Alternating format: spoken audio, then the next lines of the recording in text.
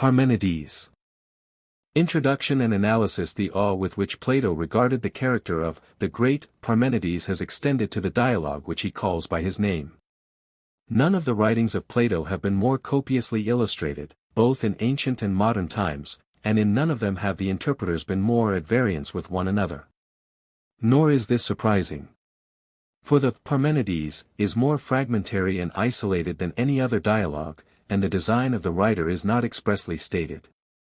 The date is uncertain, the relation to the other writings of Plato is also uncertain, the connection between the two parts is at first sight extremely obscure, and in the latter of the two we are left in doubt as to whether Plato is speaking his own sentiments by the lips of Parmenides, and overthrowing him out of his own mouth, or whether he is propounding consequences which would have been admitted by Zeno and Parmenides themselves. The contradictions which follow from the hypotheses of the one and many have been regarded by some as transcendental mysteries, by others as a mere illustration, taken at random, of a new method. They seem to have been inspired by a sort of dialectical frenzy, such as may be supposed to have prevailed in the Megarian school, compare Cratylus, 386, 407e, etc. The criticism on his own doctrine of ideas has also been considered, not as a real criticism, but as an exuberance of the metaphysical imagination which enabled Plato to go beyond himself. To the latter part of the dialogue we may certainly apply the words in which he himself describes the earlier philosophers in the Sophist, 243a, they went on their way rather regardless of whether we understood them or not. The Parmenides, in point of style, is one of the best of the Platonic writings. The first portion of the dialogue is in no way defective in ease and grace and dramatic interest, nor in the second part, where there was no room for such qualities, is there any want of clearness or precision. The latter half is an exquisite mosaic, of which the small pieces are with the utmost fineness and regularity adapted to one another. Like the Protagoras, Phaedo, and others, the whole is a narrated dialogue, combining with the mere recital of the words spoken, the observations of the reciter on the effect produced by them. Thus we are informed by him that Zeno and Parmenides were not altogether pleased at the request of Socrates that they would examine into the nature of the one and many in the sphere of ideas, although they received his suggestion with approving smiles. And we are glad to be told that Parmenides was aged but well favored, and that Zeno was very good-looking, also that Parmenides affected to decline the great argument, on which, as Zeno knew from experience, he was not unwilling to enter. The character of Antiphon, the half-brother of Plato, who had once been inclined to philosophy, but has now shown the hereditary disposition for horses, is very naturally described. He is the sole depositary of the famous dialogue, but, although he receives the strangers like a courteous gentleman, he is impatient of the trouble of reciting it. As they enter, he has been giving orders to a bridle maker. By this slight touch Plato verifies the previous description of him. After a little persuasion he is induced to favor the Clazomenians, who come from a distance, with a rehearsal. Respecting the visit of Zeno and Parmenides to Athens, we may observe, first, that such a visit is consistent with dates, and may possibly have occurred, secondly, that Plato is very likely to have invented the meeting. You, Socrates, can easily invent Egyptian tales or anything else, Phaedrus, 275b, thirdly, that no reliance can be placed on the circumstance as determining the date of Parmenides and Zeno, fourthly, that the same occasion appears to be referred to by Plato in two other places, Theaetetus, 183e, Sophist, 217c. Many interpreters have regarded the Parmenides as a reductio ad absurdum of the Eleatic philosophy. But would Plato have been likely to place this in the mouth of the great Parmenides himself, who appeared to him, in Homeric language, to be venerable and awful, and to have a glorious depth of mind? Theaetetus, 183e. It may be admitted that he has ascribed to an Eleatic stranger in the Sophist opinions which went beyond the doctrines of the Eleatics. But the Eleatic stranger expressly criticizes the doctrines in which he had been brought up. He admits that he is going to lay hands on his father Parmenides. Nothing of this kind is said of Zeno and Parmenides. How then, without a word of explanation, could Plato assign to them the refutation of their own tenets? The conclusion at which we must arrive is that the Parmenides is not a refutation of the Eleatic philosophy. Nor would such an explanation afford any satisfactory connection of the first and second parts of the dialogue. And it is quite inconsistent with Plato's own relation to the Eleatics. For of all the pre-Socratic philosophers, he speaks of them with the greatest respect. But he could hardly have passed upon them a more unmeaning slight than to ascribe to their great master tenets the reverse of those which he actually held. How can he have placed himself so completely without them? How can he have ever persisted in them after seeing the fatal objections which might be urged against them? The consideration of this difficulty has led a recent critic, Überweg, who in general accepts the authorized canon of the Platonic writings, to condemn the Parmenides as spurious. The accidental want of external evidence, at first sight, seems to favor this opinion. In answer, it might be sufficient to say, that no ancient writing of equal length and excellence is known to be spurious.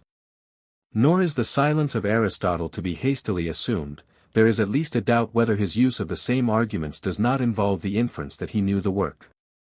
And, if the Parmenides is spurious, like Überweg, we are led on further than we originally intended, to pass a similar condemnation on the Theaetetus and Sophist, and therefore on the Politicus, compare Theaetetus 183e, Sophist 217. But the objection is in reality fanciful, and rests on the assumption that the doctrine of the ideas was held by Plato throughout his life in the same form.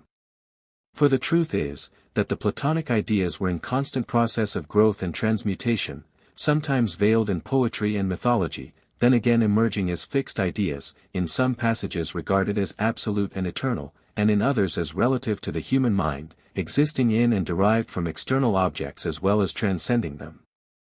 The anamnesis of the ideas is chiefly insisted upon in the mythical portions of the dialogues, and really occupies a very small space in the entire works of Plato.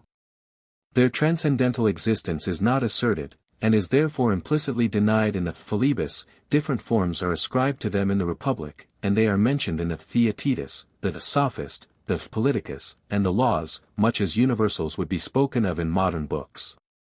Indeed, there are very faint traces of the transcendental doctrine of ideas, that is, of their existence apart from the mind, in any of Plato's writings, with the exception of the Meno, the Phaedrus, the Phaedo, and in portions of the Republic. The stereotyped form which Aristotle has given to them is not found in Plato. Compare Essay on the Platonic Ideas in the introduction to the Meno. The full discussion of this subject involves a comprehensive survey of the philosophy of Plato, which would be out of place here. But, without digressing further from the immediate subject of the Parmenides, we may remark that Plato is quite serious in his objections to his own doctrines, nor does Socrates attempt to offer any answer to them. The perplexities which surround the one and many in the sphere of the ideas are also alluded to in the Philebus, and no answer is given to them. Nor have they ever been answered, nor can they be answered by anyone else who separates the phenomenal from the real. To suppose that Plato, at a later period of his life, reached a point of view from which he was able to answer them, is a groundless assumption. The real progress of Plato's own mind has been partly concealed from us by the dogmatic statements of Aristotle, and also by the degeneracy of his own followers, with whom a doctrine of numbers quickly superseded ideas. As a preparation for answering some of the difficulties which have been suggested, we may begin by sketching the first portion of the dialogue, Cephalus, of Clazomenae in Ionia, the birthplace of Anaxagoras, a citizen of no mean city in the history of philosophy, who is the narrator of the dialogue, describes himself as meeting Adimantus and Glaucon in the Agora at Athens. "Welcome, Cephalus, can we do anything for you in Athens?" "Why, yes, I came to ask a favor of you. First, tell me your half-brother's name, which I have forgotten. He was a mere child when I was last here. I know his father's, which is Pyrilampus." "Yes, and the name of our brother is Antiphon. But why do you ask?" "Let me introduce to you some countrymen of mine, who are lovers of philosophy. They have heard that Antiphon remembers a conversation of Socrates with Parmenides and Zeno, of which the report came to him from Pythagoras, Zeno's friend." "That is quite true." "And can they hear the dialogue?" "Nothing easier. In the days of his youth he made a careful study of the piece. At present, his thoughts have another direction. He takes after his grandfather, and has given up philosophy for horses. We went to look for him, and found him giving instructions to a worker in brass about a bridle. When he had done with him, and had learned from his brothers the purpose of our visit, he saluted me as an old acquaintance, and we asked him to repeat the dialogue. At first, he complained of the trouble, but he soon consented. He told us that Pythagoras had described to him the appearance of Parmenides and Zeno. They had come to Athens at the great Panathenea, the former being at the time about 65 years old, aged but well-favored, Zeno, who was said to have been beloved of Parmenides in the days of his youth, about 40, and very good-looking, that they lodged with Pythagoras at the Ceramicus outside the wall, whither Socrates, then a very young man, came to see them. Zeno was reading one of his theses, which he had nearly finished, when Pythagoras entered with Parmenides and Aristoteles, who was afterwards one of the 30. When the recitation was completed, Socrates requested that the first thesis of the treatise might be read again. "You mean, Zeno," said Socrates, "to argue that being, if it is many, must be both like and unlike, which is a contradiction, and each division of your argument is intended to elicit a similar absurdity, which may be supposed to follow from the assumption that being is many." "Such is my meaning."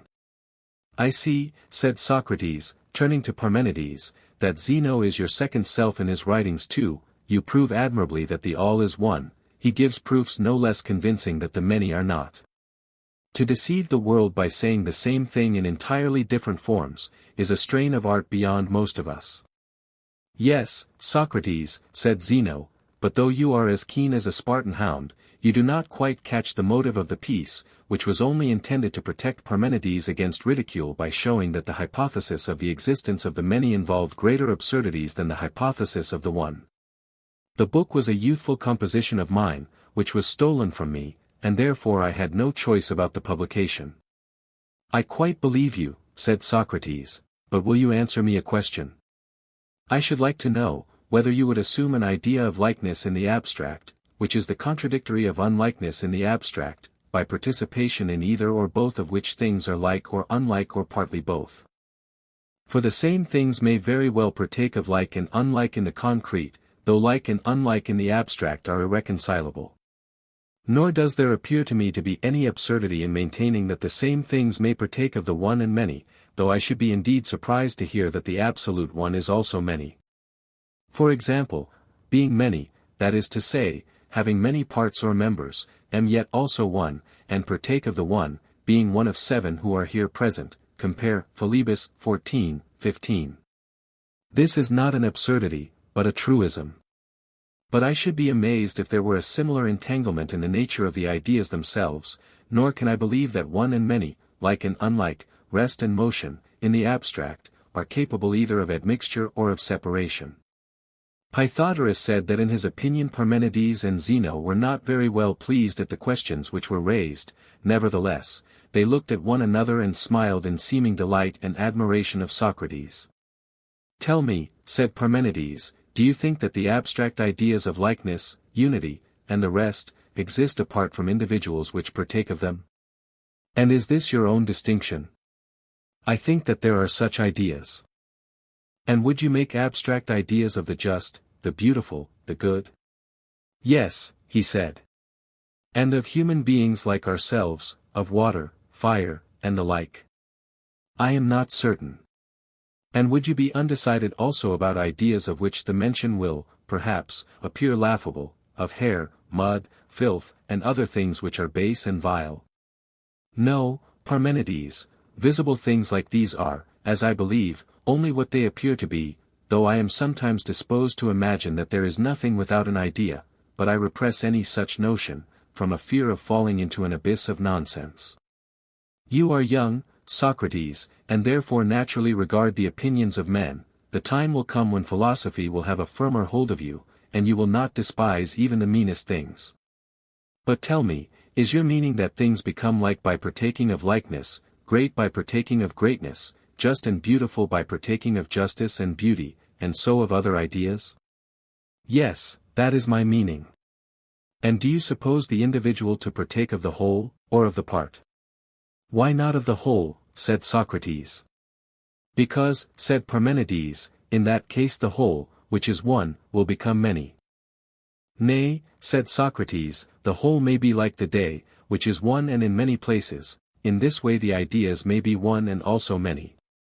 In the same sort of way, said Parmenides, as a sail, which is one, may be a cover to many. That is your meaning? Yes. And would you say that each man is covered by the whole sail, or by a part only? By a part. Then the ideas have parts, and the objects partake of a part of them only? That seems to follow. And would you like to say that the ideas are really divisible and yet remain one? Certainly not.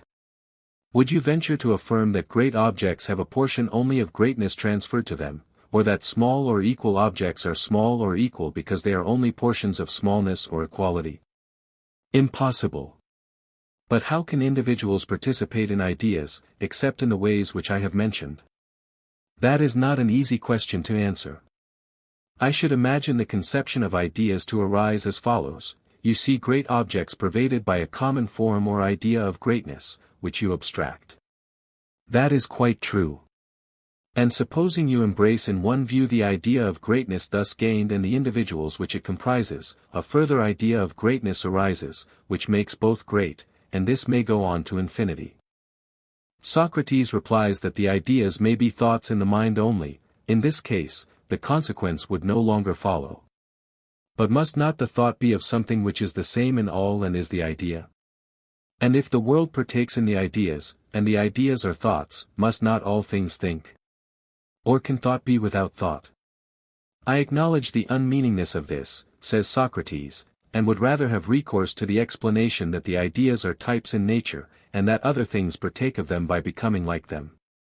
But to become like them is to be comprehended in the same idea, and the likeness of the idea and the individuals implies another idea of likeness, and another without end.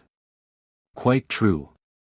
The theory, then, of participation by likeness has to be given up. You have hardly yet, Socrates, found out the real difficulty of maintaining abstract ideas. What difficulty?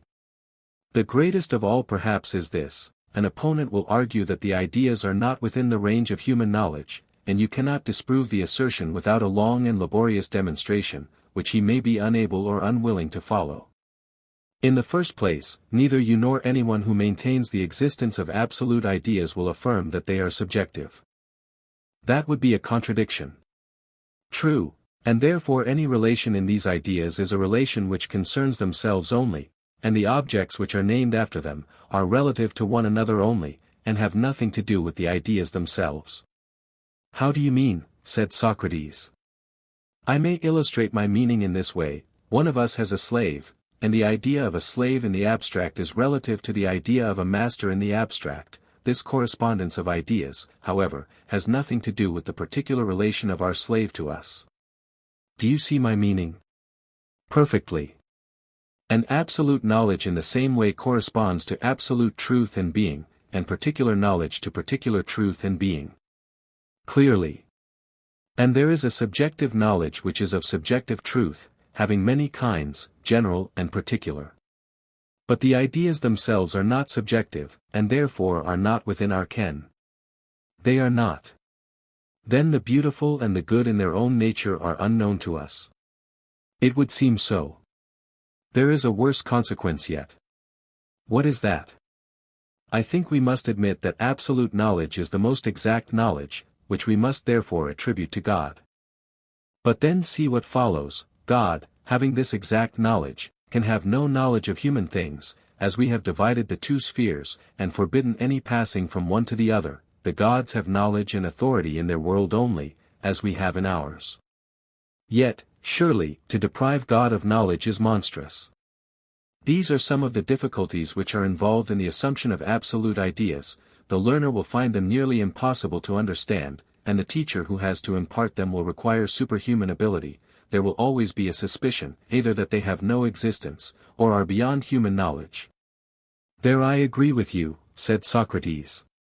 Yet if these difficulties induce you to give up universal ideas, what becomes of the mind?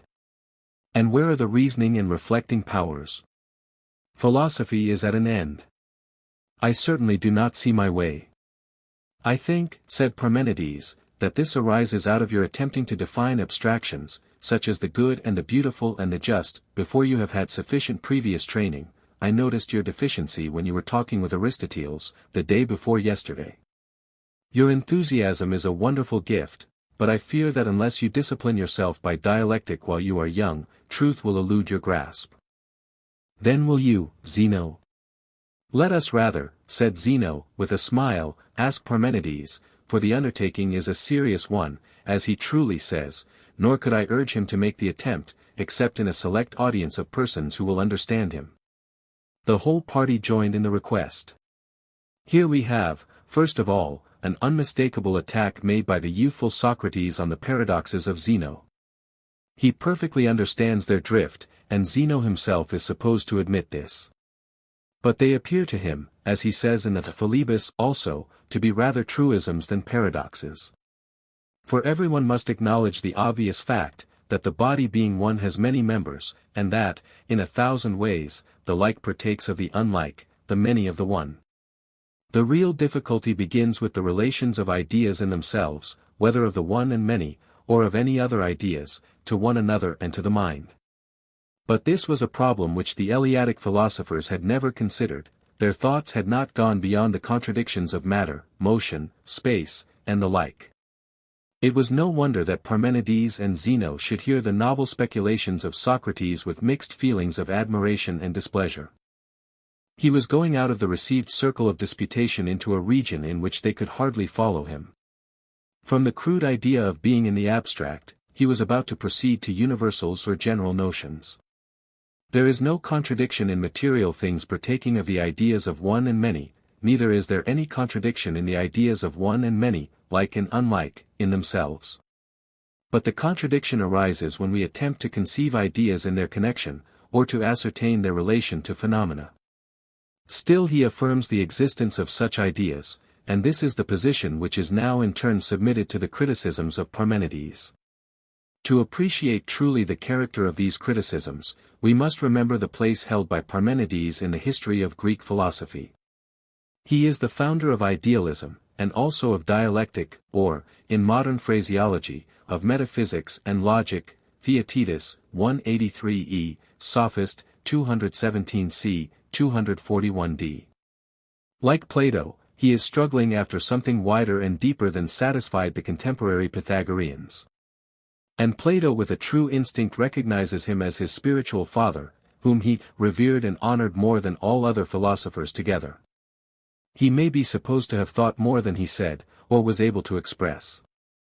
And, although he could not, as a matter of fact, have criticized the ideas of Plato without an anachronism, the criticism is appropriately placed in the mouth of the founder of the ideal philosophy.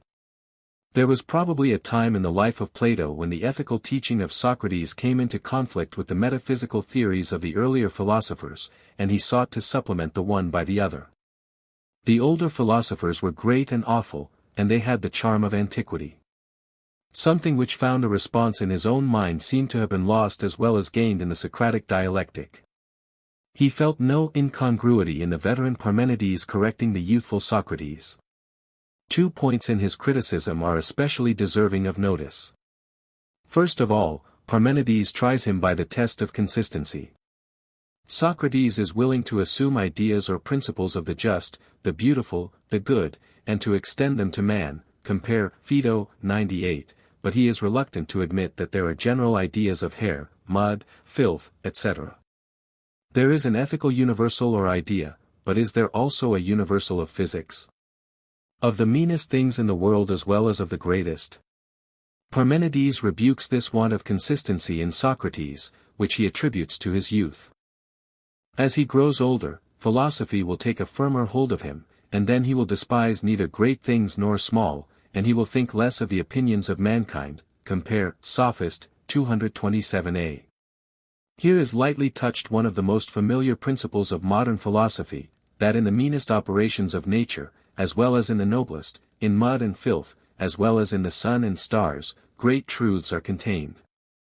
At the same time, we may note also the transition in the mind of Plato, to which Aristotle alludes, Metaphysics I6, 2, when, as he says, he transferred the Socratic universal of ethics to the whole of nature. The other criticism of Parmenides on Socrates attributes to him a want of practice in dialectic. He has observed this deficiency in him when talking to Aristoteles on a previous occasion. Plato seems to imply that there was something more in the dialectic of Zeno than in the mere interrogation of Socrates. Here, again, he may perhaps be describing the process which his own mind went through when he first became more intimately acquainted, whether at Megara or elsewhere, with the Eleatic and Megarian philosophers. Still, Parmenides does not deny to Socrates the credit of having gone beyond them in seeking to apply the paradoxes of Zeno to ideas, and this is the application which he himself makes of them in the latter part of the dialogue. He then proceeds to explain to him the sort of mental gymnastic which he should practice. He should consider not only what would follow from a given hypothesis, but what would follow from the denial of it, to that which is the subject of the hypothesis, and to all other things. There is no trace in the memorabilia of Xenophon of any such method being attributed to Socrates, nor is the dialectic here spoken of that favorite method of proceeding by regular divisions, which is described in the Phaedrus and Philebus, and of which examples are given in the Politicus and in the Sophist. It is expressly spoken of, 135e, as the method which Socrates had heard Zeno practice in the days of his youth, compare Sophist, 217c. The discussion of Socrates with Parmenides is one of the most remarkable passages in Plato. Few writers have ever been able to anticipate the criticism of the Moro on their favorite notions. But Plato may here be said to anticipate the judgment not only of the Moro, but of all after ages on the Platonic ideas. For in some points he touches questions which have not yet received their solution in modern philosophy. The first difficulty which Parmenides raises respecting the Platonic ideas relates to the manner in which individuals are connected with them. Do they participate in the ideas, or do they merely resemble them? Parmenides shows that objections may be urged against either of these modes of conceiving the connection. Things are little by partaking of littleness, great by partaking of greatness, and the like. But they cannot partake of a part of greatness, for that will not make them great, etc., nor can each object monopolize the whole. The only answer to this is, that partaking is a figure of speech, really corresponding to the processes which a later logic designates by the terms abstraction and generalization. When we have described accurately the methods or forms which the mind employs, we cannot further criticize them, at least we can only criticize them with reference to their fitness as instruments of thought to express facts. Socrates attempts to support his view of the ideas by the parallel of the day, which is one and in many places, but he is easily driven from his position by a counter-illustration of Parmenides, who compares the idea of greatness to a sail. He truly explains to Socrates that he has attained the conception of ideas by a process of generalization. At the same time, he points out a difficulty, which appears to be involved, viz. that the process of generalization will go on to infinity. Socrates meets the supposed difficulty by a flash of light, which is indeed the true answer, that the ideas are in our minds only. Neither realism is the truth, nor nominalism is the truth, but conceptualism, and conceptualism or any other psychological theory falls very far short of the infinite subtlety of language and thought. But the realism of ancient philosophy will not admit of this answer, which is repelled by Parmenides with another truth or half-truth of later philosophy: every subject or subjective must have an object. Here is the great though unconscious truth, shall we say, or error, which underlay the early Greek philosophy. Ideas must have a real existence, they are not mere forms or opinions, which may be changed arbitrarily by individuals.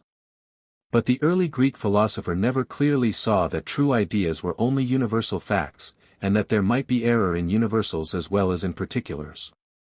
Socrates makes one more attempt to defend the Platonic ideas by representing them as paradigms.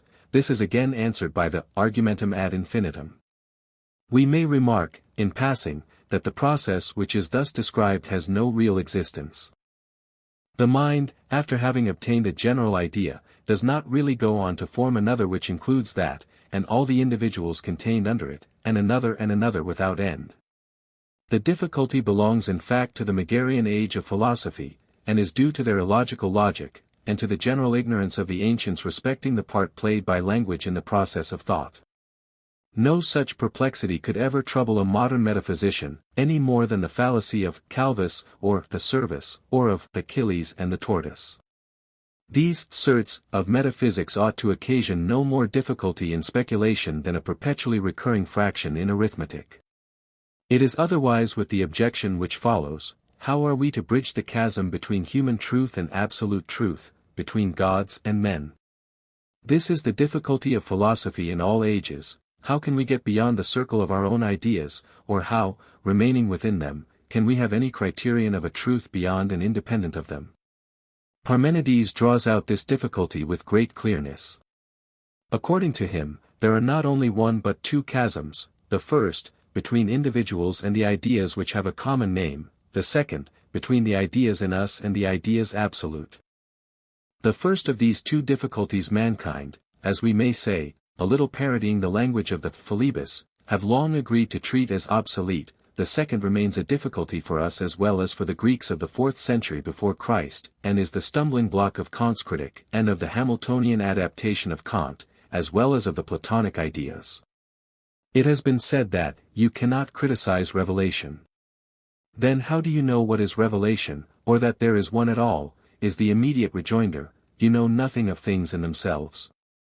Then how do you know that there are things in themselves? In some respects, the difficulty pressed harder upon the Greek than upon ourselves. For conceiving of God more under the attribute of knowledge than we do, he was more under the necessity of separating the divine from the human, as two spheres which had no communication with one another. It is remarkable that Plato, speaking by the mouth of Parmenides, does not treat even this second class of difficulties as hopeless or insoluble. He says only that they cannot be explained without a long and laborious demonstration. The teacher will require superhuman ability, and the learner will be hard of understanding. But an attempt must be made to find an answer to them, for, as Socrates and Parmenides both admit, the denial of abstract ideas is the destruction of the mind. We can easily imagine that among the Greek schools of philosophy in the 4th century before Christ a panic might arise from the denial of universals, similar to that which arose in the last century from Hume's denial of our ideas of cause and effect. Men do not at first recognize that thought, like digestion, will go on much the same, notwithstanding any theories which may be entertained respecting the nature of the process. Parmenides attributes the difficulties in which Socrates is involved to a want of comprehensiveness in his mode of reasoning. He should consider every question on the negative as well as the positive hypothesis, with reference to the consequences which flow from the denial as well as from the assertion of a given statement. The argument which follows is the most singular in Plato. It appears to be an imitation, or parody, of the Zenonian dialectic, just as the speeches in the Phaedrus are an imitation of the style of Lysias, or as the derivations in the Cratylus or the fallacies of the Euthydemus are a parody of some contemporary sophist. Or if the world is or is not, or has not a beginning or end, or is not infinite, or infinitely divisible. Or again, if God is or is not identical with his laws, or if man is or is not identical with the laws of nature. We can easily see that here are many subjects for thought, and that from these and similar hypotheses questions of great interest might arise. And we also remark, that the conclusions derived from either of the two alternative propositions might be equally impossible and contradictory. When we ask what is the object of these paradoxes, some have answered that they are a mere logical puzzle, while others have seen in them an Hegelian propedeutic of the doctrine of ideas. The first of these views derives support from the manner in which Parmenides speaks of a similar method being applied to all ideas. Yet it is hard to suppose that Plato would have furnished so elaborate an example, not of his own but of the Eleatic dialectic, had he intended only to give an illustration of method. The second view has been often overstated by those who, like Hegel himself, have tended to confuse ancient with modern philosophy. We need not deny that Plato, trained in the school of Cratylus and Heraclitus, may have seen that a contradiction in terms is sometimes the best expression of a truth higher than either, compare Sophist, 255 and following. For Megara was within a walk of Athens, Phaedrus, 227e, and Plato might have learned the Megarian doctrines without settling there. We may begin by remarking that the theses of Parmenides are expressly said to follow the method of Zeno, and that the complex dilemma, though declared to be capable of universal application, is applied in this instance to Zeno's familiar question of the one and many. Here, then, is a double indication of the connection of the Parmenides with the eristic school. The old Eleatics had asserted the existence of being, which they at first regarded as finite, then as infinite, then as neither finite nor infinite, to which some of them had given what Aristotle calls a form, others had ascribed a material nature only. The tendency of their philosophy was to deny to being all predicates. The Megarians, who succeeded them, like the Cynics, affirmed that no predicate could be asserted of any subject. They also converted the idea of being into an abstraction of good, perhaps with the view of preserving a sort of neutrality or indifference between the mind and things. As if they had said, in the language of modern philosophy, being is not only neither finite nor infinite, neither at rest nor in motion, but neither subjective nor objective. This is the track along which Plato is leading us. Zeno had attempted to prove the existence of the one by disproving the existence of the many, and Parmenides seems to aim at proving the existence of the subject by showing the contradictions which follow from the assertion of any predicates. Take the simplest of all notions, unity. You cannot even assert being or time of this without involving a contradiction. But is the contradiction also the final conclusion? Probably no more than of Zeno's denial of the many, or of Parmenides' assault upon the ideas, no more than of the earlier dialogues, of search. To us there seems to be no residuum of this long piece of dialectics. But to the mind of Parmenides and Plato, got Petrarchin mention, there still remained the idea of being, or good, which could not be conceived, defined, uttered, but could not be got rid of. Neither of them would have imagined that their disputation ever touched the divine being, compare, Philebus, 22c. The same difficulties about unity and being are raised in the Sophist, 250 and following, but they're only as preliminary to their final solution. If this view is correct, the real aim of the hypotheses of Parmenides is to criticize the earlier Eleatic philosophy from the point of view of Zeno or the Megarians. It is the same kind of criticism which Plato has extended to his own doctrine of ideas. Nor is there any want of poetical consistency in attributing to the Father Parmenides the last review of the Eleatic doctrines. The latest phases of all philosophies were fathered upon the founder of the school. Other critics have regarded the final conclusion of the Parmenides either as skeptical or as Heracleitian.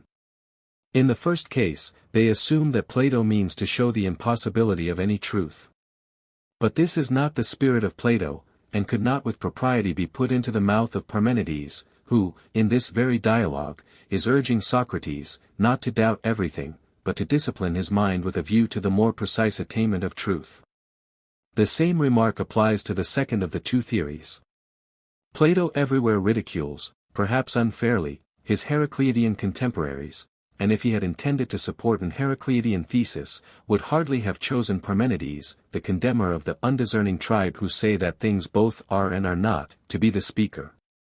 Nor, thirdly, can we easily persuade ourselves with Zeller that by the one, he means the idea, and that he is seeking to prove indirectly the unity of the idea in the multiplicity of phenomena. We may now endeavor to thread the mazes of the labyrinth which Parmenides knew so well, and trembled at the thought of them. The argument has two divisions. There is the hypothesis that I. 1 is. 2. 1 is not. If 1 is, it is nothing. If 1 is not, it is everything. But is and is not may be taken in two senses, either 1 is 1, or 1 has being, from which opposite consequences are deduced, i.a. If 1 is 1, it is nothing, 137c, 142b. I.b. If 1 has being, it is all things, 142b, 157b. To which are appended two subordinate consequences, i.a.a.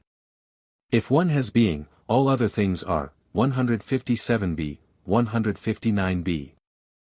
I.b.b. If 1 is 1, all other things are not, 159b, 160b. The same distinction is then applied to the negative hypothesis, 2. A. If 1 is not 1, it is all things, 160b, 163b. 2. B. If 1 has not being, it is nothing, 163b, 164b. Involving two parallel consequences respecting the other or remainder, 2. AA. If one is not one, other things are all, 164b, 165e. 2, bb. If one has not being, other things are not, 165e to the end. I cannot refuse, said Parmenides, since, as Zeno remarks, we are alone, though I may say with Ibycus, who in his old age fell in love, like the old racehorse, tremble at the prospect of the course which I am to run, and which I know so well. But as I must attempt this laborious game, what shall be the subject? Suppose I take my own hypothesis of the one. By all means, said Zeno. And who will answer me? Shall I propose the youngest? He will be the most likely to say what he thinks, and his answers will give me time to breathe. I am the youngest, said Aristoteles, and at your service, proceed with your questions. The result may be summed up as follows, I.A. One is not many, and therefore has no parts, and therefore is not a whole, which is a sum of parts, and therefore has neither beginning, middle, nor end, and is therefore unlimited, and therefore formless, being neither round nor straight, for neither round nor straight can be defined without assuming that they have parts, and therefore is not in place, whether in another which would encircle and touch the one at many points, or in itself, because that which is self-containing is also contained. And therefore not one but two. This being premised, let us consider whether one is capable either of motion or rest. For motion is either change of substance, or motion on an axis, or from one place to another. But the one is incapable of change of substance, which implies that it ceases to be itself, or of motion on an axis, because there would be parts around the axis, and any other motion involves change of place. But existence in place has been already shown to be impossible, and yet more impossible is coming into being in place, which implies partial existence in two places at once, or entire existence neither within nor without the same, and how can this be? And more impossible still is the coming into being either as a whole or parts of that which is neither a whole nor parts. The one, then, is incapable of motion. But neither can the one be in anything, and therefore not in the same, whether itself or some other, and is therefore incapable of rest. Neither is one the same with itself or any other, or other than itself or any other. For if other than itself, then other than one, and therefore not one, and, if the same with other, it would be other, and other than one. Neither can one while remaining one be other than other, for other, and not one, is the other than other. But if not other by virtue of being one, not by virtue of itself, and if not by virtue of itself, not itself other, and if not itself other, not other than anything. Neither will one be the same with itself. For the nature of the same is not that of the one, but a thing which becomes the same with anything does not become one, for example, that which becomes the same with the many becomes many and not one. Therefore one cannot be in time, because that which is in time is ever becoming older and younger than itself, for older and younger are relative terms, and he who becomes older becomes younger, and is also of the same age with itself. None of which, or any other expressions of time, whether past, future, or present, can be affirmed of one. One neither is, has been, nor will be, nor becomes, nor has, nor will become. And, as these are the only modes of being, one is not, and is not one. But to that which is not, there is no attribute or relative, neither name nor word nor idea nor science nor perception nor opinion appertaining. One, then, is neither named, nor uttered, nor known, nor perceived, nor imagined. But can all this be true? I think not. I.B. Let us, however, commence the inquiry again. We have to work out all the consequences which follow on the assumption that the one is. If one is, one partakes of being, which is not the same with one, the words, being, and one, have different meanings. Observe the consequence, in the one of being or the being of one are two parts, being and one, which form one whole. And each of the two parts is also a whole, and involves the other, and may be further subdivided into one and being, and is therefore not one but two, and thus one is never one, and in this way the one, if it is, becomes many and infinite. But can one be in many places and yet be a whole? If not a whole, it must be divided into parts and represented by a number corresponding to the number of the parts. And if so, we were wrong in saying that being has the greatest number of parts, for being is coequal and coextensive with one, and has no more parts than one, and so the abstract one broken up into parts by being is many and infinite. But the parts are parts of a whole, and the whole is their containing limit, and the one is therefore limited as well as infinite in number, and that which is a whole has beginning, middle, and end, and a middle is equidistant from the extremes, and one is therefore of a certain figure, round or straight, or a combination of the two, and being a whole includes all the parts which are the whole, and is therefore self-contained. But then, again, the whole is not in the parts, whether all or some. Not in all, because, if in all, also in one, for, if wanting in any one, how in all?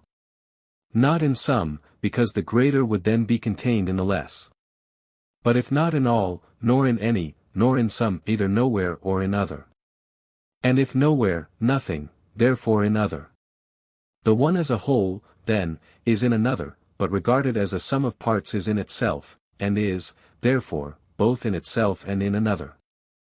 This being the case, the one is at once both at rest and in motion, at rest, because resting in itself, in motion, because it is ever in other. And if there is truth in what has preceded, one is the same and not the same with itself and other. For everything in relation to every other thing is either the same with it or other, or if neither the same nor other, then in the relation of part to a whole or whole to a part.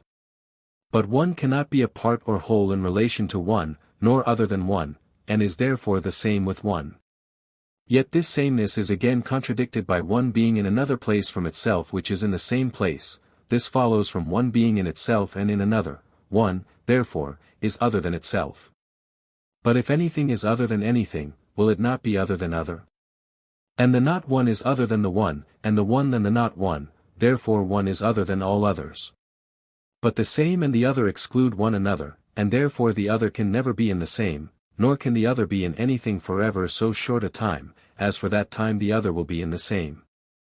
And the other, if never in the same, cannot be either in the one or in the not one. And one is not other than not one, either by reason of other or of itself, and therefore they are not other than one another at all. Neither can the not one partake or be part of one, for in that case it would be one, nor can the not one be number, for that also involves one. And therefore, not being other than the one or related to the one as a whole to parts or parts to a whole, not one is the same as one. Wherefore the one is the same and also not the same with the others and also with itself, and is therefore like and unlike itself and the others, and just as different from the others as they are from the one, neither more nor less. But if neither more nor less, equally different, and therefore the one and the others have the same relations. This may be illustrated by the case of names. When you repeat the same name twice over, you mean the same thing, and when you say that the other is other than the one, or the one other than the other, this very word other, tau epsilon rho omicron nu, which is attributed to both, implies sameness. One, then, as being other than others, and other as being other than one, are alike in that they have the relation of otherness, and likeness is similarity of relations. But if one only exists, and not two, there is no contact. And the others, being other than one, have no part in one, and therefore none in number, and therefore two has no existence, and therefore there is no contact. For all which reasons, one has and has not contact with itself and the others. Once more, is one equal and unequal to itself and the others? Suppose one and the others to be greater or less than each other or equal to one another, they will be greater or less or equal by reason of equality or greatness or smallness inhering in them in addition to their own proper nature. Let us begin by assuming smallness to be inherent in one. In this case the inherence is either in the whole or in a part. If the first, smallness is either coextensive with the whole one, or contains the whole, and, if coextensive with the one, is equal to the one, or if containing the one will be greater than the one. But smallness thus performs the function of equality or of greatness, which is impossible. Again, if the inherence be in a part, the same contradiction follows: smallness will be equal to the part or greater than the part, therefore smallness will not inhere in anything, and except the idea of smallness there will be nothing small. Neither will greatness, for greatness will have a greater, and there will be no small in relation to which it is great. And there will be no great or small in objects, but greatness and smallness will be relative only to each other, therefore the others cannot be greater or less than the one, also the one can neither exceed nor be exceeded by the others, and they are therefore equal to one another. And this will be true also of the one in relation to itself, one will be equal to itself as well as to the others, tau lambda lambda alpha. Yet one, being in itself, must also be about itself, containing and contained, and is therefore greater and less than itself. Further, there is nothing beside the one and the others, and as these must be in something, they must therefore be in one another, and as that in which a thing is greater than the thing, the inference is that they are both greater and less than one another, because containing and contained in one another. Therefore the one is equal to and greater and less than itself or other, having also measures or parts or numbers equal to or greater or less than itself or other. But does one partake of time? This must be acknowledged, if the one partakes of being. For to be is the participation of being in present time, to have been, in past, to be about to be, in future time.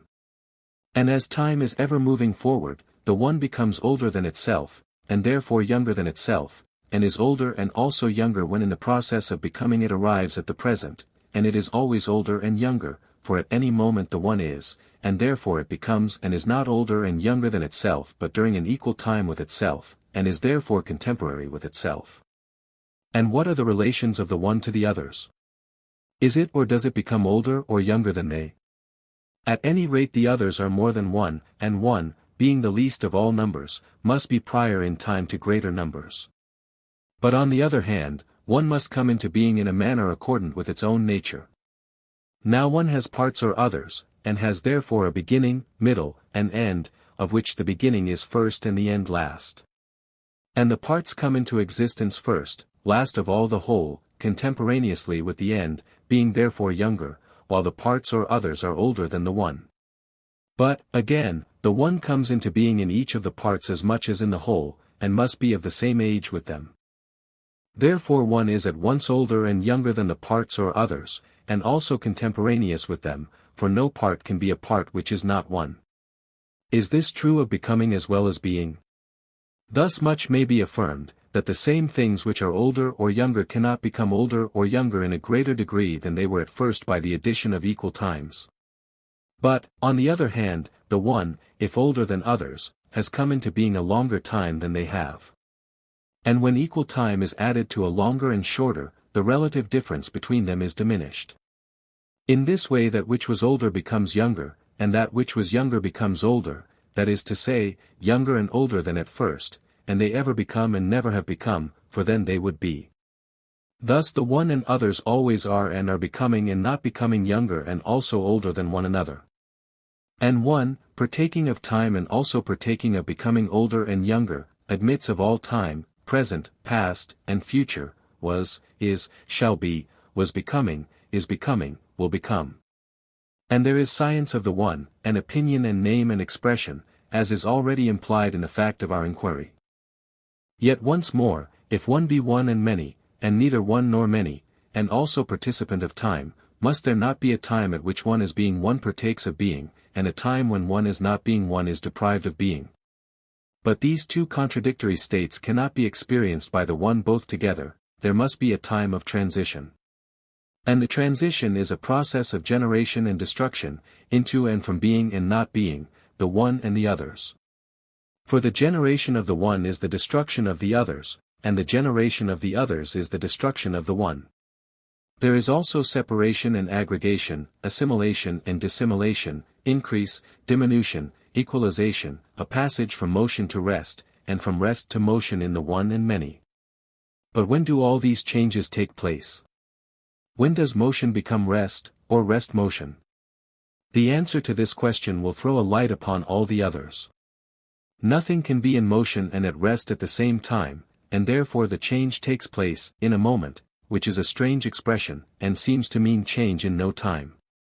Which is true also of all the other changes, which likewise take place in no time. I.A.A.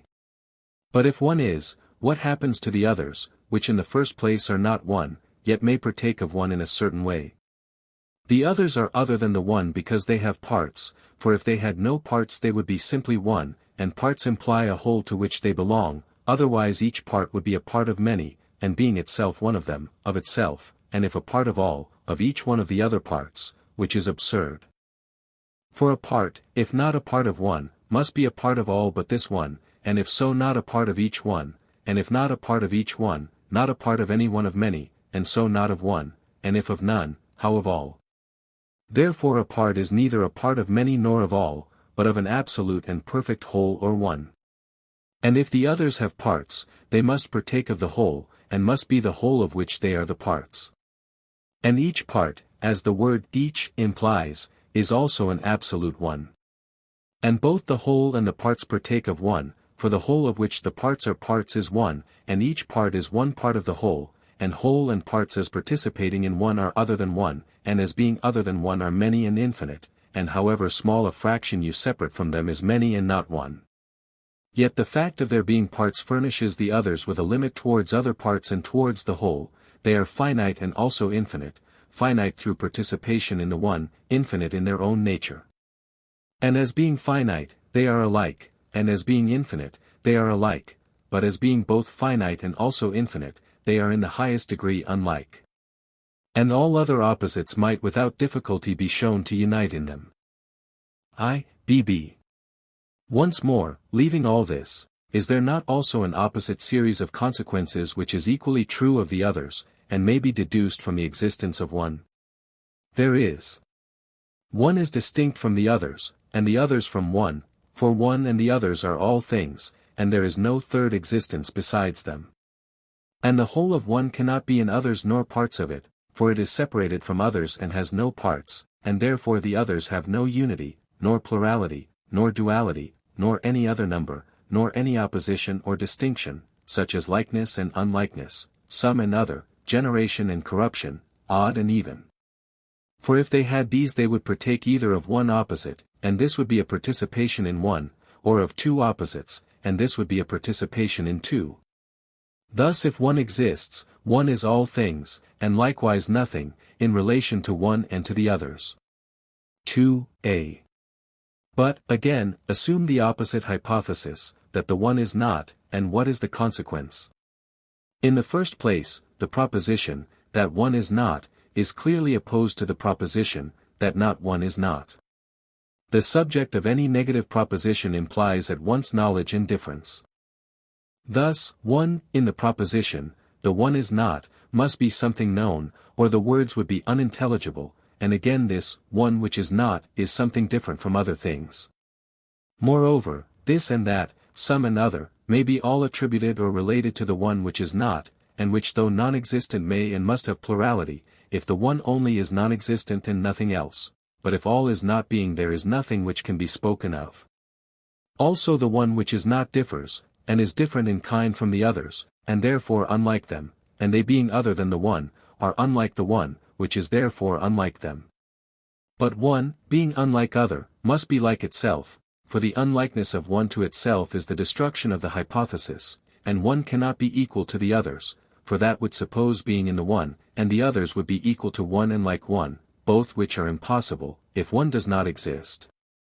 The one which is not, then, if not equal is unequal to the others, and inequality implies great and small, and equality lies between great and small, and therefore the one which is not partakes of equality. Further, the one which is not has being, for that which is true is, and it is true that the one is not.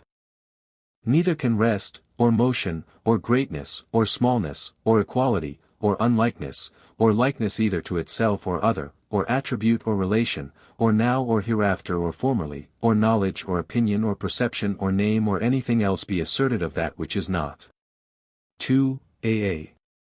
Once more, if one is not, what becomes of the others? If we speak of them they must be, and their very name implies difference, and difference implies relation, not to the one, which is not, but to one another. And they are others of each other not as units but as infinities, the least of which is also infinity, and capable of infinitesimal division. And they will have no unity or number, but only a semblance of unity and number, and the least of them will appear large and manifold in comparison with the infinitesimal fractions into which it may be divided. Further, each particle will have the appearance of being equal with the fractions. For in passing from the greater to the less it must reach an intermediate point, which is equality. Moreover, each particle, although having a limit in relation to itself and to other particles, yet it has neither beginning, middle, nor end, for there is always a beginning before the beginning, and a middle within the middle, and an end beyond the end, because the infinitesimal division is never arrested by the one.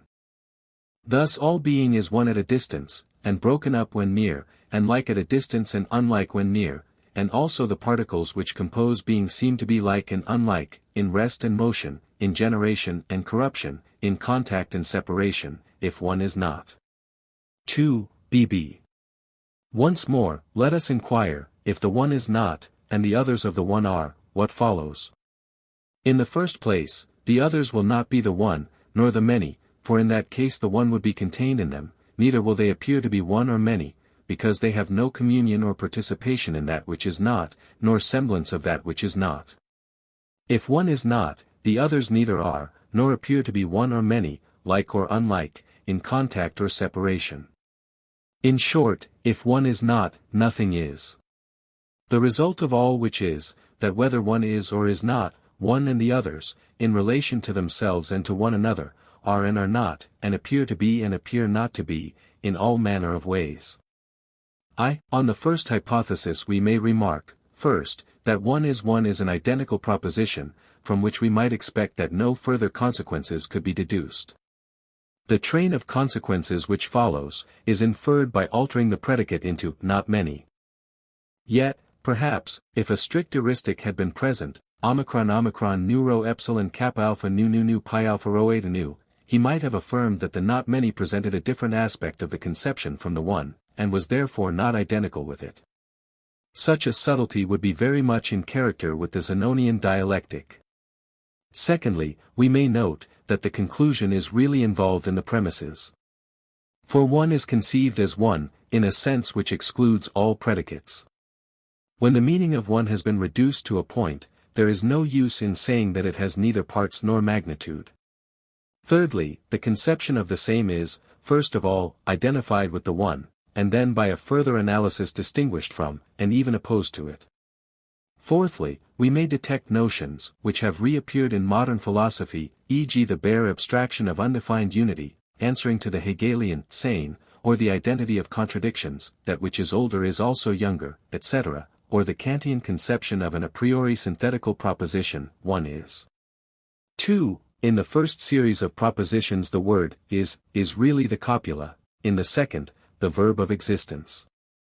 As in the first series, the negative consequence followed from one being affirmed to be equivalent to the not many, so here the affirmative consequence is deduced from one being equivalent to the many. The processes by which Parmenides obtains his remarkable results may be summed up as follows. 1. Compound or correlative ideas which involve each other, such as, being and not being, one and many, are conceived sometimes in a state of composition, and sometimes of division. 2. The division or distinction is sometimes heightened into total opposition, e.g. between one and same, one and other, or, 3. The idea, which has been already divided, is regarded, like a number, as capable of further infinite subdivision. 4. The argument often proceeds, a dicto secundum quid ad dictum simpliciter, and conversely. 5. The analogy of opposites is misused by him. He argues indiscriminately sometimes from what is like, sometimes from what is unlike in them. 6. The idea of being or not being is identified with existence or non-existence in place or time. 7. The same ideas are regarded sometimes as in process of transition, sometimes as alternatives or opposites. 8. There are no degrees or kinds of sameness, likeness, difference, nor any adequate conception of motion or change. 9. 1. Being, time, like space in Zeno's puzzle of Achilles and the tortoise, are regarded sometimes as continuous and sometimes as discrete. 10. In some parts of the argument the abstraction is so rarefied as to become not only fallacious, but almost unintelligible, e.g. in the contradiction which is elicited out of the relative terms older and younger at 152. 11. the relation between two terms is regarded under contradictory aspects, as for example when the existence of the one and the non-existence of the one are equally assumed to involve the existence of the many. 12. Words are used through long chains of argument, sometimes loosely, sometimes with the precision of numbers or of geometrical figures. The argument is a very curious piece of work, unique in literature. It seems to be an exposition or rather a reductio ad absurdum of the Megarian philosophy, but we are too imperfectly acquainted with this last to speak with confidence about it. It would be safer to say that it is an indication of the skeptical, hyperlogical fancies which prevailed among the contemporaries of Socrates. It throws an indistinct light upon Aristotle, and makes us aware of the debt which the world owes to him or his school. It also bears a resemblance to some modern speculations, in which an attempt is made to narrow language in such a manner that number and figure may be made a calculus of thought. It exaggerates one side of logic and forgets the rest. It has the appearance of a mathematical process. The inventor of it delights, as mathematicians do, in eliciting or discovering an unexpected result. It also helps to guard us against some fallacies by showing the consequences which flow from them. In the Parmenides, we seem to breathe the spirit of the Megarian philosophy, though we cannot compare the two in detail. But Plato also goes beyond his Megarian contemporaries. He has split their straws over again, and admitted more than they would have desired. He is indulging the analytical tendencies of his age, which can divide but not combine. And he does not stop to inquire whether the distinctions which he makes are shadowy and fallacious, but, whither the argument blows, he follows. 3. The negative series of propositions contains the first conception of the negation of a negation. Two minus signs in arithmetic or algebra make a plus. Two negatives destroy each other. This abstruse notion is the foundation of the Hegelian logic. The mind must not only admit that determination is negation, but must get through negation into affirmation. Whether this process is real, or in any way an assistance to thought, or, like some other logical forms, a mere figure of speech transferred from the sphere of mathematics, may be doubted. That Plato and the most subtle philosopher of the 19th century should have lighted upon the same notion, is a singular coincidence of ancient and modern thought. 4. The one and the many or others are reduced to their strictest arithmetical meaning. That one is 3 or 3-1, is a proposition which has, perhaps, given rise to more controversy in the world than any other. But no one has ever meant to say that 3 and 1 are to be taken in the same sense. Whereas the one and many of the Parmenides have precisely the same meaning, there is no notion of one personality or substance having many attributes or qualities. The truth seems to be rather the opposite of that which Socrates implies at 129, there is no contradiction in the concrete, but in the abstract, and the more abstract the idea, the more palpable will be the contradiction. For just as nothing can persuade us that the number 1 is the number 3, so neither can we be persuaded that any abstract idea is identical with its opposite, although they may both inhere together in some external object or some more comprehensive conception. Ideas, persons, things may be one in one sense and many in another, and may have various degrees of unity and plurality. But in whatever sense and in whatever degree they are one they cease to be many, and in whatever degree or sense they are many they cease to be one. Plato, in urging the difficulty of his own doctrine of ideas, is far from denying that some doctrine of ideas is necessary, and for this he is paving the way. In a similar spirit he criticizes the Eleatic doctrine of being, not intending to deny ontology, but showing that the old Eleatic notion, and the very name, being, is unable to maintain itself against the subtleties of the Megarians. He did not mean to say that being or substance had no existence, but he is preparing for the development of his later view, that ideas were capable of relation.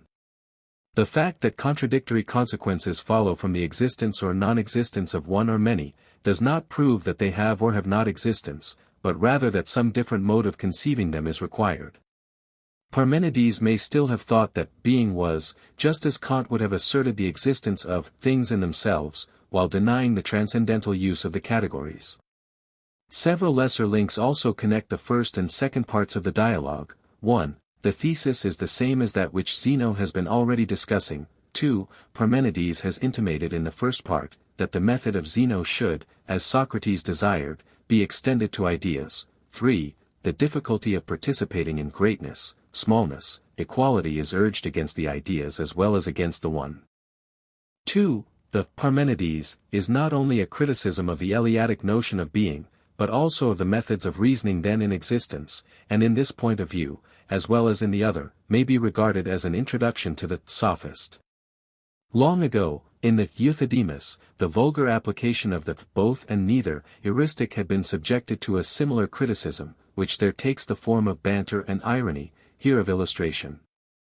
The attack upon the ideas is resumed in the Philebus, and is followed by a return to a more rational philosophy. The perplexity of the one and many is there confined to the region of ideas, and replaced by a theory of classification. The good arranged in classes is also contrasted with the barren abstraction of the Megarians. The war is carried on against the heuristics in all the later dialogues, sometimes with a playful irony, at other times with a sort of contempt. But there is no lengthened refutation of them. The Parmenides belongs to that stage of the dialogues of Plato in which he is partially under their influence, using them as a sort of critics or diviners of the truth of his own, and of the Eleatic theories. In the Theaetetus a similar negative dialectic is employed in the attempt to define science, which after every effort remains undefined still. The same question is revived from the objective side in the Sophist. Being and not being are no longer exhibited in opposition, but are now reconciled, and the true nature of not being is discovered and made the basis of the correlation of ideas. Some links are probably missing which might have been supplied if we had trustworthy accounts of Plato's oral teaching. To sum up, the Parmenides of Plato is a critique, first, of the Platonic ideas, and secondly, of the Eleatic doctrine of being. Neither are absolutely denied. But certain difficulties and consequences are shown in the assumption of either, which prove that the Platonic as well as the Eleatic doctrine must be remodeled. The negation and contradiction which are involved in the conception of the one and many are preliminary to their final adjustment. The Platonic ideas are tested by the interrogative method of Socrates, the Eleatic one or being is tried by the severer and perhaps impossible method of hypothetical consequences, negative and affirmative.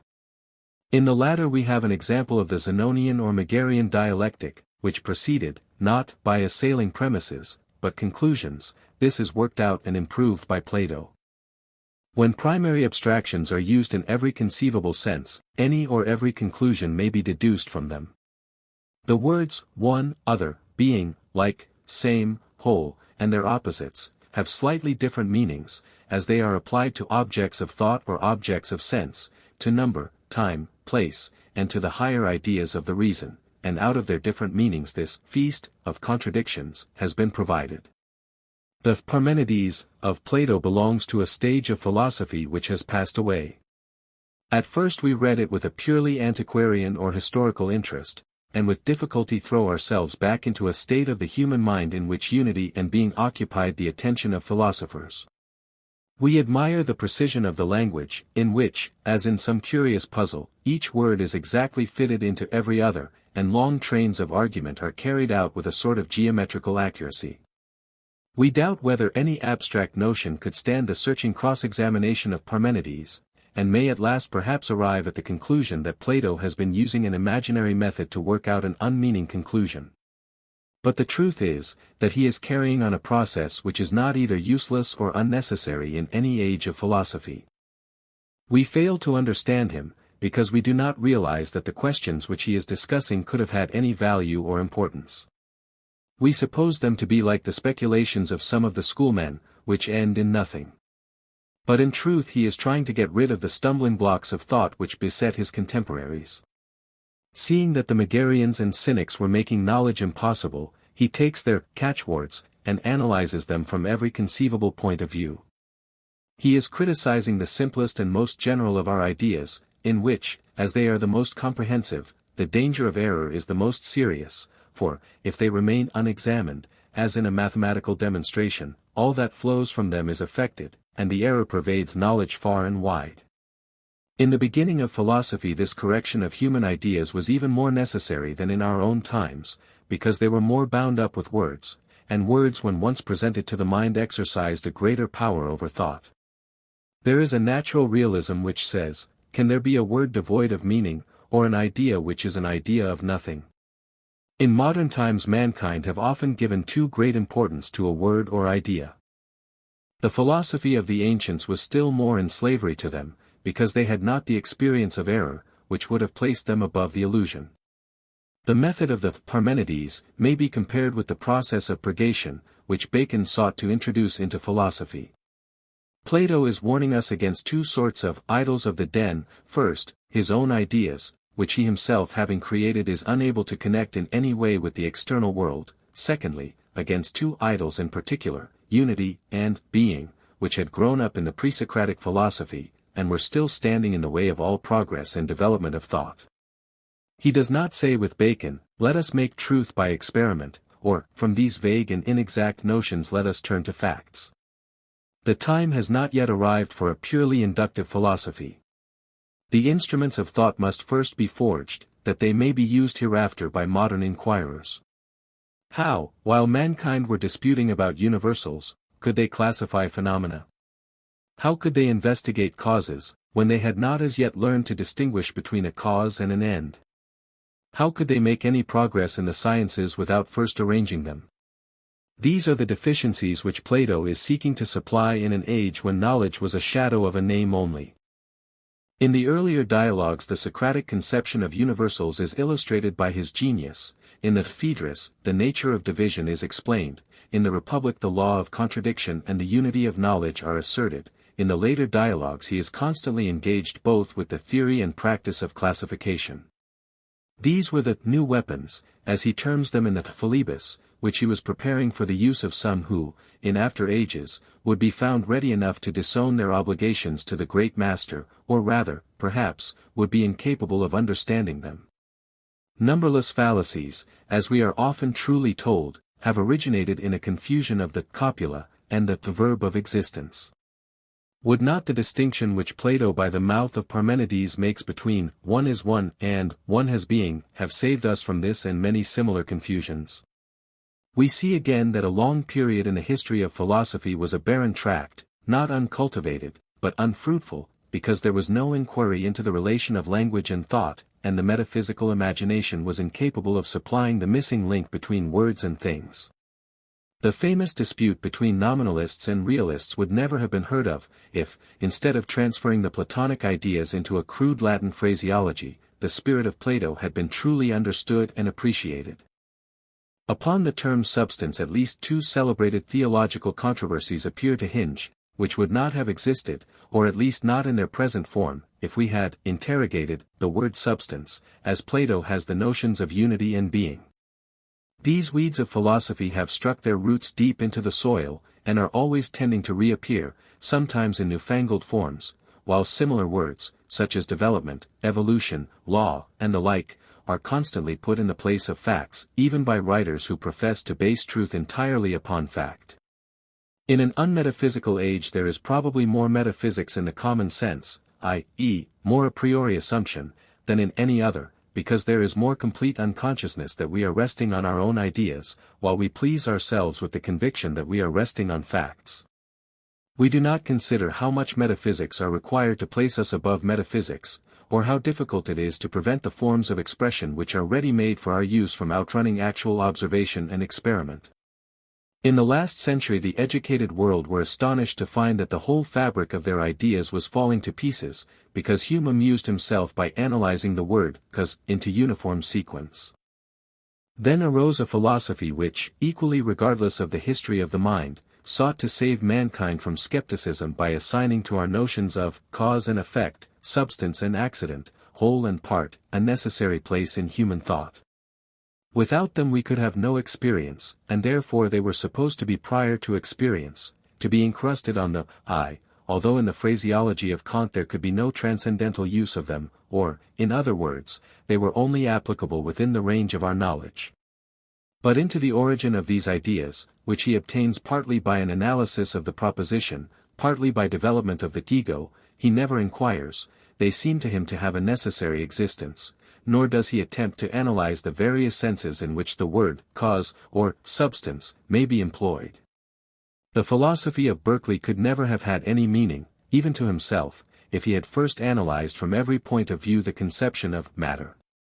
This poor forgotten word, which was a very good word to describe the simplest generalization of external objects, is now superseded in the vocabulary of physical philosophers by force, which seems to be accepted without any rigid examination of its meaning, as if the general idea of force in our minds furnished an explanation of the infinite variety of forces which exist in the universe.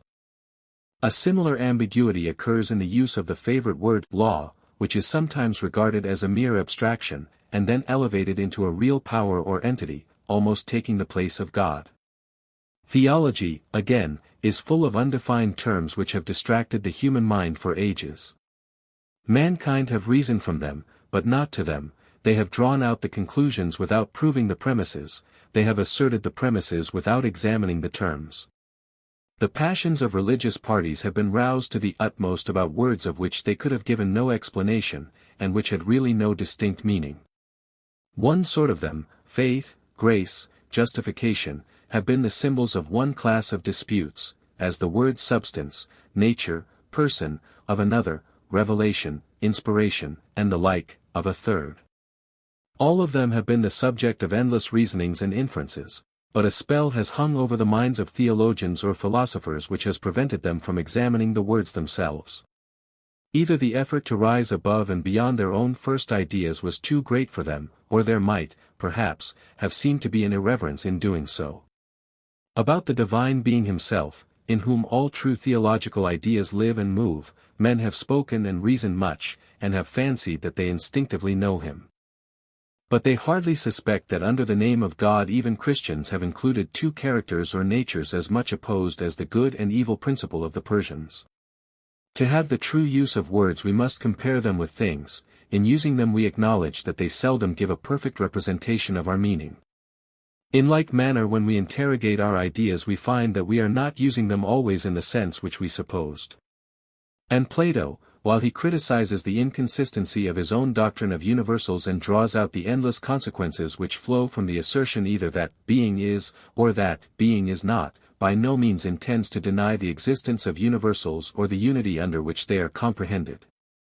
There is nothing further from his thoughts than skepticism, compare 135b, c.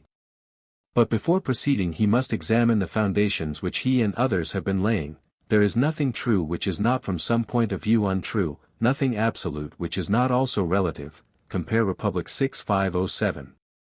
And so, in modern times, because we are called upon to analyze our ideas and to come to a distinct understanding about the meaning of words, because we know that the powers of language are very unequal to the subtlety of nature or of mind, we do not therefore renounce the use of them, but we replace them in their old connection, having first tested their meaning and quality, and having corrected the error which is involved in them, or rather always remembering to make allowance for the adulteration or alloy which they contain. Still we retain the word as a convenient generalization, though not without a double sense, substance, and essence, derived from the twofold translation of the Greek omicron sigma alpha.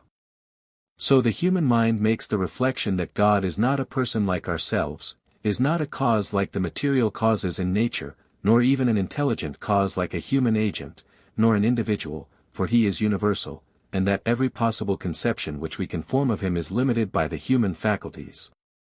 We cannot by any effort of thought or exertion of faith be in and out of our own minds at the same instant. How can we conceive him under the forms of time and space, who is out of time and space? How get rid of such forms and see him as he is? How can we imagine his relation to the world or to ourselves? Innumerable contradictions follow from either of the two alternatives, that God is or that he is not. Yet we are far from saying that we know nothing of him, because all that we know is subject to the conditions of human thought. To the old belief in him we return, but with corrections.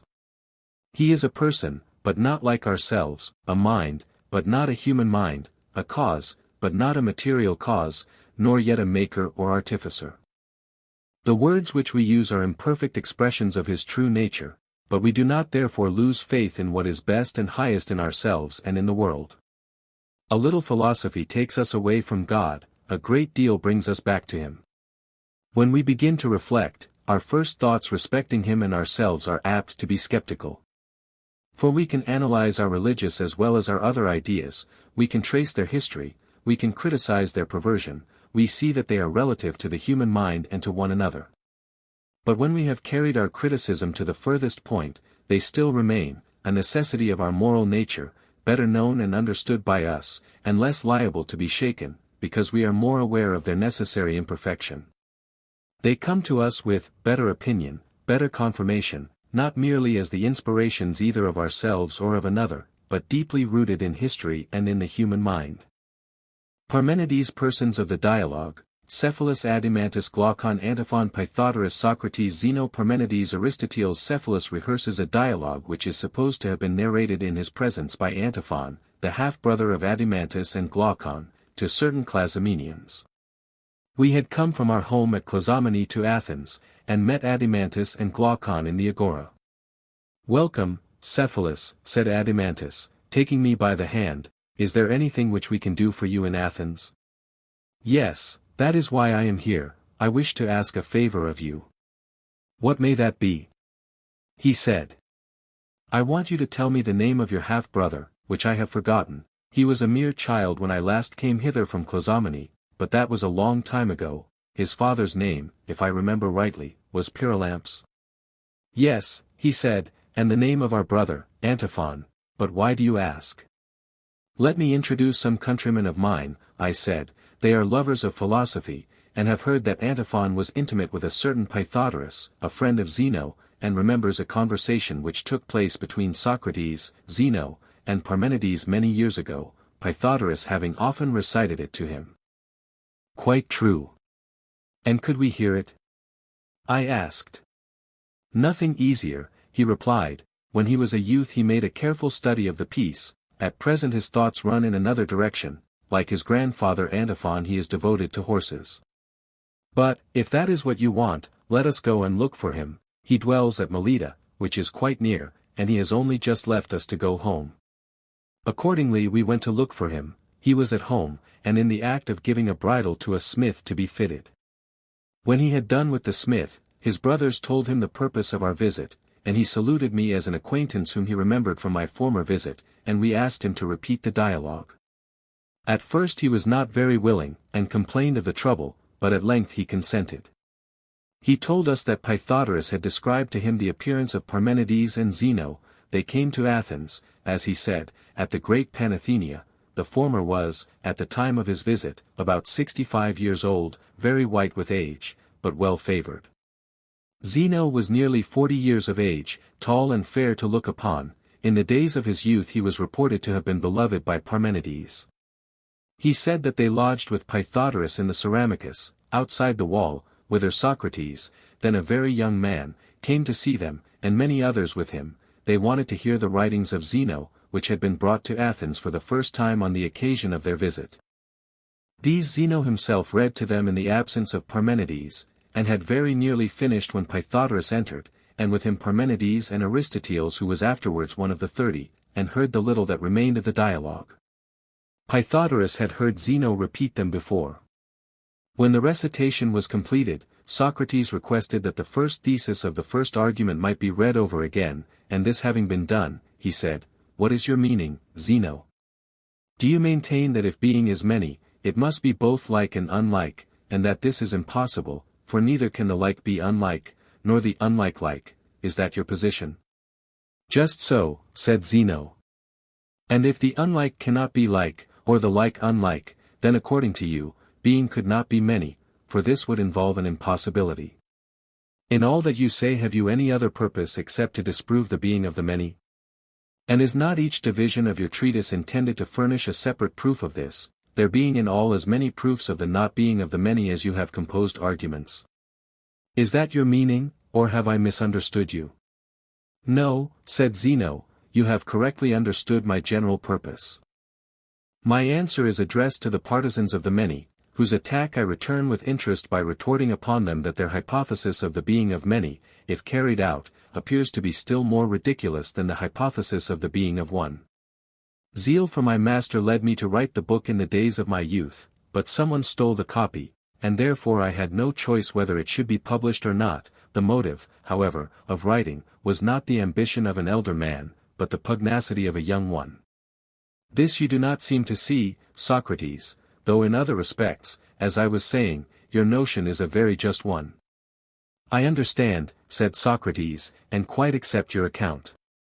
But tell me, Zeno, do you not further think that there is an idea of likeness in itself, and another idea of unlikeness, which is the opposite of likeness, and that in these two, you and I and all other things to which we apply the term many, participate, things which participate in likeness become in that degree and manner like, and so far as they participate in unlikeness become in that degree unlike, or both like and unlike in the degree in which they participate in both?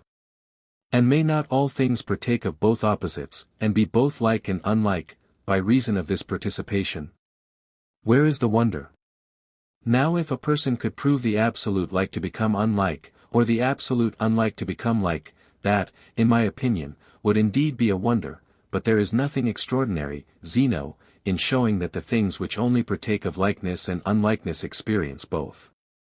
Nor, again, if a person were to show that all is one by partaking of one, and at the same time many by partaking of many, would that be very astonishing.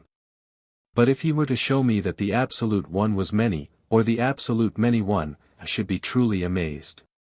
And so of all the rest, I should be surprised to hear that the natures or ideas themselves had these opposite qualities, but not if a person wanted to prove of me that I was many and also one. When he wanted to show that I was many he would say that I have a right and a left side, and a front and a back, and an upper and a lower half, for I cannot deny that I partake of multitude. When, on the other hand, he wants to prove that I am one, he will say, that we who are here assembled are 7, and that I am one and partake of the one. In both instances he proves his case. So again, if a person shows that such things as wood, stones, and the like, being many are also one, we admit that he shows the coexistence of the one and many, but he does not show that the many are one or the one many, he is uttering not a paradox but a truism. If however, as I just now suggested, someone were to abstract simple notions of like, unlike, one, many, rest, motion, and similar ideas, and then to show that these admit of admixture and separation in themselves, I should be very much astonished. This part of the argument appears to be treated by you, Zeno, in a very spirited manner, but, as I was saying, I should be far more amazed if anyone found in the ideas themselves which are apprehended by reason, the same puzzle and entanglement which you have shown to exist in visible objects. While Socrates was speaking, Pythagoras thought that Parmenides and Zeno were not altogether pleased at the successive steps of the argument, but still they gave the closest attention, and often looked at one another, and smiled as if in admiration of him. When he had finished, Parmenides expressed their feelings in the following words: Socrates, he said, I admire the bent of your mind towards philosophy. Tell me now, was this your own distinction between ideas in themselves and the things which partake of them? And do you think that there is an idea of likeness apart from the likeness which we possess, and of the one and many, and of the other things which Zeno mentioned? I think that there are such ideas, said Socrates. Parmenides proceeded, and would you also make absolute ideas of the just and the beautiful and the good, and of all that class? Yes, he said, I should. And would you make an idea of man apart from us and from all other human creatures, or of fire and water? I am often undecided, Parmenides, as to whether I ought to include them or not. And would you feel equally undecided, Socrates, about things of which the mention may provoke a smile? I mean such things as hair, mud, dirt, or anything else which is vile and paltry. Would you suppose that each of these has an idea distinct from the actual objects with which we come into contact, or not? Certainly not, said Socrates. Visible things like these are such as they appear to us, and I am afraid that there would be an absurdity in assuming any idea of them, although I sometimes get disturbed, and begin to think that there is nothing without an idea, but then again, when I have taken up this position, I run away, because I am afraid that I may fall into a bottomless pit of nonsense, and perish. And so I return to the ideas of which I was just now speaking, and occupy myself with them. Yes, Socrates, said Parmenides, that is because you are still young. The time will come, if I am not mistaken, when philosophy will have a firmer grasp of you, and then you will not despise even the meanest things. At your age, you are too much disposed to regard the opinions of men. But I should like to know whether you mean that there are certain ideas of which all other things partake, and from which they derive their names, that similars, for example, become similar, because they partake of similarity, and great things become great, because they partake of greatness, and that just and beautiful things become just and beautiful, because they partake of justice and beauty. Yes, certainly, said Socrates, that is my meaning. Then each individual partakes either of the whole of the idea or else of a part of the idea. Can there be any other mode of participation? There cannot be, he said. Then do you think that the whole idea is one, and yet, being one, is in each one of the many? Why not, Parmenides? Said Socrates. Because one and the same thing will exist as a whole at the same time in many separate individuals, and will therefore be in a state of separation from itself. Nay, but the idea may be like the day, which is one and the same in many places at once, and yet continuous with itself. In this way each idea may be one and the same in all at the same time. I like your way, Socrates, of making one in many places at once. You mean to say, that if I were to spread out a sail and cover a number of men, there would be one whole including many, is not that your meaning? I think so. And would you say that the whole sail includes each man, or a part of it only, and different parts different men? The latter.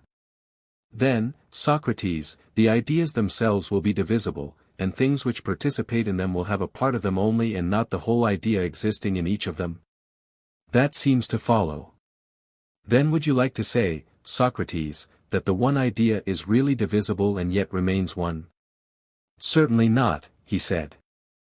Suppose that you divide absolute greatness, and that of the many great things, each one is great in virtue of a portion of greatness less than absolute greatness, is that conceivable?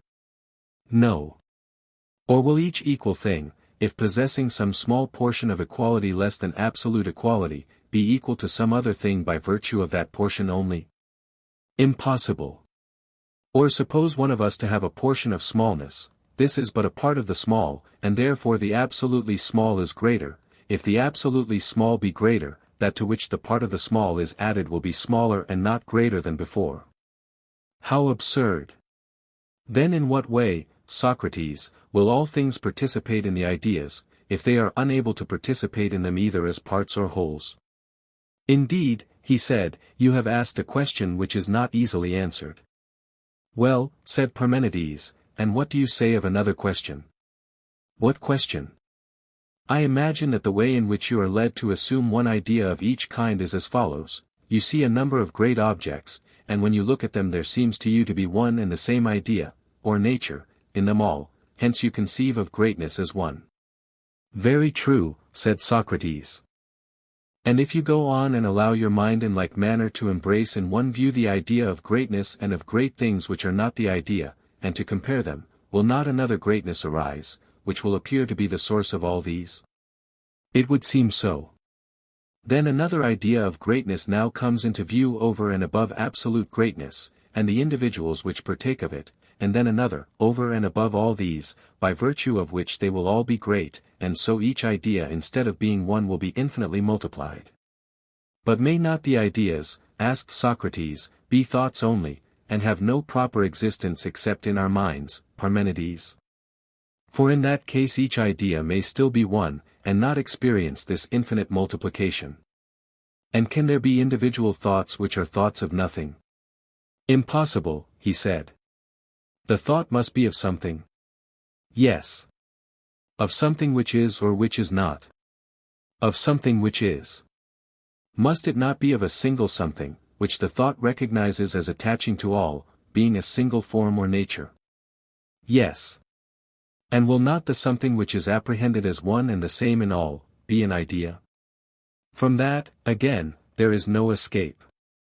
Then, said Parmenides, if you say that everything else participates in the ideas, must you not say either that everything is made up of thoughts, and that all things think, or that they are thoughts but have no thought?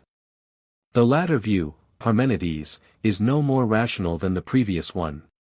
In my opinion, the ideas are, as it were, patterns fixed in nature, and other things are like them, and resemblances of them. What is meant by the participation of other things in the ideas, is really assimilation to them.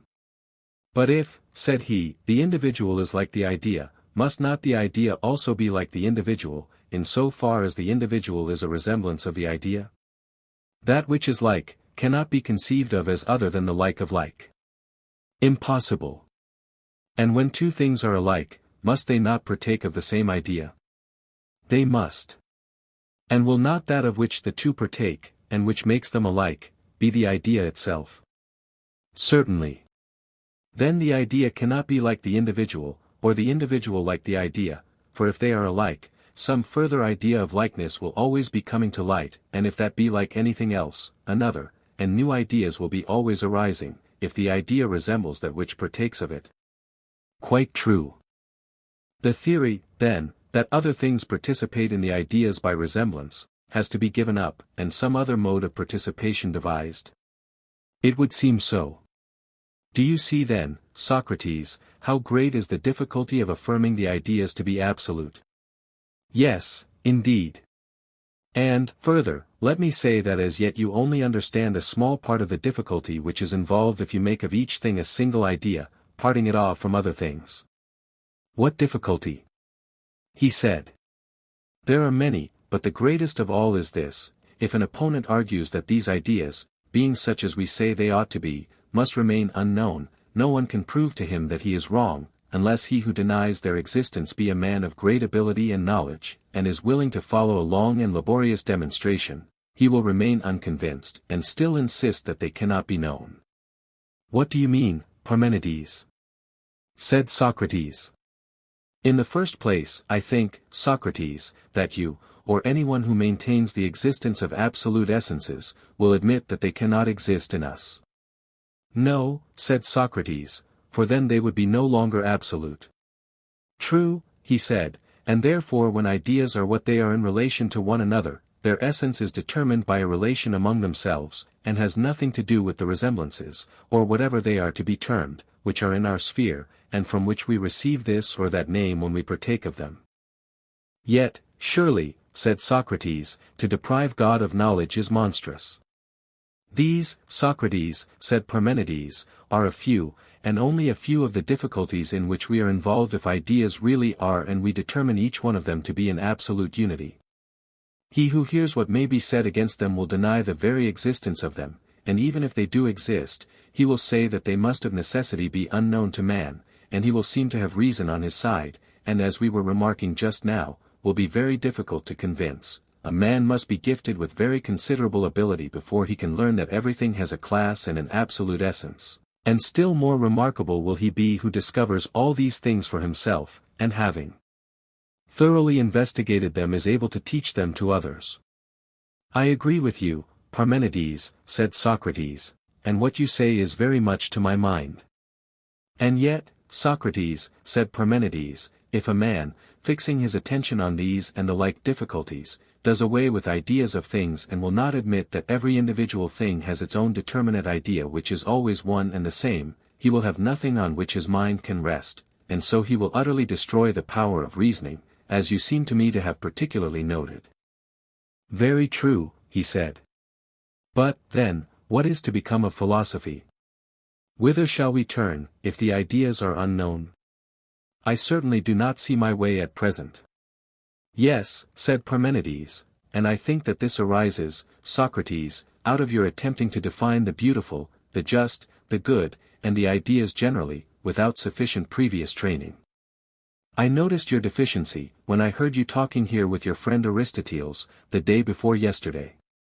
The impulse that carries you towards philosophy is assuredly noble and divine, but there is an art which is called by the vulgar idle talking, and which is often imagined to be useless, in that you must train and exercise yourself, now that you are young, or truth will elude your grasp. And what is the nature of this exercise, Parmenides, which you would recommend? That which you heard Zeno practicing. At the same time, I give you credit for saying to him that you did not care to examine the perplexity in reference to visible things, or to consider the question that way, but only in reference to objects of thought, and to what may be called ideas. Why, yes, he said, there appears to me to be no difficulty in showing by this method that visible things are like and unlike and may experience anything. Quite true, said Parmenides, but I think that you should go a step further, and consider not only the consequences which flow from a given hypothesis, but also the consequences which flow from denying the hypothesis, and that will be still better training for you. What do you mean? He said. I mean, for example, that in the case of this very hypothesis of Zeno's about the many, you should inquire not only what will be the consequences to the many in relation to themselves and to the one in relation to itself and the many, on the hypothesis of the being of the many, but also what will be the consequences to the one and the many in their relation to themselves and to each other, on the opposite hypothesis. Or, again, if likeness is or is not, what will be the consequences in either of these cases to the subjects of the hypothesis, and to other things, in relation both to themselves and to one another, and so of unlikeness, and the same holds good of motion and rest, of generation and destruction, and even of being and not being. In a word, when you suppose anything to be or not to be, or to be in any way affected, you must look at the consequences in relation to the thing itself, and to any other things which you choose, to each of them singly, to more than one, and to all, and so of other things, you must look at them in relation to themselves and to anything else which you suppose either to be or not to be, if you would train yourself perfectly and see the real truth. That, Parmenides, is a tremendous business of which you speak, and I do not quite understand you. Will you take some hypothesis and go through the steps? Then I shall apprehend you better.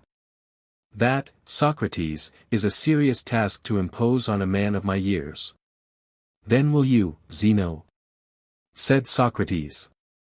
Zeno answered with a smile, let us make our petition to Parmenides himself, who is quite right in saying that you are hardly aware of the extent of the task which you are imposing on him, and if there were more of us I should not ask him, for these are not subjects which anyone, especially at his age, can well speak of before a large audience. Most people are not aware that this roundabout progress through all things is the only way in which the mind can attain truth and wisdom. And therefore, Parmenides, I join in the request of Socrates, that I may hear the process again which I have not heard for a long time. When Zeno had thus spoken, Pythagoras, according to Antiphon's report of him, said, that he himself and Aristoteles and the whole company entreated Parmenides to give an example of the process.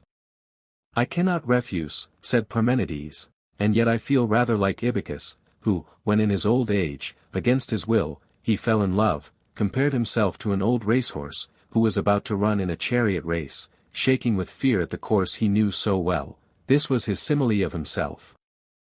And I also experience a trembling when I remember through what an ocean of words I have to wade at my time of life. But I must indulge you, as Zeno says that I ought, and we are alone. Where shall I begin? And what shall be our first hypothesis, if I am to attempt this laborious pastime? Shall I begin with myself, and take my own hypothesis the one? And consider the consequences which follow on the supposition either of the being or of the not being of one? By all means, said Zeno. And who will answer me? He said. Shall I propose the youngest? He will not make difficulties and will be the most likely to say what he thinks, and his answers will give me time to breathe. I am the one whom you mean, Parmenides, said Aristoteles, for I am the youngest and at your service. Ask, and I will answer. Parmenides proceeded, If one is, he said, the one cannot be many. Impossible. Then the one cannot have parts, and cannot be a whole. Why not? Because every part is part of a whole, is it not? Yes. And what is a whole? Would not that of which no part is wanting be a whole? Certainly. Then, in either case, the one would be made up of parts, both as being a whole, and also as having parts. To be sure. And in either case, the one would be many, and not one. True. But, surely, it ought to be one and not many.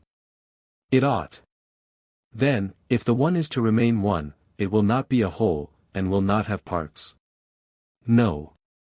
But if it has no parts, it will have neither beginning, middle, nor end, for these would of course be parts of it. Right. But then, again, a beginning and an end are the limits of everything? Certainly.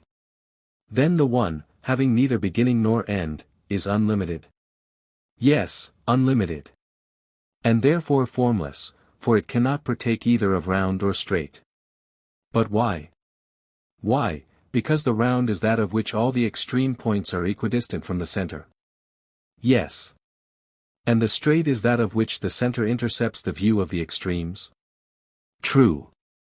Then the one would have parts and would be many, if it partook either of a straight or of a circular form. Assuredly.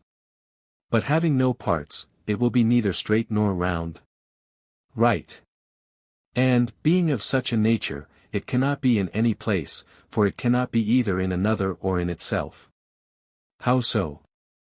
Because if it were in another, it would be encircled by that in which it was, and would touch it at many places and with many parts, but that which is one and indivisible, and does not partake of a circular nature, cannot be touched all round in many places.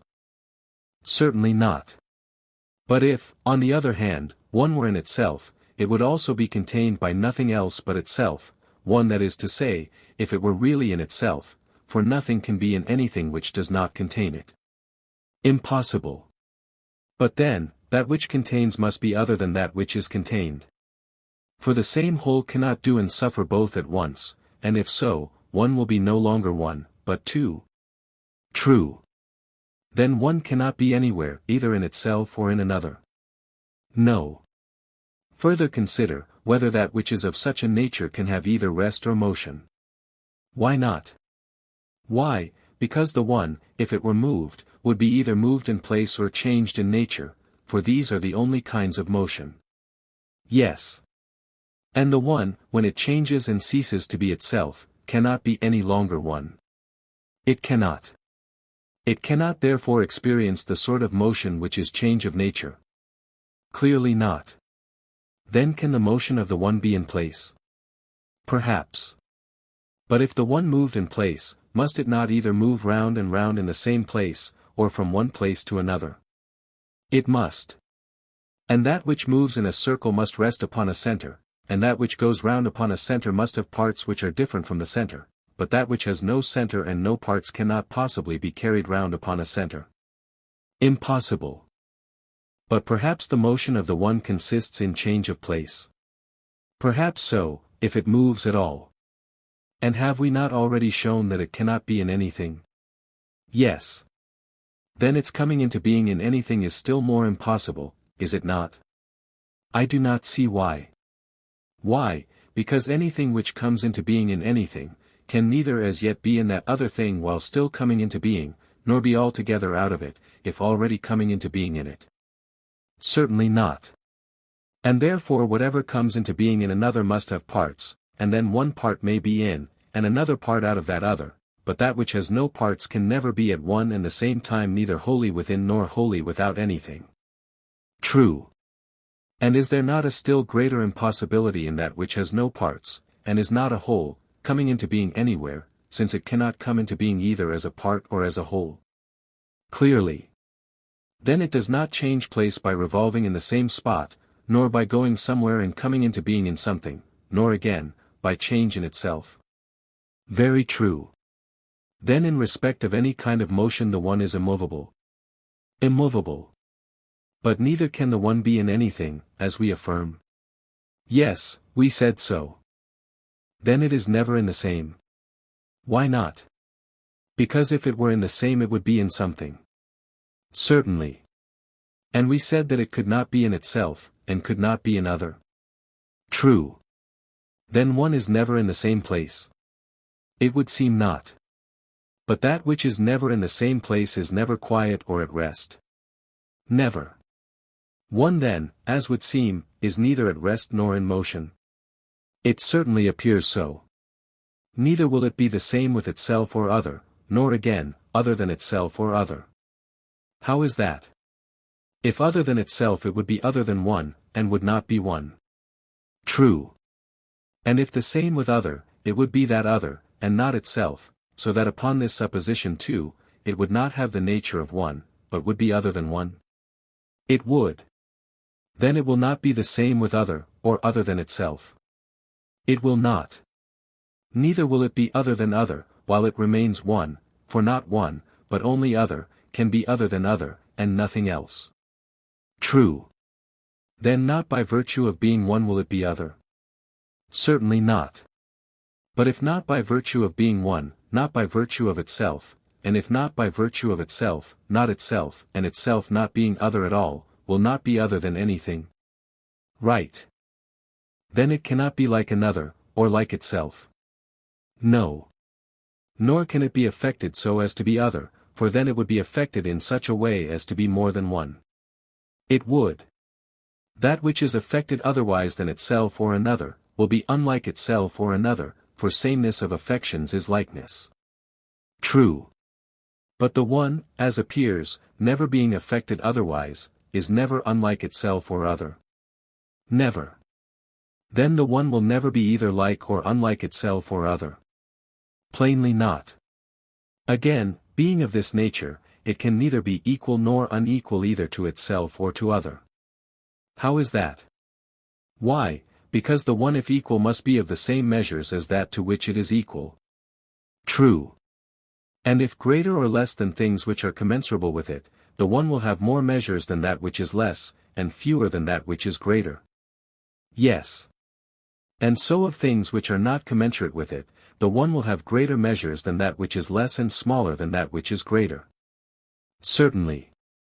But how can that which does not partake of sameness, have either the same measures or have anything else the same? Impossible. And not having the same measures, the one cannot be equal either with itself or with another. It appears so. And that which is older, must always be older than something which is younger. True. Then, that which becomes older than itself, also becomes at the same time younger than itself, if it is to have something to become older than. What do you mean? I mean this: a thing does not need to become different from another thing which is already different. It is different, and if its different has become, it has become different. If its different will be, it will be different. But of that which is becoming different, there cannot have been, or be about to be, or yet be, a different. The only different possible is one which is becoming. That is inevitable. But, surely, the elder is a difference relative to the younger, and to nothing else. True. Then that which becomes older than itself must also, at the same time, become younger than itself. Yes. But again, it is true that it cannot become for a longer or for a shorter time than itself, but it must become, and be, and have become, and be about to be, for the same time with itself. That again is inevitable. Then things which are in time, and partake of time, must in every case, I suppose, be of the same age with themselves, and must also become at once older and younger than themselves. Yes. But the one did not partake of those affections. Not at all. Then it does not partake of time, and is not in any time. So the argument shows. Well, but do not the expressions, was, and has become, and was becoming, signify a participation of past time? Certainly. And do not, will be, will become, will have become, signify a participation of future time? Yes. And is, or becomes, signifies a participation of present time? Certainly. And if the one is absolutely without participation in time, it never had become, or was becoming, or was at any time, or is now become or is becoming, or is, or will become, or will have become, or will be, hereafter. Most true. But are there any modes of partaking of being other than these? There are none. Then the one cannot possibly partake of being. That is the inference. Then the one is not at all. Clearly not.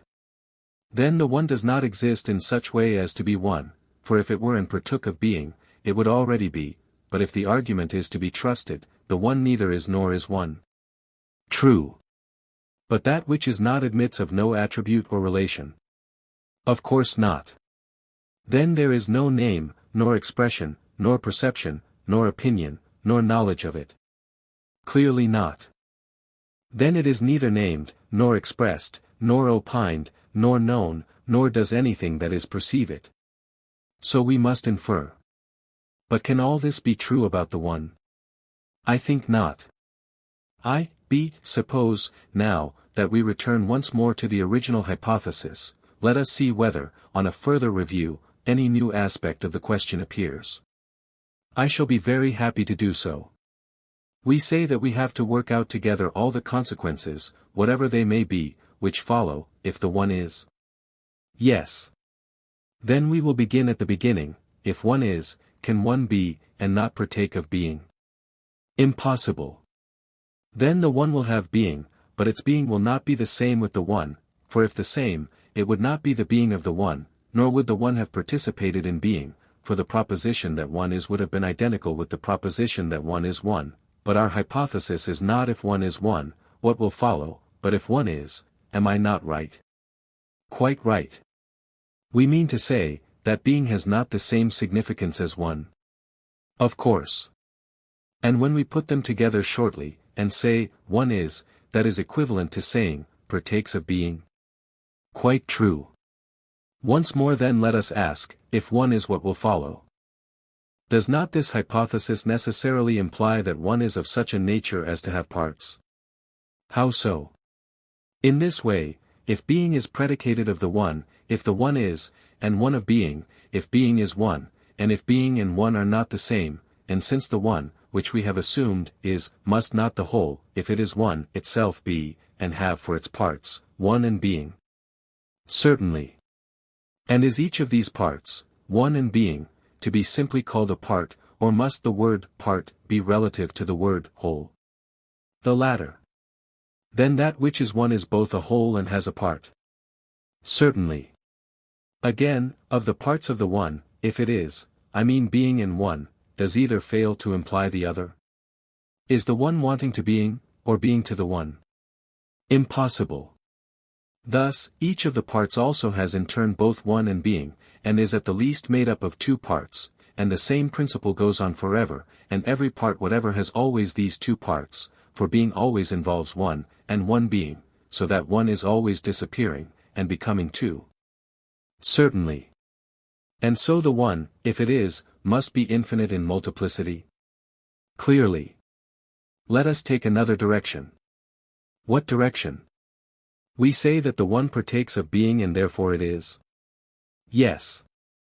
And in this way, the one, if it has being, has turned out to be many? True. But now, let us abstract the one which, as we say, partakes of being, and try to imagine it apart from that of which, as we say, it partakes. Will this abstract one be one only or many? One, I think. Let us see, must not the being of one be other than one? For the one is not being, but, considered as one, only partook of being. Certainly. If being and the one be two different things, it is not because the one is one that it is other than being, nor because being is being that it is other than the one, but they differ from one another in virtue of otherness and difference. Certainly. So that the other is not the same either with the one or with being. Certainly not. And therefore whether we take being and the other, or being and the one and the other, in every such case we take two things, which may be rightly called both. How so? In this way, you may speak of being. Yes. And also of one. Yes. Then now we have spoken of either of them. Yes. Well, and when I speak of being and one, I speak of them both. Certainly. And if I speak of being and the other, or of the one and the other, in any such case do I not speak of both? Yes. And if all number participates in being, every part of number will also participate? Yes. Then being is distributed over the whole multitude of things, and nothing that is, however small or however great, is devoid of it. And, indeed, the very supposition of this is absurd, for how can that which is, be devoid of being? In no way. And it is divided into the greatest and into the smallest, and into being of all sizes, and is broken up more than all things, the divisions of it have no limit. True. Then it has the greatest number of parts. Yes, the greatest number. Is there any of these which is a part of being, and yet no part? Impossible. But if it is at all and so long as it is, it must be one, and cannot be none. Certainly. Then the one attaches to every single part of being, and does not fail in any part, whether great or small, or whatever may be the size of it. True. But reflect, can one, in its entirety, be in many places at the same time? No, I see the impossibility of that. And if not in its entirety, then it is divided, for it cannot be present with all the parts of being, unless divided. True. And that which has parts will be as many as the parts are. Certainly. Then we were wrong in saying just now, that being was distributed into the greatest number of parts. For it is not distributed into parts more than the one, into parts equal to the one is never wanting to being, or being to the one, but being two they are co-equal and co-extensive. Certainly that is true. The one itself, then, having been broken up into parts by being, is many and infinite? True. Then not only the one which has being is many, but the one itself distributed by being, must also be many? Certainly. Further, inasmuch as the parts are parts of a whole, the one, as a whole, will be limited, for are not the parts contained by the whole? Certainly. And that which contains, is a limit? Of course. Then the one if it has being is one and many, whole and parts, having limits and yet unlimited in number? Clearly. And because having limits, also having extremes? Certainly. And if a whole, having beginning and middle and end? For can anything be a whole without these three? And if any one of them is wanting to anything, will that any longer be a whole? No. Then the one, as appears, will have beginning, middle, and end. It will. But, again, the middle will be equidistant from the extremes, or it would not be in the middle. Yes. Then the one will partake of figure, either rectilinear or round, or a union of the two. True. Very true. The one then, regarded as a whole, is in another, but regarded as being all its parts, is in itself, and therefore the one must be itself in itself and also in another. Certainly. The one then, being of this nature, is of necessity both at rest and in motion? How? The one is at rest since it is in itself, for being in one, and not passing out of this, it is in the same, which is itself. True. And that which is ever in the same, must be ever at rest? Certainly. Well, and must not that, on the contrary, which is ever in other, never be in the same, and if never in the same, never at rest, and if not at rest, in motion? True.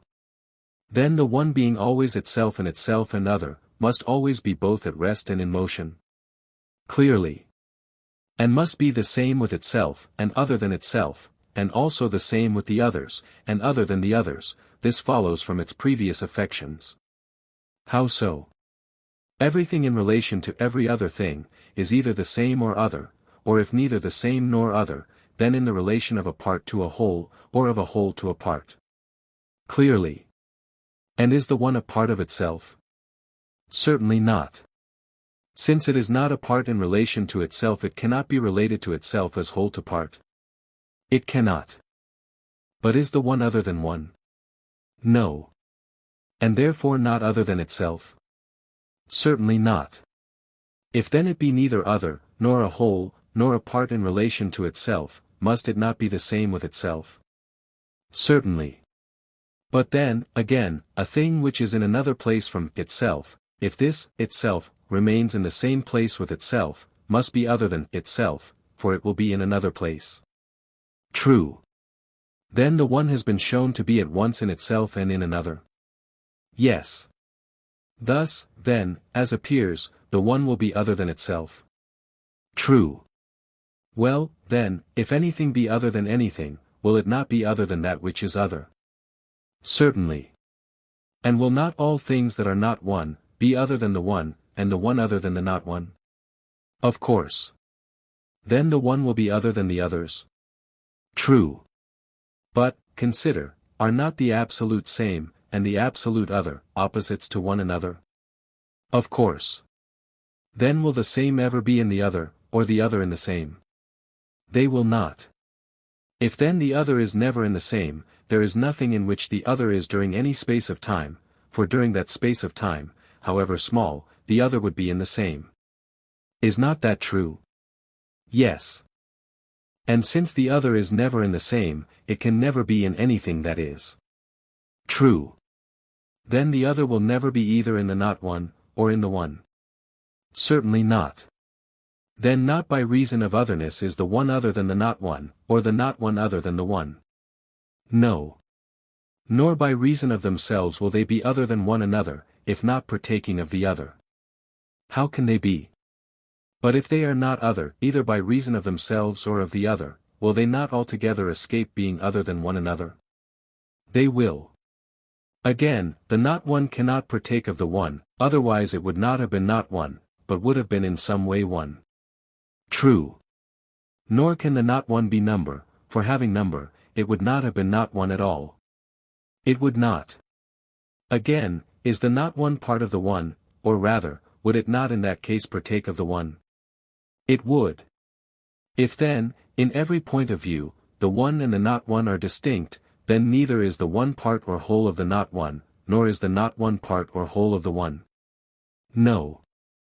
But we said that things which are neither parts nor wholes of one another, nor other than one another, will be the same with one another, so we said? Yes. Then shall we say that the one, being in this relation to the not one, is the same with it? Let us say so. Then it is the same with itself and the others, and also other than itself and the others. That appears to be the inference. And it will also be like and unlike itself and the others? Perhaps. Since the one was shown to be other than the others will also be other than the one. Yes. And the one is other than the others in the same degree that the others are other than it, and neither more nor less. True. And if neither more nor less, then in a like degree? Yes. In virtue of the affection by which the one is other than others and others in like manner other than it, the one will be affected like the others and the others like the one. How do you mean? I may take as an illustration the case of names. You give a name to a thing. Yes. And you may say the name once or oftener. Yes. And when you say it once, you mention that of which it is the name. And when more than once, is it something else which you mention? Or must it always be the same thing of which you speak, whether you utter the name once or more than once? Of course it is the same.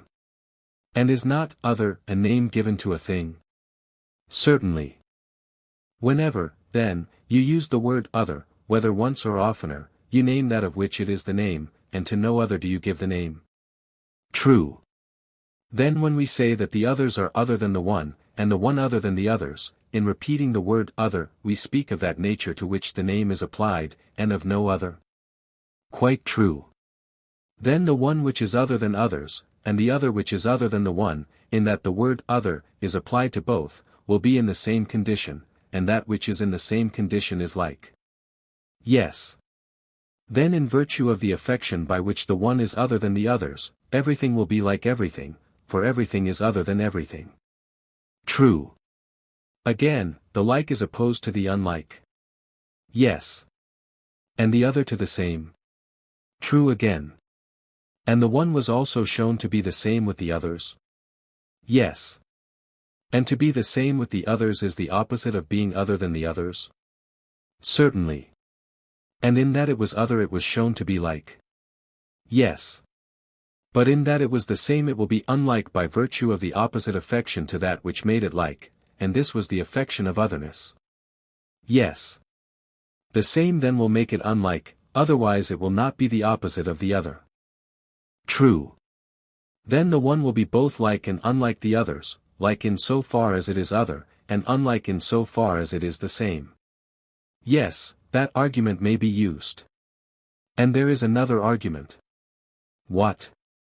In so far as it is affected in the same way it is not affected otherwise, and not being affected otherwise is not unlike, and not being unlike, is like, but in so far as it is affected by other it is otherwise, and being otherwise affected is unlike. True. Then because the one is the same with the others and other than the others, on either of these two grounds, or on both of them, it will be both like and unlike the others. Certainly. And in the same way as being other than itself and the same with itself, on either of these two grounds and on both of them, it will be like and unlike itself. Of course. Again, how far can the one touch or not touch itself and others? Consider. I am considering. The one was shown to be in itself which was a whole. True. And also in other things? Yes. In so far as it is in other things it would touch other things, but in so far as it is in itself it would be debarred from touching them, and would touch itself only. Clearly. Then the inference is that it would touch both? It would. But what do you say to a new point of view? Must not that which is to touch another be next to that which it is to touch, and occupy the place nearest to that in which what it touches is situated? True. Then the one, if it is to touch itself, ought to be situated next to itself, and occupy the place next to that in which itself is? It ought. And that would require that the one should be two, and be in two places at once, and this, while it is one, will never happen. No. Then the one cannot touch itself any more than it can be two. It cannot. Neither can it touch others. Why not? The reason is, that whatever is to touch another must be in separation from, and next to, that which it is to touch, and no third thing can be between them. True. Two things, then, at the least are necessary to make contact possible. They are. And if to the two a third be added in due order, the number of terms will be 3, and the contacts 2. Yes. And every additional term makes one additional contact, whence it follows that the contacts are one less in number than the terms. The first two terms exceeded the number of contacts by 1, and the whole number of terms exceeds the whole number of contacts by 1 in like manner, and for every one which is afterwards added to the number of terms, one contact is added to the contacts. True. Whatever is the whole number of things, the contacts will be always one less. True. But if there be only one, and not two, there will be no contact. How can there be? And do we not say that the others being other than the one are not one and have no part in the one? True.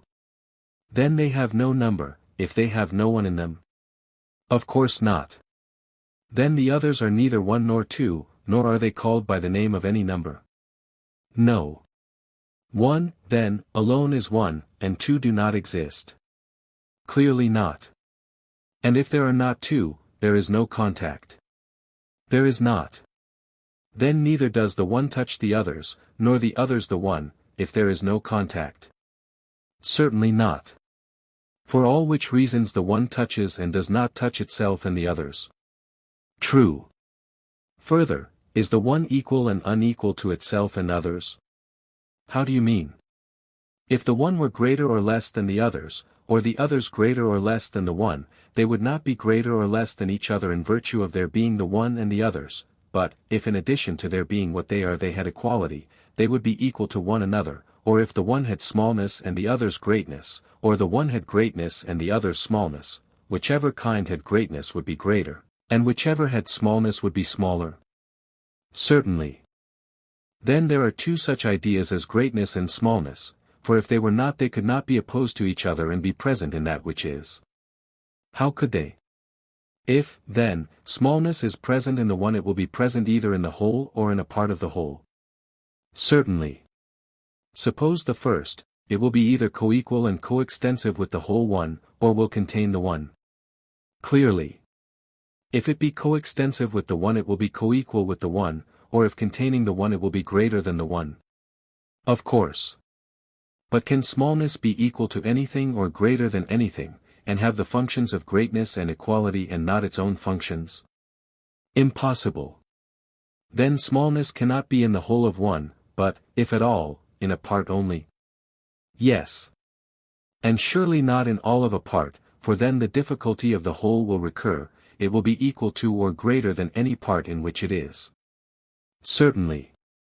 Then smallness will not be in anything, whether in a whole or in a part, nor will there be anything small but actual smallness. True.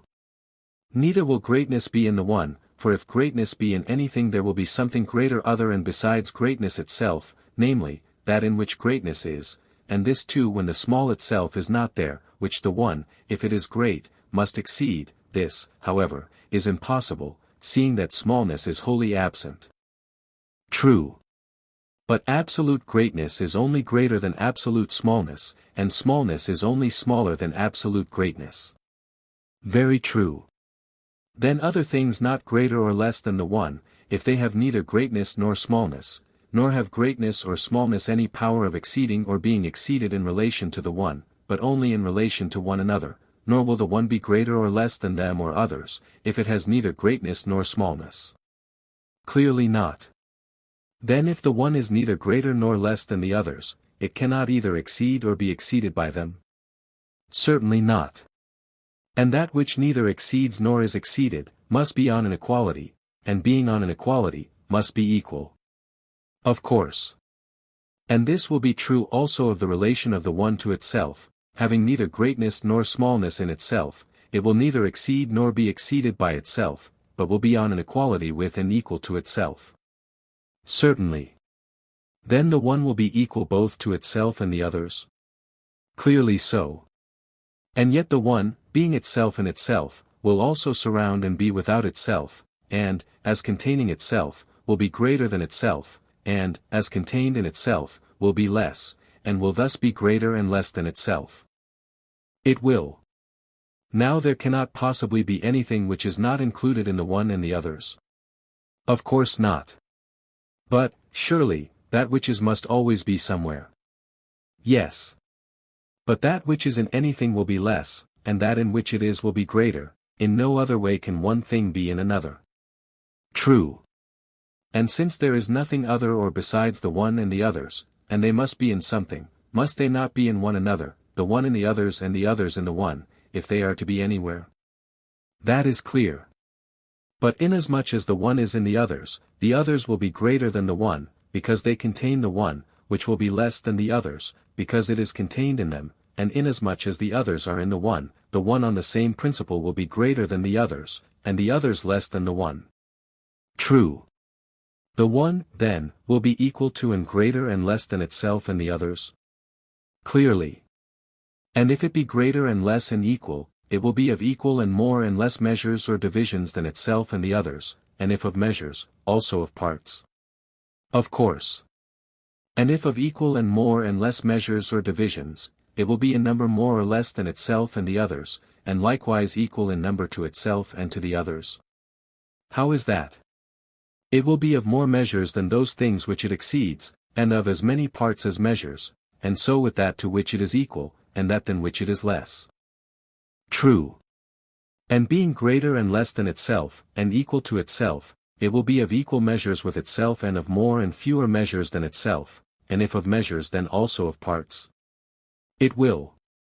And being of equal parts with itself, it will be numerically equal to itself, and being of more parts, more, and being of less, less than itself.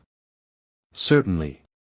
And the same will hold of its relation to other things, inasmuch as it is greater than them, it will be more in number than them, and inasmuch as it is smaller, it will be less in number, and inasmuch as it is equal in size to other things, it will be equal to them in number.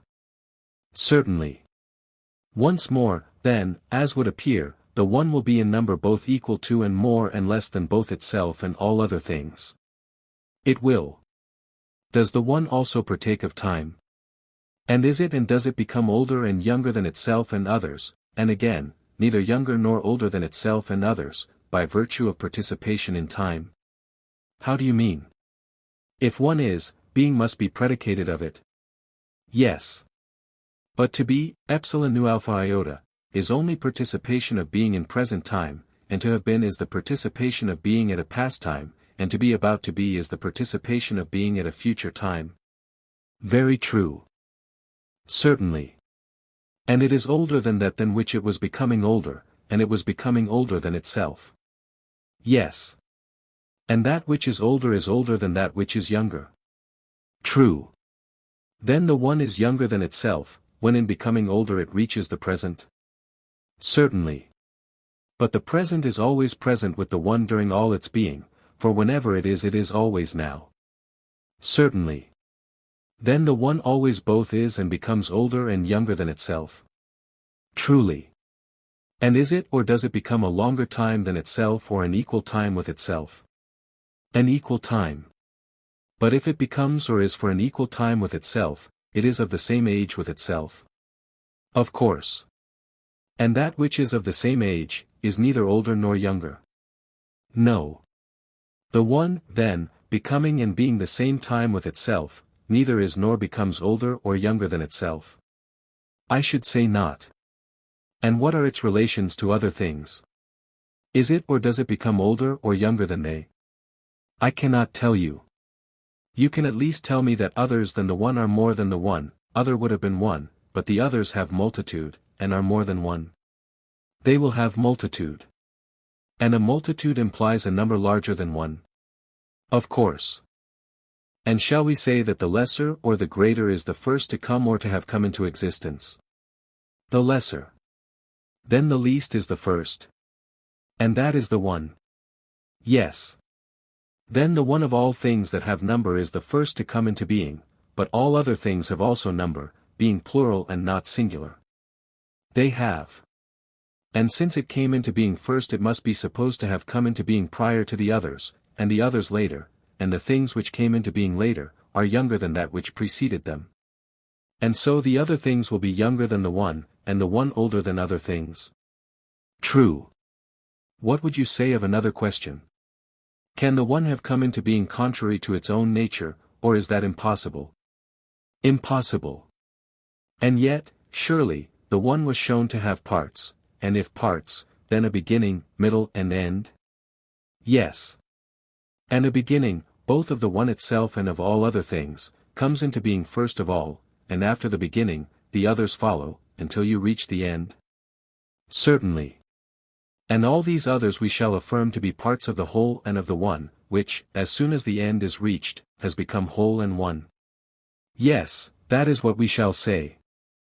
But the end comes last, and the one is of such a nature as to come into being with the last, and, since the one cannot come into being except in accordance with its own nature, its nature will require that it should come into being after the others, simultaneously with the end.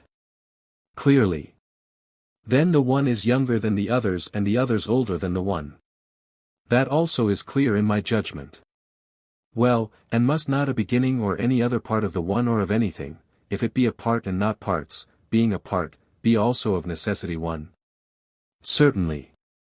And will not the one come into being together with each part, together with the first part when that comes into being, and together with the second part and with all the rest, and will not be wanting to any part, which is added to any other part until it has reached the last and become one whole? It will be wanting neither to the middle, nor to the first, nor to the last, nor to any of them, while the process of becoming is going on. True. Then the one is of the same age with all the others, so that if the one itself does not contradict its own nature, it will be neither prior nor posterior to the others, but simultaneous, and according to this argument the one will be neither older nor younger than the others, nor the others than the one, but according to the previous argument the one will be older and younger than the others and the others than the one. Certainly.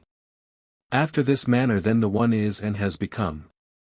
But as to its becoming older and younger than the others, and the others than the one, and neither older nor younger, what shall we say? Shall we say as of being so also of becoming, or otherwise? I cannot answer. But I can venture to say, that even if one thing were older or younger than another, it could not become older or younger in a greater degree than it was at first, for equals added to unequals, whether to periods of time or to anything else, leave the difference between them the same as at first. Of course. Then that which is, cannot become older or younger than that which is, since the difference of age is always the same, the one is and has become older and the other younger, but they are no longer becoming so. True. And the one which is does not therefore become either older or younger than the others which are. No. But consider whether they may not become older and younger in another way. In what way? Just as the one was proven to be older than the others and the others than the one. And what of that? If the one is older than the others, has come into being a longer time than the others. Yes. But consider again, if we add equal time to a greater and a less time, will the greater differ from the less time by an equal or by a smaller portion than before? By a smaller portion. That is clear. Inasmuch then, one thing does not become older or younger than another, in that they always differ from each other by an equal number, the one cannot become older or younger than the others, nor the others than the one, but inasmuch as that which came into being earlier and that which came into being later must continually differ from each other by a different portion. In this point of view the others must become older and younger than the one, and the one than the others. Certainly. For all these reasons, then, the one is and becomes older and younger than itself and the others, and neither is nor becomes older or younger than itself or the others. Certainly. But since the one partakes of time, and partakes of becoming older and younger, must it not also partake of the past, the present, and the future? Of course it must. Then the one was and is and will be, and was becoming and is becoming and will become? Certainly. And there is and was and will be something which is in relation to it and belongs to it? True. And since we have at this moment opinion and knowledge and perception of the one, there is opinion and knowledge and perception of it? Quite right. Then there is name and expression for it, and it is named and expressed, and everything of this kind which appertains to other things appertains to the one. Certainly, that is true. Yet once more and for the third time, let us consider, if the one is both one and many, as we have described, and is neither one nor many, and participates in time, must it not, in as far as it is one, at times partake of being, and in as far as it is not one, at times not partake of being? Certainly. But can it partake of being when not partaking of being, or not partake of being when partaking of being? Impossible. Then the one partakes and does not partake of being at different times, for that is the only way in which it can partake and not partake of the same. True. And is there not also a time at which it assumes being and relinquishes being, for how can it have and not have the same thing unless it receives and also gives it up at some time? Impossible. And the assuming of being is what you would call becoming? I should. And the relinquishing of being you would call destruction? I should. The one then, as would appear, becomes and is destroyed by taking and giving up being.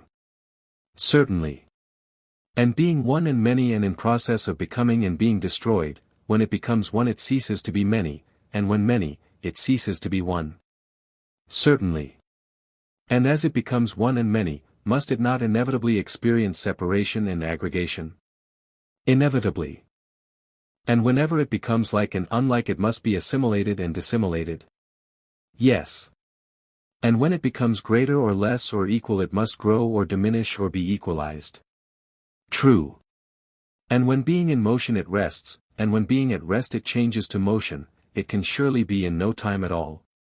How can it? But that a thing which is previously at rest should be afterwards in motion, or previously in motion and afterwards at rest, without experiencing change, is impossible. Impossible. And surely there cannot be a time in which a thing can be at once neither in motion nor at rest? There cannot. But neither can it change without changing.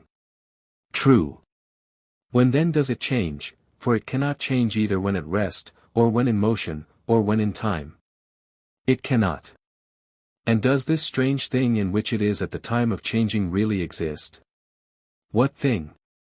The moment. For the moment seems to imply a something out of which change takes place into either of two states, for the change is not from the state of rest as such, nor from the state of motion as such, but there is this curious nature which we call the moment lying between rest and motion, not being in any time, and into this and out of this what is in motion changes into rest, and what is at rest into motion. Let us show then, if one is, what will be the affections of the others than the one. Let us do so. Inasmuch as there are things other than the one, the others are not the one, for if they were they could not be other than the one. Very true. Nor are the others altogether without the one, but in a certain way they participate in the one. In what way? Because the others are other than the one inasmuch as they have parts, for if they had no parts they would be simply one. Right. And parts, as we affirm, have relation to a whole. So we say. And a whole must necessarily be one made up of many, and the parts will be parts of the one, for each of the parts is not a part of many, but of a whole. How do you mean? If anything were a part of many, being itself one of them, it will surely be a part of itself, which is impossible, and it will be a part of each one of the other parts, if of all, for if not a part of some one, it will be a part of all the others but this one, and thus will not be a part of each one, and if not a part of each one it will not be a part of any one of the many, and not being a part of any one, it cannot be a part or anything else of all those things of none of which it is anything. Clearly not. Then the part is not a part of the many, nor of all, but is of a certain single form, which we call a whole, being one perfect unity framed out of all, of this the part will be a part. Certainly. If, then, the others have parts, they will participate in the whole and in the one. True. Then the others than the one must be one perfect whole, having parts. Certainly.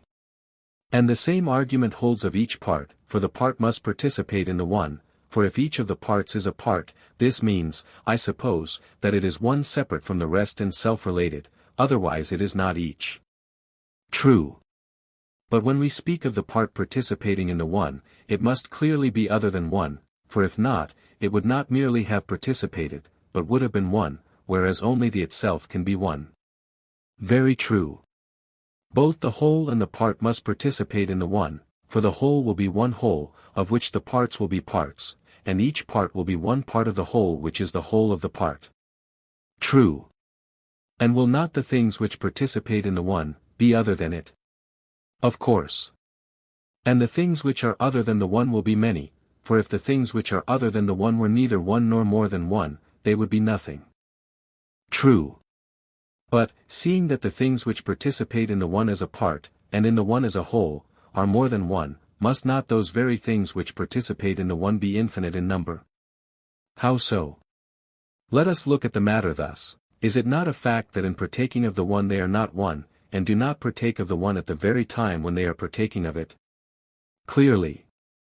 They do so then as multitudes in which the one is not present. Very true. And if we were to abstract from them an idea the very smallest fraction, must not that least fraction, if it does not partake of the one, be a multitude and not one? It must. And if we continue to look at the other side of their nature, regard it simply, and in itself, will not they, as far as we see them, be unlimited in number? Certainly. And yet, when each several part becomes a part, then the parts have a limit in relation to the whole and to each other, and the whole in relation to the parts. Just so. The result to the others than the one is that the union of themselves and the one appears to create a new element in them which gives to them limitation in relation to one another, whereas in their own nature they have no limit. That is clear. Then the others than the one, both as whole and parts, are infinite, and also partake of limit. Certainly. Then they are both like and unlike one another in themselves. How is that? Inasmuch as they are unlimited in their own nature, they are all affected in the same way. True. And inasmuch as they all partake of limit, they are all affected in the same way. Of course. But inasmuch as their state is both limited and unlimited, they are affected in opposite ways. Yes. And opposites are the most unlike of things. Certainly. Considered, then, in regard to either one of their affections, they will be like themselves and one another, considered in reference to both of them together, most opposed and most unlike. That appears to be true. Then the others are both like and unlike themselves and one another. True. And they are the same and also different from one another, and in motion and at rest, and experience every sort of opposite affection, as may be proved without difficulty of them, since they have been shown to have experienced the affections aforesaid?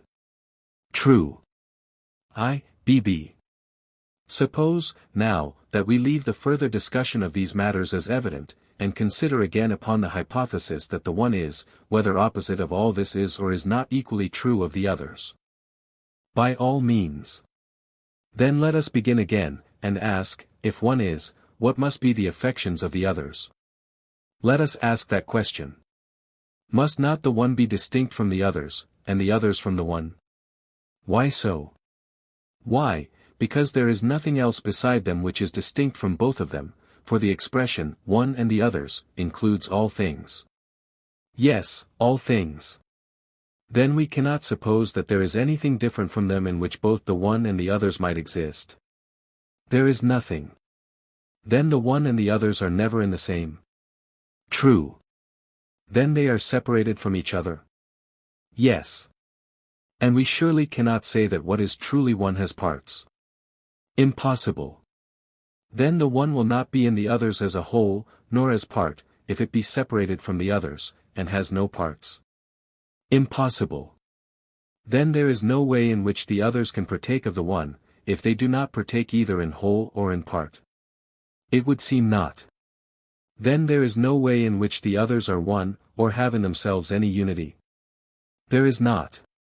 Nor are the others many, for if they were many, each part of them would be a part of the whole, but now the others, not partaking in any way of the one, are neither one nor many, nor whole, nor part.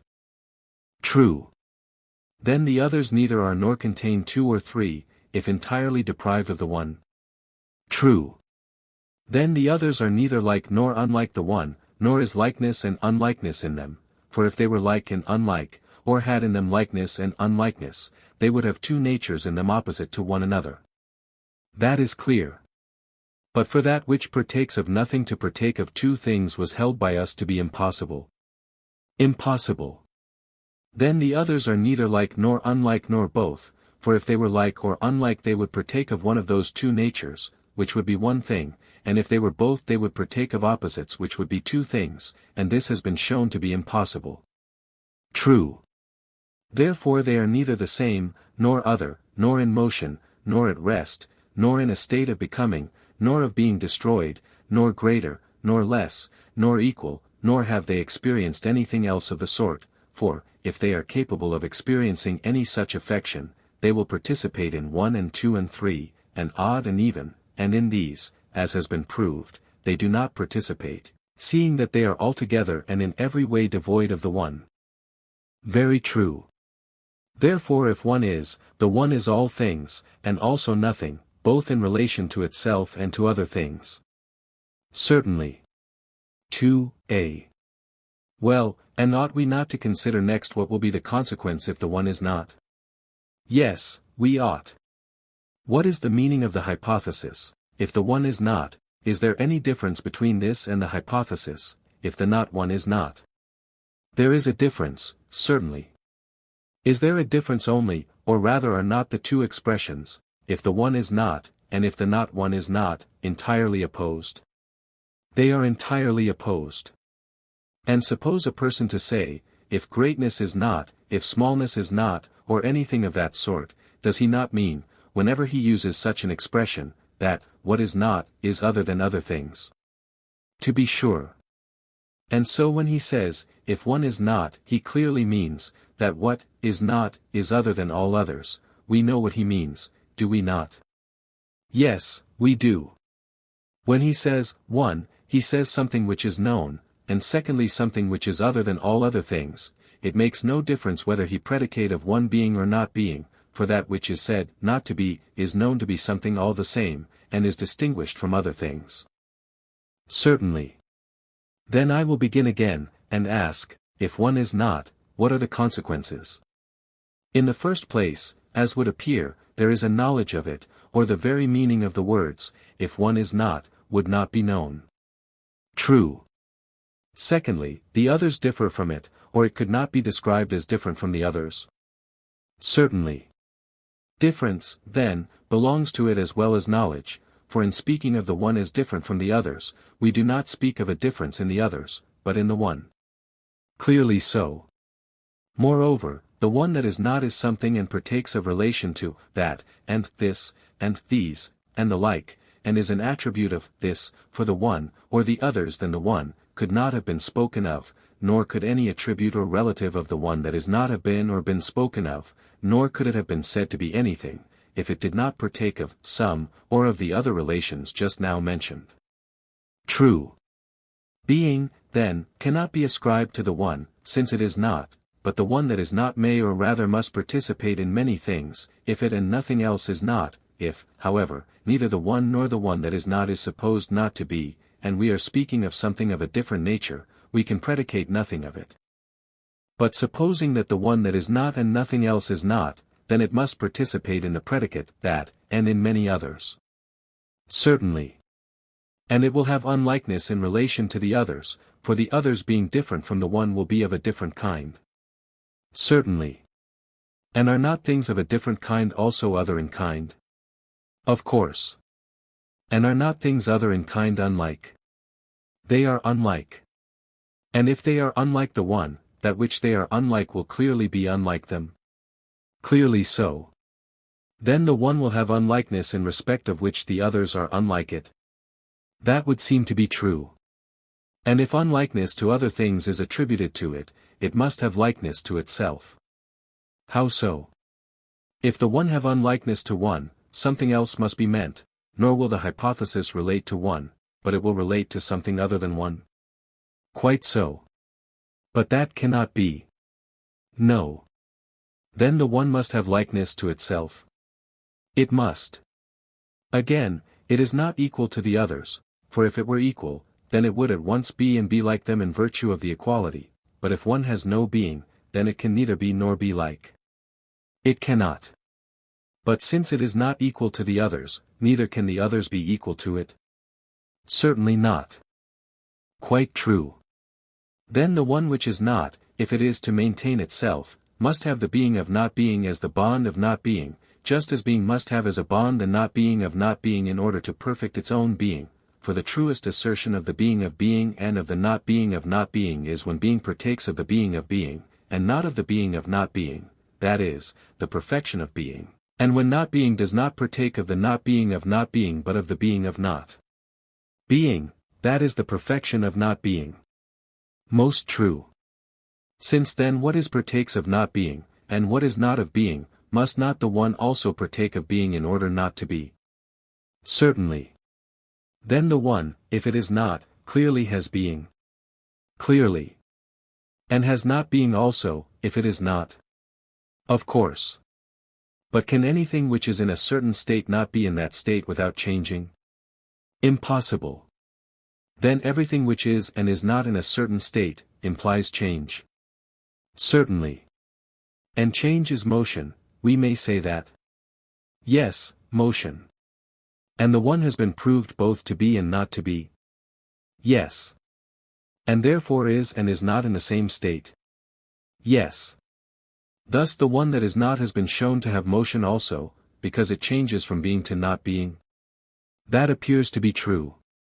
But surely if it is nowhere among what is, as is the fact, since it is not, it cannot change from one place to another. Impossible. Then it cannot move by changing place. No. Nor can it turn on the same spot, for it nowhere touches the same, for the same is, and that which is not cannot be reckoned among things that are. It cannot. Then the one, if it is not, cannot turn in that in which it is not. No. Neither can the one, whether it is or is not, be altered into other than itself, for if it altered and became different from itself, then we could not be still speaking of the one, but of something else. True.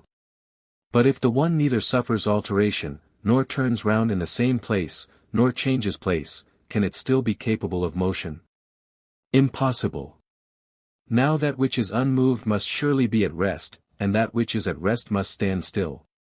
Certainly. Then the one that is not, stands still, and is also in motion. That seems to be true. But if it be in motion it must necessarily undergo alteration, for anything which is moved, in so far as it is moved, is no longer in the same state, but in another. Yes. Then the one, being moved, is altered. Yes. And, further, if not moved in any way, it will not be altered in any way. No. Then, in so far as the one that is not is moved, it is altered, but in so far as it is not moved, it is not altered. Right. Then the one that is not is altered and is not altered. That is clear. And must not that which is altered become other than it previously was, and lose its former state and be destroyed, but that which is not altered can neither come into being nor be destroyed? Very true. And the one that is not, being altered, becomes and is destroyed, and not being altered, neither becomes nor is destroyed, and so the one that is not becomes and is destroyed, and neither becomes nor is destroyed. True. 2b. And now, let us go back once more to the beginning, and see whether these or some other consequences will follow. Let us do as you say. If one is not, we ask what will happen in respect of one. That is the question. Yes. Do not the words, is not, signify absence of being in that to which we apply them? Just so. And when we say that a thing is not, do we mean that it is not in one way but is in another?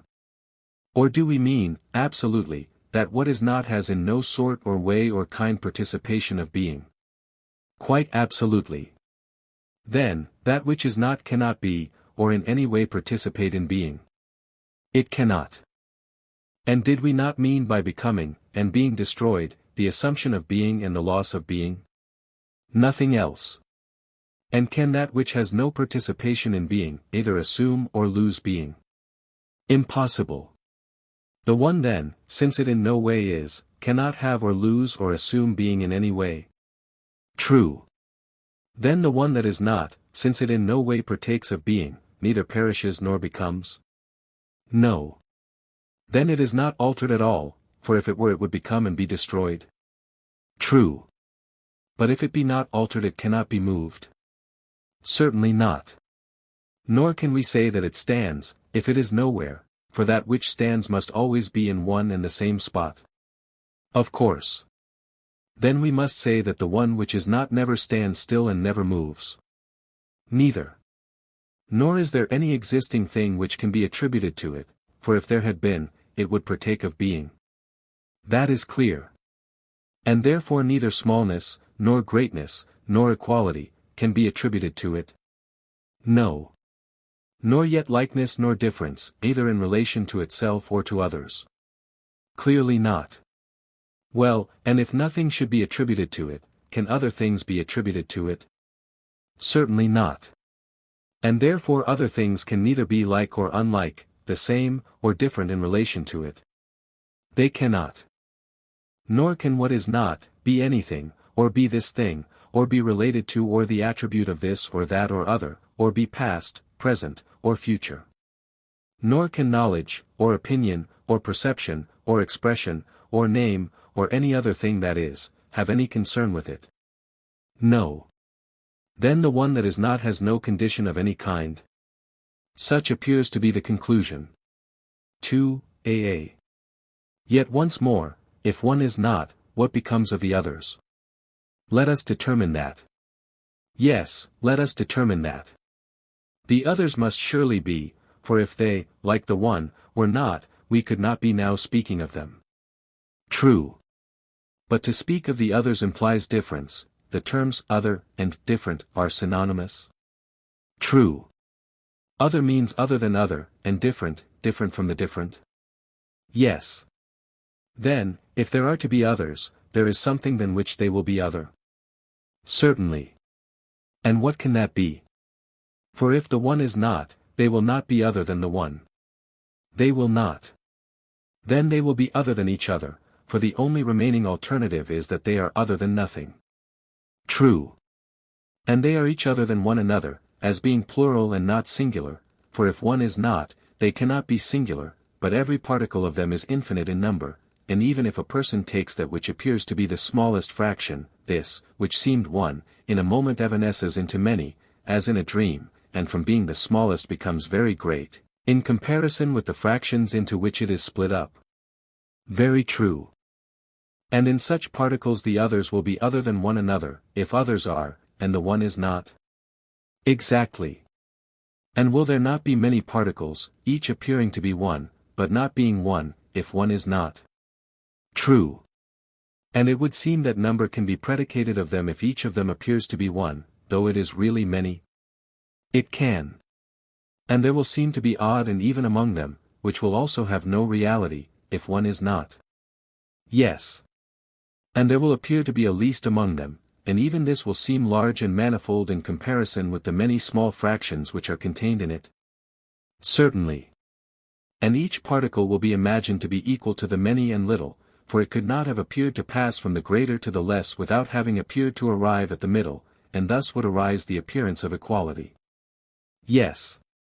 And having neither beginning, middle, nor end, each separate particle yet appears to have a limit in relation to itself and other. How so? Because, when a person conceives of any one of these as such, prior to the beginning another beginning appears, and there is another end, remaining after the end, and in the middle truer middles within but smaller, because no unity can be conceived of any of them, since the one is not. Very true. And so all being, whatever we think of, must be broken up into fractions, for a particle will have to be conceived of without unity? Certainly. And such being when seen indistinctly and at a distance, appears to be one, but when seen near and with keen intellect, every single thing appears to be infinite, since it is deprived of the one, which is not. Nothing more certain. Then each of the others must appear to be infinite and finite, and one and many, if others than the one exist and not the one. They must. Then will they not appear to be like and unlike? In what way? Just as in a picture things appear to be all one to a person standing at a distance, and to be in the same state and alike. True. But when you approach them, they appear to be many and different, and because of the appearance of the difference, different in kind from, and unlike, themselves. True. And so must the particles appear to be like and unlike themselves and each other. Certainly. And must they not be the same and yet different from one another, and in contact with themselves, although they are separated, and having every sort of motion, and every sort of rest, and becoming and being destroyed, and in neither state, and the like, all which things may be easily enumerated, if the one is not and the many are? Most true. 2. BB. Once more, let us go back to the beginning, and ask if the one is not, and the others of the one are, what will follow? Let us ask that question. In the first place, the others will not be one. Impossible. Nor will they be many, for if they were many one would be contained in them. But if no one of them is one, all of them are not, and therefore they will not be many. True. If there be no one in the others are neither many nor one. They are not. Nor do they appear either as one or many. Why not? Because the others have no sort or manner or way of communion with any sort of not being, nor can anything which is not, be connected with any of the others, for that which is not has no parts. True. Nor is there an opinion or any appearance of not being in connection with the others, nor is not being ever in any way attributed to the others. No. Then if one is not, there is no conception of any of the others either as one or many, for you cannot conceive the many without the one. You cannot. Then if one is not, the others neither are, nor can be conceived to be either one or many. It would seem not. Nor as like or unlike. No. Nor as the same or different, nor in contact or separation, nor in any of those states which we enumerated as appearing to be, the others neither are nor appear to be any of these, if one is not. True. Then may we not sum up the argument in a word and say truly, if one is not, then nothing is? Certainly. Let thus much be said, and further let us affirm what seems to be the truth, that, whether one is or is not, one and the others in relation to themselves and one another, all of them, in every way, are and are not, and appear to be and appear not to be. Most true. Theaetetus. Introduction and analysis. Some dialogues of Plato are of so various a character that their relation to the other dialogues cannot be determined with any degree of certainty. The Theaetetus, like the Parmenides, has points of similarity both with his earlier and his later writings. The perfection of style, the humor, the dramatic interest, the complexity of structure, the fertility of illustration, the shifting of the points of view, are characteristic of his best period of authorship. The vain search, the negative conclusion, the figure of the midwives, the constant profession of ignorance on the part of Socrates, also bear the stamp of the early dialogues, in which the original Socrates is not yet Platonized. Had we no other indications, we should be disposed to range the Theaetetus with the Apology and the Phaedrus, and perhaps even with the Protagoras and the Laches. But when we pass from the style to an examination of the subject, we trace a connection with the later rather than with the earlier dialogues. In the first place there is the connection, indicated by Plato himself at the end of the dialogue, with the sophist, to which in many respects the Theaetetus is so little akin. 1. The same persons reappear, including the younger Socrates, whose name is just mentioned in the Theaetetus, 147c. 2. The theory of rest, which at 183d Socrates has declined to consider, is resumed by the Eleatic stranger. 3. There is a similar allusion in both dialogues to the meeting of Parmenides and Socrates, Theaetetus, 183e, Sophist, 217, and 4. The inquiry into not being in the Sophist supplements the question of false opinion which is raised in the Theaetetus. Compare also Theaetetus 168a, 210, and Sophist 230b, Theaetetus 174d, e, and Sophist 227a, Theaetetus 188e, and Sophist 237d, Theaetetus 179a, and Sophist 233b, Theaetetus 172d, Sophist 253c, for parallel turns of thought. Secondly, the later date of the dialogue is confirmed by the absence of the doctrine of recollection and of any doctrine of ideas except that which derives them from generalization and from reflection of the mind upon itself. The general character of the Theaetetus is dialectical, and there are traces of the same Megarian influences which appear in the Parmenides, and which later writers, in their matter-of-fact way, have explained by the residence of Plato at Megara. Socrates disclaims the character of a professional heuristic, 164c, and also, with a sort of ironical admiration, expresses his inability to attain the Megarian precision in the use of terms, 197a. Yet he too employs a similar sophistical skill in overturning every conceivable theory of knowledge. The direct indications of a date amount to no more than this. The conversation is said to have taken place when Theaetetus was a youth, and shortly before the death of Socrates. At the time of his own death he is supposed to be a full-grown man. Allowing 9 or 10 years for the interval between youth and manhood, the dialogue could not have been written earlier than 390, when Plato was about 39 years of age. No more definite date is indicated by the engagement in which Theaetetus is said to have fallen or to have been wounded, and which may have taken place any time during the Corinthian War, between the years 390–387. The later date which has been suggested, 369, when the Athenians and Lacedaemonians disputed the isthmus with Epaminondas, would make the age of Theaetetus at his death 45 or 46.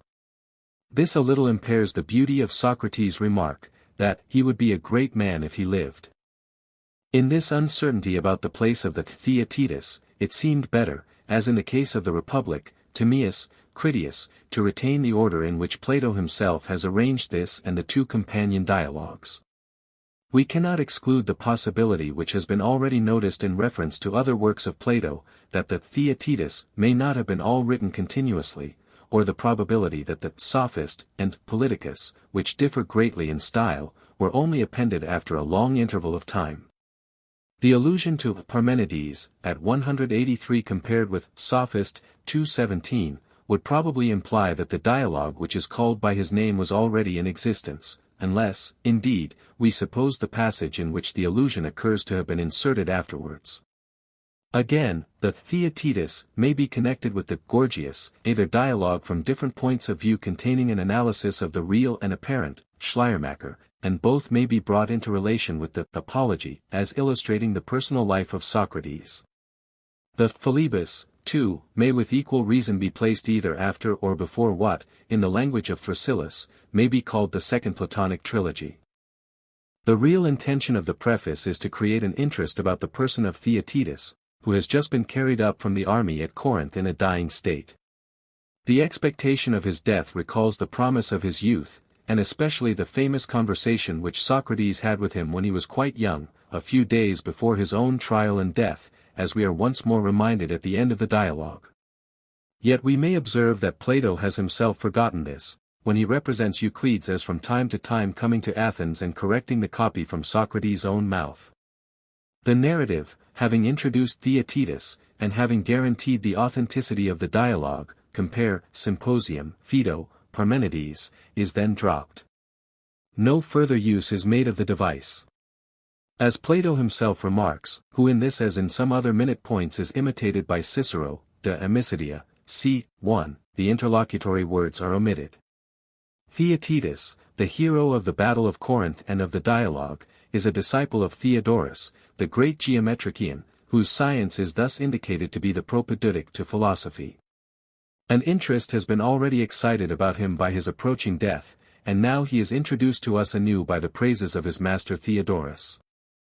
He is a youthful Socrates, and exhibits the same contrast of the fair soul and the ungainly face and frame, the Silenus mask and the god within, which are described in the Symposium.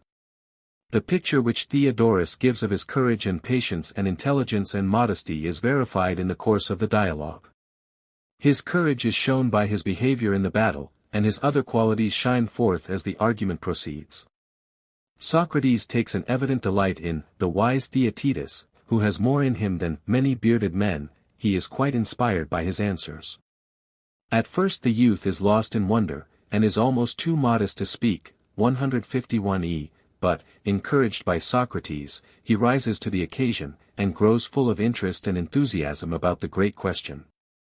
Like a youth, 162 he has not finally made up his mind, and is very ready to follow the lead of Socrates, and to enter into each successive phase of the discussion which turns up. His great dialectical talent is shown in his power of drawing distinctions, 163 and of foreseeing the consequences of his own answers, 154 The inquiry about the nature of knowledge is not new to him. Long ago he has felt the pang of philosophy, and has experienced the youthful intoxication which is depicted in Philebus, 15. But he has hitherto been unable to make the transition from mathematics to metaphysics. He can form a general conception of square and oblong numbers, 148, but he is unable to attain a similar expression of knowledge in the abstract. Yet at length, 185, he begins to recognize that there are universal conceptions of being, likeness, sameness, number, which the mind contemplates in herself, and with the help of Socrates is conducted from a theory of sense to a theory of ideas. There is no reason to doubt that Theaetetus was a real person, whose name survived in the next generation. But neither can any importance be attached to the notices of him in Suidas and Proclus, which are probably based on the mention of him in Plato. According to a confused statement in Suidas, who mentions him twice over, first, as a pupil of Socrates, and then of Plato, he is said to have written the first work on the 5 solids. But no early authority cites the work, the invention of which may have been easily suggested by the division of roots, which Plato attributes to him, and the allusion to the backward state of solid geometry in the Republic, 7:528b. At any rate, there is no occasion to recall him to life again after the Battle of Corinth, in order that we may allow time for the completion of such a work, Müller. We may also remark that such a supposition entirely destroys the pathetic interest of the introduction.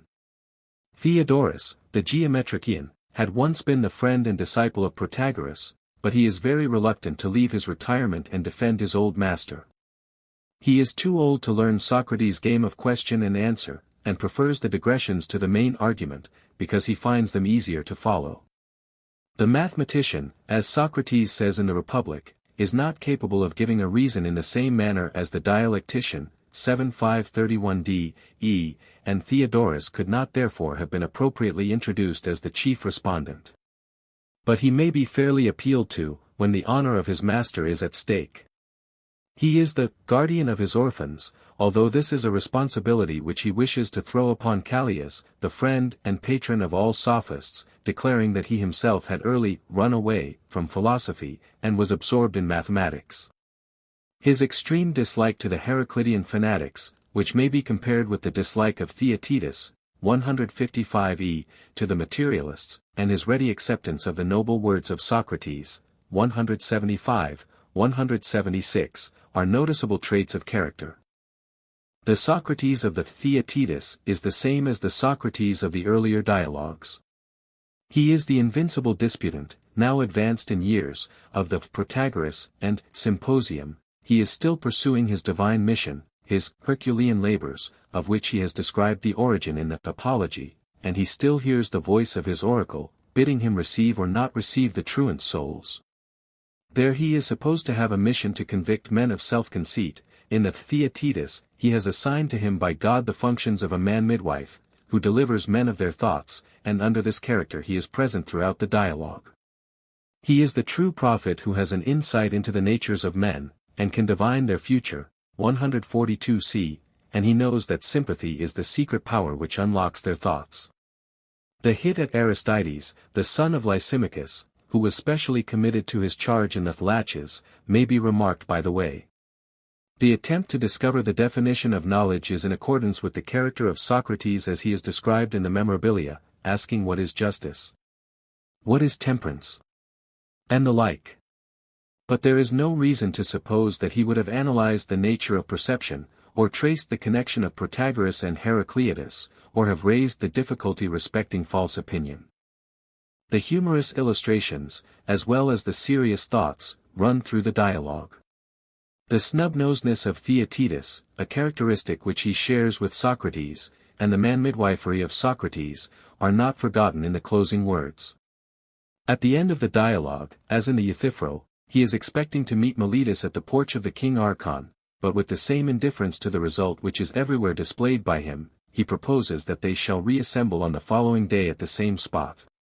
The day comes, and in the Sophist, the three friends again meet, but no further allusion is made to the trial, and the principal share in the argument is assigned, not to Socrates, but to an Eleatic stranger. The youthful Theaetetus also plays a different and less independent part. And there is no allusion in the introduction to the second and third dialogues, which are afterwards appended. There seems, therefore, reason to think that there is a real change, both in the characters and in the design. The dialogue is an inquiry into the nature of knowledge, which is interrupted by two digressions. The first is the digression about the midwives, which is also a leading thought or continuous image, like the wave in the Republic, appearing and reappearing at intervals. Again and again we are reminded that the successive conceptions of knowledge are extracted from Theaetetus, who in his turn truly declares that Socrates has got a great deal more out of him than ever was in him. Socrates is never weary of working out the image in humorous details, discerning the symptoms of labor, carrying the child round the hearth, fearing that Theaetetus will bite him, comparing his conceptions to wind eggs, asserting an hereditary right to the occupation. There is also a serious side to the image, which is an apt similitude of the Socratic theory of education, compare Republic 7:5-18d, Sophist 2:30, and accords with the ironical spirit in which the wisest of men delights to speak of himself. The other digression is the famous contrast of the lawyer and philosopher. This is a sort of landing place or break in the middle of the dialogue. At the commencement of a great discussion, the reflection naturally arises, how happy are they who, like the philosopher, have time for such discussions, compare Republic v. 450. There is no reason for the introduction of such a digression, nor is a reason always needed, any more than for the introduction of an episode in a poem, or of a topic in conversation. That which is given by Socrates is quite sufficient, viz. that the philosopher may talk and write as he pleases. But though not very closely connected, neither is the digression out of keeping with the rest of the dialogue. The philosopher naturally desires to pour forth the thoughts which are always present to him, and to discourse of the higher life. The idea of knowledge, although hard to be defined, is realized in the life of philosophy. And the contrast is the favorite antithesis between the world, in the various characters of sophist, lawyer, statesman, speaker, and the philosopher, between opinion and knowledge, between the conventional and the true. The greater part of the dialogue is devoted to setting up and throwing down definitions of science and knowledge. Proceeding from the lower to the higher by three stages, in which perception, opinion, reasoning are successively examined, we first get rid of the confusion of the idea of knowledge and specific kinds of knowledge, a confusion which has been already noticed in the Lysis, Laches, Meno, and other dialogues. In the infancy of logic, a form of thought has to be invented before the content can be filled up. We cannot define knowledge until the nature of definition has been ascertained. Having succeeded in making his meaning plain, Socrates proceeds to analyze, 1. The first definition which Theaetetus proposes: knowledge is sensible perception. This is speedily identified with the Protagorean saying, man is the measure of all things, and of this again the foundation is discovered in the perpetual flux of Heraclitus.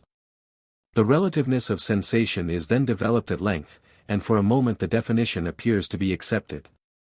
But soon the Protagorean thesis is pronounced to be suicidal, for the adversaries of Protagoras are as good a measure as he is, and they deny his doctrine.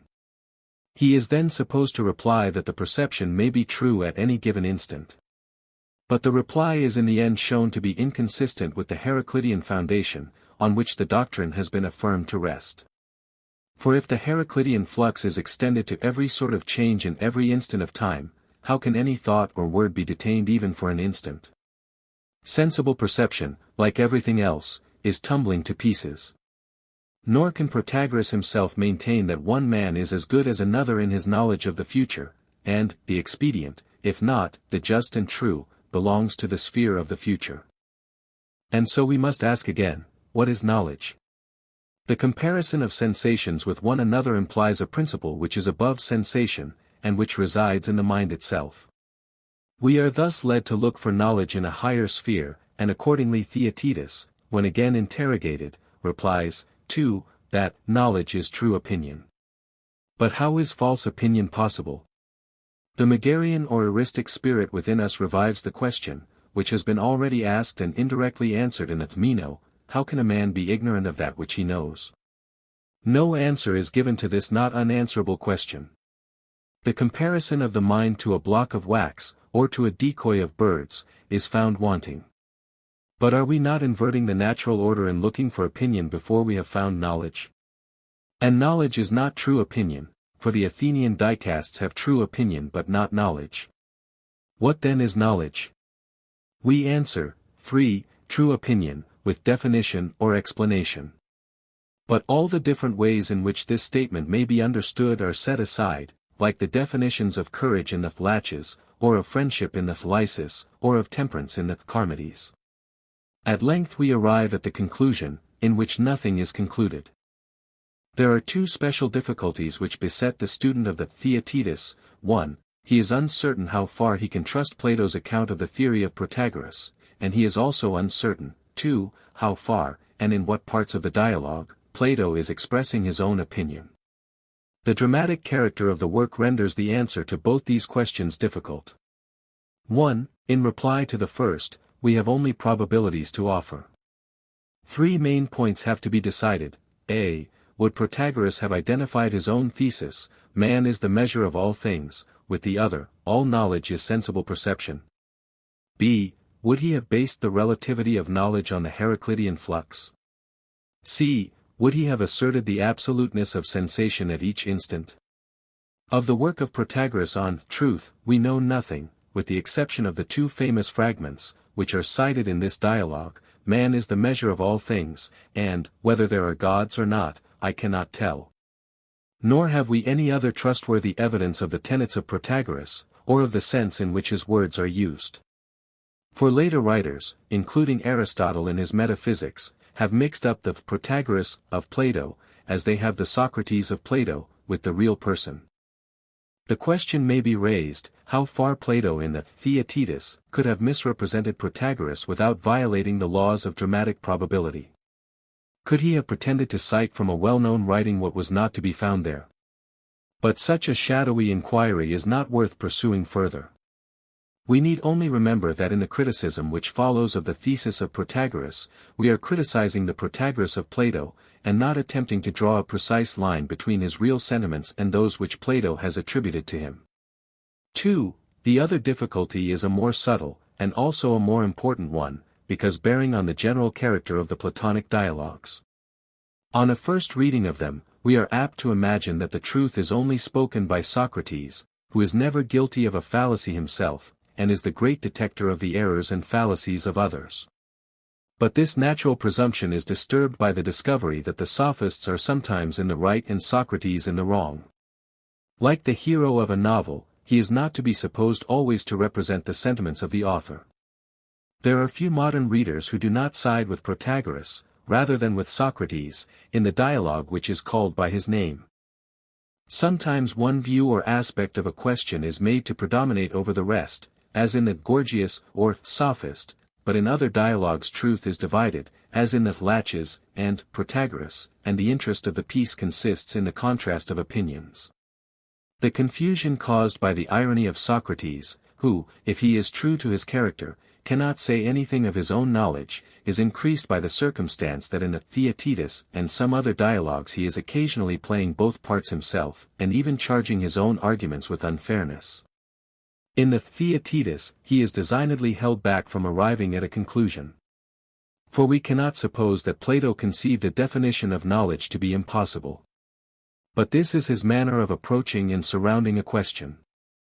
The lights which he throws on his subject are indirect, but they are not the less real for that. He has no intention of proving a thesis by a cut-and-dried argument, nor does he imagine that a great philosophical problem can be tied up within the limits of a definition. If he has analyzed a proposition or notion, even with the severity of an impossible logic, if half-truths have been compared by him with other half-truths, if he has cleared up or advanced popular ideas, or illustrated a new method, his aim has been sufficiently accomplished. The writings of Plato belong to an age in which the power of analysis had outrun the means of knowledge, and through a spurious use of dialectic, the distinctions which had been already won from the void and formless infinite, seem to be rapidly returning to their original chaos. The two great speculative philosophies, which a century earlier had so deeply impressed the mind of Hellas, were now degenerating into heuristic. The contemporaries of Plato and Socrates were vainly trying to find new combinations of them, or to transfer them from the object to the subject. The Megarians, in their first attempts to attain a severer logic, were making knowledge impossible, compare Theaetetus 202. They were asserting the one good under many names, and, like the Cynics, seemed to have denied predication, while the Cynics themselves were depriving virtue of all which made virtue desirable in the eyes of Socrates and Plato. And besides these, we find mention in the later writings of Plato, especially in the Theaetetus, Sophist, and Laws, of certain impenetrable godless persons, who will not believe what they cannot hold in their hands, and cannot be approached in argument, because they cannot argue. Theaetetus 155e, Sophist 246a. No school of Greek philosophers exactly answers to these persons, in whom Plato may perhaps have blended some features of the atomists with the vulgar materialistic tendencies of mankind in general, compare Introduction to the Sophist. And not only was there a conflict of opinions, but the stage which the mind had reached presented other difficulties hardly intelligible to us, who live in a different cycle of human thought. All times of mental progress are times of confusion. We only see, or rather seem to see things clearly, when they have been long fixed and defined. In the age of Plato, the limits of the world of imagination and of pure abstraction, of the old world and the new, were not yet fixed. The Greeks, in the 4th century before Christ, had no words for subject and object, and no distinct conception of them, yet they were always hovering about the question involved in them. The analysis of sense, and the analysis of thought, were equally difficult to them, and hopelessly confused by the attempt to solve them, not through an appeal to facts, but by the help of general theories respecting the nature of the universe. Plato, in his Theaetetus, gathers up the skeptical tendencies of his age, and compares them. But he does not seek to reconstruct out of them a theory of knowledge. The time at which such a theory could be framed had not yet arrived. For there was no measure of experience with which the ideas swarming in men's minds could be compared. The meaning of the word science could scarcely be explained to them, except from the mathematical sciences, which alone offered the type of universality and certainty. Philosophy was becoming more and more vacant and abstract, and not only the Platonic ideas and the Eleatic being, but all abstractions seemed to be at variance with sense and at war with one another. The want of the Greek mind in the 4th century before Christ was not another theory of rest or motion, or being or atoms, but rather a philosophy which could free the mind from the power of abstractions and alternatives, and show how far rest and how far motion, how far the universal principle of being and the multitudinous principle of atoms, entered into the composition of the world, which could distinguish between the true and false analogy, and allow the negative as well as the positive place in human thought. To such a philosophy Plato, in the Theaetetus, offers many contributions. He has followed philosophy into the region of mythology, and pointed out the similarities of opposing phases of thought. He has also shown that extreme abstractions are self-destructive, and, indeed, hardly distinguishable from one another. But his intention is not to unravel the whole subject of knowledge, if this had been possible, and several times in the course of the dialogue he rejects explanations of knowledge which have germs of truth in them, as, for example, the resolution of the compound into the simple, or right opinion with a mark of difference. Terpsion, who has come to Megara from the country, is described as having looked in vain for Euclides in the agora. The latter explains that he has been down to the harbor, and on his way thither had met Theaetetus, who was being carried up from the army to Athens. He was scarcely alive, for he had been badly wounded at the battle of Corinth, and had taken the dysentery which prevailed in the camp. The mention of his condition suggests the reflection, what a loss he will be. Yes, indeed, replies Euclid, only just now I was hearing of his noble conduct in the battle. That I should expect, but why did he not remain at Megara?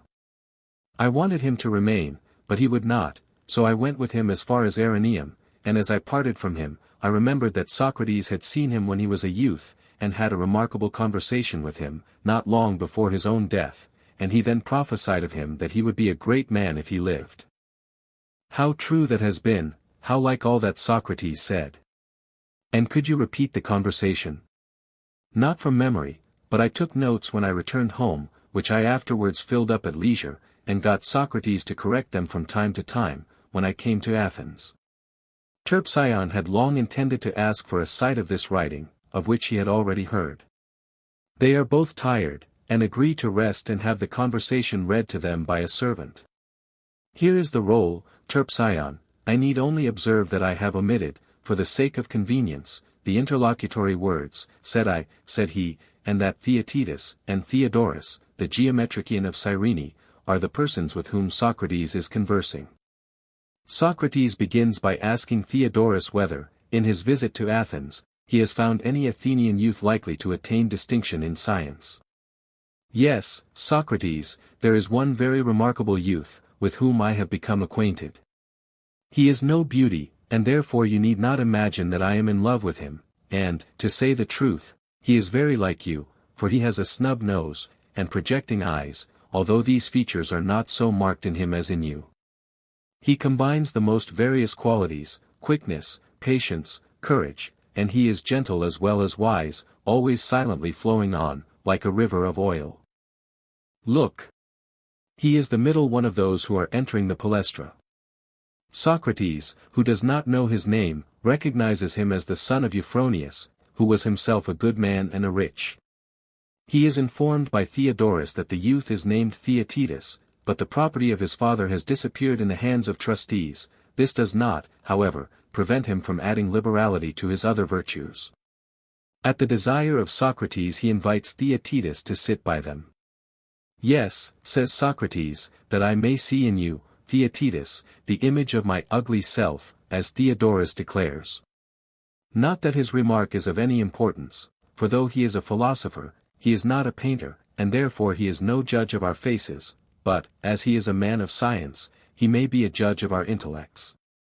And if he were to praise the mental endowments of either of us, in that case the hearer of the eulogy ought to examine into what he says, and the subject should not refuse to be examined. Theaetetus consents, and is caught in a trap. Compare the similar trap which is laid for Theodorus, at 166, 168d.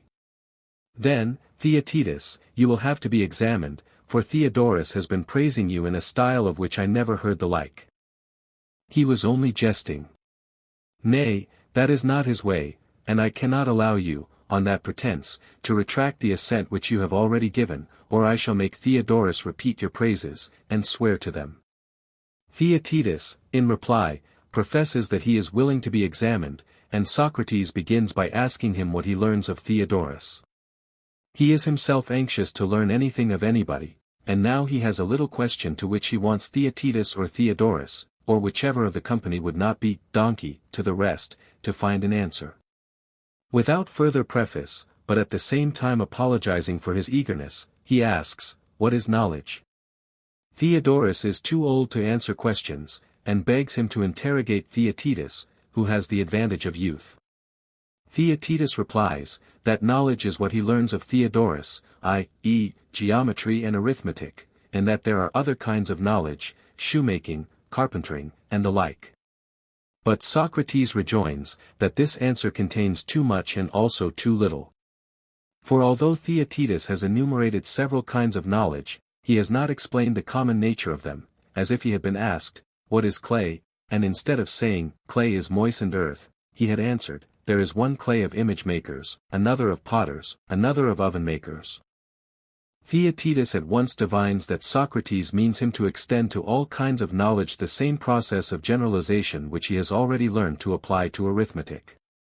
For he has discovered a division of numbers into square numbers, 4, 9, 16, etc., which are composed of equal factors, and represent figures which have equal sides, and oblong numbers, 3, 5, 6, 7, etc., which are composed of unequal factors, and represent figures which have unequal sides. But he has never succeeded in attaining a similar conception of knowledge, though he has often tried, and, when this and similar questions were brought to him from Socrates, has been sorely distressed by them. Socrates explains to him that he is in labor. For men as well as women have pangs of labor, and both at times require the assistance of midwives. And he, Socrates, is a midwife, although this is a secret. He has inherited the art from his mother Bold and Bluff, and he ushers into light, not children, but the thoughts of men. Like the midwives, who are past bearing children, he too can have no offspring, but God will not allow him to bring anything into the world of his own. He also reminds Theaetetus that the midwives are or ought to be the only matchmakers. This is the preparation for a biting jest, 151b, for those who reap the fruit are most likely to know on what soil the plants will grow. For he was really a votary of that famous philosophy in which all things are said to be relative, nothing is great or small, or heavy, or light, or one, but all is in motion and mixture and transition and flux and generation, not being, as we ignorantly affirm, but becoming. This has been the doctrine, not of Protagoras only, but of all philosophers, with the single exception of Parmenides, Empedocles, Heraclitus, and others, and all the poets, with Epicharmus, the king of comedy, and Homer, the king of tragedy, at their head, have said the same. The latter has these words, ocean, whence the gods sprang, and mother Tethys. And many arguments are used to show, that motion is the source of life, and rest of death, fire and warmth are produced by friction, and living creatures owe their origin to a similar cause. The bodily frame is preserved by exercise and destroyed by indolence, and if the sun ceased to move, chaos would come again. Now apply this doctrine of all is motion to the senses, and first of all to the sense of sight. The color of white, or any other color, is neither in the eyes nor out of them, but ever in motion between the object and the eye, and varying in the case of every percipient. All is relative, and, as the followers of Protagoras remark, endless contradictions arise when we deny this, e.g. here are 6 dice, they are more than 4 and less than 12, more and also less, would you not say? Yes. But Protagoras will retort, can anything be more or less without addition or subtraction? I should say, no, if I were not afraid of contradicting my former answer. And if you say, yes, the tongue will escape conviction but not the mind, as Euripides would say. True. The thoroughbred sophists, who know all that can be known, would have a sparring match over this, but you and I, who have no professional pride, want only to discover whether our ideas are clear and consistent. And we cannot be wrong in saying, first, that nothing can be greater or less while remaining equal, secondly, that there can be no becoming greater or less without addition or subtraction, thirdly, that what is and was not, cannot be without having become. But then how is this reconcilable with the case of the dice, and with similar examples? That is the question. I am often perplexed and amazed, Socrates, by these difficulties. That is because you are a philosopher, for philosophy begins in wonder, and Iris is the child of Thaumas. Do you know the original principle on which the doctrine of Protagoras is based? No. Then I will tell you, but we must not let the uninitiated hear, and by the uninitiated I mean the obstinate people who believe in nothing which they cannot hold in their hands. The brethren whose mysteries I am about to unfold to you are far more ingenious. They maintain that all is motion, and that motion has two forms, action and passion, out of which endless phenomena are created, also in two forms, sense and the object of sense, which come to the birth together. There are two kinds of motions, a slow and a fast. The motions of the agent and the patient are slower, because they move and create in and about themselves, but the things which are born of them have a swifter motion, and pass rapidly from place to place. The eye and the appropriate object come together, and give birth to whiteness and the sensation of whiteness. The eye is filled with seeing, and becomes not sight but a seeing eye, and the object is filled with whiteness, and becomes not whiteness but white, and no other compound of either with another would have produced the same effect. All sensation is to be resolved into a similar combination of an agent and patient. Of either, taken separately, no idea can be formed, and the agent may become a patient, and the patient an agent. Hence there arises a general reflection that nothing is, but all things become, no name can detain or fix them. Are not these speculations charming, Theaetetus, and very good for a person in your interesting situation? I am offering you specimens of other men's wisdom, because I have no wisdom of my own, and I want to deliver you of something, and presently we will see whether you have brought forth wind or not. Tell me, then, what do you think of the notion that all things are becoming?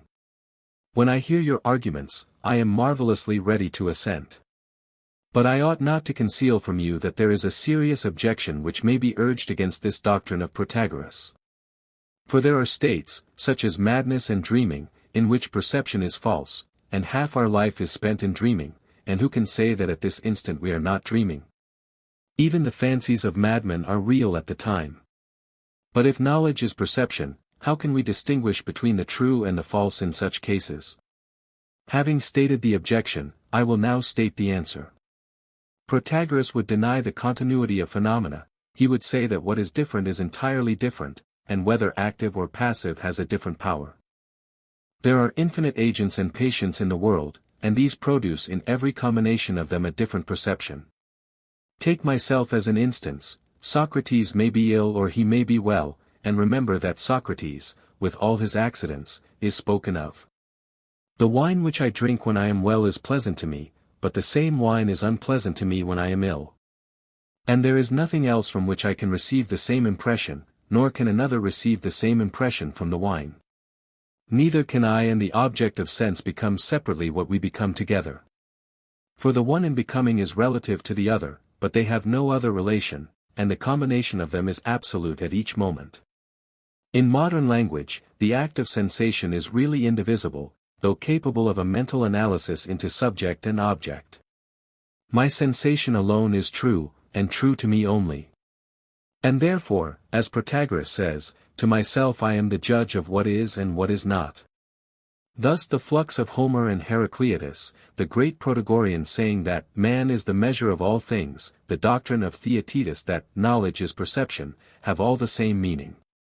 And this is thy newborn child, which by my art I have brought to light, and you must not be angry if instead of rearing your infant we expose him. Theaetetus will not be angry, says Theodorus, he is very good-natured. But I should like to know, Socrates, whether you mean to say that all this is untrue. First reminding you that I am not the bag which contains the arguments, but that I extract them from Theaetetus, shall I tell you what amazes me in your friend Protagoras? What may that be? I like his doctrine that what appears is, but I wonder that he did not begin his great work on truth with a declaration that a pig, or a dog-faced baboon, or any other monster which has sensation, is a measure of all things. Then, while we were reverencing him as a god, he might have produced a magnificent effect by expounding to us that he was no wiser than a tadpole. For if sensations are always true, and one man's discernment is as good as another's, and every man is his own judge, and everything that he judges is right and true, then what need of Protagoras to be our instructor at a high figure, and why should we be less knowing than he is, or have to go to him, if every man is the measure of all things? My own art of midwifery, and all dialectic, is an enormous folly, if Protagoras' truth be indeed truth, and the philosopher is not merely amusing himself by giving oracles out of his book. Theodorus thinks that Socrates is unjust to his master, Protagoras, but he is too old and stiff to try a fall with him, and therefore refers him to Theaetetus, who is already driven out of his former opinion by the arguments of Socrates. Socrates then takes up the defense of Protagoras, who is supposed to reply in his own person, "Good people, you sit and declaim about the gods, of whose existence or non-existence I have nothing to say, or you discourse about man being reduced to the level of the brutes, but what proof have you of your statements? And yet surely you and Theodorus had better reflect whether probability is a safe guide. Theodorus would be a bad geometrician if he had nothing better to offer. Theaetetus is affected by the appeal to geometry, and Socrates is induced by him to put the question in a new form. He proceeds as follows: should we say that we know what we see and hear, e.g. the sound of words or the sight of letters in a foreign tongue? We should say that the figures of the letters, and the pitch of the voice in uttering them, were known to us, but not the meaning of them. Excellent, I want you to grow, and therefore I will leave that answer and ask another question: is not seeing perceiving? Very true. While you are wondering at his incomparable wisdom, he gets you into his power, and you will not escape until you have come to an understanding with him about the money which is to be paid for your release. But Protagoras has not yet made his defense, and already he may be heard contemptuously replying that he is not responsible for the admissions which were made by a boy, who could not foresee the coming move, and therefore had answered in a manner which enabled Socrates to raise a laugh against himself. But I cannot be fairly charged, he will say, with an answer which I should not have given, for I never maintained that the memory of a feeling is the same as a feeling, or denied that a man might know and not know the same thing at the same time. Or, if you will have extreme precision, I say that man in different relations is many or rather infinite in number. And I challenge you, either to show that his perceptions are not individual, or that if they are, what appears to him is not what is. As to your pigs and baboons, you are yourself a pig, and you make my writings a sport of other swine. But I still affirm that man is the measure of all things, although I admit that one man may be 1,000 times better than another, in proportion as he has better impressions. Neither do I deny the existence of wisdom or of the wise man. But I maintain that wisdom is a practical remedial power of turning evil into good, the bitterness of disease into the sweetness of health, and does not consist in any greater truth or superior knowledge. For the impressions of the sick are as true as the impressions of the healthy, and the sick are as wise as the healthy. Nor can any man be cured of a false opinion, for there is no such thing, but he may be cured of the evil habit which generates in him an evil opinion. This is effected in the body by the drugs of the physician, and in the soul by the words of the sophist, and the new state or opinion is not truer, but only better than the old. And philosophers are not tadpoles, but physicians and husbandmen, who till the soil and infuse health into animals and plants, and make the good take the place of the evil, both in individuals and states. Wise and good rhetoricians make the good to appear just in states, for that is just which appears just to a state, and in return, they deserve to be well paid. And you, Socrates, whether you please or not, must continue to be a measure. This is my defense, and I must request you to meet me fairly. The rule of the Spartan Palestra is, strip or depart, but you are like the giant Antaeus, and will not let me depart unless I try a fall with you. Yes, that is the nature of my complaint. And many a Hercules, many a Theseus mighty in deeds and words has broken my head, but I am always at this rough game. Please, then, to favor me. On the condition of not exceeding a single fall, I consent. Socrates now resumes the argument. As he is very desirous of doing justice to Protagoras, he insists on citing his own words: what appears to each man is to him. And how, asks Socrates, are these words reconcilable with the fact that all mankind are agreed in thinking themselves wiser than others in some respects, and inferior to them in others? In the hour of danger they are ready to fall down and worship anyone who is their superior in wisdom as if he were a god. And the world is full of men who are asking to be taught and willing to be ruled, and of other men who are willing to rule and teach them. All which implies that men do judge of one another's impressions, and think some wise and others foolish. How will Protagoras answer this argument? For he cannot say that no one deems another ignorant or mistaken. If you form a judgment, thousands and tens of thousands are ready to maintain the opposite. The multitude may not and do not agree in Protagoras' own thesis that man is the measure of all things, and then who is to decide? Upon his own showing must not his truth depend on the number of suffrages, and be more or less true in proportion as he has more or fewer of them? And he must acknowledge further, that they speak truly who deny him to speak truly, which is a famous jest. And if he admits that they speak truly who deny him to speak truly, he must admit that he himself does not speak truly. But his opponents will refuse to admit this of themselves, and he must allow that they are right in their refusal. The conclusion is, that all mankind, including Protagoras himself, will deny that he speaks truly, and his truth will be true neither to himself nor to anybody else. Theodorus is inclined to think that this is going too far. Socrates ironically replies, that he is not going beyond the truth. But if the old Protagoras could only pop his head out of the world below, he would doubtless give them both a sound castigation and be off to the shades in an instant. Seeing that he is not within call, we must examine the question for ourselves. It is clear that there are great differences in the understandings of men. Admitting, with Protagoras, that immediate sensations of hot, cold, and the like, are to each one such as they appear, yet this hypothesis cannot be extended to judgments or opinions. And even if we were to admit further, and this is the view of some who are not thoroughgoing followers of Protagoras, that right and wrong, holy and unholy, are to each state or individual such as they appear, still Protagoras will not venture to maintain that every man is equally the measure of expediency, or that the thing which seems is expedient to everyone. But this begins a new question. Well, Socrates, we have plenty of leisure.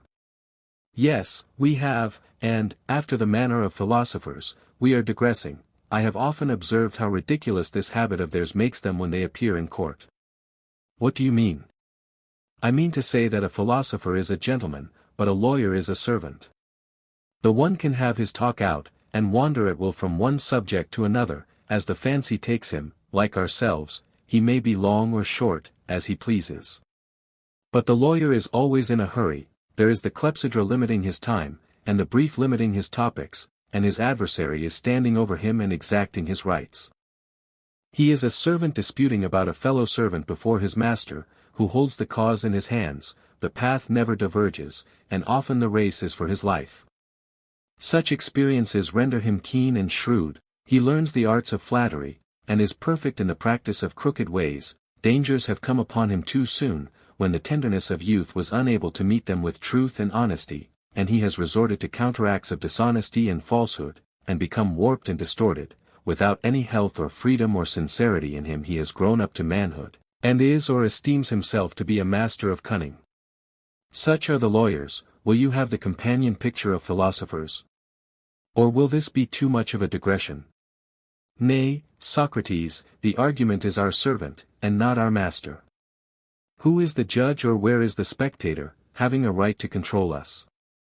I will describe the leaders, then, for the inferior sort are not worth the trouble. The lords of philosophy have not learned the way to the dicastery or ecclesia, they neither see nor hear the laws and votes of the state, written or recited. Societies, whether political or festive, clubs, and singing maidens do not enter even into their dreams.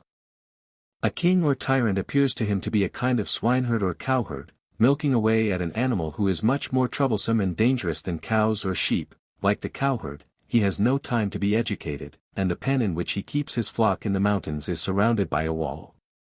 When he hears of large landed properties of 10,000 acres or more, he thinks of the whole earth, or if he is told of the antiquity of a family, he remembers that everyone has had myriads of progenitors, rich and poor, Greeks and barbarians, kings and slaves. And he who boasts of his descent from Amphitryon in the 25th generation, may, if he pleases, add as many more, and double that again, and our philosopher only laughs at his inability to do a larger sum. Such is the man at whom the vulgar scoff, he seems to them as if he could not mind his feet. That is very true, Socrates. But when he tries to draw the quick-witted lawyer out of his pleas and rejoinders to the contemplation of absolute justice or injustice in their own nature, or from the popular praises of wealthy kings to the view of happiness and misery in themselves, or to the reasons why a man should seek after the one and avoid the other, then the situation is reversed. The little wretch turns giddy, and is ready to fall over the precipice. His utterance becomes thick, and he makes himself ridiculous, not to servant maids, but to every man of liberal education. Such are the two pictures, the one of the philosopher and gentleman, who may be excused for not having learned how to make a bed, or cook up flatteries, the other, a serviceable knave, who hardly knows how to wear his cloak, still less can he awaken harmonious thoughts or hymn virtue's praises. If the world, Socrates, were as ready to receive your words as I am, there would be greater peace and less evil among mankind. Evil, Theodorus, must ever remain in this world to be the antagonist of good, out of the way of the gods in heaven. Wherefore also we should fly away from ourselves to them, and to fly to them is to become like them, and to become like them is to become holy, just and true. But many live in the old wives' fable of appearances. They think that you should follow virtue in order that you may seem to be good.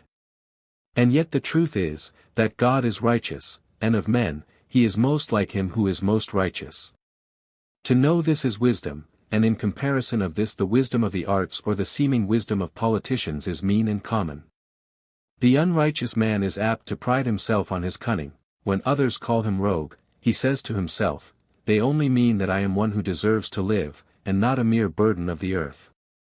But he should reflect that his ignorance makes his condition worse than if he knew.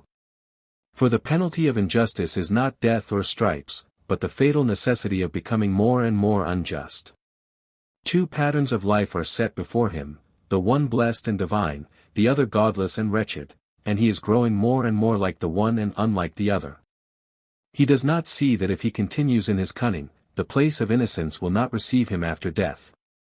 And yet if such a man has the courage to hear the argument out, he often becomes dissatisfied with himself, and has no more strength in him than a child. But we have digressed enough. For my part, Socrates, I like the digressions better than the argument, because I understand them better. To return. When we left off, the Protagoreans and Heracliteans were maintaining that the ordinances of the state were just, while they lasted. But no one would maintain that the laws of the state were always good or expedient, although this may be the intention of them. For the expedient has to do with the future, about which we are liable to mistake. Now, would Protagoras maintain that man is the measure not only of the present and past, but of the future, and that there is no difference in the judgments of men about the future? Would an untrained man, for example, be as likely to know when he is going to have a fever, as the physician who attended him? And if they differ in opinion, which of them is likely to be right, or are they both right? Is not a vine-grower a better judge of a vintage which is not yet gathered, or a cook of a dinner which is in preparation, or Protagoras of the probable effect of a speech than an ordinary person? The last example speaks ad hominem. For Protagoras would never have amassed a fortune if every man could judge of the future for himself. He is, therefore, compelled to admit that he is a measure, but I, who know nothing, am not equally convinced that I am. This is one way of refuting him, and he is refuted also by the authority which he attributes to the opinions of others, who deny his opinions. I am not equally sure that we can disprove the truth of immediate states of feeling. But this leads us to the doctrine of the universal flux, about which a battle royal is always going on in the cities of Ionia. Yes, the Ephesians are downright mad about the flux. They cannot stop to argue with you, but are in perpetual motion, obedient to their textbooks. Their restlessness is beyond expression, and if you ask any of them a question, they will not answer, but dart at you some unintelligible saying, and another, making no way either with themselves or with others, for nothing is fixed in them or their ideas, they are at war with fixed principles. I suppose, Theodorus, that you have never seen them in time of peace, when they discourse at leisure to their disciples. Disciples. They have none, they are a set of uneducated fanatics, and each of them says of the other that they have no knowledge. We must trust to ourselves, and not to them for the solution of the problem. Well, the doctrine is old, being derived from the poets, who speak in a figure of Oceanus and Tethys. The truth was once concealed, but is now revealed by the superior wisdom of a later generation, and made intelligible to the cobbler, who, on hearing that all is in motion, and not some things only, as he ignorantly fancied, may be expected to fall down and worship his teachers. And the opposite doctrine must not be forgotten, alone being remains unmoved, which is the name for all, as Parmenides affirms. Thus we are in the midst of the fray, both parties are dragging us to their side, and we are not certain which of them are in the right, and if neither, then we shall be in a ridiculous position, having to set up our own opinion against ancient and famous men. Let us first approach the river gods, or patrons of the flux. When they speak of motion, must they not include two kinds of motion, change of place and change of nature? And all things must be supposed to have both kinds of motion, for if not, the same things would be at rest and in motion, which is contrary to their theory. And did we not say, that all sensations arise thus, they move about between the agent and patient together with a perception, and the patient ceases to be a perceiving power and becomes a percipient, and the agent a quale instead of a quality, but neither has any absolute existence. But now we make the further discovery, that neither white or whiteness, nor any sense or sensation, can be predicated of anything, for they are in a perpetual flux. And therefore we must modify the doctrine of Theaetetus and Protagoras, by asserting further that knowledge is and is not sensation, and of everything we must say equally, that this is and is not, or becomes not. And still the word this is not quite correct, for language fails in the attempt to express their meaning. At the close of the discussion, Theodorus claims to be released from the argument, according to his agreement. But Theaetetus insists that they shall proceed to consider the doctrine of rest. This is declined by Socrates, who has too much reverence for the great Parmenides lightly to attack him.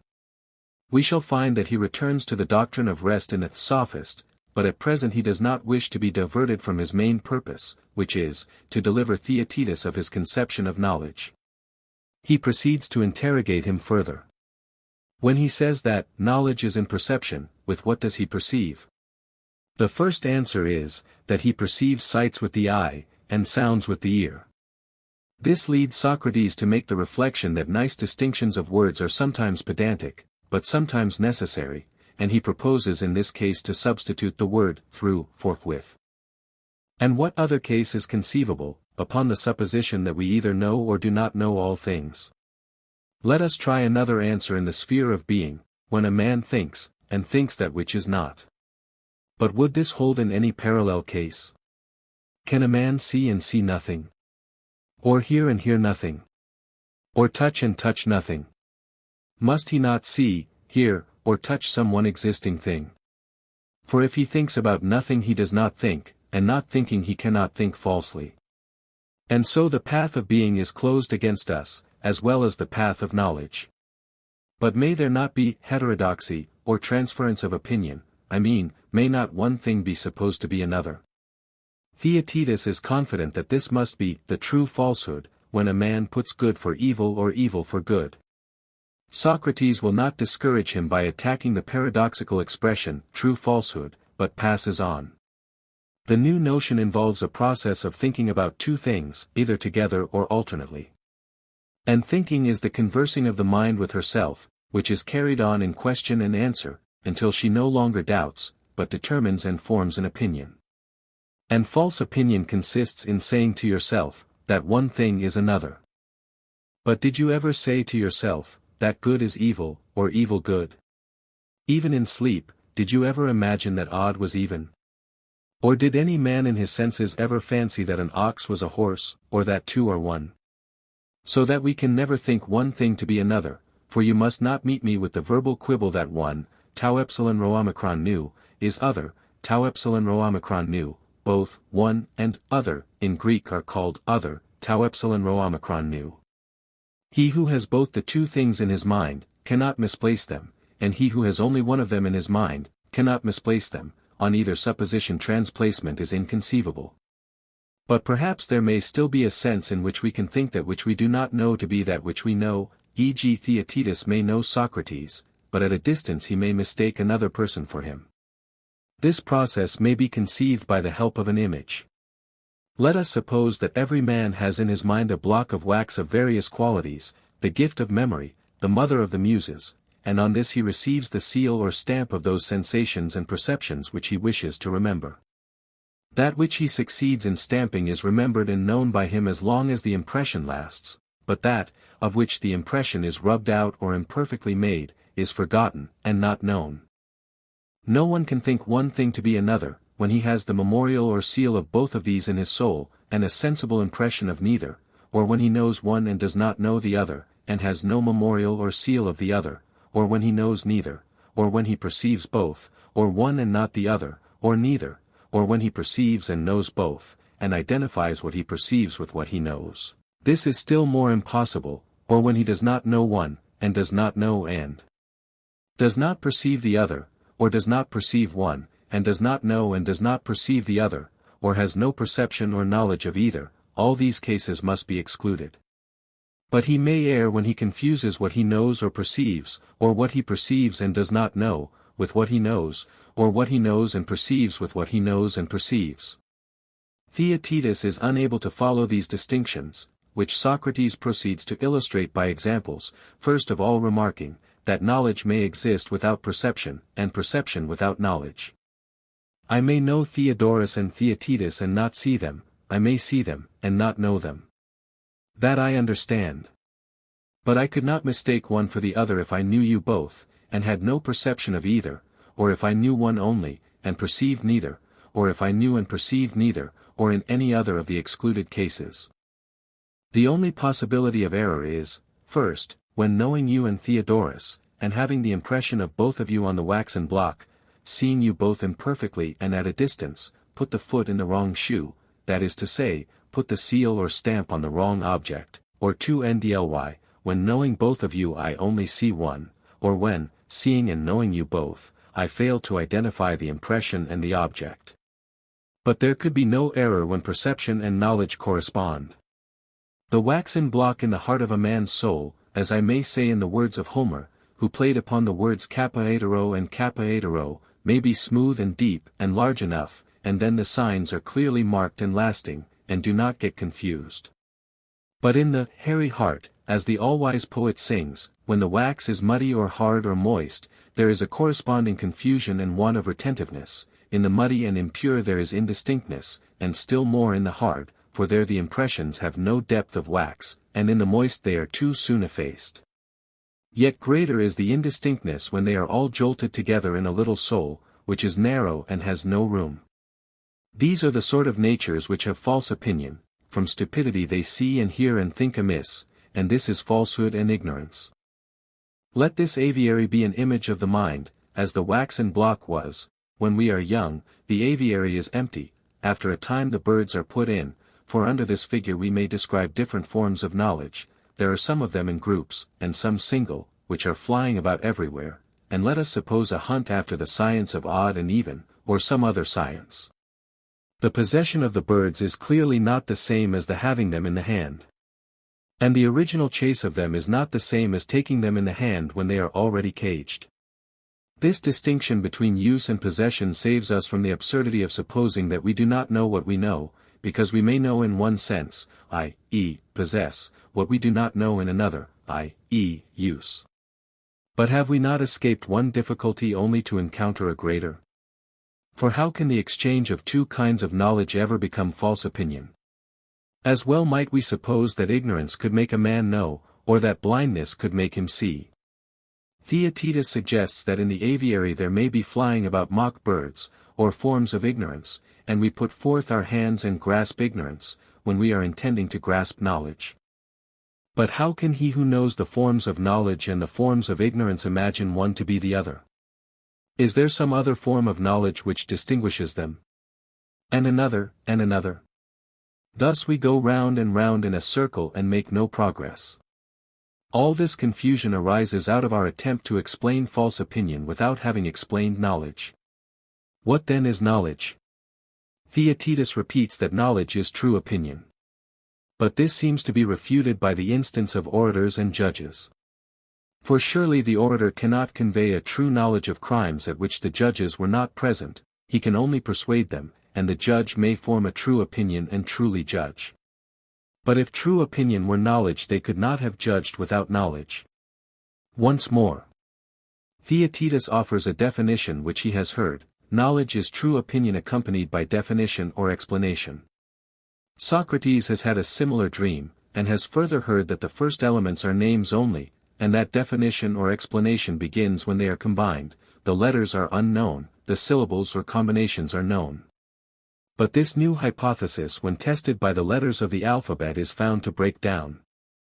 The first syllable of Socrates' name is so. But what is so? Two letters, S and O, a sibilant and a vowel, of which no further explanation can be given.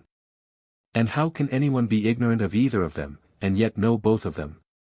There is, however, another alternative. We may suppose that the syllable has a separate form or idea distinct from the letters or parts. The all of the parts may not be the whole.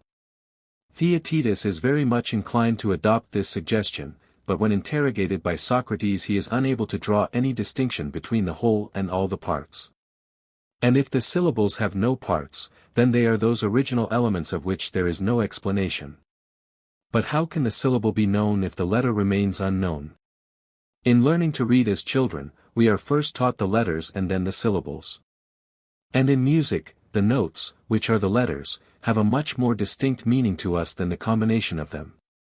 Once more, then, we must ask the meaning of the statement, that knowledge is right opinion, accompanied by explanation or definition. Explanation may mean, 1. The reflection or expression of a man's thoughts, but every man who is not deaf and dumb is able to express his thoughts, or, 2. The enumeration of the elements of which anything is composed. And so, Theaetetus, knowledge is neither perception nor true opinion, nor yet definition accompanying true opinion. And I have shown that the children of your brain are not worth rearing.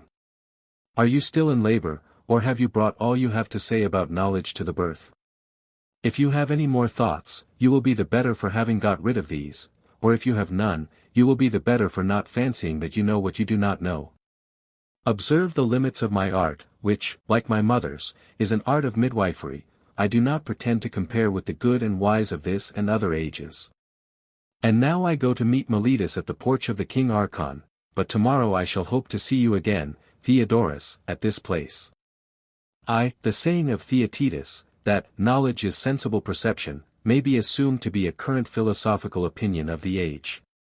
The ancients, as Aristotle, De Anima 3:3, says, citing a verse of Empedocles, affirmed knowledge to be the same as perception.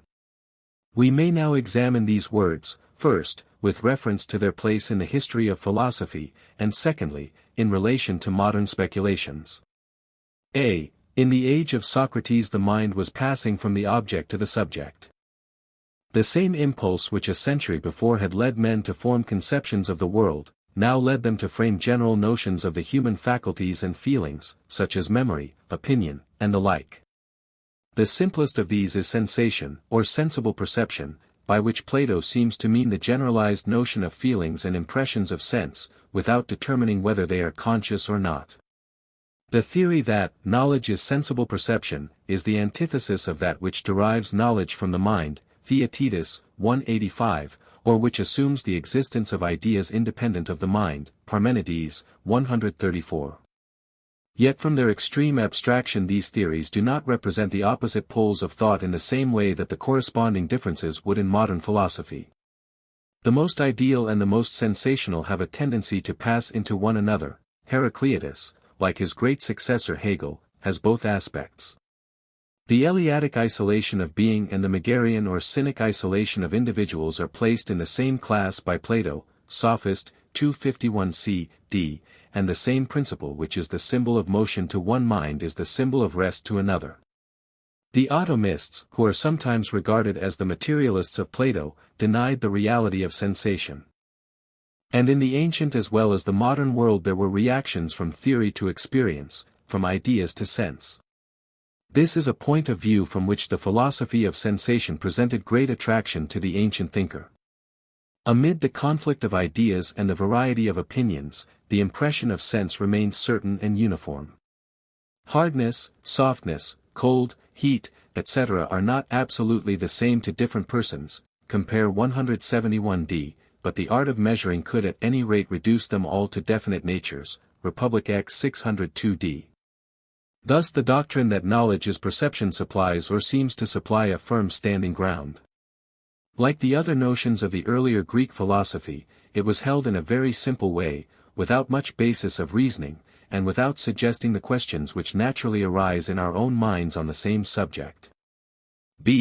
The fixedness of impressions of sense furnishes a link of connection between ancient and modern philosophy. The modern thinker often repeats the parallel axiom, all knowledge is experience. He means to say that the outward and not the inward is both the original source and the final criterion of truth, because the outward can be observed and analyzed, the inward is only known by external results, and is dimly perceived by each man for himself.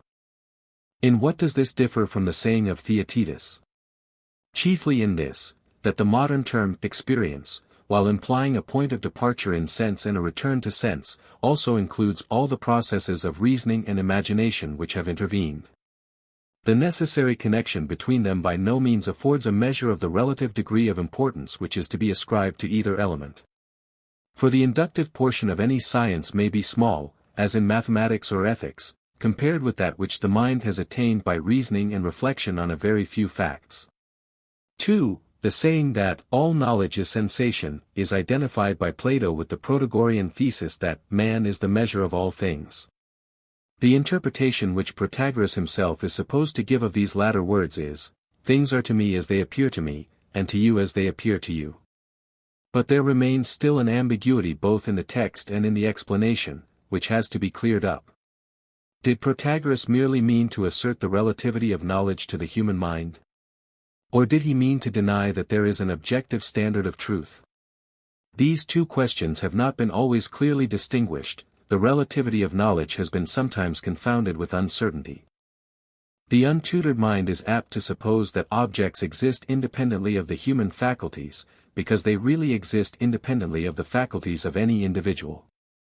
In the same way, knowledge appears to be a body of truths stored up in books, which when once ascertained are independent of the discoverer. Further consideration shows us that these truths are not really independent of the mind. There is an adaptation of one to the other, of the eye to the object of sense, of the mind to the conception. There would be no world, if there neither were nor ever had been anyone to perceive the world. A slight effort of reflection enables us to understand this, but no effort of reflection will enable us to pass beyond the limits of our own faculties, or to imagine the relation or adaptation of objects to the mind to be different from that of which we have experience. There are certain laws of language and logic to which we are compelled to conform, and to which our ideas naturally adapt themselves, and we can no more get rid of them than we can cease to be ourselves. The absolute and infinite, whether explained as self-existence, or as the totality of human thought, or as the divine nature, if known to us at all, cannot escape from the category of relation. But because knowledge is subjective or relative to the mind, we are not to suppose that we are therefore deprived of any of the tests or criteria of truth. One man still remains wiser than another, a more accurate observer and relater of facts, a truer measure of the proportions of knowledge. The nature of testimony is not altered, nor the verification of causes by prescribed methods less certain. Again, the truth must often come to a man through others, according to the measure of his capacity and education. But neither does this affect the testimony, whether written or oral, which he knows by experience to be trustworthy. He cannot escape from the laws of his own mind, and he cannot escape from the further accident of being dependent for his knowledge on others. But still this is no reason why he should always be in doubt. Of many personal, of many historical and scientific facts he may be absolutely assured. And having such a mass of acknowledged truth in the mathematical and physical, not to speak of the moral sciences, the moderns have certainly no reason to acquiesce in the statement that truth is appearance only, or that there is no difference between appearance and truth. The relativity of knowledge is a truism to us, but was a great psychological discovery in the 5th century before Christ. Of this discovery, the first distinct assertion is contained in the thesis of Protagoras. Probably he had no intention either of denying or affirming an objective standard of truth.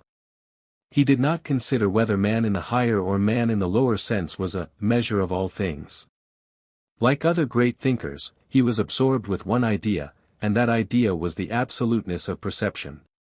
Like Socrates, he seemed to see that philosophy must be brought back from nature to truth, from the world to man.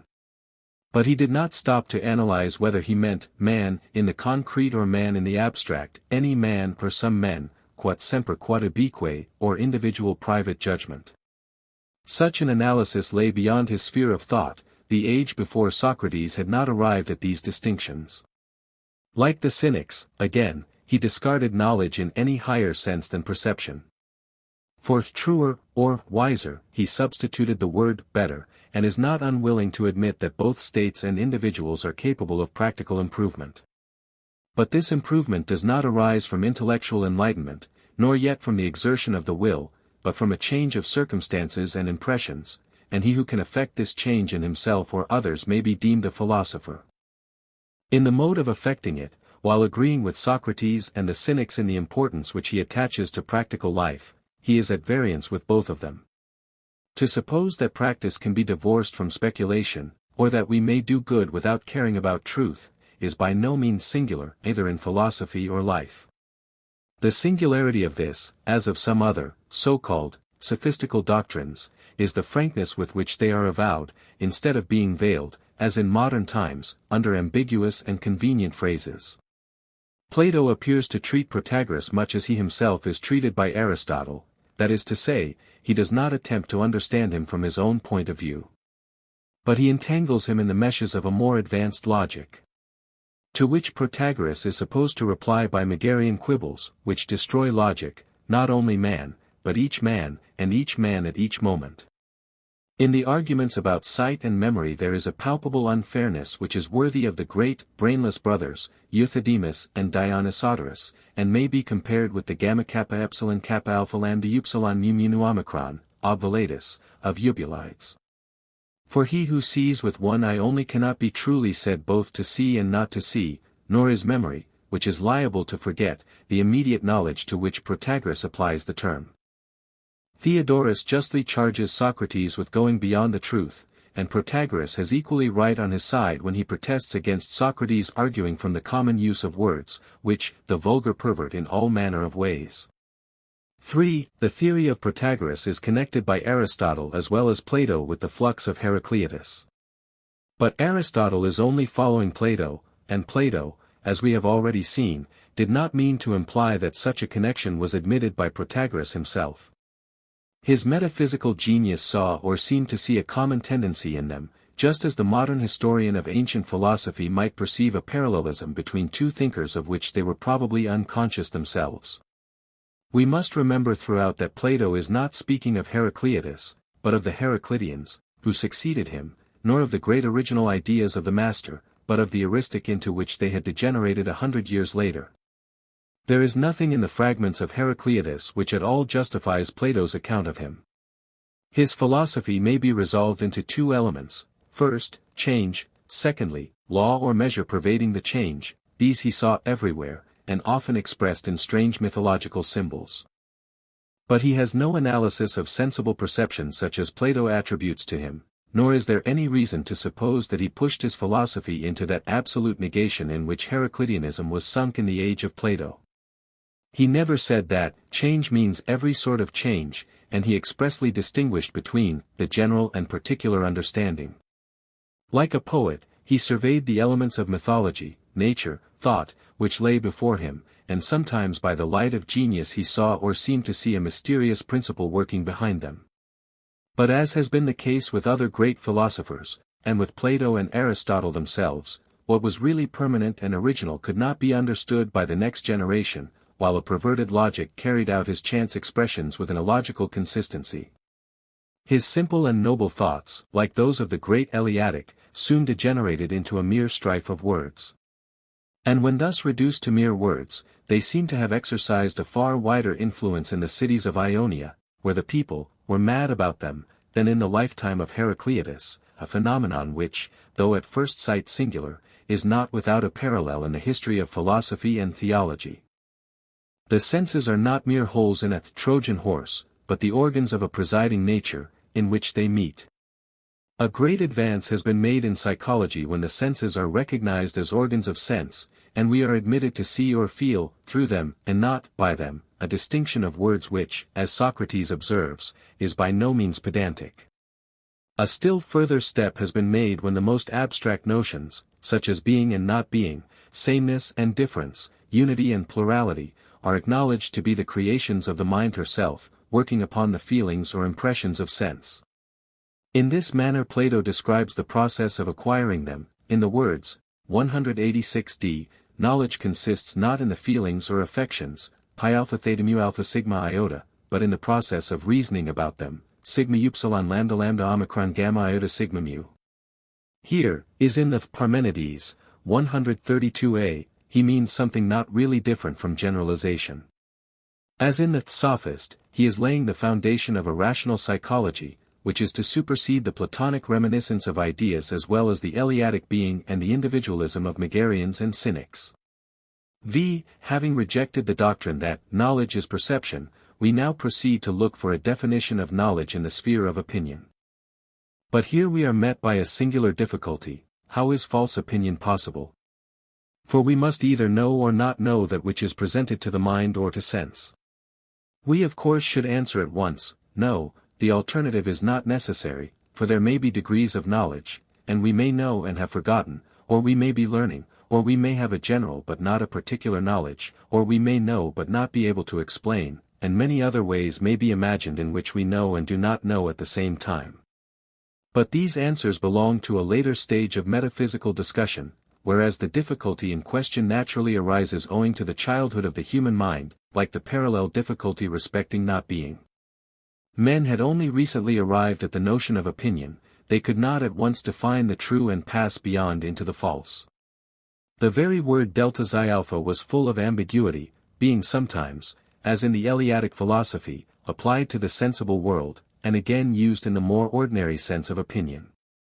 There is no connection between sensible appearance and probability, and yet both of them met in the word doxa, and could hardly be disengaged from one another in the mind of the Greek living in the 5th or 4th century BC.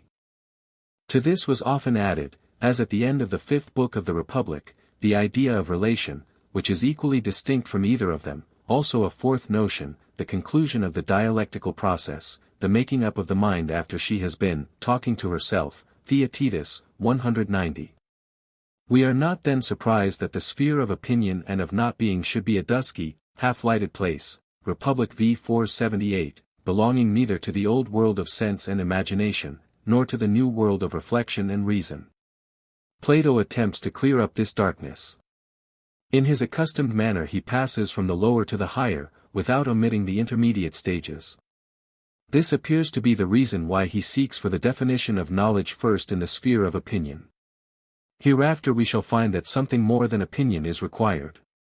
False opinion is explained by Plato at first as a confusion of mind and sense, which arises when the impression on the mind does not correspond to the impression made on the senses.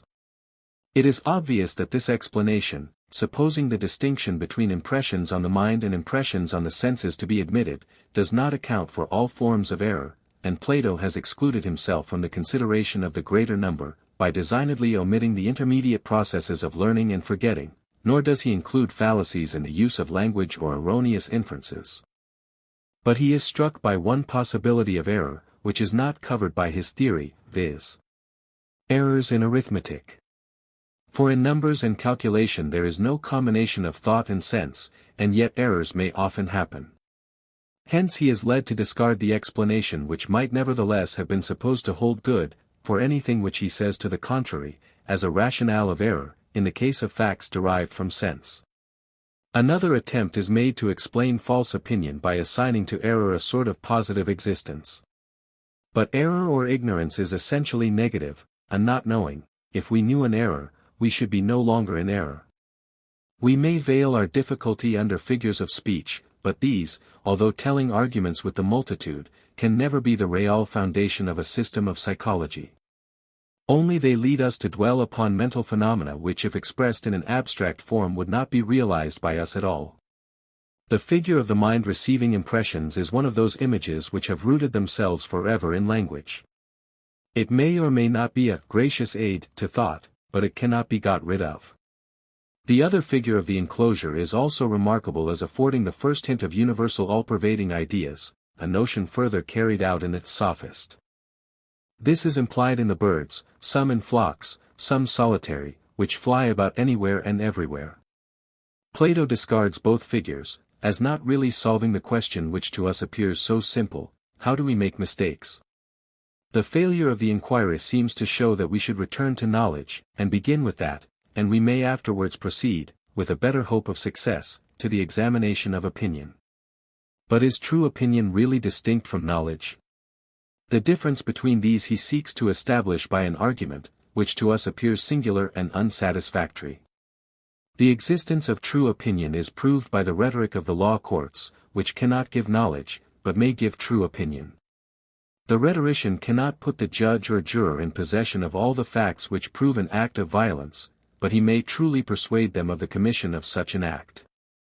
Here the idea of true opinion seems to be a right conclusion from imperfect knowledge. But the correctness of such an opinion will be purely accidental, and is really the effect of one man, who has the means of knowing, persuading another who has not. Plato would have done better if he had said that true opinion was a contradiction in terms. Assuming the distinction between knowledge and opinion, Theaetetus, in answer to Socrates, proceeds to define knowledge as true opinion, with definite or rational explanation. This Socrates identifies with another and different theory, of those who assert that knowledge first begins with a proposition. The elements may be perceived by sense, but they are names, and cannot be defined. When we assign to them some predicate, they first begin to have a meaning, nu omicron mu tau omega nu sigma upsilon mu pi lambda omicron kappa lambda gamma omicron upsilon omicron sigma alpha. This seems equivalent to saying, that the individuals of sense become the subject of knowledge when they are regarded as they are in nature in relation to other individuals. Yet we feel a difficulty in following this new hypothesis. For must not opinion be equally expressed in a proposition? The difference between true and false opinion is not the difference between the particular and the universal, but between the true universal and the false. Thought may be as much at fault as sight. When we place individuals under a class or assign to them attributes, this is not knowledge, but a very rudimentary process of thought, the first generalization of all, without which language would be impossible. And has Plato kept altogether clear of a confusion, which the analogous word lambda gamma omicron tends to create, of a proposition and a definition? And is not the confusion increased by the use of the analogous term elements or letters? For there is no real resemblance between the relation of letters to a syllable, and of the terms to a proposition. Plato, in the spirit of the Megarian philosophy, soon discovers a flaw in the explanation. For how can we know a compound of which the simple elements are unknown to us? Can two unknowns make a known? Can a whole be something different from the parts? The answer of experience is that they can, for we may know a compound, which we are unable to analyze into its elements, and all the parts, when united, may be more than all the parts separated, e.g. the number 4, or any other number, is more than the units which are contained in it. Any chemical compound is more than and different from the simple elements. But ancient philosophy in this, as in many other instances, proceeding by the path of mental analysis, was perplexed by doubts which warred against the plainest facts. 3 attempts to explain the new definition of knowledge still remain to be considered. They all of them turn on the explanation of lambda gamma omicron. The first account of the meaning of the word is the reflection of thought in speech, a sort of nominalism, la science est un long bien fait. But anybody who is not dumb can say what he thinks, therefore mere speech cannot be knowledge. And yet we may observe, that there is in this explanation an element of truth which is not recognized by Plato, viz. that truth and thought are inseparable from language, although mere expression in words is not truth. The second explanation of lambda gamma omicron is the enumeration of the elementary parts of the complex whole. But this is only definition accompanied with right opinion, and does not yet attain to the certainty of knowledge. Plato does not mention the greater objection, which is, that the enumeration of particulars is endless. Such a definition would be based on no principle, and would not help us at all in gaining a common idea. The third is the best explanation, the possession of a characteristic mark, which seems to answer to the logical definition by genus and difference. But this, again, is equally necessary for right opinion, and we have already determined, although not on very satisfactory grounds, that knowledge must be distinguished from opinion. A better distinction is drawn between them in the Timaeus, 51e. They might be opposed as philosophy and rhetoric, and as conversant respectively with necessary and contingent matter. But no true idea of the nature of either of them, or of their relation to one another, could be framed until science obtained a content. The ancient philosophers in the age of Plato thought of science only as pure abstraction, and to this opinion stood in no relation. Like Theaetetus, we have attained to no definite result. But an interesting phase of ancient philosophy has passed before us. And the negative result is not to be despised. For on certain subjects, and in certain states of knowledge, the work of negation or clearing the ground must go on, perhaps for a generation, before the new structure can begin to rise. Plato saw the necessity of combating the illogical logic of the Megarians and Euristics. For the completion of the edifice, he makes preparation in the Theaetetus, and crowns the work in the Sophist. Many, 1, fine expressions, and 2, remarks full of wisdom, 3, also germs of a metaphysic of the future, are scattered up and down in the dialogue.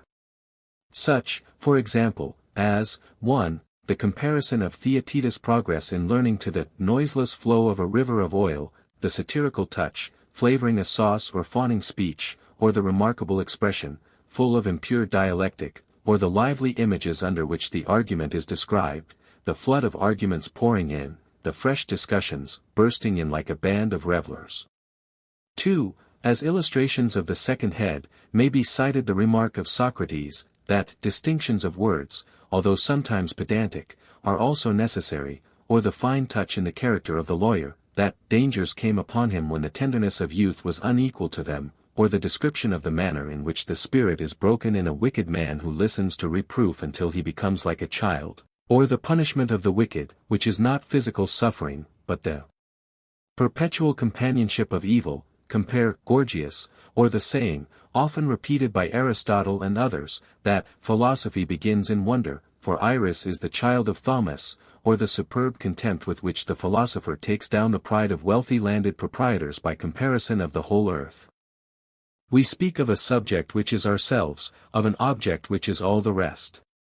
These are separable in thought, but united in any act of sensation, reflection, or volition.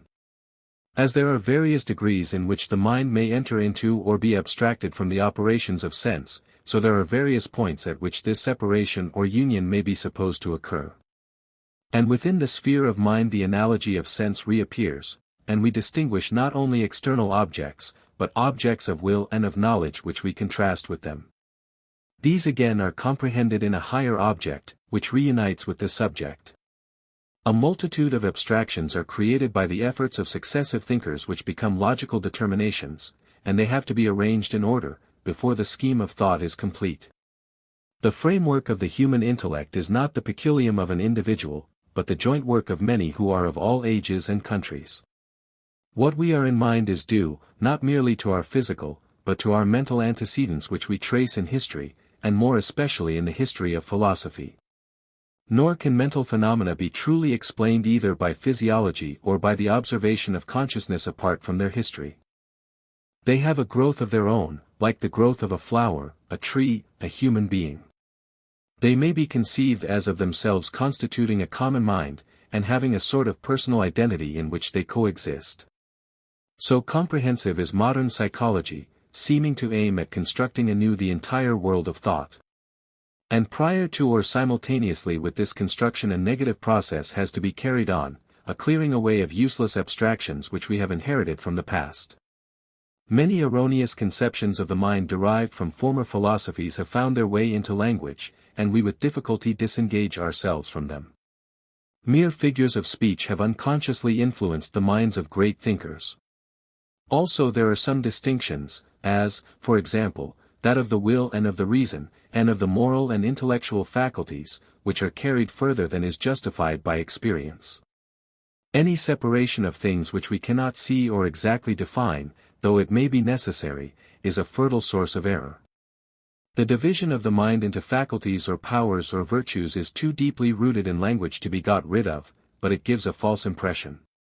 For if we reflect on ourselves we see that all our faculties easily pass into one another, and are bound together in a single mind or consciousness, but this mental unity is apt to be concealed from us by the distinctions of language. A profusion of words and ideas has obscured rather than enlightened mental science. It is hard to say how many fallacies have arisen from the representation of the mind as a box, as a tabula rasa, a book, a mirror, and the like. It is remarkable how Plato in the Theaetetus, after having indulged in the figure of the waxen tablet and the decoy, afterwards discards them. The mind is also represented by another class of images, as the spring of a watch, a motive power, a breath, a stream, a succession of points or moments. As Plato remarks in the Cratylus, words expressive of motion as well as of rest are employed to describe the faculties and operations of the mind, and in these there is contained another store of fallacies. Some shadow or reflection of the body seems always to adhere to our thoughts about ourselves, and mental processes are hardly distinguished in language from bodily ones. To see or perceive are used indifferently of both. The words intuition, moral sense, common sense, the mind's eye, are figures of speech transferred from one to the other. And many other words used in early poetry or in sacred writings to express the works of mind have a materialistic sound, for old mythology was allied to sense, and the distinction of matter and mind had not as yet arisen. Thus materialism receives an elusive aid from language, and both in philosophy and religion the imaginary figure or association easily takes the place of real knowledge. Again, there is the illusion of looking into our own minds as if our thoughts or feelings were written down in a book. This is another figure of speech, which might be appropriately termed the fallacy of the looking-glass. We cannot look at the mind unless we have the eye which sees, and we can only look, not into, but out of the mind at the thoughts, words, actions of ourselves and others. What we dimly recognize within us is not experience, but rather the suggestion of an experience, which we may gather, if we will, from the observation of the world. The memory has but a feeble recollection of what we were saying or doing a few weeks or a few months ago, and still less of what we were thinking or feeling. This is one among many reasons why there is so little self-knowledge among mankind. They do not carry with them the thought of what they are or have been. The so-called facts of consciousness are equally evanescent. They are facts which nobody ever saw, and which can neither be defined nor described.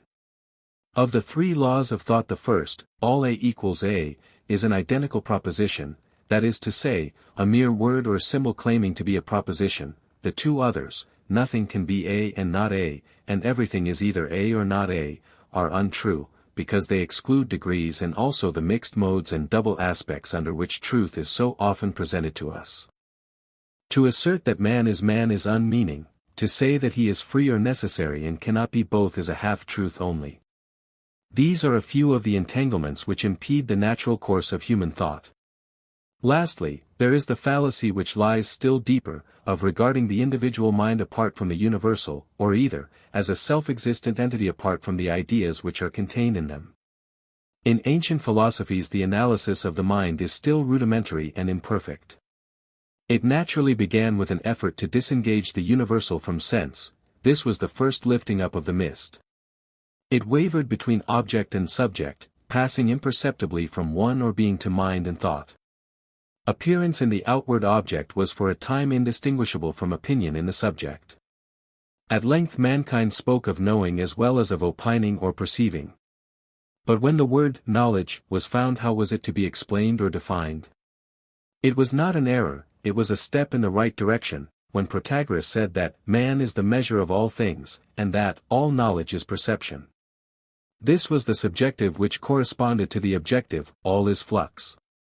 But the thoughts of men deepened, and soon they began to be aware that knowledge was neither sense, nor yet opinion, with or without explanation, nor the expression of thought, nor the enumeration of parts, nor the addition of characteristic marks. Motion and rest were equally ill adapted to express its nature, although both must in some sense be attributed to it. It might be described more truly as the mind conversing with herself, the discourse of reason, the hymn of dialectic, the science of relations, of ideas, of the so-called arts and sciences, of the one, of the good, of the all. This is the way along which Plato is leading us in his later dialogues. In its higher signification it was the knowledge, not of men, but of gods, perfect and all-sufficing, like other ideals always passing out of sight, and nevertheless present to the mind of Aristotle as well as Plato, and the reality to which they were both tending. For Aristotle as well as Plato would in modern phraseology have been termed a mystic, and like him would have defined the higher philosophy to be knowledge of being or essence, words to which in our own day we have a difficulty in attaching a meaning. Yet, in spite of Plato and his followers, mankind have again and again returned to a sensational philosophy. As to some of the early thinkers, amid the fleetings of sensible objects, ideas alone seem to be fixed, so to a later generation amid the fluctuation of philosophical opinions the only fixed points appeared to be outward objects. Any pretense of knowledge which went beyond them implied logical processes, of the correctness of which they had no assurance and which at best were only probable. The mind, tired of wandering, sought to rest on firm ground. When the idols of philosophy and language were stripped off, the perception of outward objects alone remained. The ancient Epicureans never asked whether the comparison of these with one another did not involve principles of another kind which were above and beyond them. In like manner the modern inductive philosophy forgot to inquire into the meaning of experience, and did not attempt to form a conception of outward objects apart from the mind, or of the mind apart from them. Soon objects of sense were merged in sensations and feelings, but feelings and sensations were still unanalyzed. At last we return to the doctrine attributed by Plato to Protagoras, that the mind is only a succession of momentary perceptions. At this point the modern philosophy of experience forms an alliance with ancient skepticism. The higher truths of philosophy and religion are very far removed from sense. Admitting that, like all other knowledge, they are derived from experience, and that experience is ultimately resolvable into facts which come to us through the eye and ear, still their origin is a mere accident which has nothing to do with their true nature. They are universal and unseen, they belong to all times, past, present, and future. Any worthy notion of mind or reason includes them. The proof of them is, first, their comprehensiveness and consistency with one another, 2 their agreement with history and experience. But sensation is of the present only, is isolated, is and is not in successive moments. It takes the passing hour as it comes, following the lead of the eye or ear instead of the command of reason. It is a faculty which man has in common with the animals, and in which he is inferior to many of them. The importance of the senses in us is that they are the apertures of the mind, doors and windows through which we take in and make our own the materials of knowledge. Regarded in any other point of view, sensation is of all mental acts the most trivial and superficial. Hence the term sensational is rightly used to express what is shallow in thought and feeling. We propose in what follows, first of all, like Plato in the Theaetetus, to analyze sensation, and secondly to trace the connection between theories of sensation and a sensational or Epicurean philosophy. Section I. We, as well as the ancients, speak of the five senses, and of a sense, or common sense, which is the abstraction of them. The term sense is also used metaphorically, both in ancient and modern philosophy, to express the operations of the mind which are immediate or intuitive. Of the five senses, two, the sight and the hearing, are of a more subtle and complex nature, while two others, the smell and the taste, seem to be only more refined varieties of touch. All of them are passive, and by this are distinguished from the active faculty of speech. They receive impressions, but do not produce them, except in so far as they are objects of sense themselves. Physiology speaks to us of the wonderful apparatus of nerves, muscles, tissues, by which the senses are enabled to fulfill their functions. It traces the connection, though imperfectly, of the bodily organs with the operations of the mind. Of these latter, it seems rather to know the conditions than the causes. It can prove to us that without the brain we cannot think, and that without the eye we cannot see, and yet there is far more in thinking and seeing than is given by the brain and the eye. It observes the concomitant variations of body and mind. Psychology, on the other hand, treats of the same subject regarded from another point of view. It speaks of the relation of the senses to one another, it shows how they meet the mind, it analyzes the transition from sense to thought. The one describes their nature as apparent to the outward eye, by the other they are regarded only as the instruments of the mind. It is in this latter point of view that we propose to consider them. The simplest sensation involves an unconscious or nascent operation of the mind, it implies objects of sense, and objects of sense have differences of form, number, color. But the conception of an object without us, or the power of discriminating numbers, forms, colors, is not given by the sense, but by the mind. A mere sensation does not attain to distinctness, it is a confused impression, sigma upsilon gamma kappa epsilon chi upsilon mu nu omicron nu tau iota, as Plato says, Republic 7 524b, until number introduces light and order into the confusion. At what point confusion becomes distinctness is a question of degree which cannot be precisely determined. The distant object, the undefined notion, come out into relief as we approach them or attend to them. Or we may assist the analysis by attempting to imagine the world first dawning upon the eye of the infant or of a person newly restored to sight. Yet even with them the mind as well as the eye opens or enlarges. For all three are inseparably bound together. The object would be nowhere and nothing, if not perceived by the sense, and the sense would have no power of distinguishing without the mind. But prior to objects of sense there is a third nature in which they are contained, that is to say, space, which may be explained in various ways. It is the element which surrounds them, it is the vacuum or void which they leave or occupy when passing from one portion of space to another. It might be described in the language of ancient philosophy, as the not being of objects. It is a negative idea which in the course of ages has become positive. It is originally derived from the contemplation of the world without us, the boundless earth or sea, the vacant heaven, and is therefore acquired chiefly through the sense of sight. To the blind the conception of space is feeble and inadequate, derived for the most part from touch or from the descriptions of others. At first it appears to be continuous, afterwards we perceive it to be capable of division by lines or points, real or imaginary. By the help of mathematics we form another idea of space, which is altogether independent of experience. Geometry teaches us that the innumerable lines and figures by which space is or may be intersected are absolutely true in all their combinations and consequences. New and unchangeable properties of space are thus developed, which are proved to us in 1,000 ways by mathematical reasoning as well as by common experience. Through quantity and measure we are conducted to our simplest and purest notion of matter, which is to the cube or solid what space is to the square or surface. And all our applications of mathematics are applications of our ideas of space to matter. No wonder then that they seem to have a necessary existence to us. Being the simplest of our ideas, space is also the one of which we have the most difficulty in ridding ourselves. Neither can we set a limit to it, for wherever we fix a limit, space is springing up beyond.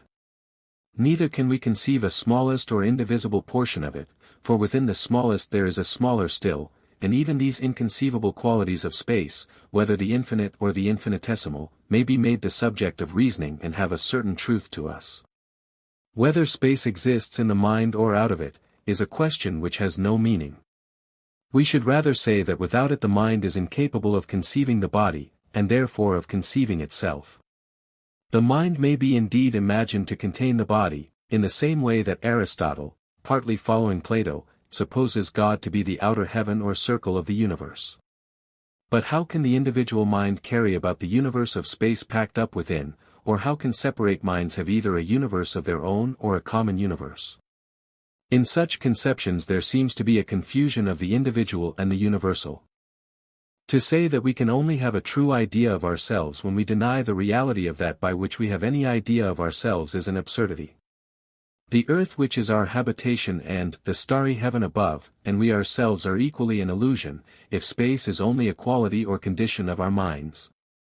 Again, we may compare the truths of space with other truths derived from experience, which seem to have a necessity to us in proportion to the frequency of their recurrence or the truth of the consequences which may be inferred from them. We are thus led to remark that the necessity in our ideas of space on which much stress has been laid, differs in a slight degree only from the necessity which appears to belong to other of our ideas, e.g. weight, motion, and the like. And there is another way in which this necessity may be explained. We have been taught it, and the truth which we were taught or which we inherited has never been contradicted in all our experience and is therefore confirmed by it. Who can resist an idea which is presented to him in a general form in every moment of his life and of which he finds no instance to the contrary? The greater part of what is sometimes regarded as the a priori intuition of space is really the conception of the various geometrical figures of which the properties have been revealed by mathematical analysis. And the certainty of these properties is immeasurably increased to us by our finding that they hold good not only in every instance, but in all the consequences which are supposed to flow from them. Neither must we forget that our idea of space, like our other ideas, has a history. The Homeric poems contain no word for it. Even the later Greek philosophy has not the Kantian notion of space, but only the definite place or the infinite. To Plato, in the Timaeus, it is known only as the nurse of generation. When therefore we speak of the necessity of our ideas of space, we must remember that this is a necessity which has grown up with the growth of the human mind, and has been made by ourselves. We can free ourselves from the perplexities which are involved in it by ascending to a time in which they did not as yet exist. And when space or time are described as a priori forms or intuitions added to the matter given in sensation, we should consider that such expressions belong really to the prehistoric study of philosophy, i.e., to the 18th century, when men sought to explain the human mind without regard to history or language or the social nature of man. In every act of sense there is a latent perception of space, of which we only become conscious when objects are withdrawn from it. There are various ways in which we may trace the connection between them. We may think of space as unresisting matter, and of matter as divided into objects, or of objects again as formed by abstraction into a collective notion of matter, and of matter as rarefied into space. And motion may be conceived as the union of there and not there in space, and force as the materializing or solidification of motion. Space again is the individual and universal in one, or, in other words, a perception and also a conception. So easily do what are sometimes called our simple ideas pass into one another, and differences of kind resolve themselves into differences of degree. Within or behind space there is another abstraction in many respects similar to it, time, the form of the inward, as space is the form of the outward.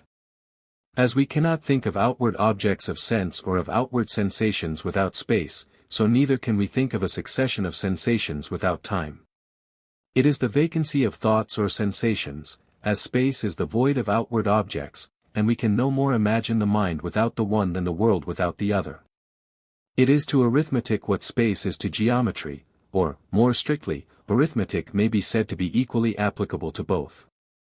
The philosopher of Königsberg supposed himself to be analyzing a necessary mode of thought. He was not aware that he was dealing with a mere abstraction.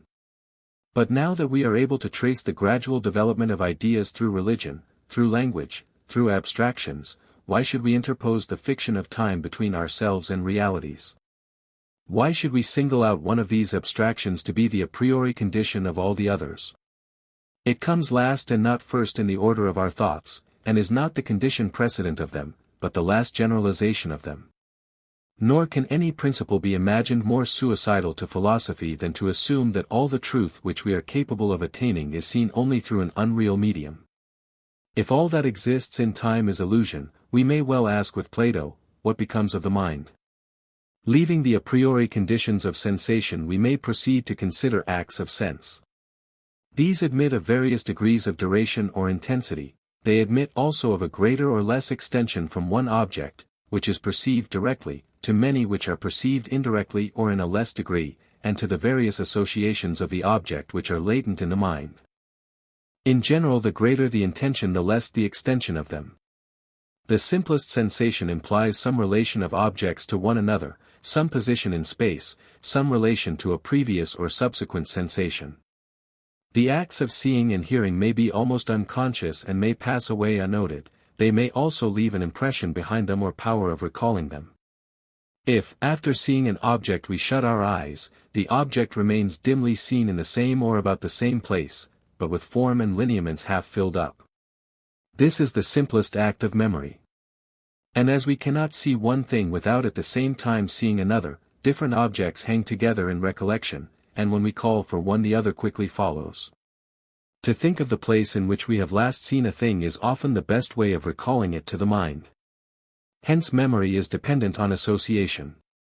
The act of recollection may be compared to the sight of an object at a great distance which we have previously seen near and seek to bring near to us in thought. Memory is to sense as dreaming is to waking, and like dreaming has a wayward and uncertain power of recalling impressions from the past. Thus begins the passage from the outward to the inward sense. But as yet there is no conception of a universal, the mind only remembers the individual object or objects, and is always attaching to them some color or association of sense. The power of recollection seems to depend on the intensity or largeness of the perception, or on the strength of some emotion with which it is inseparably connected. This is the natural memory which is allied to sense, such as children appear to have in barbarians and animals. It is necessarily limited in range, and its limitation is its strength. In later life, when the mind has become crowded with names, acts, feelings, images innumerable, we acquire by education another memory of system and arrangement which is both stronger and weaker than the first, weaker in the recollection of sensible impressions as they are represented to us by eye or ear, stronger by the natural connection of ideas with objects or with one another. And many of the notions which form a part of the train of our thoughts are hardly realized by us at the time, but, like numbers or algebraical symbols, are used as signs only, thus lightening the labor of recollection. And now we may suppose that numerous images present themselves to the mind, which begins to act upon them and to arrange them in various ways.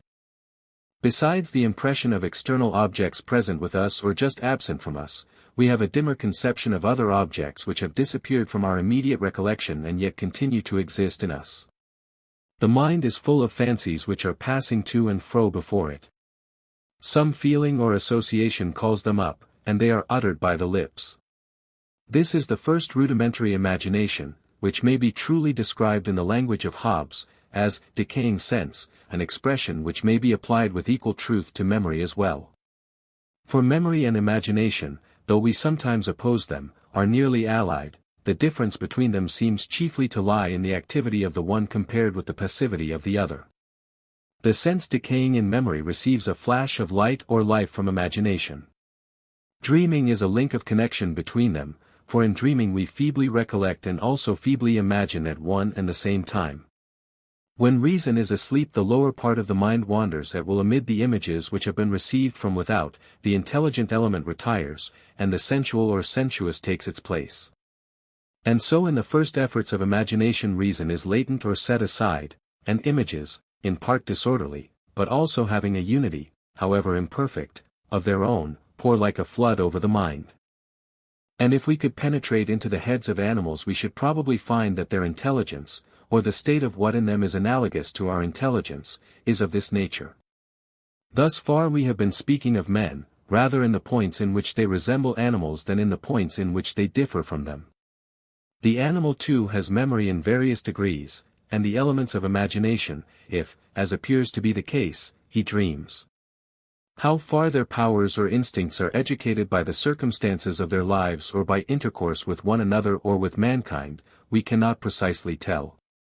They, like ourselves, have the physical inheritance of form, scent, hearing, sight, and other qualities or instincts.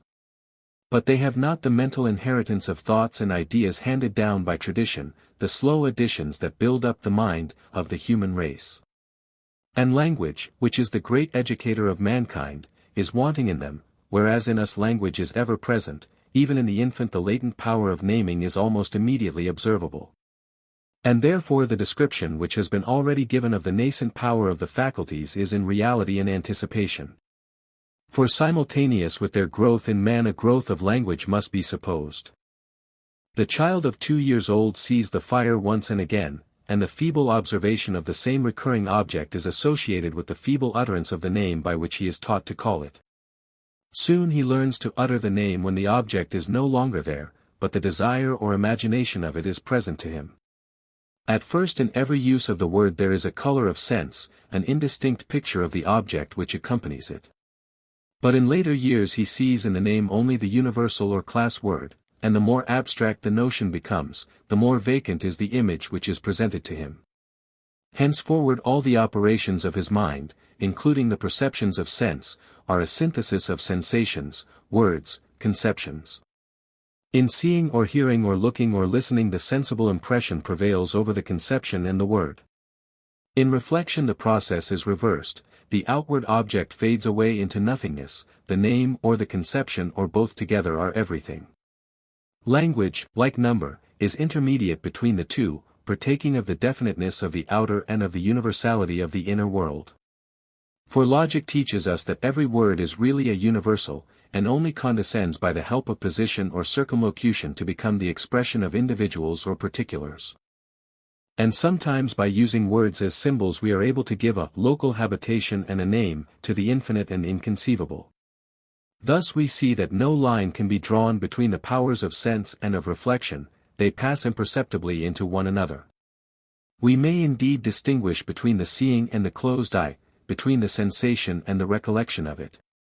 But this distinction carries us a very little way, for recollection is present in sight as well as sight in recollection. There is no impression of sense which does not simultaneously recall differences of form, number, color, and the like. Neither is such a distinction applicable at all to our internal bodily sensations, which give no sign of themselves when unaccompanied with pain, and even when we are most conscious of them, have often no assignable place in the human frame. Who can divide the nerves or great nervous centers from the mind which uses them? Who can separate the pains and pleasures of the mind from the pains and pleasures of the body? The words, inward and outward, active and passive, mind and body, are best conceived by us as differences of degree passing into differences of kind, and at one time and under one aspect acting in harmony and then again opposed. They introduce a system and order into the knowledge of our being, and yet, like many other general terms, are often in advance of our actual analysis or observation. According to some writers the inward sense is only the fading away or imperfect realization of the outward. But this leaves out of sight one half of the phenomenon. For the mind is not only withdrawn from the world of sense but introduced to a higher world of thought and reflection, in which, like the outward sense, she is trained and educated. By use the outward sense becomes keener and more intense, especially when confined within narrow limits. The savage with little or no thought has a quicker discernment of the track than the civilized man, in like manner the dog, having the help of scent as well as of sight, is superior to the savage. By use again the inward thought becomes more defined and distinct, what was at first an effort is made easy by the natural instrumentality of language, and the mind learns to grasp universals with no more exertion than is required for the sight of an outward object. There is a natural connection and arrangement of them, like the association of objects in a landscape. Just as a note or two of music suffices to recall a whole piece to the musician's or composer's mind, so a great principle or leading thought suggests and arranges a world of particulars. The power of reflection is not feebler than the faculty of sense, but of a higher and more comprehensive nature. It not only receives the universals of sense, but gives them a new content by comparing and combining them with one another. It withdraws from the seen that it may dwell in the unseen. The sense only presents us with a flat and impenetrable surface, the mind takes the world to pieces and puts it together on a new pattern. The universals which are detached from sense are reconstructed in science. They and not the mere impressions of sense are the truth of the world in which we live, and, as an argument to those who will only believe what they can hold in their hands, we may further observe that they are the source of our power over it. To say that the outward sense is stronger than the inward is like saying that the arm of the workman is stronger than the constructing or directing mind. Returning to the senses we may briefly consider two questions, first their relation to the mind, secondly, their relation to outward objects. 1. The senses are not merely holes set in a wooden horse, Theaetetus, 184d, but instruments of the mind with which they are organically connected. There is no use of them without some use of words, some natural or latent logic, some previous experience or observation. Sensation, like all other mental processes, is complex and relative, though apparently simple. The senses mutually confirm and support one another. It is hard to say how much our impressions of hearing may be affected by those of sight, or how far our impressions of sight may be corrected by the touch, especially in infancy. The confirmation of them by one another cannot of course be given by any one of them. Many intuitions which are inseparable from the act of sense are really the result of complicated reasonings. The most cursory glance at objects enables the experienced eye to judge approximately of their relations and distance, although nothing is impressed upon the retina except color, including gradations of light and shade. From these delicate and almost imperceptible differences we seem chiefly to derive our ideas of distance and position. By comparison of what is near with what is distant we learn that the tree, house, river, etc. which are a long way off are objects of a like nature with those which are seen by us in our immediate neighborhood, although the actual impression made on the eye is very different in one case and in the other. Neither must we forget that in the use of the senses, as in his whole nature, man is a social being, who is always being educated by language, habit, and the teaching of other men as well as by his own observation. He knows distance because he is taught it by a more experienced judgment than his own. He distinguishes sounds because he is told to remark them by a person of a more discerning ear. And as we inherit from our parents or other ancestors peculiar powers of sense or feeling, so we improve and strengthen them, not only by regular teaching, but also by sympathy and communion with other persons. 2. The second question, namely, that concerning the relation of the mind to external objects, is really a trifling one, though it has been made the subject of a famous philosophy. We may if we like, with Berkeley, resolve objects of sense into sensations, but the change is one of name only, and nothing is gained and something is lost by such a resolution or confusion of them. For we have not really made a single step towards idealism, and any arbitrary inversion of our ordinary modes of speech is disturbing to the mind. The youthful metaphysician is delighted at his marvelous discovery that nothing is, and that what we see or feel is our sensation only. For a day or two the world has a new interest to him, he alone knows the secret which has been communicated to him by the philosopher, that mind is all, when in fact he is going out of his mind in the first intoxication of a great thought.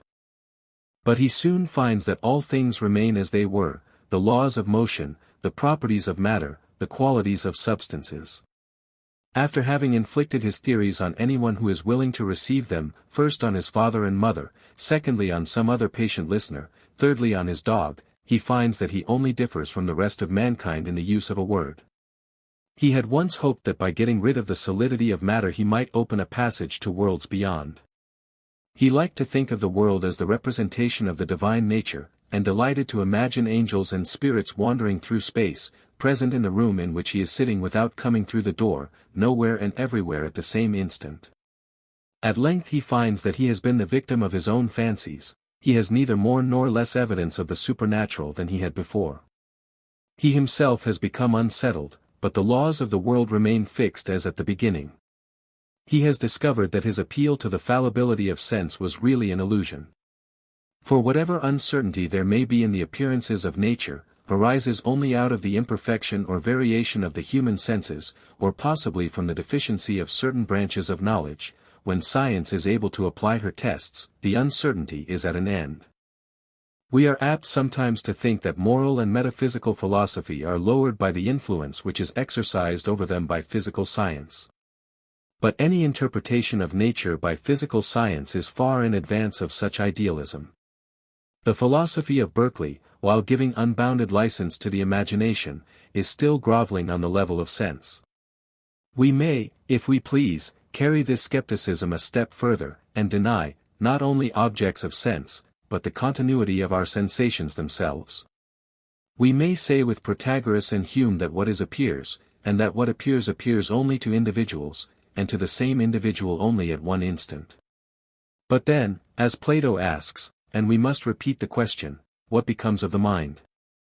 Experience tells us by 1,000 proofs that our sensations of color, taste, and the like, are the same as they were an instant ago, that the act which we are performing 1 minute is continued by us in the next, and also supplies abundant proof that the perceptions of other men are, speaking generally, the same or nearly the same with our own. After having slowly and laboriously in the course of ages gained a conception of a whole and parts, of the constitution of the mind, of the relation of man to God and nature, imperfect indeed, but the best we can, we are asked to return again to the beggarly elements of ancient skepticism, and acknowledge only atoms and sensations devoid of life or unity. Why should we not go a step further still and doubt the existence of the senses of all things? We are but such stuff as dreams are made of, for we have left ourselves no instruments of thought by which we can distinguish man from the animals, or conceive of the existence even of a mollusk.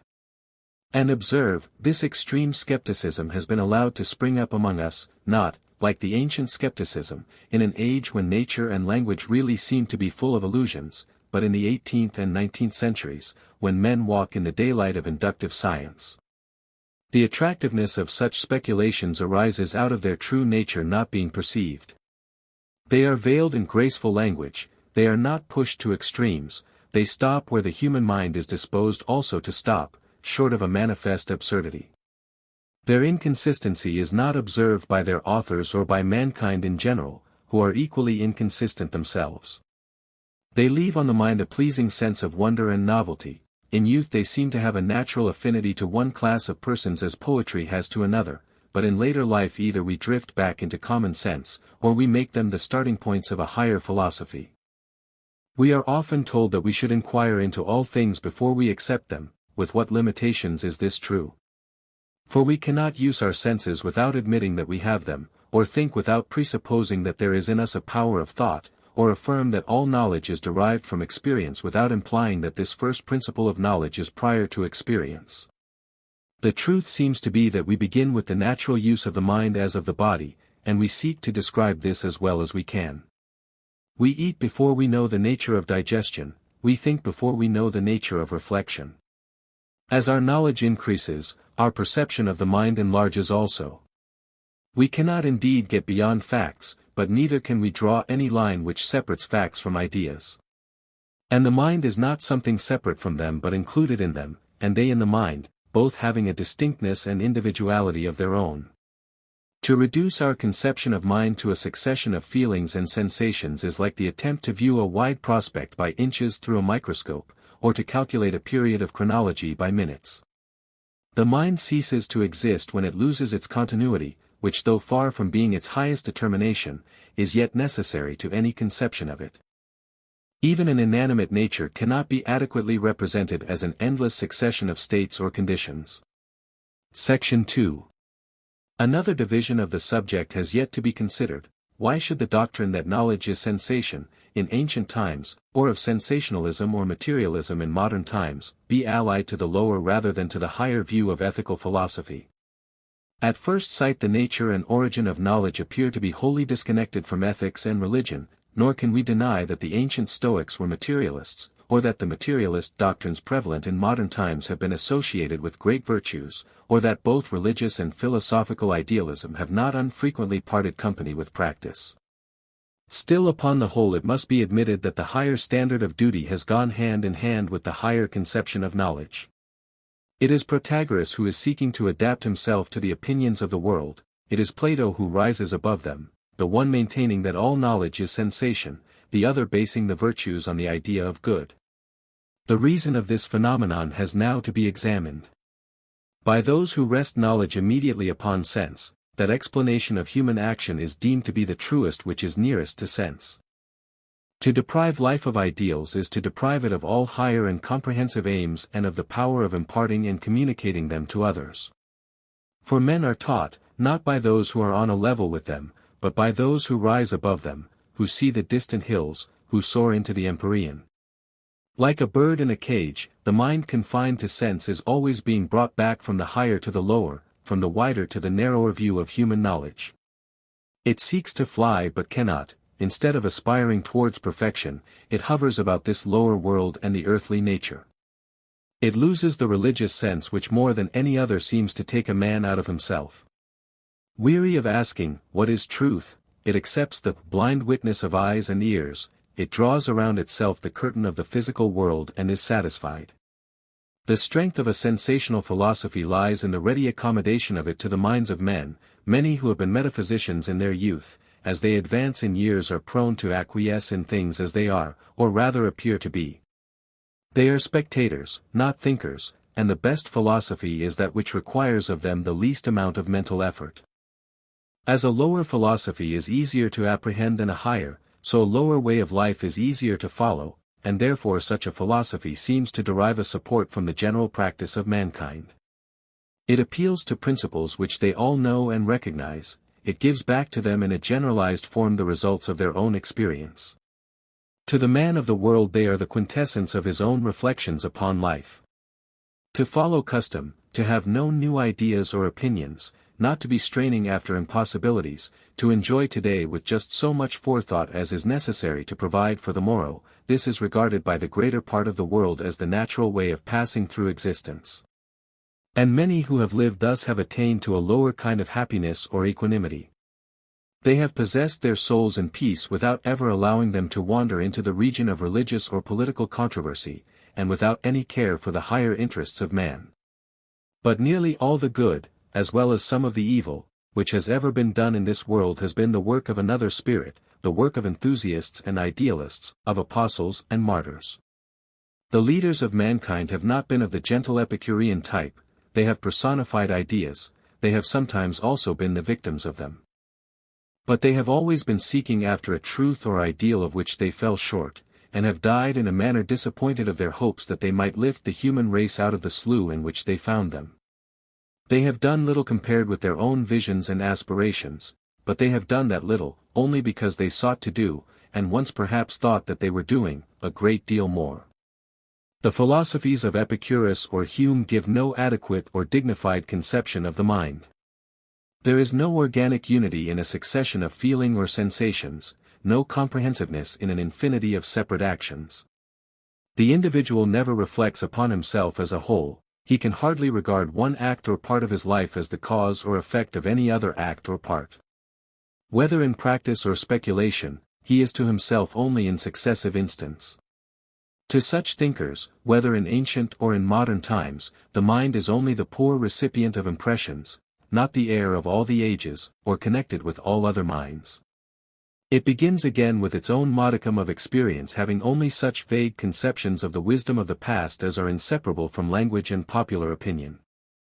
It seeks to explain from the experience of the individual what can only be learned from the history of the world. It has no conception of obligation, duty, conscience. These are to the Epicurean or utilitarian philosopher only names which interfere with our natural perceptions of pleasure and pain. There seem then to be several answers to the question, why the theory that all knowledge is sensation is allied to the lower rather than to the higher view of ethical philosophy. First, because it is easier to understand and practice. 2. Ndly, because it is fatal to the pursuit of ideals, moral, political, or religious.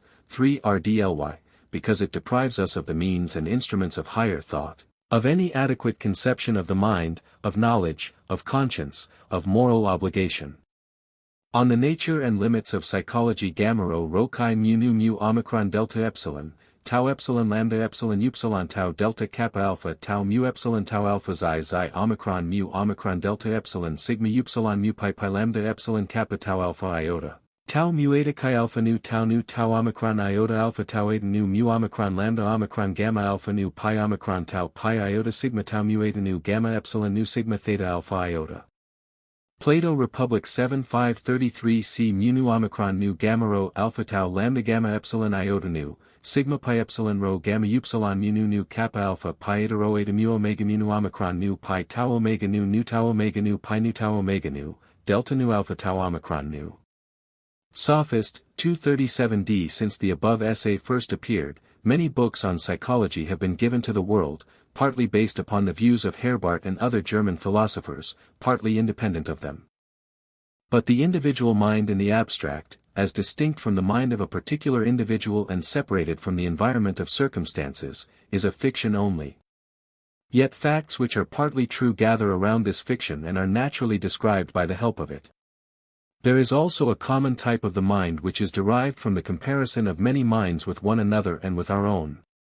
The phenomena of which psychology treats are familiar to us, but they are for the most part indefinite. They relate to a something inside the body, which seems also to overleap the limits of space.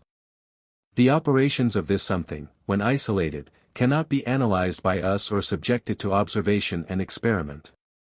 And there is another point to be considered.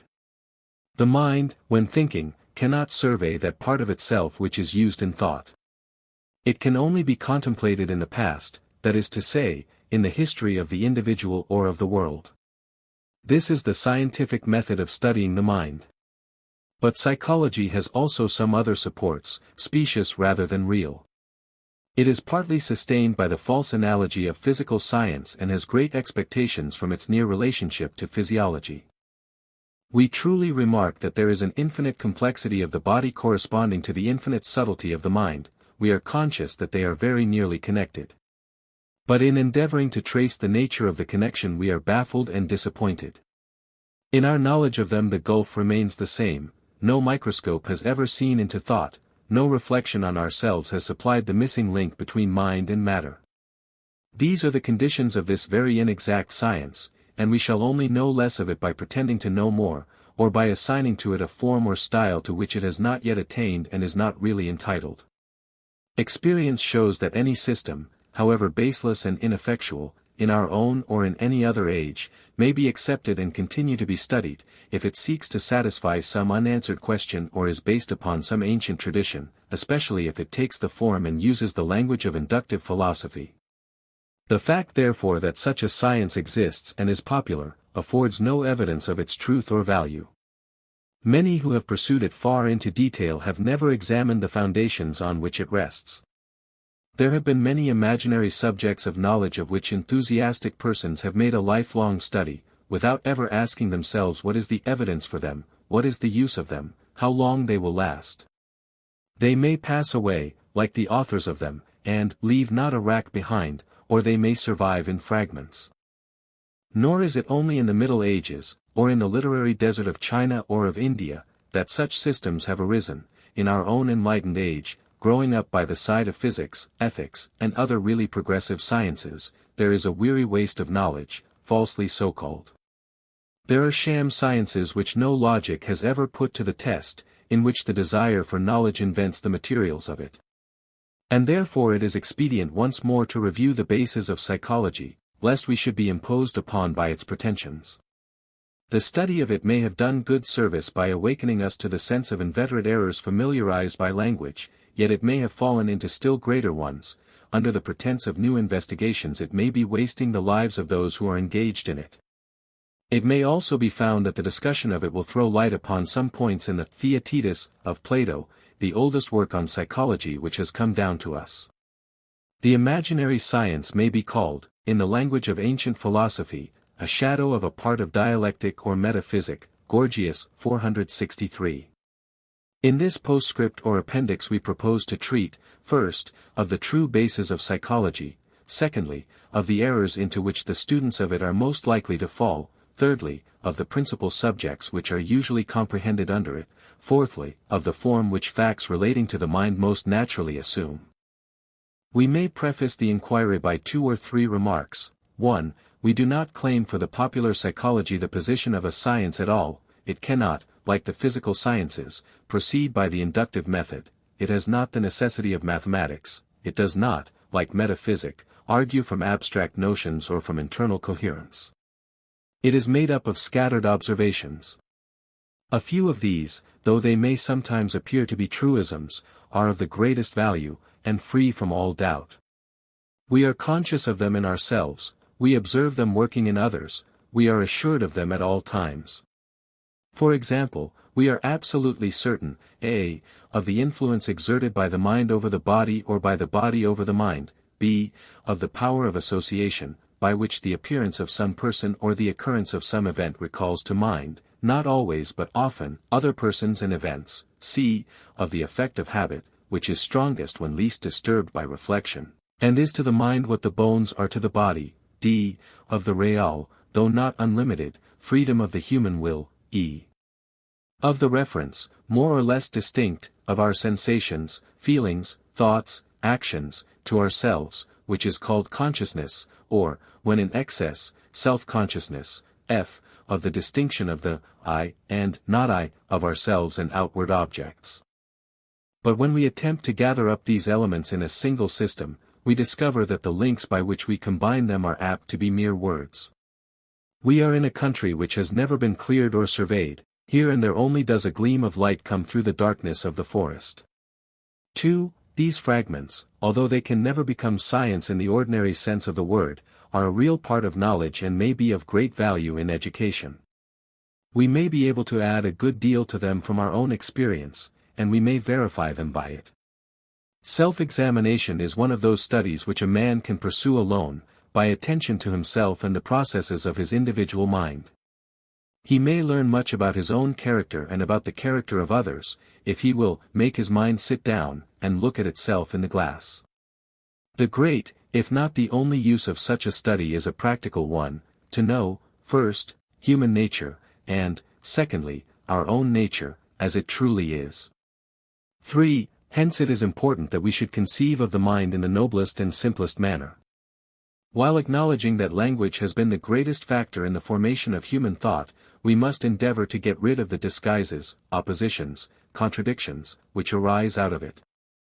We must disengage ourselves from the ideas which the customary use of words has implanted in us.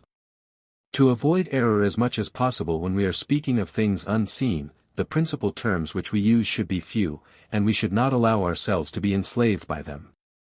Instead of seeking to frame a technical language, we should vary our forms of speech, lest they should degenerate into formulas. A difficult philosophical problem is better understood when translated into the vernacular.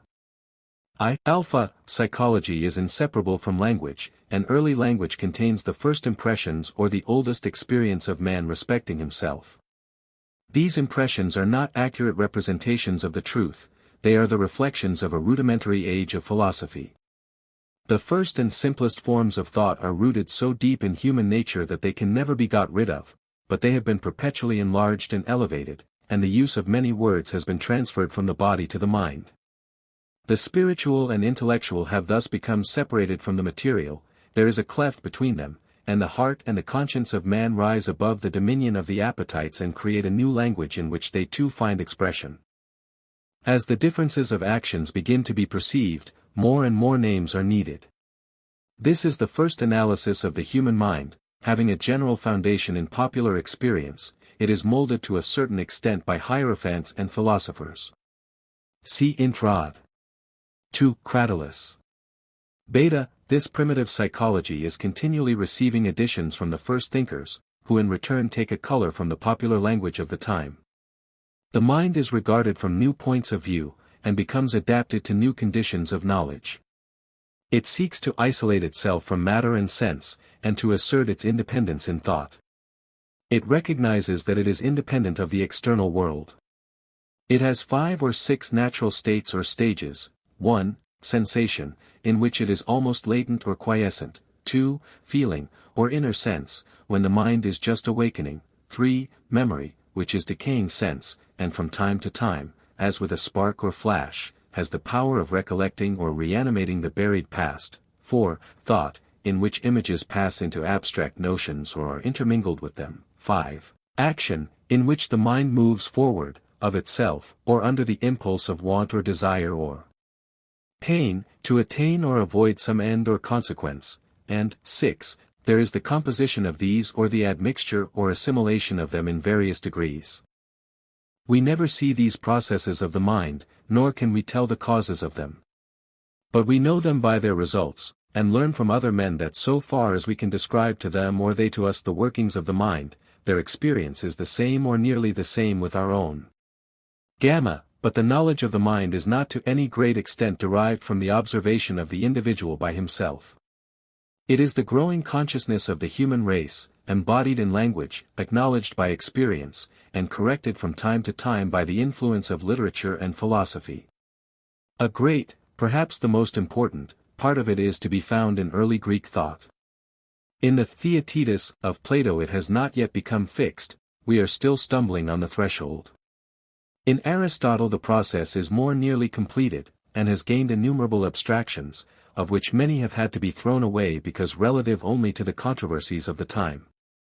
In the interval between Thales and Aristotle were realized the distinctions of mind and body, of universal and particular, of infinite and infinitesimal, of idea and phenomenon, the class conceptions of faculties and virtues, the antagonism of the appetites and the reason, and connected with this, at a higher stage of development, the opposition of moral and intellectual virtue, also the primitive conceptions of unity, being, rest, motion, and the like. These divisions were not really scientific, but rather based on popular experience.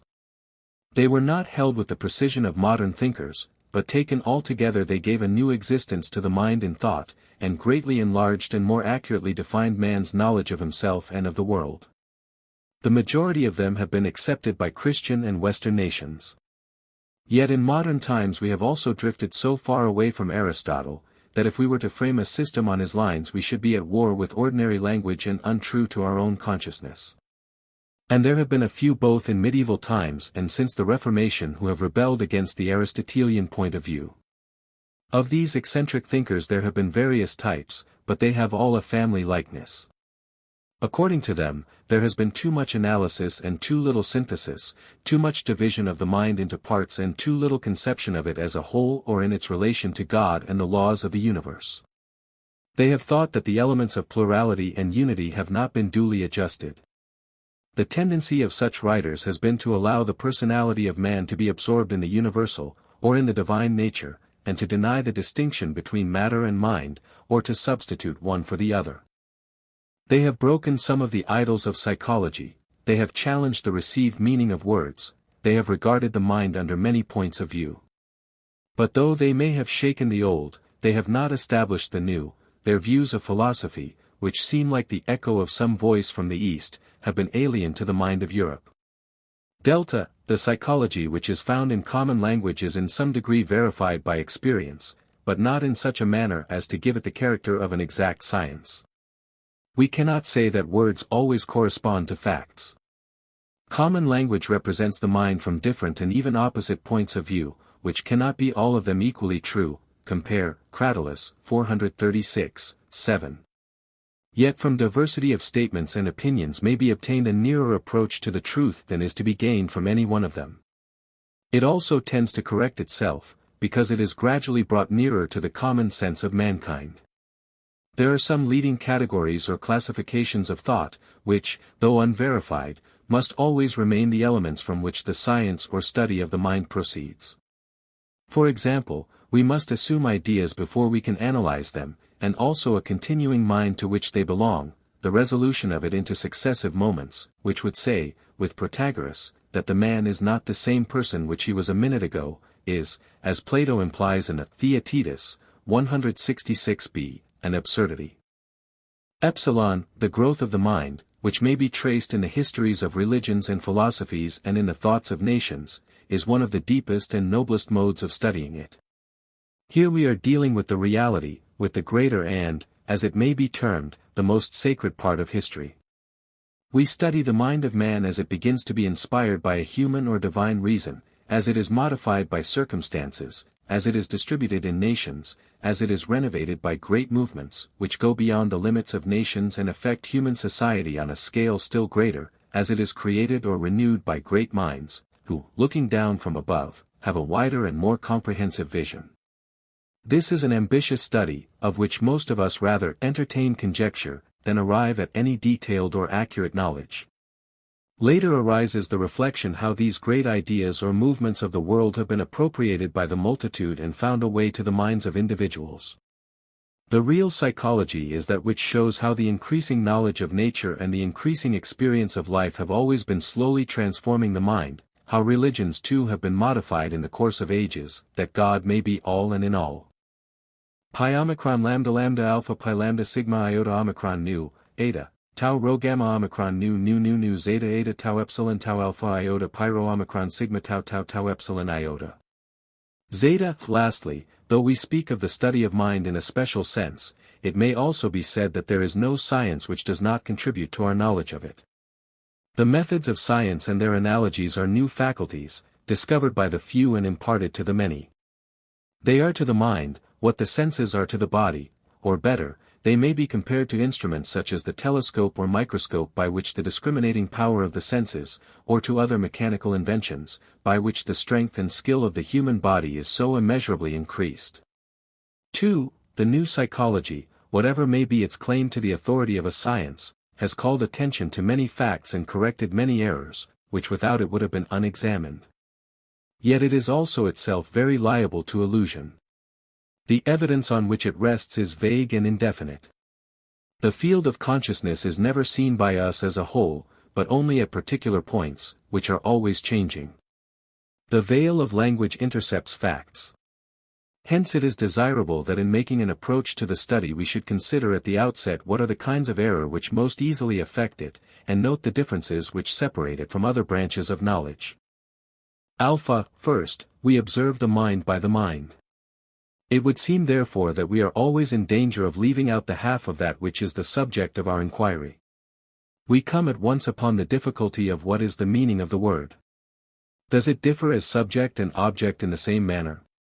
Can we suppose one set of feelings or one part of the mind to interpret another? Is the introspecting thought the same with the thought which is introspected? Has the mind the power of surveying its whole domain at one and the same time? No more than the eye can take in the whole human body at a glance. Yet there may be a glimpse round the corner, or a thought transferred in a moment from one point of view to another, which enables us to see nearly the whole, if not at once, at any rate in succession. Such glimpses will hardly enable us to contemplate from within the mind in its true proportions. Hence the firmer ground of psychology is not the consciousness of inward feelings but the observation of external actions, being the actions not only of ourselves, but of the innumerable persons whom we come across in life. Beta, the error of supposing partial or occasional explanation of mental phenomena to be the only or complete ones. For example, we are disinclined to admit of the spontaneity or discontinuity of the mind. It seems to us like an effect without a cause, and therefore we suppose the train of our thoughts to be always called up by association. Yet it is probable, or indeed certain, that of many mental phenomena there are no mental antecedents, but only bodily ones. Gamma, the false influence of language. We are apt to suppose that when there are two or more words describing faculties or processes of the mind, there are real differences corresponding to them. But this is not the case. Nor can we determine how far they do or do not exist, or by what degree or kind of difference they are distinguished. The same remark may be made about figures of speech. They fill up the vacancy of knowledge, they are to the mind what too much color is to the eye, but the truth is rather concealed than revealed by them. Delta, the uncertain meaning of terms, such as consciousness, conscience, will, law, knowledge, internal and external sense, these, in the language of Plato, we shamelessly use, without ever having taken the pains to analyze them. Epsilon, a science such as psychology is not merely an hypothesis, but an hypothesis which, unlike the hypotheses of physics, can never be verified. Iota, the fact that mental divisions tend to run into one another, and that in speaking of the mind we cannot always distinguish differences of kind from differences of degree, nor have we any measure of the strength and intensity of our ideas or feelings. Kappa, although heredity has been always known to the ancients as well as ourselves to exercise a considerable influence on human character, yet we are unable to calculate what proportion this birth influence bears to nurture and education. But this is the real question. We cannot pursue the mind into embryology, we can only trace how, after birth, it begins to grow. But how much is due to the soil, how much to the original latent seed, it is impossible to distinguish. And because we are certain that heredity exercises a considerable, but undefined influence, we must not increase the wonder by exaggerating it. Lambda, the love of system is always tending to prevail over the historical investigation of the mind, which is our chief means of knowing it. It equally tends to hinder the other great source of our knowledge of the mind, the observation of its workings and processes which we can make for ourselves.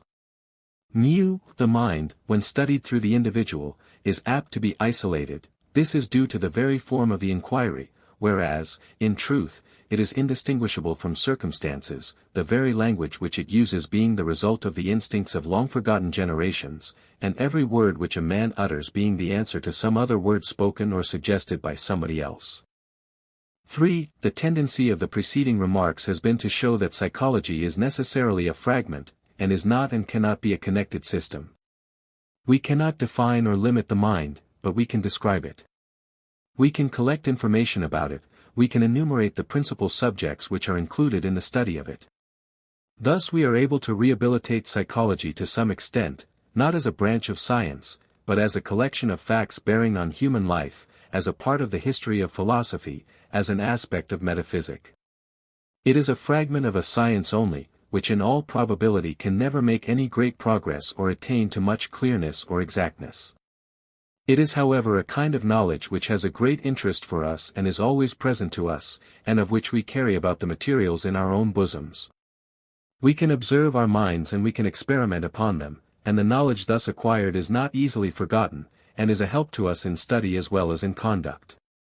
The principal subjects of psychology may be summed up as follows: Alpha.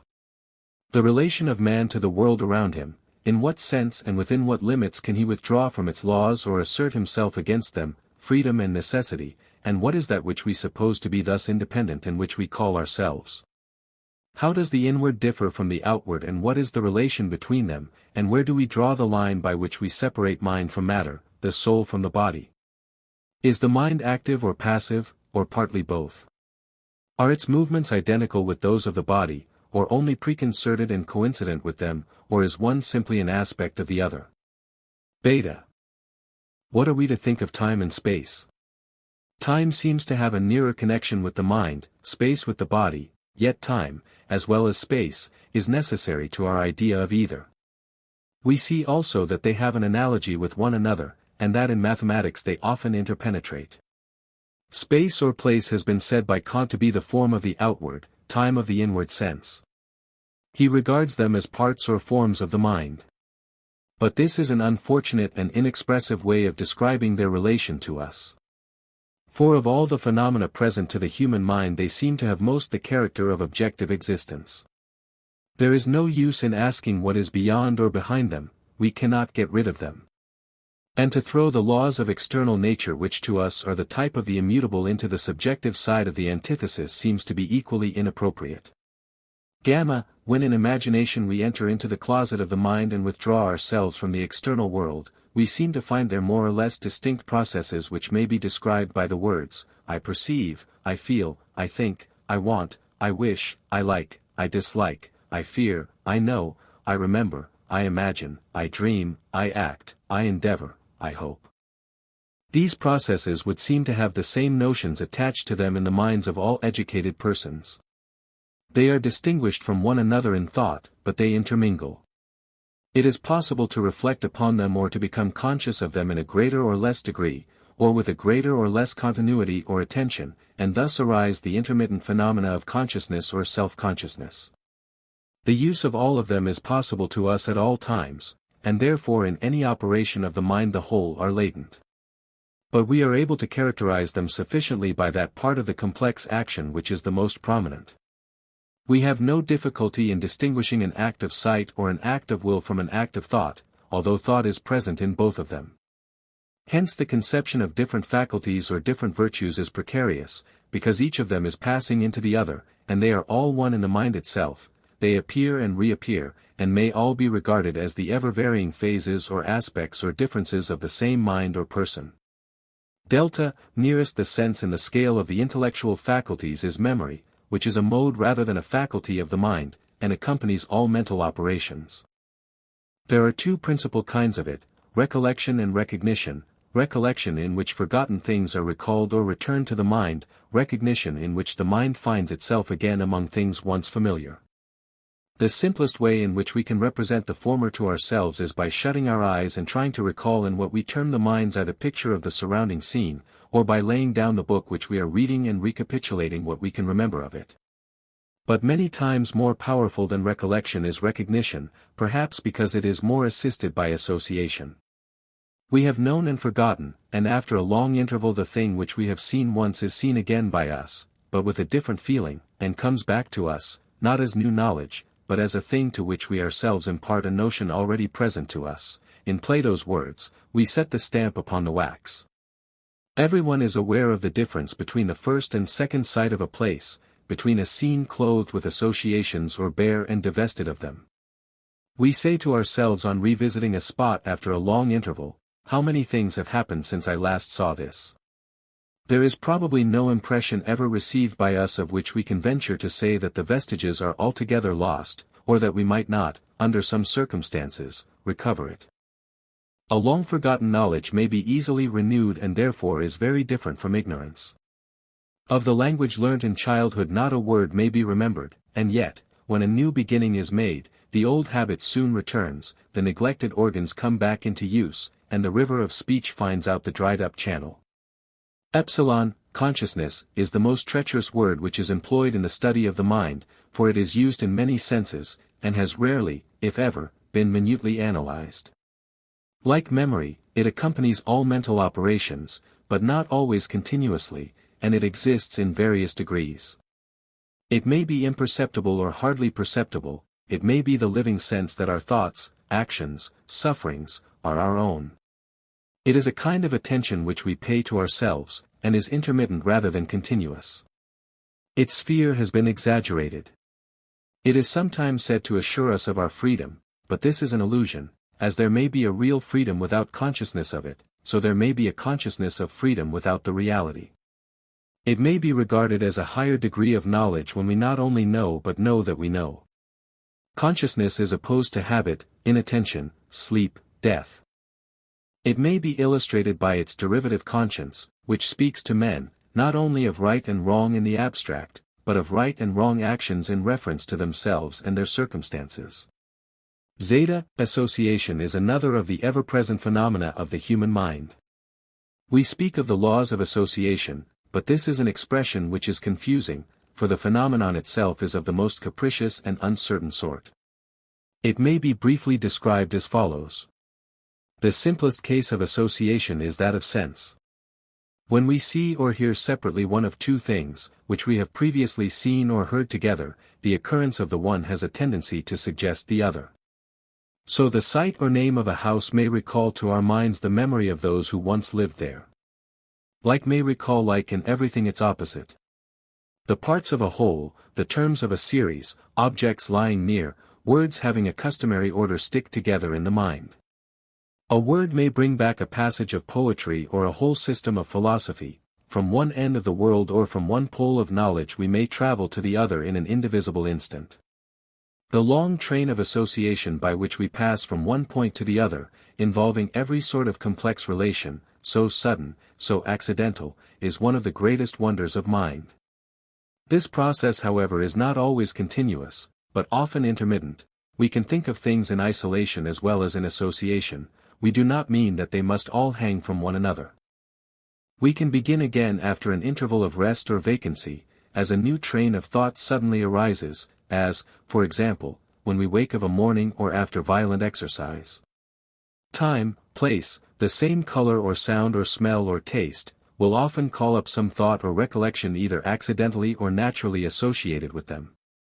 But it is equally noticeable that the new thought may occur to us, we cannot tell how or why, by the spontaneous action of the mind itself or by the latent influence of the body.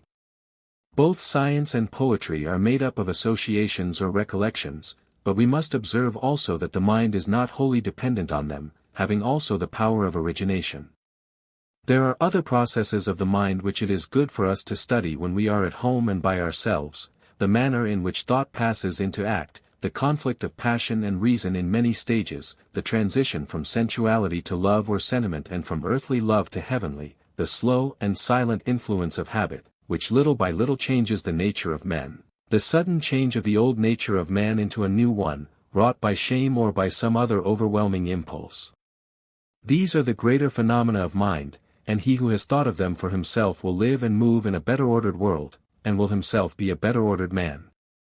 At the other end of the globus intellectualis, nearest, not to earth and sense, but to heaven and God, is the personality of man, by which he holds communion with the unseen world.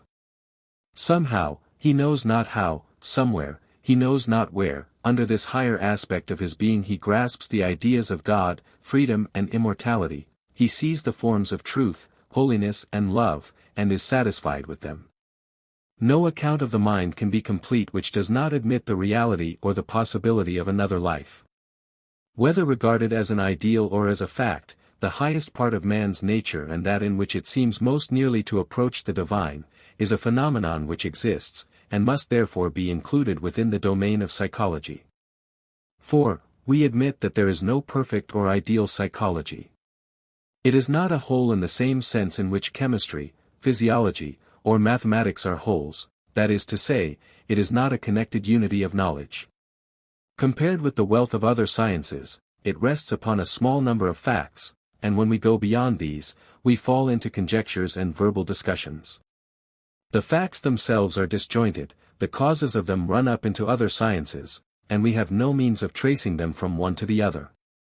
Yet it may be true of this, as of other beginnings of knowledge, that the attempt to put them together has tested the truth of them, and given a stimulus to the inquiry into them. Psychology should be natural, not technical. It should take the form which is the most intelligible to the common understanding, because it has to do with common things, which are familiar to us all. It should aim at no more than every reflecting man knows or can easily verify for himself. When simple and unpretentious, it is least obscured by words, least liable to fall under the influence of physiology or metaphysic. It should argue, not from exceptional, but from ordinary phenomena. It should be careful to distinguish the higher and the lower elements of human nature, and not allow one to be veiled in the disguise of the other, lest through the slippery nature of language we should pass imperceptibly from good to evil, from nature in the higher to nature in the neutral or lower sense. It should assert consistently the unity of the human faculties, the unity of knowledge, the unity of God and law. The difference between the will and the affections and between the reason and the passions should also be recognized by it. Its sphere is supposed to be narrowed to the individual soul, but it cannot be thus separated in fact. It goes back to the beginnings of things, to the first growth of language and philosophy, and to the whole science of man. There can be no truth or completeness in any study of the mind which is confined to the individual. The nature of language, though not the whole, is perhaps at present the most important element in our knowledge of it. It is not impossible that some numerical laws may be found to have a place in the relations of mind and matter, as in the rest of nature. The old Pythagorean fancy that the soul is or has in it harmony may in some degree be realized. But the indications of such numerical harmonies are faint, either the secret of them lies deeper than we can discover, or nature may have rebelled against the use of them in the composition of men and animals. It is with qualitative rather than with quantitative differences that we are concerned in psychology. The facts relating to the mind which we obtain from physiology are negative rather than positive. They show us, not the processes of mental action, but the conditions of which when deprived the mind ceases to act. It would seem as if the time had not yet arrived when we can hope to add anything of much importance to our knowledge of the mind from the investigations of the microscope. The elements of psychology can still only be learnt from reflections on ourselves, which interpret and are also interpreted by our experience of others. The history of language, of philosophy, and religion, the great thoughts or inventions or discoveries which move mankind, furnish the larger molds or outlines in which the human mind has been cast. From these the individual derives so much as he is able to comprehend or has the opportunity of learning. Theaetetus persons of the dialogue, Socrates, Theodorus, Theaetetus, Euclid and Terpsion meet in front of Euclid's house in Megara. They enter the house, and the dialogue is read to them by a servant. Euclid, have you only just arrived from the country, Terpsion? Terpsion, no, I came some time ago, and I have been in the agora looking for you, and wondering that I could not find you. Euclid, but I was not in the city. Terpsion, where then? Euclid, as I was going down to the harbor, I met Theaetetus. He was being carried up to Athens from the army at Corinth. Terpsion, was he alive or dead? Euclid, he was scarcely alive, for he has been badly wounded, but he was suffering even more from the sickness which has broken out in the army. Terpsion, the dysentery, you mean? Euclid, yes. Terpsion, alas! What a loss he will be! Euclid, yes, Terpsion, he is a noble fellow, only today I heard some people highly praising his behavior in this very battle. Terpsion, no wonder, I should rather be surprised at hearing anything else of him. But why did he go on, instead of stopping at Megara? Euclid, he wanted to get home, although I entreated and advised him to remain, he would not listen to me, so I set him on his way, and turned back, and then I remembered what Socrates had said of him, and thought how remarkably this, like all his predictions, had been fulfilled. I believe that he had seen him a little before his own death, when Theaetetus was a youth, and he had a memorable conversation with him, which he repeated to me when I came to Athens. he was full of admiration of his genius, and said that he would most certainly be a great man, if he lived. Terpsion, the prophecy has certainly been fulfilled, but what was the conversation? Can you tell me? Euclid, no, indeed, not offhand, but I took notes of it as soon as I got home. These I filled up from memory, writing them out at leisure, and whenever I went to Athens, I asked Socrates about any point which I had forgotten, and on my return I made corrections. Thus I have nearly the whole conversation written down. Terpsion, I remember, you told me, and I have always been intending to ask you to show me the writing, but have put off doing so, and now, why should we not read it through? Having just come from the country, I should greatly like to rest. Euclid, I too shall be very glad of a rest, for I went with Theaetetus as far as Erineum. Let us go in, then, and, while we are reposing, the servant shall read to us. Terpsion, very good. Euclid, here is the roll. Terpsion, I may observe that I have introduced Socrates, not as narrating to me, but as actually conversing with the persons whom he mentioned. These were, Theodorus the geometrician, of Cyrene, and Theaetetus. I have omitted, for the sake of convenience, the interlocutory words, I said, I remarked, which he used when he spoke of himself, and again, he agreed, or disagreed, in the answer, lest the repetition of them should be troublesome. Terpsion, quite right, Euclid. Euclid, and now, boy, you may take the roll and read. Euclid's servant reads. Socrates, if I cared enough about the Cyrenians, Theodorus, I would ask you whether there are any rising geometricians or philosophers in that part of the world. But I am more interested in our own Athenian youth, and I would rather know who among them are likely to do well. I observe them as far as I can myself, and I inquire of anyone whom they follow, and I see that a great many of them follow you, in which they are quite right, considering your eminence in geometry and in other ways. Tell me then, if you have met with anyone who is good for anything.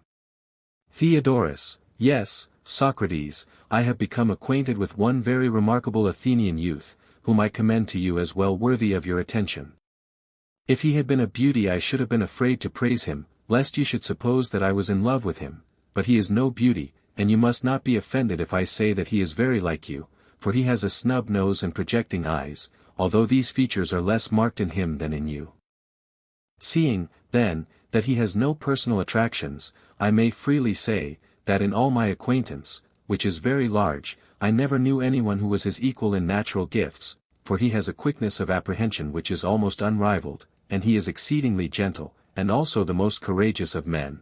There is a union of qualities in him such as I have never seen in any other, and should scarcely have thought possible, for those who, like him, have quick and ready and retentive wits, have generally also quick tempers. They are ships without ballast, and go darting about, and are mad rather than courageous, and the steadier sort, when they have to face study, prove stupid and cannot remember.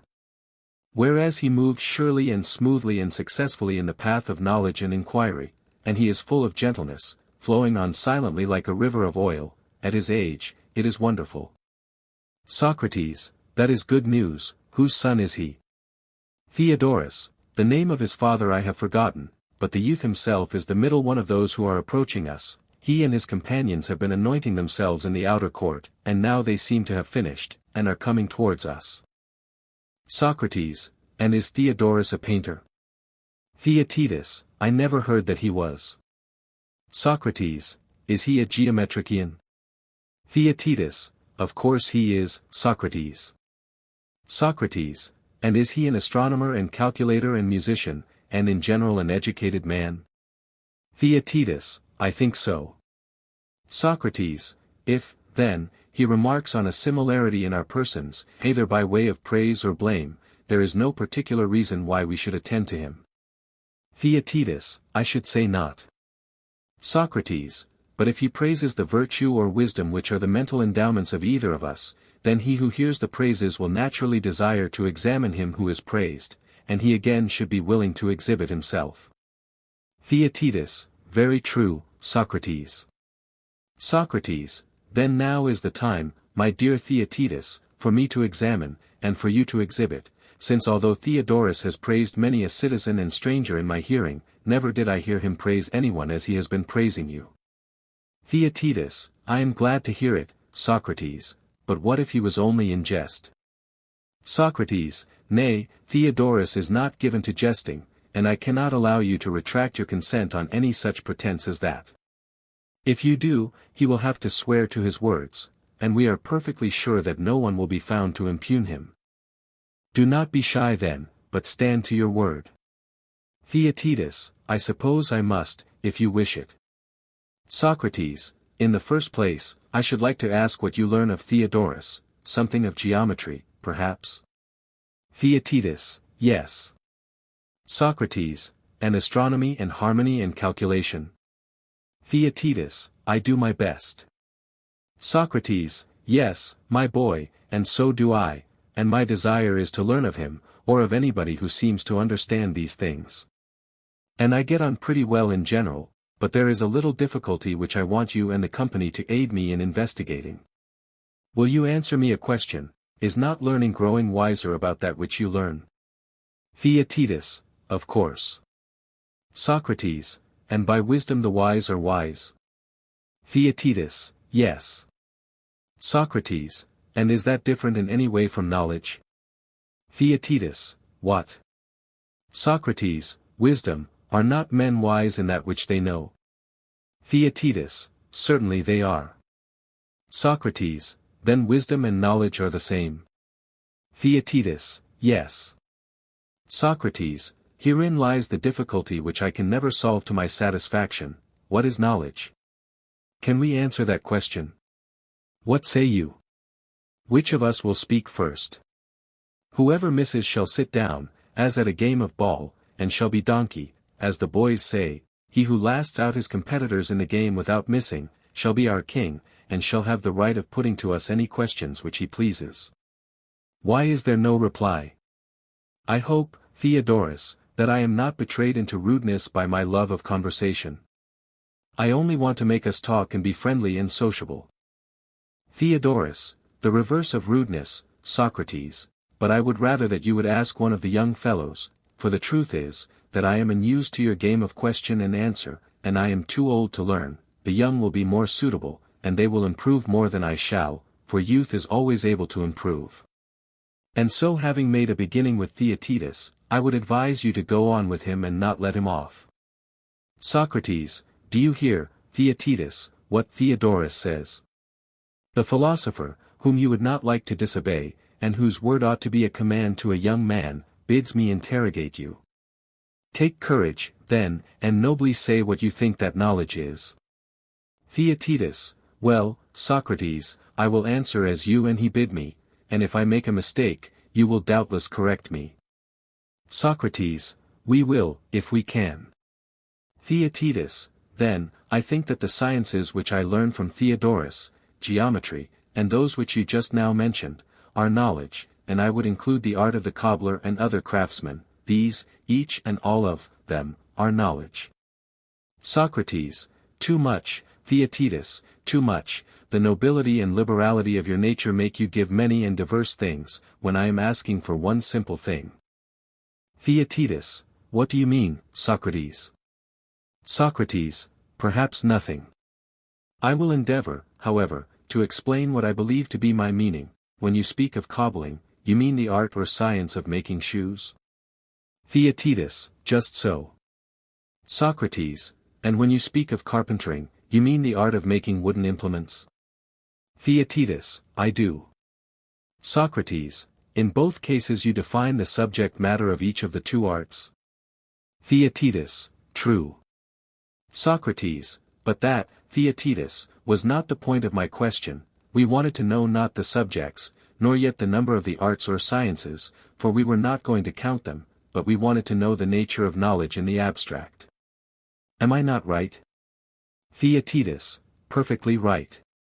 Socrates, let me offer an illustration. Suppose that a person were to ask about some very trivial and obvious thing, for example, what is clay?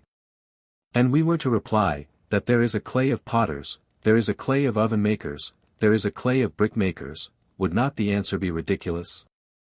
Theaetetus, truly.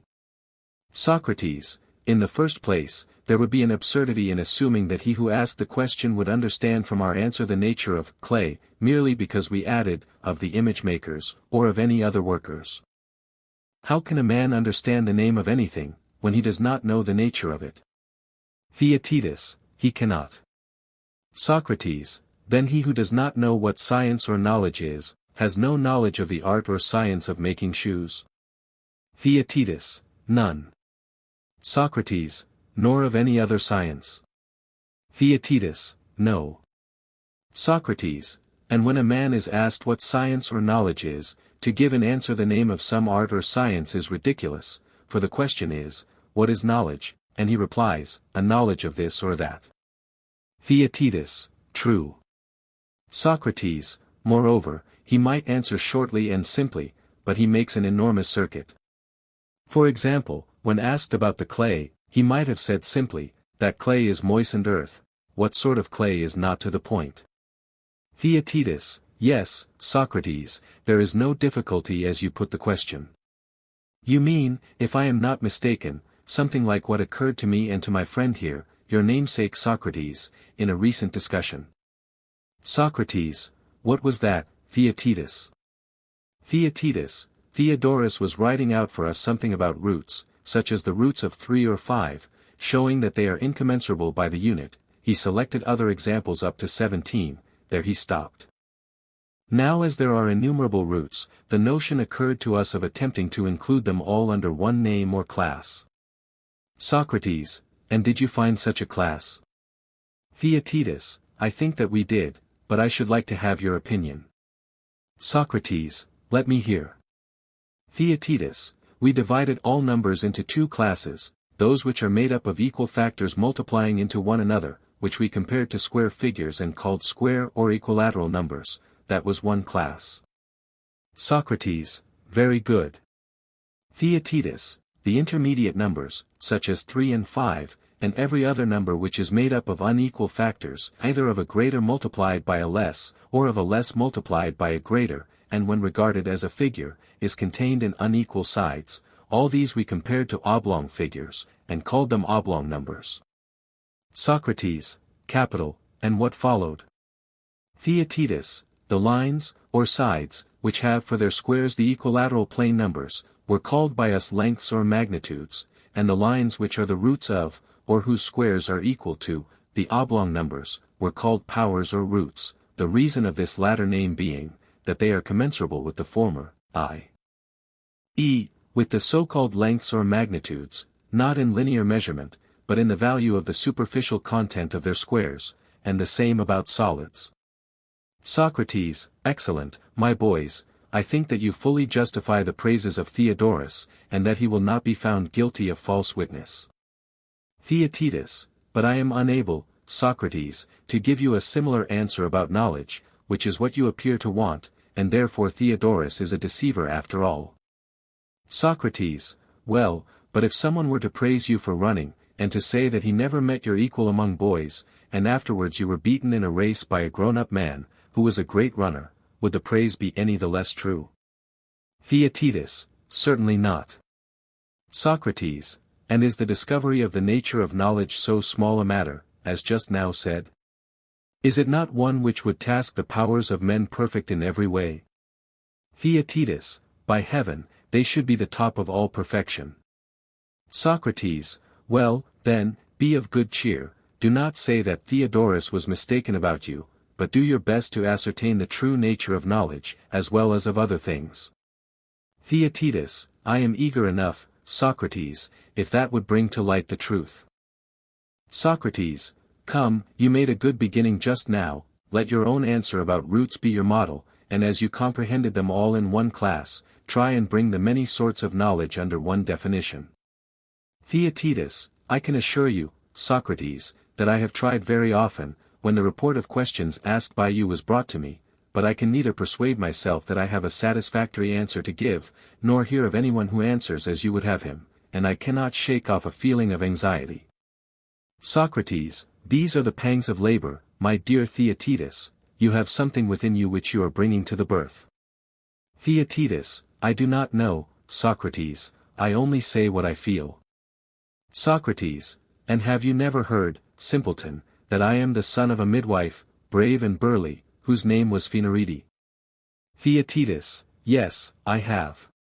Socrates: And that I myself practice midwifery? Theaetetus: No, never. Socrates: Let me tell you that I do though, my friend, but you must not reveal the secret, as the world in general have not found me out, and therefore they only say of me, that I am the strangest of mortals and drive men to their wits' end. Did you ever hear that too? Theaetetus: Yes. Socrates: Shall I tell you the reason? Theaetetus: By all means. Socrates: Bear in mind the whole business of the midwives, and then you will see my meaning better. No woman, as you are probably aware, who is still able to conceive and bear, attends other women, but only those who are past bearing. Theaetetus: Yes, I know. Socrates: The reason of this is said to be that Artemis, the goddess of childbirth, is not a mother, and she honors those who are like herself, but she could not allow the barren to be midwives, because human nature cannot know the mystery of an art without experience, and therefore she assigned this office to those who are too old to bear. Theaetetus: I dare say. Socrates: And I dare say too, or rather I am absolutely certain, that the midwives know better than others who is pregnant and who is not. Theaetetus: Very true. Socrates: And by the use of potions and incantations they are able to arouse the pangs and to soothe them at will. They can make those bear who have a difficulty in bearing, and if they think fit they can smother the embryo in the womb.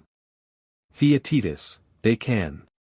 Socrates: Did you ever remark that they are also most cunning matchmakers, and have a thorough knowledge of what unions are likely to produce a brave brood?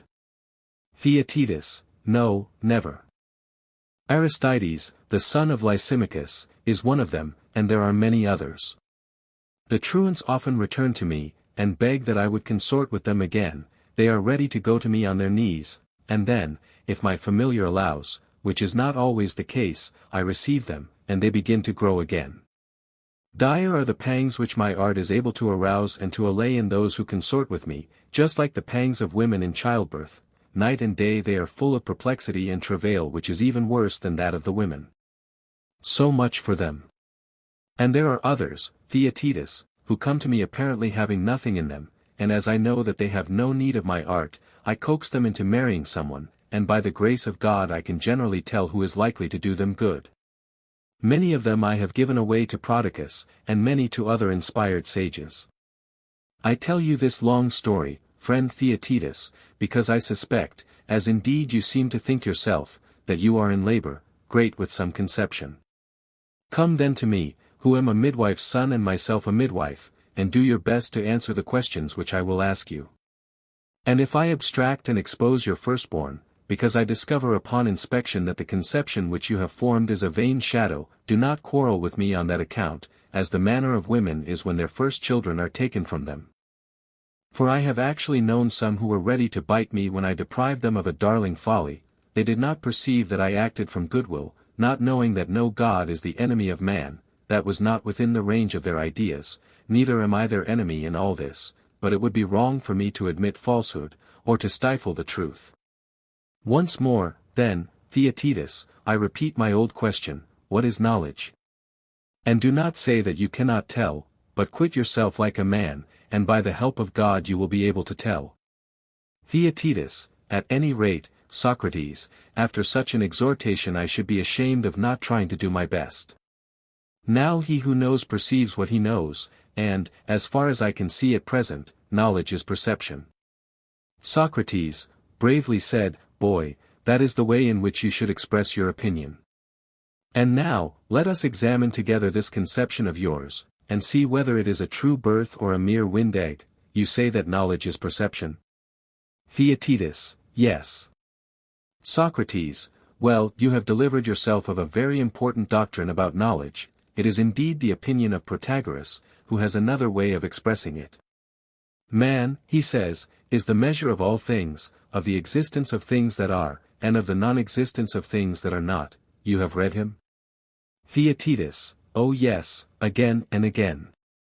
Socrates: Does he not say that things are to you such as they appear to you, and to me such as they appear to me, and that you and I are men?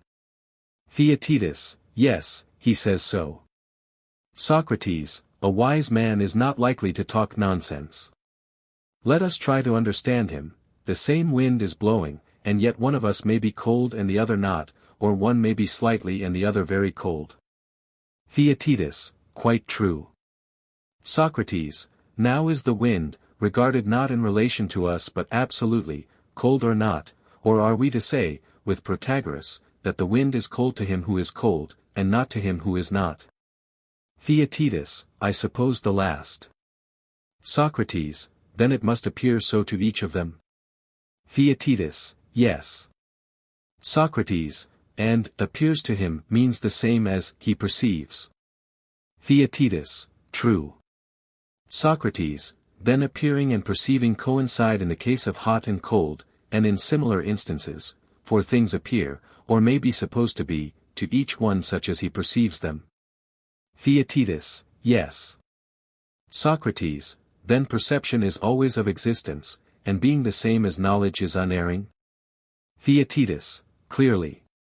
Socrates, in the name of the graces, what an almighty wise man Protagoras must have been. He spoke these things in a parable to the common herd, like you and me, but told the truth, his truth, for in secret to his own disciples. Theaetetus, what do you mean, Socrates? Socrates, I am about to speak of a high argument, in which all things are said to be relative. You cannot rightly call anything by any name, such as great or small, heavy or light, for the great will be small and the heavy light. There is no single thing or quality, but out of motion and change and admixture all things are becoming relatively to one another, which, becoming, is by us incorrectly called being, but is really becoming, for nothing ever is, but all things are becoming. Summon all philosophers, Protagoras, Heraclitus, Empedocles, and the rest of them, one after another, and with the exception of Parmenides they will agree with you in this. Summon the great masters of either kind of poetry, Epicharmus, the prince of comedy, and Homer of tragedy. When the latter sings of ocean whence sprang the gods, and Mother Tethys, does he not mean that all things are the offspring of flux and motion? Theaetetus, I think so. Socrates, and who could take up arms against such a great army having Homer for its general, and not appear ridiculous? 5 Theaetetus, who indeed, Socrates? Socrates, yes, Theaetetus, and there are plenty of other proofs which will show that motion is the source of what is called being and becoming, and inactivity of not being and destruction, for fire and warmth, which are supposed to be the parent and guardian of all other things, are born of movement and of friction, which is a kind of motion. 6. Is not this the origin of fire? Theaetetus, it is. Socrates, and the race of animals is generated in the same way? Theaetetus, certainly. Socrates, and is not the bodily habit spoiled by rest and idleness, but preserved for a long time 7 by motion and exercise? Theaetetus, true. Socrates, and what of the mental habit? Is not the soul informed, and improved, and preserved by study and attention, which are motions, but when at rest, which in the soul only means want of attention and study, is uninformed, and speedily forgets whatever she has learned? Theaetetus, true. Socrates, then motion is a good, and rest an evil, to the soul as well as to the body? Theaetetus, clearly. Socrates, I may add, that breathless calm, stillness and the like waste and impair, while wind and storm preserve, and the palmary argument of all, which I strongly urge, is the golden chain in Homer, by which he means the sun, thereby indicating that so long as the sun and the heavens go round in their orbits, all things human and divine are and are preserved, but if they were chained up and their motion ceased, then all things would be destroyed, and, as the saying is, turned upside down. Theaetetus, I believe, Socrates, that you have truly explained his meaning. Socrates, then now apply his doctrine to perception, my good friend, and first of all to vision. That which you call white color is not in your eyes, and is not a distinct thing which exists out of them. And you must not assign any place to it, for if it had position it would be, and be at rest, and there would be no process of becoming. Theaetetus, then what is color? Socrates, let us carry the principle which has just been affirmed, that nothing is self-existent, and then we shall see that white, black, and every other color, arises out of the eye meeting the appropriate motion, and that what we call a color is in each case neither the active nor the passive element, but something which passes between them, and is peculiar to each percipient. Are you quite certain that the several colors appear to a dog or to any animal whatever as they appear to you? Theaetetus, far from it. Socrates, or that anything appears the same to you as to another man? Are you so profoundly convinced of this? Rather would it not be true that it never appears exactly the same to you, because you are never exactly the same? Theaetetus, the latter. Socrates, and if that with which I compare myself in size, 8 or which I apprehend by touch, were great or white or hot, it could not become different by mere contact with another unless it actually changed, nor again, if the comparing or apprehending subject were great or white or hot, could this, when unchanged from within, become changed by any approximation or affection of any other thing. The fact is that in our ordinary way of speaking we allow ourselves to be driven into most ridiculous and wonderful contradictions, as Protagoras and all who take his line of argument would remark. Theaetetus, how? And of what sort do you mean?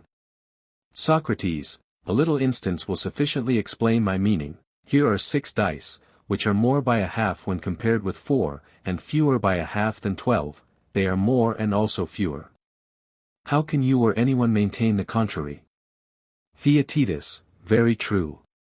Socrates, well, then, suppose that Protagoras or someone asks whether anything can become greater or more if not by increasing, how would you answer him, Theaetetus? Theaetetus, I should say, no, Socrates, if I were to speak my mind in reference to this last question, and if I were not afraid of contradicting my former answer. Socrates, capital. Excellent. Spoken like an oracle, my boy. And if you reply, yes, there will be a case for Euripides, for our tongue will be unconvinced, but not our mind. 9 Theaetetus, very true. Socrates, the thoroughbred sophists, who know all that can be known about the mind, and argue only out of the superfluity of their wits, would have had a regular sparring match over this, and would have knocked their arguments together finely. But you and I, who have no professional aims, only desire to see what is the mutual relation of these principles, whether they are consistent with each or not. Theaetetus, yes, that would be my desire. Socrates, and mine too. But since this is our feeling, and there is plenty of time, why should we not calmly and patiently review our own thoughts, and thoroughly examine and see what these appearances in us really are? If I am not mistaken, they will be described by us as follows. First, that nothing can become greater or less, either in number or magnitude, while remaining equal to itself. You would agree? Theaetetus, yes. Socrates, secondly, that without addition or subtraction there is no increase or diminution of anything, but only equality. Theaetetus, quite true. Socrates, thirdly, that what was not before cannot be afterwards, without becoming and having become. Theaetetus, yes, truly. Socrates, these 3 axioms, if I am not mistaken, are fighting with one another in our minds in the case of the dice, or, again, in such a case as this, if I were to say that I, who am of a certain height and taller than you, may within a year, without gaining or losing in height, be not so tall, not that I should have lost, but that you would have increased. In such a case, I am afterwards what I once was not, and yet I have not become, for I could not have become without becoming, neither could I have become less without losing somewhat of my height, and I could give you 10,000 examples of similar contradictions, if we admit them at all. I believe that you follow me, Theaetetus, for I suspect that you have thought of these questions before now. Theaetetus, yes, Socrates, and I am amazed when I think of them, by the gods I am. And I want to know what on earth they mean, and there are times when my head quite swims with the contemplation of them.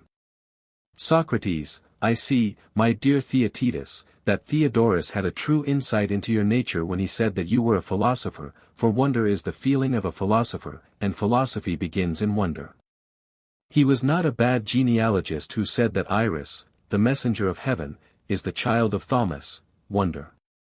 But do you begin to see what is the explanation of this perplexity on the hypothesis which we attribute to Protagoras? Theaetetus, not as yet. Socrates, then you will be obliged to me if I help you to unearth the hidden truth of a famous man or school. Theaetetus, to be sure, I shall be very much obliged.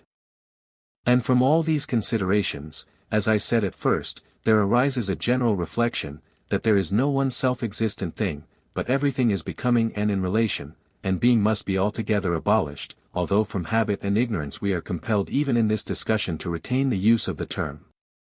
But great philosophers tell us that we are not to allow either the word something, or belonging to something, or to me, or this, or that, or any other detaining name to be used. In the language of nature all things are being created and destroyed, coming into being and passing into new forms, nor can any name fix or detain them. He who attempts to fix them is easily refuted. And this should be the way of speaking, not only of particulars but of aggregates, such aggregates as are expressed in the word man, or stone, or any name of an animal or of a class. O Theaetetus, are not these speculations sweet as honey? And do you not like the taste of them in the mouth? Theaetetus, I do not know what to say, Socrates, for, indeed, I cannot make out whether you are giving your own opinion or only wanting to draw me out. Socrates, you forget, my friend, that I neither know, nor profess to know, anything of these matters. You are the person who is in labor, I am the barren midwife, and this is why I soothe you, and offer you one good thing after another, that you may taste them. And I hope that I may at last help to bring your own opinion into the light of day. When this has been accomplished, then we will determine whether what you have brought forth is only a wind egg or a real and genuine birth. Therefore, keep up your spirits, and answer like a man what you think. Theaetetus, ask me. Socrates, then once more, is it your opinion that nothing is but what becomes? The good and the noble, as well as all the other things which we were just now mentioning? Theaetetus, when I hear you discoursing in this style, I think that there is a great deal in what you say, and I am very ready to assent. Socrates, let us not leave the argument unfinished, then, for there still remains to be considered an objection which may be raised about dreams and diseases, in particular about madness, and the various illusions of hearing and sight, or of other senses. For you know that in all these cases the esse percipi theory appears to be unmistakably refuted, since in dreams and illusions we certainly have false perceptions, and far from saying that everything is which appears, we should rather say that nothing is which appears. Theaetetus, very true, Socrates. Socrates, but then, my boy, how can anyone contend that knowledge is perception, or that to every man what appears is? Theaetetus, I am afraid to say, Socrates, that I have nothing to answer, because you rebuked me just now for making this excuse, but I certainly cannot undertake to argue that madmen or dreamers think truly, when they imagine, some of them that they are gods, and others that they can fly, and are flying in their sleep. Socrates, do you see another question which can be raised about these phenomena, notably about dreaming and waking? Theaetetus, what question? Socrates, a question which I think that you must often have heard persons ask: how can you determine whether at this moment we are sleeping, and all our thoughts are a dream, or whether we are awake, and talking to one another in the waking state? Theaetetus, indeed, Socrates, I do not know how to prove the one any more than the other, for in both cases the facts precisely correspond, and there is no difficulty in supposing that during all this discussion we have been talking to one another in a dream, and when in a dream 11 we seem to be narrating dreams, the resemblance of the two states is quite astonishing. Socrates, you see, then, that a doubt about the reality of sense is easily raised, since there may even be a doubt whether we are awake or in a dream. And as our time is equally divided between sleeping and waking, in either sphere of existence the soul contends that the thoughts which are present to our minds at the time are true, and during one half of our lives we affirm the truth of the one, and, during the other half, of the other, and are equally confident of both. Theaetetus, most true. Socrates, and may not the same be said of madness and other disorders? The difference is only that the times are not equal. Theaetetus, certainly. Socrates, and is truth or falsehood to be determined by duration of time? Theaetetus, that would be in many ways ridiculous. Socrates, but can you certainly determine by any other means which of these opinions is true? Theaetetus, I do not think that I can. Socrates, listen, then, to a statement of the other side of the argument, which is made by the champions of appearance. They would say, as I imagine, can that which is wholly other than something, have the same quality as that from which it differs? And observe, Theaetetus, that the word other means not partially, but wholly other. Theaetetus, certainly, putting the question as you do, that which is wholly other cannot either potentially or in any other way be the same. Socrates, and must therefore be admitted to be unlike. Theaetetus, true. Socrates, if, then, anything happens to become like or unlike itself or another, when it becomes like we call it the same, when unlike, other. Theaetetus, certainly. Socrates, were we not saying that there are agents many and infinite, and patients many and infinite? Theaetetus, yes. Socrates, and also that different combinations will produce results which are not the same, but different. Theaetetus, certainly. Socrates, let us take you and me, or anything as an example. There is Socrates in health, and Socrates sick, are they like or unlike? Theaetetus, you mean to compare Socrates in health as a whole, and Socrates in sickness as a whole? Socrates, exactly, that is my meaning. Theaetetus, I answer, they are unlike. Socrates, and if unlike, they are other. Theaetetus, certainly. Socrates, and would you not say the same of Socrates sleeping and waking, or in any of the states which we were mentioning? Theaetetus, I should. Socrates, all agents have a different patient in Socrates, accordingly as he is well or ill. Theaetetus, of course. Socrates, and I who am the patient, and that which is the agent, will produce something different in each of the two cases. Theaetetus, certainly. Socrates, the wine which I drink when I am in health, appears sweet and pleasant to me. Theaetetus, true. Socrates, for, as has been already acknowledged, the patient and agent meet together and produce sweetness and a perception of sweetness, which are in simultaneous motion, and the perception which comes from the patient makes the tongue percipient, and the quality of sweetness which arises out of and is moving about the wine, makes the wine both to be and to appear sweet to the healthy tongue. Theaetetus, certainly, that has been already acknowledged. Socrates, but when I am sick, the wine really acts upon another and a different person? Theaetetus, yes. Socrates, the combination of the draught of wine, and the Socrates who is sick, produces quite another result, which is the sensation of bitterness in the tongue, and the motion and creation of bitterness in and about the wine, which becomes not bitterness but something bitter, as I myself become not perception but percipient. Theaetetus, true. Socrates, there is no other object of which I shall ever have the same perception, for another object would give another perception, and would make the percipient other and different, nor can that object which affects me, meeting another subject, produce the same, or become similar, for that too would produce another result from another subject, and become different. Theaetetus, true. Socrates, neither can I by myself, have this sensation, nor the object by itself, this quality. Theaetetus, certainly not. Socrates, when I perceive I must become percipient of something, there can be no such thing as perceiving and perceiving nothing, the object, whether it becomes sweet, bitter, or of any other quality, must have relation to a percipient, nothing can become sweet which is sweet to no one.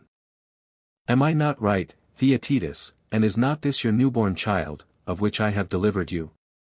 What say you? Theaetetus, I cannot but agree, Socrates. Socrates, then this is the child, however he may turn out, which you and I have with difficulty brought into the world.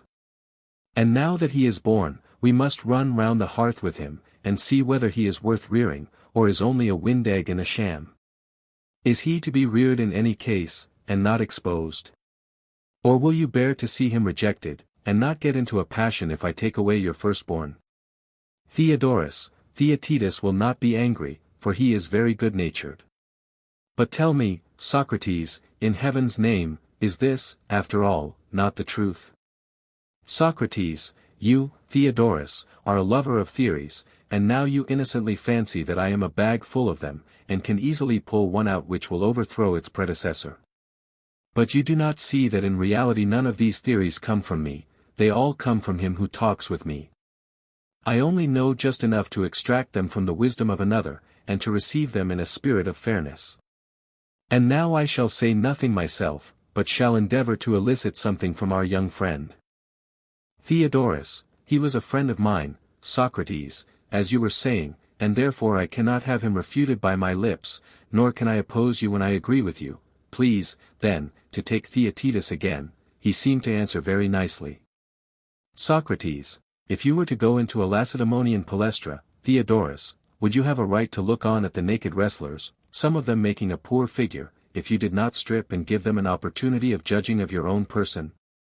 Theodorus, why not, Socrates, if they would allow me, as I think you will, in consideration of my age and stiffness, let some more supple youth try a fall with you, and do not drag me into the gymnasium.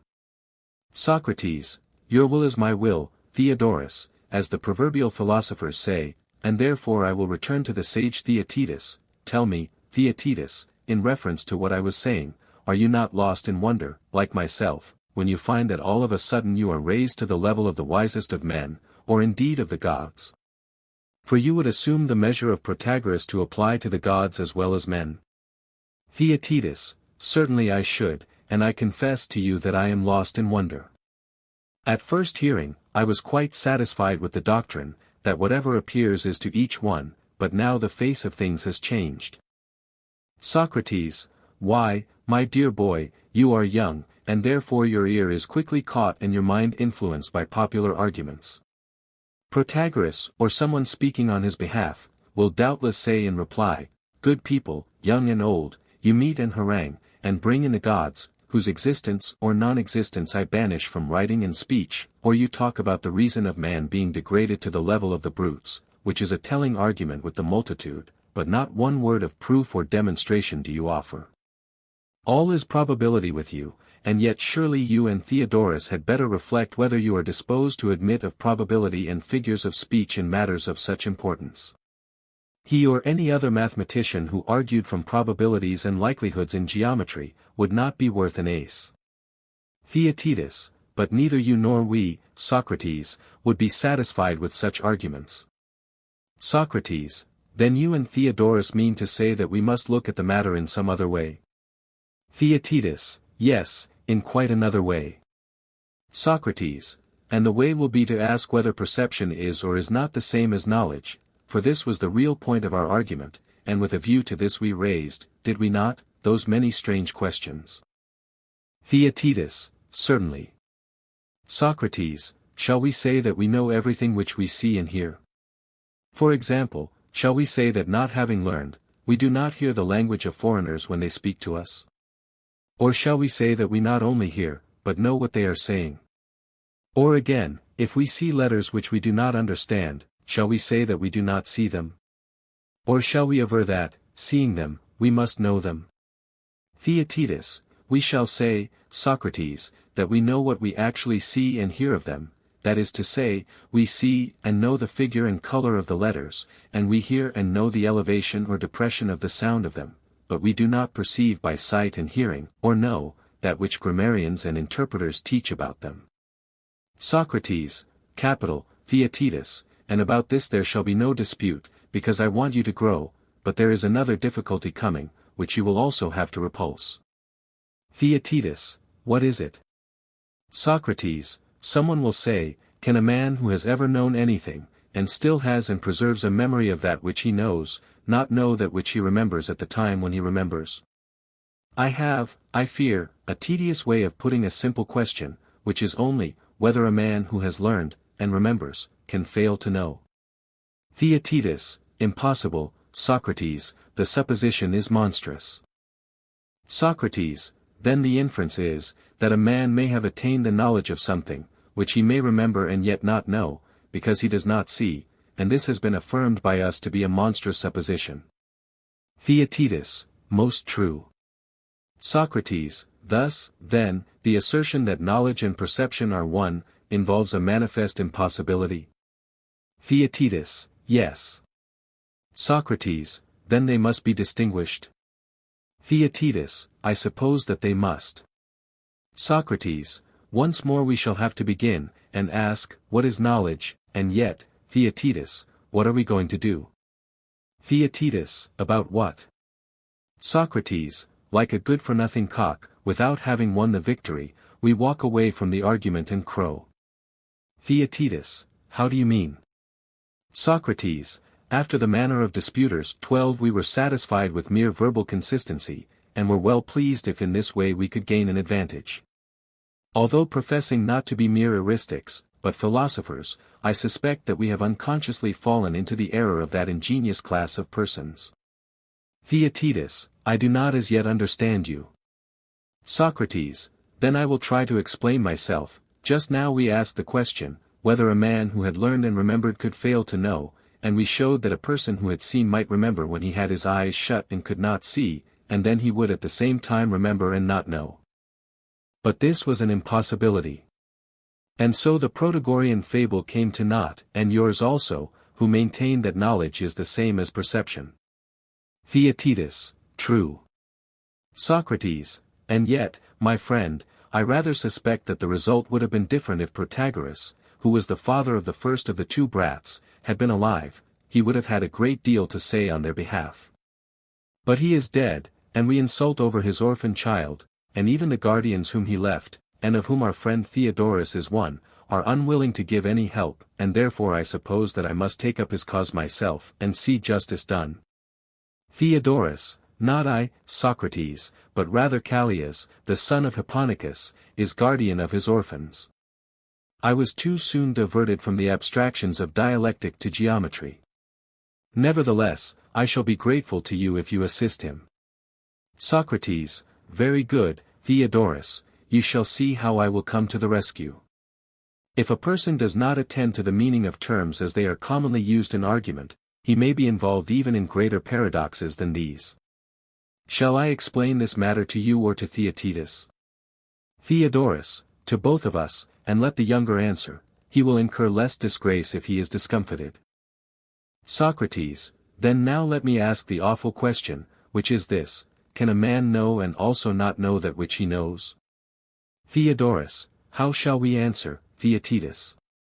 Theaetetus, he cannot, I should say. Socrates, he can, if you maintain that seeing is knowing.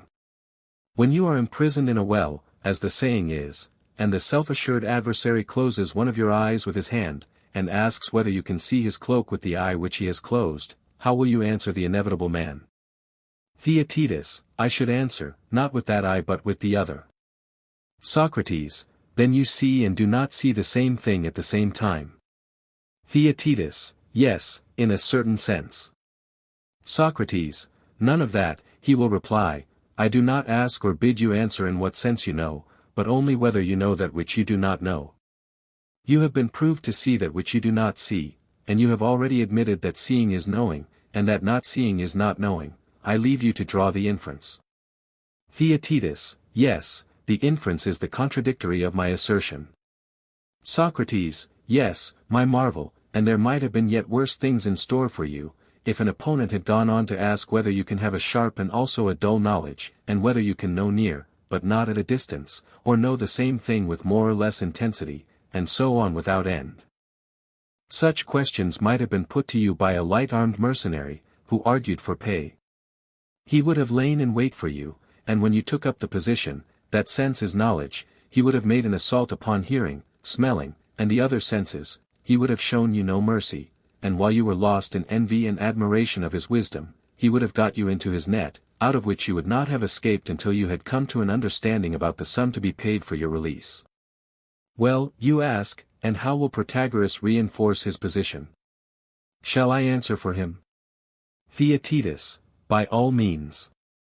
Socrates, he will repeat all those things which we have been urging on his behalf, and then he will close with us in disdain, and say, the worthy Socrates asked a little boy, whether the same man could remember and not know the same thing, and the boy said no, because he was frightened, and could not see what was coming, and then Socrates made fun of poor me.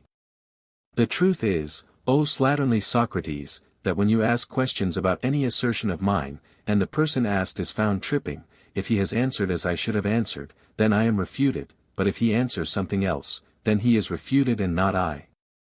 For do you really suppose that anyone would admit the memory which a man has of an impression which has passed away to be the same with that which he experienced at the time? Assuredly not. Or would he hesitate to acknowledge that the same man may know and not know the same thing? Or, if he is afraid of making this admission, would he ever grant that one who has become unlike is the same as before he became unlike? Or would he admit that a man is one at all, and not rather many and infinite as the changes which take place in him? I speak by the card in order to avoid entanglements of words. But, oh my good sir, he will say, come to the argument in a more generous spirit, and either show, if you can, that our sensations are not relative and individual, or, if you admit them to be so, prove that this does not involve the consequence that the appearance becomes, or, if you will have the word, is, to the individual only.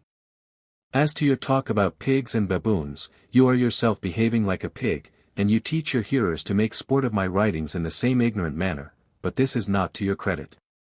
For I declare that the truth is as I have written, and that each of us is a measure of existence and of non-existence.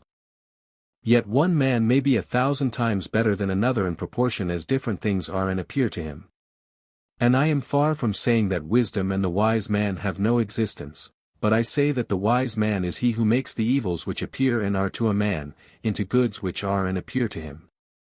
And I would beg you not to press my words in the letter, but to take the meaning of them as I will explain them. Remember what has been already said, that to the sick man his food appears to be and is bitter, and to the man in health the opposite of bitter. Now I cannot conceive that one of these men can be or ought to be made wiser than the other, nor can you assert that the sick man because he has one impression is foolish, and the healthy man because he has another is wise, but the one state requires to be changed into the other, the worse into the better. As in education, a change of state has to be effected, and the sophist accomplishes by words the change which the physician works by the aid of drugs. Not that anyone ever made another think truly, who previously thought falsely. For no one can think what is not, or think anything different from that which he feels, and this is always true. But as the inferior habit of mind has thoughts of kindred nature, so I conceive that a good mind causes men to have good thoughts, and these which the inexperienced call true, I maintain to be only better, and not truer than others. And, oh my dear Socrates, I do not call wise men tadpoles, far from it, I say that they are the physicians of the human body, and the husbandmen of plants, for the husbandmen also take away the evil and disordered sensations of plants, and infuse into them good and healthy sensations, I and true ones. 13 And the wise and good rhetoricians make the good instead of the evil to seem just estates. For whatever appears to a state to be just and fair, so long as it is regarded as such, is just and fair to it, but the teacher of wisdom causes the good to take the place of the evil, both in appearance and in reality. And in like manner the sophist who is able to train his pupils in this spirit is a wise man, and deserves to be well paid by them. And so one man is wiser than another, and no one thinks falsely, and you, whether you will or not, must endure to be a measure. On these foundations the argument stands firm, which you, Socrates, may, if you please, overthrow by an opposite argument, or if you like you may put questions to me, a method to which no intelligent person will object, quite the reverse. In this manner you will consider whether knowledge and sensation are the same or different, but you will not argue, as you were just now doing, from the customary use of names and words, which the vulgar pervert in all sorts of ways, causing infinite perplexity to one another. Such, Theodorus, is the very slight help which I am able to offer to your old friend. 14 Had he been living, he would have helped himself in a far more glorious style. Theodorus, you are jesting, Socrates, indeed, your defense of him has been most valorous. Socrates, thank you, friend, and I hope that you observed Protagoras bidding us be serious, as the text, man is the measure of all things, was a solemn one, and he reproached us with making a boy the medium of discourse, and said that the boy's timidity was made to tell against his argument. He also declared that we made a joke of him. Theodorus, how could I fail to observe all that, Socrates? Socrates, well, and shall we do as he says? Theodorus, by all means.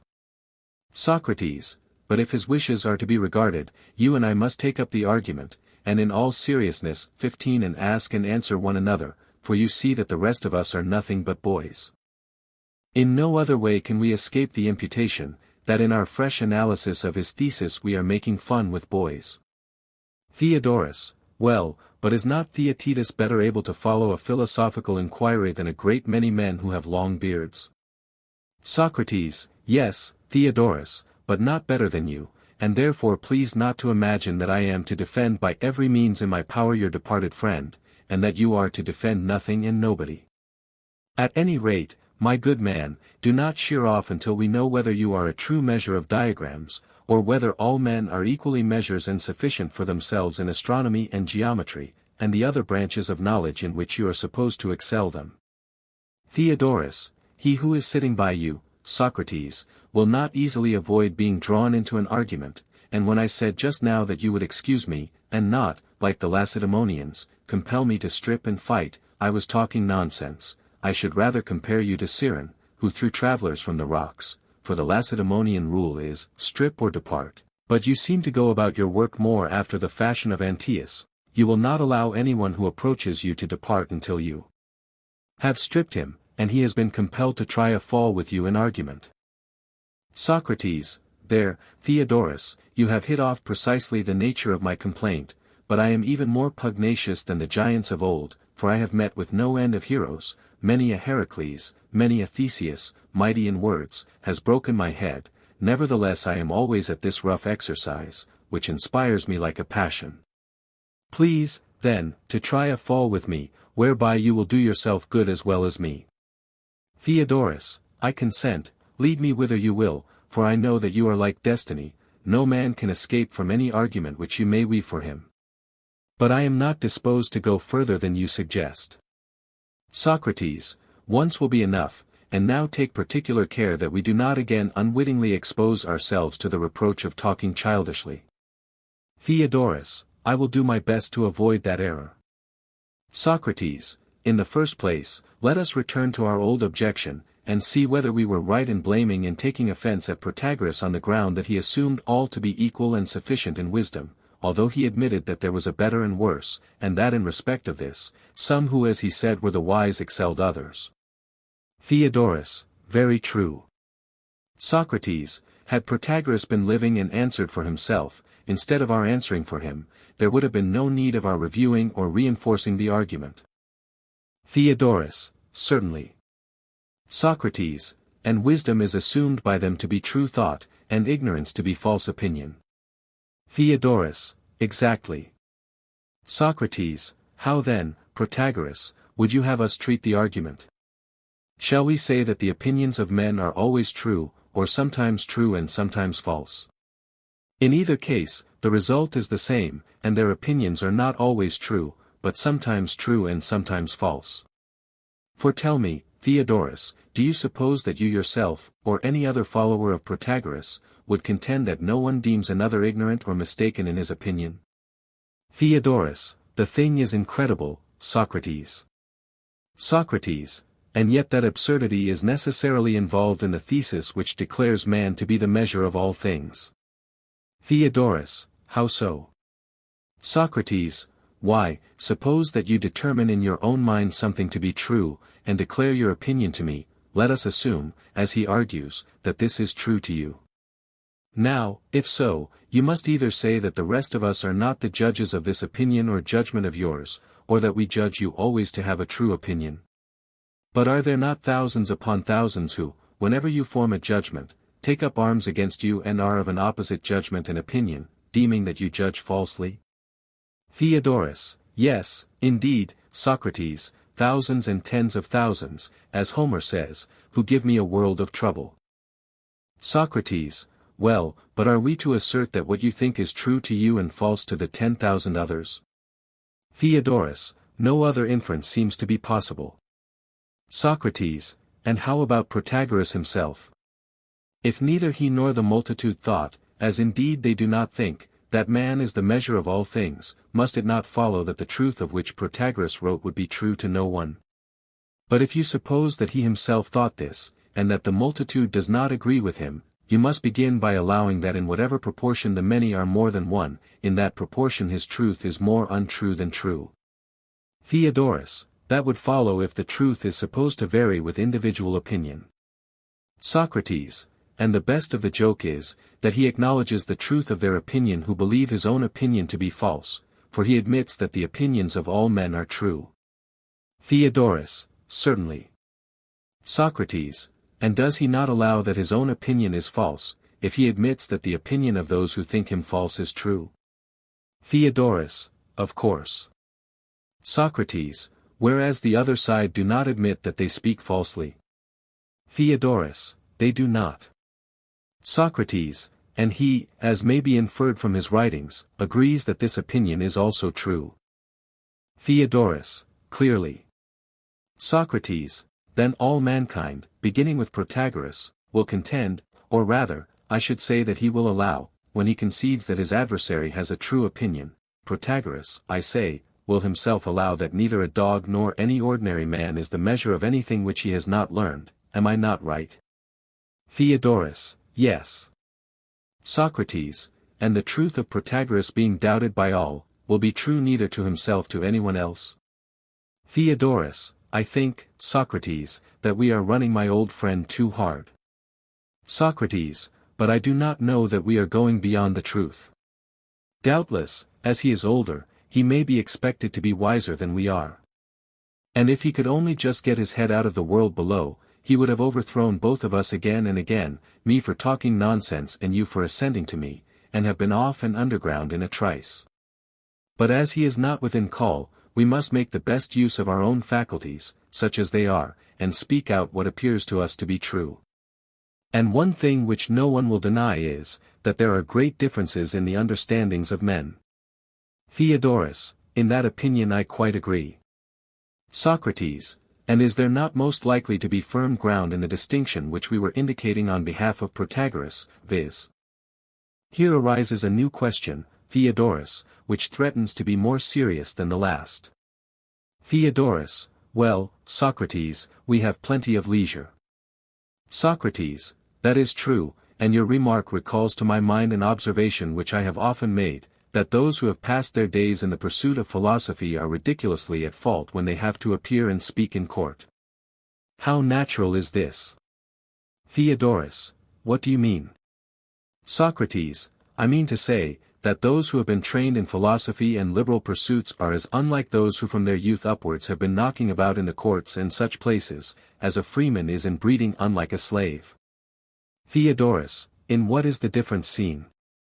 Socrates, in the leisure spoken of by you, which a freeman can always command, he has his talk out in peace, and, like ourselves, he wanders at will from one subject to another, and from a second to a third. If the fancy takes him, he begins again, as we are doing now, caring not whether his words are many or few, his only aim is to attain the truth. But the lawyer is always in a hurry, there is the water of the clepsydra driving him on, and not allowing him to expatiate at will, and there is his adversary standing over him, enforcing his rights. The indictment, which in their phraseology is termed the affidavit, is recited at the time, and from this he must not deviate. He is a servant, and is continually disputing about a fellow servant before his master, who is seated, and has the cause in his hands. The trial is never about some indifferent matter, but always concerns himself, and often the race is for his life. The consequence has been, that he has become keen and shrewd. He has learned how to flatter his master in word and indulge him in deed, but his soul is small and unrighteous. His condition, which has been that of a slave from his youth upwards, has deprived him of growth and uprightness and independence. Dangers and fears, which were too much for his truth and honesty, came upon him in early years, when the tenderness of youth was unequal to them, and he has been driven into crooked ways. From the first he has practiced deception and retaliation, and has become stunted and warped. And so he has passed out of youth into manhood, having no soundness in him, and is now, as he thinks, a master in wisdom. Such is the lawyer, Theodorus. Will you have the companion picture of the philosopher, who is of our brotherhood, or shall we return to the argument? Do not let us abuse the freedom of digression which we claim. Theodorus, nay, Socrates, not until we have finished what we are about, for you truly said that we belong to a brotherhood which is free, and are not the servants of the argument, but the argument is our servant, and must wait our leisure. Who is our judge? Or where is the spectator having any right to censure or control us, as he might the poets? Socrates, then, as this is your wish, I will describe the leaders, for there is no use in talking about the inferior sort. In the first place, the lords of philosophy have never, from their youth upwards, known their way to the agora, or the dicastery, or the council, or any other political assembly. They neither see nor hear the laws or decrees, as they are called, of the state written or recited, the eagerness of political societies in the attainment of offices, clubs, and banquets, and revels, and singing maidens, do not enter even into their dreams. Whether any event has turned out well or ill in the city, what disgrace may have descended to anyone from his ancestors, male or female, are matters of which the philosopher no more knows than he can tell, as they say, how many pints are contained in the ocean. Neither is he conscious of his ignorance. For he does not hold aloof in order that he may gain a reputation, but the truth is, that the outer form of him only is in the city, his mind, disdaining the littlenesses and nothingnesses of human things, is flying all abroad, as Pindar says, measuring earth and heaven and the things which are under and on the earth and above the heaven, interrogating the whole nature of each and all in their entirety, but not condescending to anything which is within reach. Theodorus, what do you mean, Socrates? Socrates, I will illustrate my meaning, Theodorus, by the jest which the clever witty Thracian handmaid is said to have made about Thales, when he fell into a well as he was looking up at the stars. She said, that he was so eager to know what was going on in heaven, that he could not see what was before his feet. This is a jest which is equally applicable to all philosophers.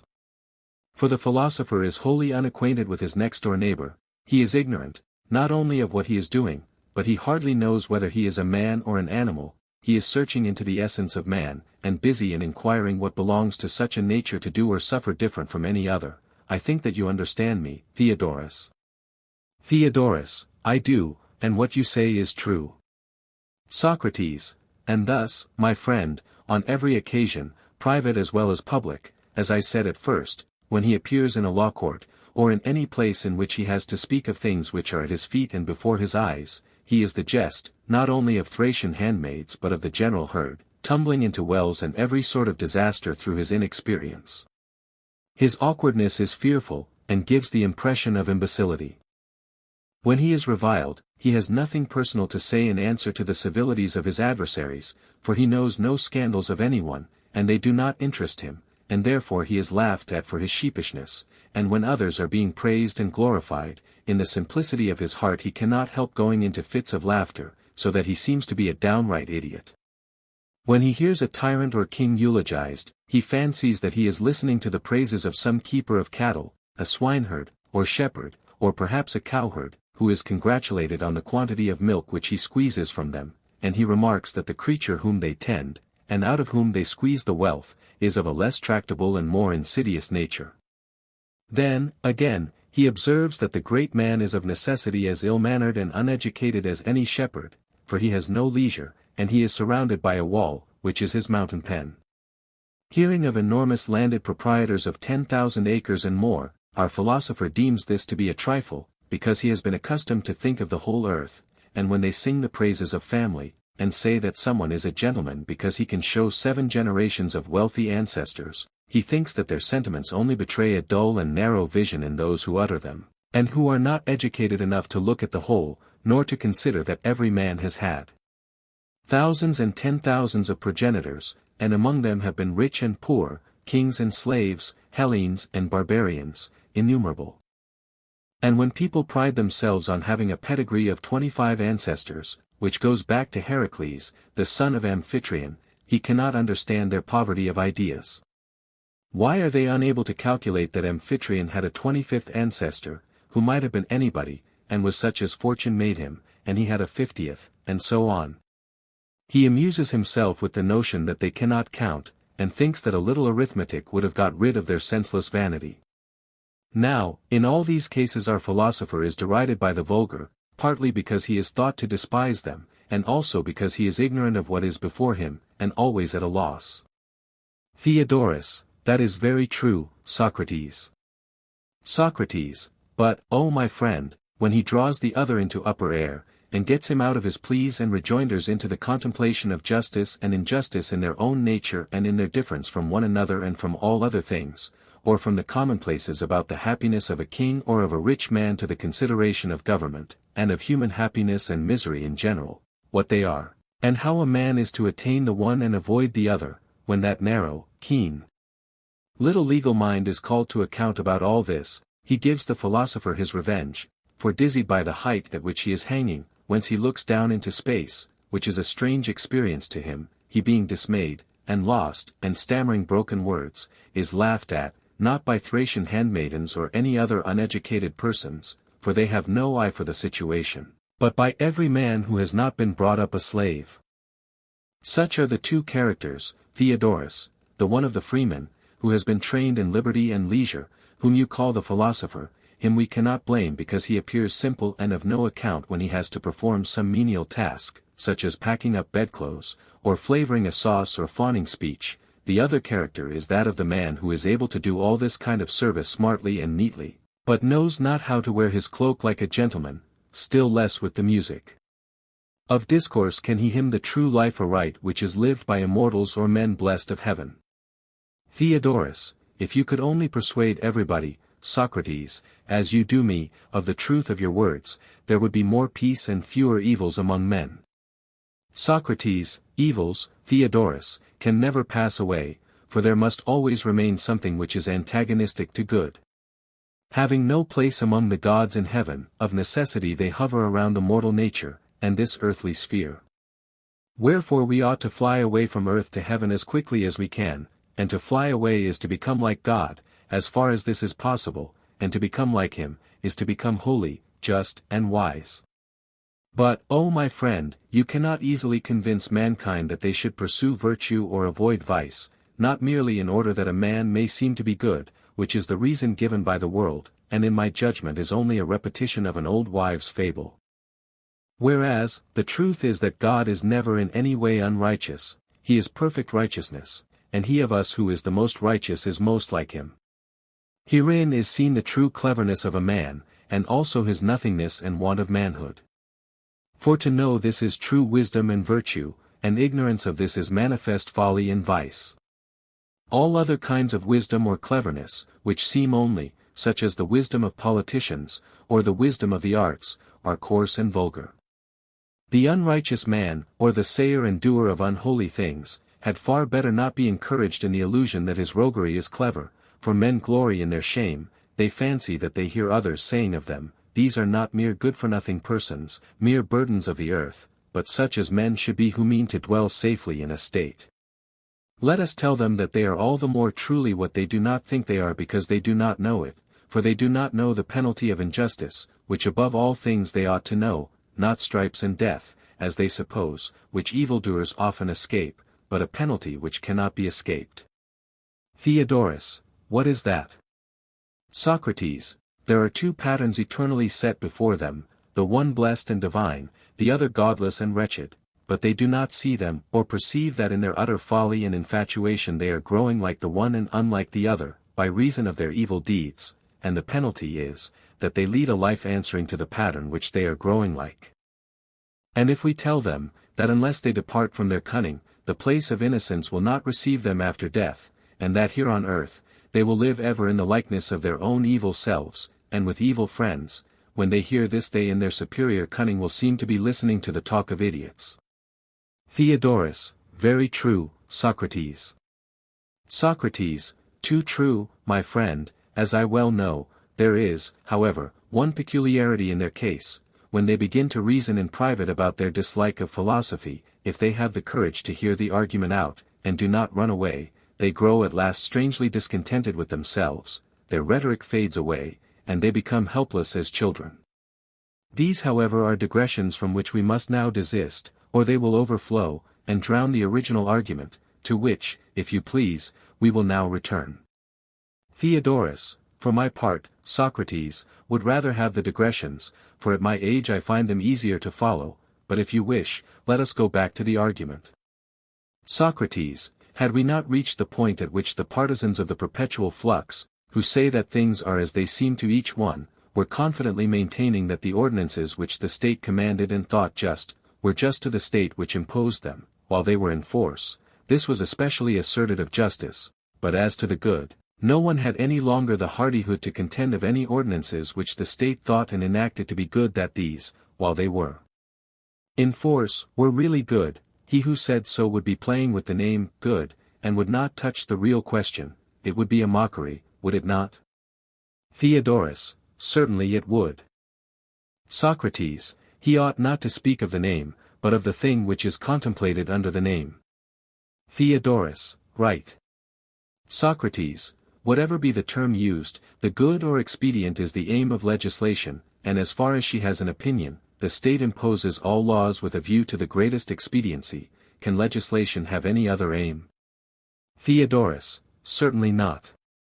Socrates: but is the aim attained always? Do not mistakes often happen? Theodorus: yes, I think that there are mistakes. Socrates: the possibility of error will be more distinctly recognized, if we put the question in reference to the whole class under which the good or expedient falls. That whole class has to do with the future, and laws are passed under the idea that they will be useful in aftertime, which, in other words, is the future. Theodorus: very true. Socrates: suppose now, that we ask Protagoras, or one of his disciples, a question. O Protagoras, we will say to him, man is, as you declare, the measure of all things, white, heavy, light, of all such things he is the judge, for he has the criterion of them in himself, and when he thinks that things are such as he experiences them to be, he thinks what is and is true to himself. Socrates: to be sure, friend, who would have paid a large sum for the privilege of talking to him, if he had really persuaded his visitors that neither a prophet nor any other man was better able to judge what will be and seem to be in the future than everyone could for himself. Theodorus: who indeed? Socrates: and legislation and expediency are all concerned with the future, and everyone will admit that states, in passing laws, must often fail of their highest interests. Theodorus: quite true. Socrates: then we may fairly argue against your master, that he must admit one man to be wiser than another, and that the wiser is a measure, but I, who know nothing, am not at all obliged to accept the honor which the advocate of Protagoras was just now forcing upon me, whether I would or not, of being a measure of anything. Theodorus: that is the best refutation of him, Socrates, although he is also caught when he ascribes truth to the opinions of others, who give the lie direct to his own opinion. Socrates: there are many ways, Theodorus, in which the doctrine that every opinion of every man is true may be refuted, but there is more difficulty in proving that states of feeling, which are present to a man, and out of which arise sensations and opinions in accordance with them, are also untrue. And very likely I have been talking nonsense about them, for they may be unassailable, and those who say that there is clear evidence of them, and that they are matters of knowledge, may probably be right, in which case our friend Theaetetus was not so far from the mark when he identified perception and knowledge. And therefore let us draw nearer, as the advocate of Protagoras desires, and give the truth of the universal flux a ring. Is the theory sound or not? At any rate, no small war is raging about it, and there are combination not a few. Theodorus: no small war, indeed, for in Ionia the sect makes rapid strides. The disciples of Heraclitus are most energetic upholders of the doctrine. Socrates: then we are the more bound, my dear Theodorus, to examine the question from the foundation as it is set forth by themselves. Theodorus: certainly we are. About these speculations of Heraclitus, which, as you say, are as old as Homer, or even older still, the Ephesians themselves, who profess to know them, are downright mad, and you cannot talk with them on the subject. For, in accordance with their textbooks, they are always in motion, but as for dwelling upon an argument or a question, and quietly asking and answering in turn, they can no more do so than they can fly, or rather, the determination of these fellows not to have a particle of rest in them is more than the utmost powers of negation can express. If you ask any of them a question, he will produce, as from a quiver, sayings brief and dark, and shoot them at you, and if you inquire the reason of what he has said, you will be hit by some other newfangled word, and will make no way with any of them, nor they with one another. Their great care is, not to allow of any settled principle either in their arguments or in their minds, conceiving, as I imagine, that any such principle would be stationary, for they are at war with the stationary, and do what they can to drive it out everywhere. Socrates, I suppose, Theodorus, that you have only seen them when they were fighting, and have never stayed with them in time of peace, for they are no friends of yours, and their peace doctrines are only communicated by them at leisure, as I imagine, to those disciples of theirs whom they want to make like themselves. Theodorus, disciples. My good sir, they have none. Men of their sort are not one another's disciples, but they grow up at their own sweet will, and get their inspiration anywhere, each of them saying of his neighbor that he knows nothing. From these men, then, as I was going to remark, you will never get a reason, whether with their will or without their will. We must take the question out of their hands, and make the analysis ourselves, as if we were doing geometrical problem. Socrates, quite right too, but as touching the aforesaid problem, have we not heard from the ancients, who concealed their wisdom from the many in poetical figures, that Oceanus and Tethys, the origin of all things, are streams, and that nothing is at rest? And now the moderns, in their superior wisdom, have declared the same openly, that the cobbler too may hear and learn of them, and no longer foolishly imagine that some things are at rest and others in motion. Having learned that all is motion, he will duly honor his teachers. I had almost forgotten the opposite doctrine. Theodorus, alone being remains unmoved, which is the name for the all. This is the language of Parmenides, Melissus, and their followers, who stoutly maintain that all being is one and self-contained, and has no place in which to move. What shall we do, friend, with all these people? For, advancing step by step, we have imperceptibly got between the combatants, and, unless we can protect our retreat, we shall pay the penalty of our rashness, like the players in the palestra who are caught upon the line, and are dragged different ways by the two parties. Therefore I think that we had better begin by considering those whom we first accosted, the river gods, and, if we find any truth in them, we will help them to pull us over, and try to get away from the others. But if the partisans of the whole appear to speak more truly, we will fly off from the party which would move the immovable, to them. And if I find that neither of them have anything reasonable to say, we shall be in a ridiculous position, having so great a conceit of our own poor opinion and rejecting that of ancient and famous men. O Theodorus, do you think that there is any use in proceeding when the danger is so great? Theodorus, nay, Socrates, not to examine thoroughly what the two parties have to say would be quite intolerable. Socrates, then examine we must, since you, who were so reluctant to begin, are so eager to proceed.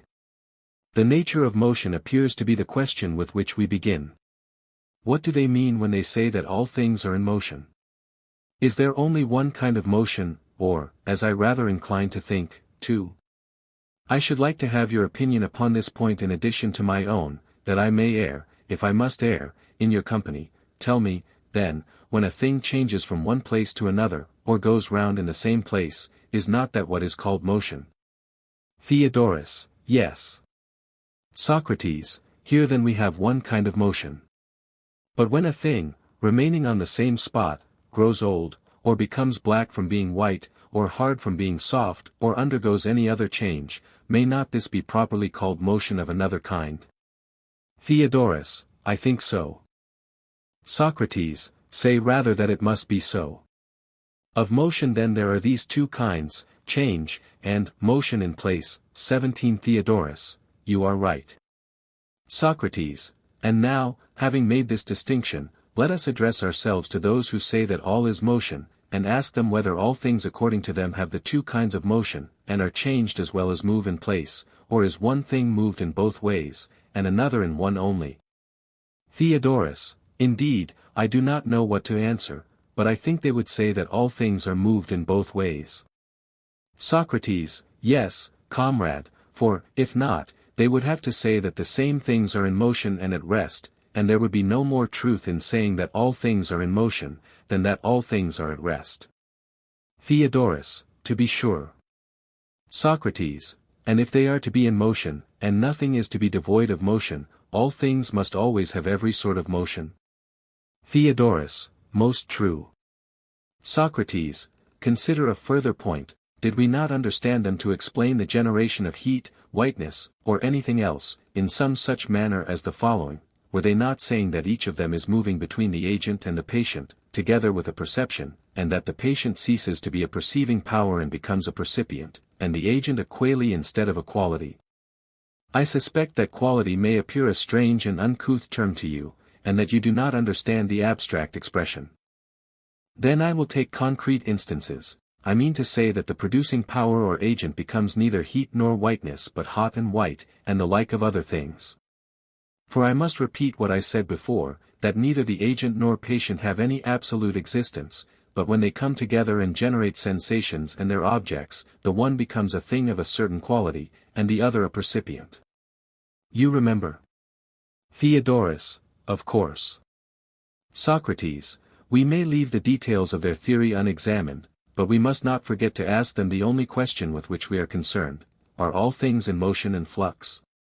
Theodorus, yes, they will reply.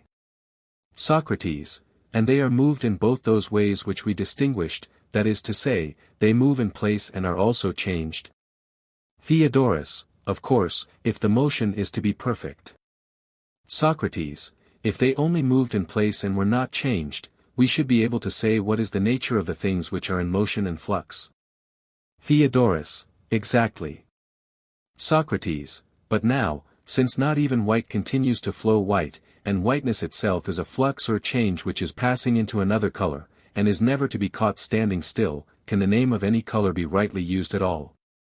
Theodorus, how is that possible, Socrates, either in the case of this or of any other quality, if while we are using the word the object is escaping in the flux?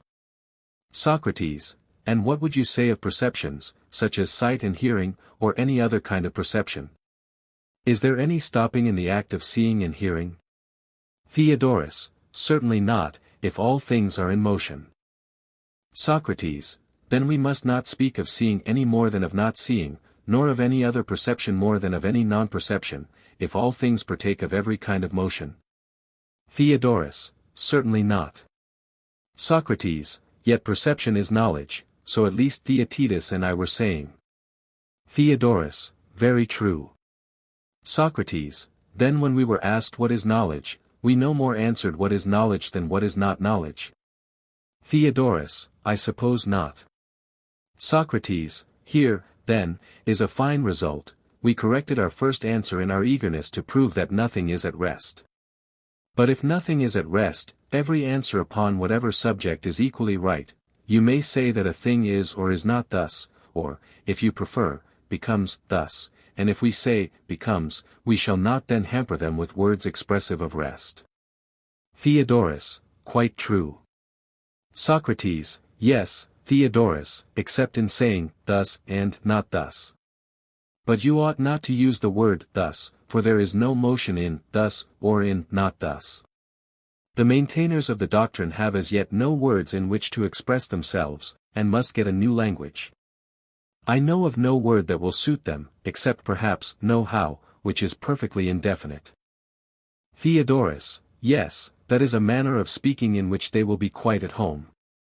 Socrates, and so, Theodorus, we have got rid of your friend without assenting to his doctrine, that every man is the measure of all things, a wise man only is a measure, neither can we allow that knowledge is perception, certainly not on the hypothesis of a perpetual flux, unless perchance our friend Theaetetus is able to convince us that it is. Theodorus, very good, Socrates, and now that the argument about the doctrine of Protagoras has been completed, I am absolved from answering, for this was the agreement. Theaetetus, not, Theodorus, until you and Socrates have discussed the doctrine of those who say that all things are at rest, as you were proposing. Theodorus, you, Theaetetus, who are a young rogue, must not instigate your elders to a breach of faith, but should prepare to answer Socrates in the remainder of the argument.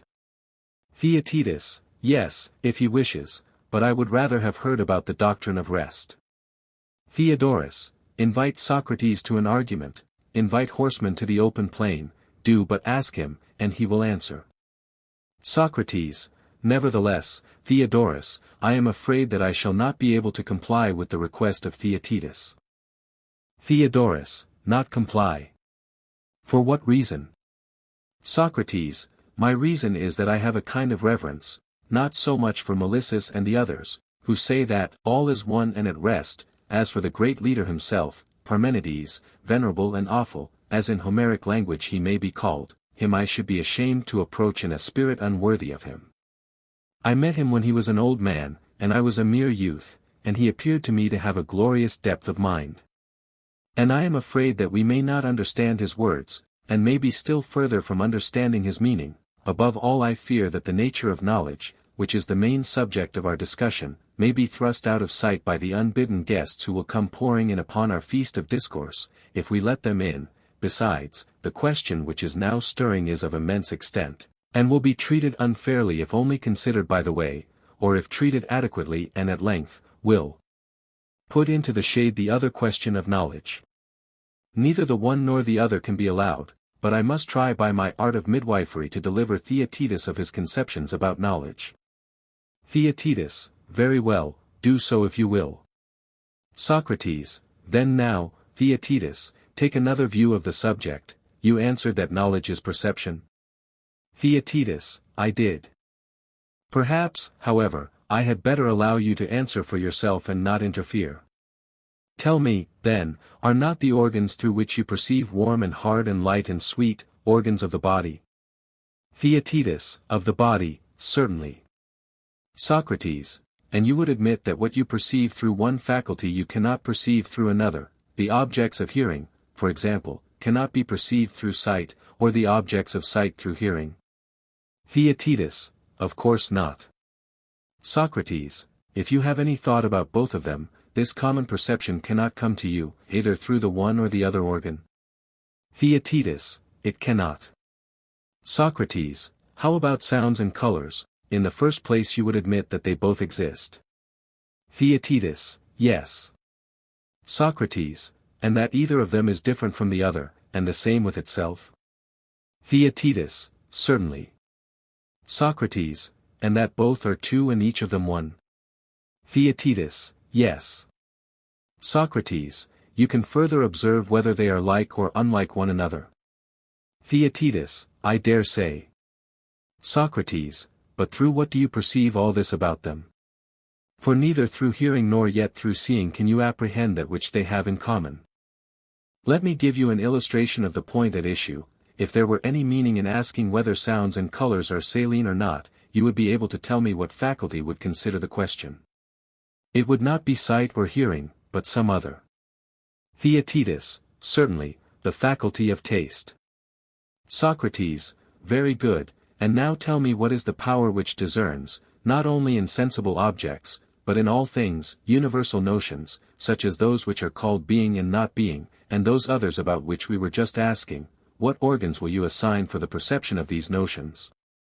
Theaetetus, you are thinking of being and not being, likeness and unlikeness, sameness and difference, and also of unity and other numbers which are applied to objects of sense, and you mean to ask, through what bodily organ the soul perceives odd and even numbers and other arithmetical conceptions.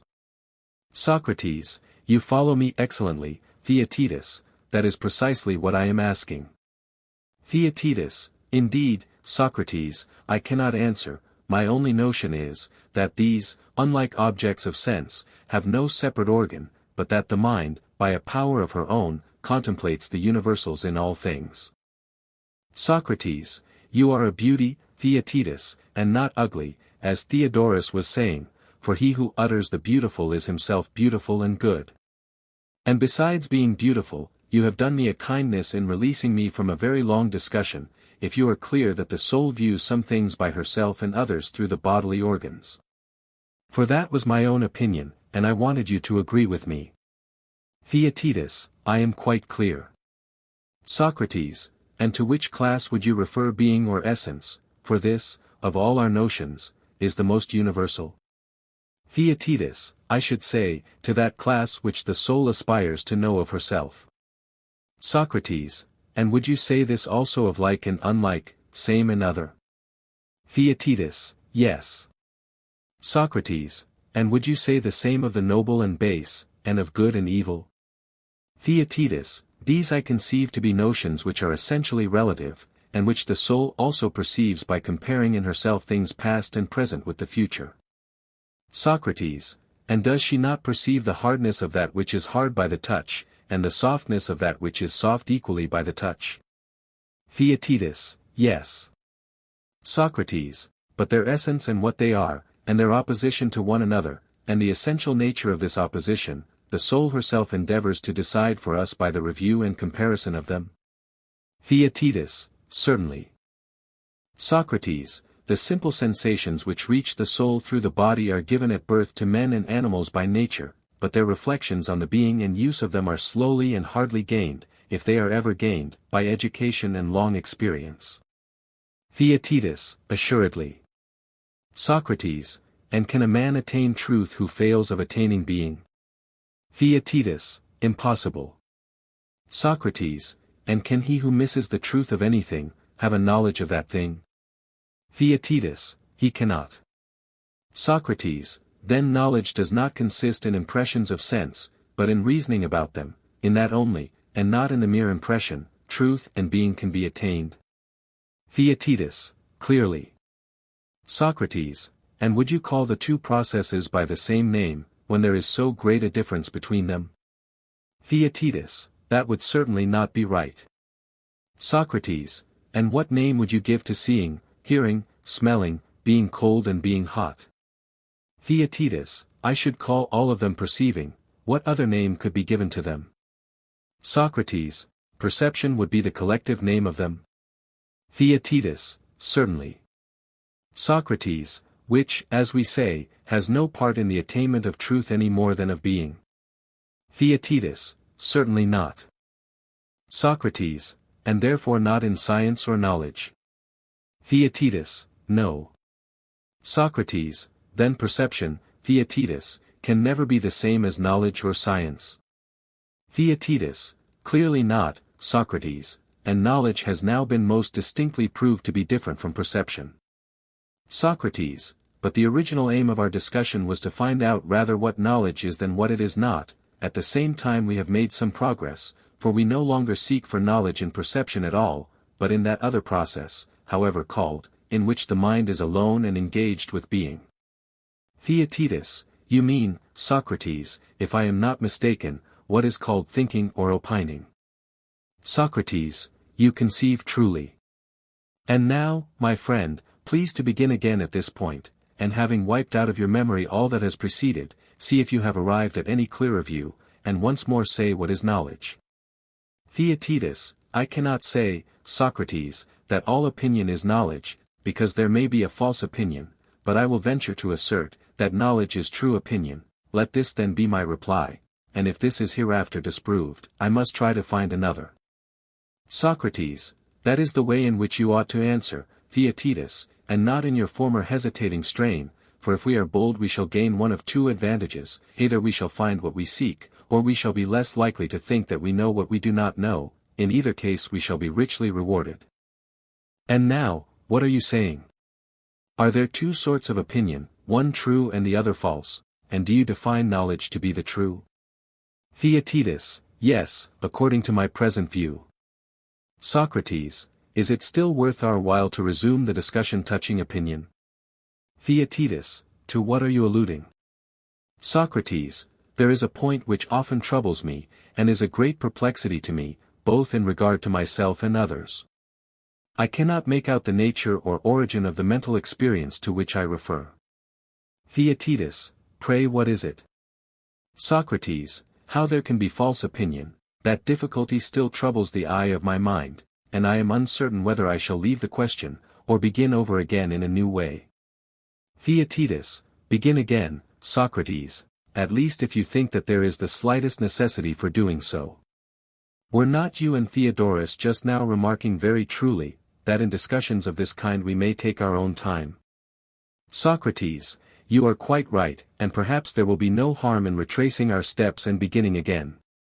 Better a little which is well done, than a great deal imperfectly. Theaetetus, certainly.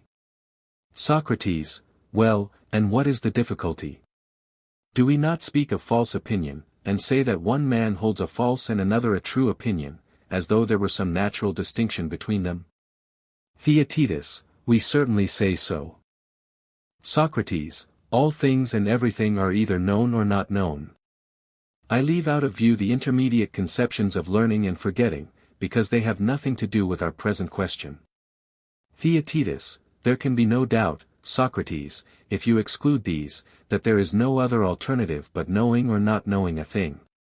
Socrates, that point being now determined, must we not say that he who has an opinion, must have an opinion about something which he knows or does not know?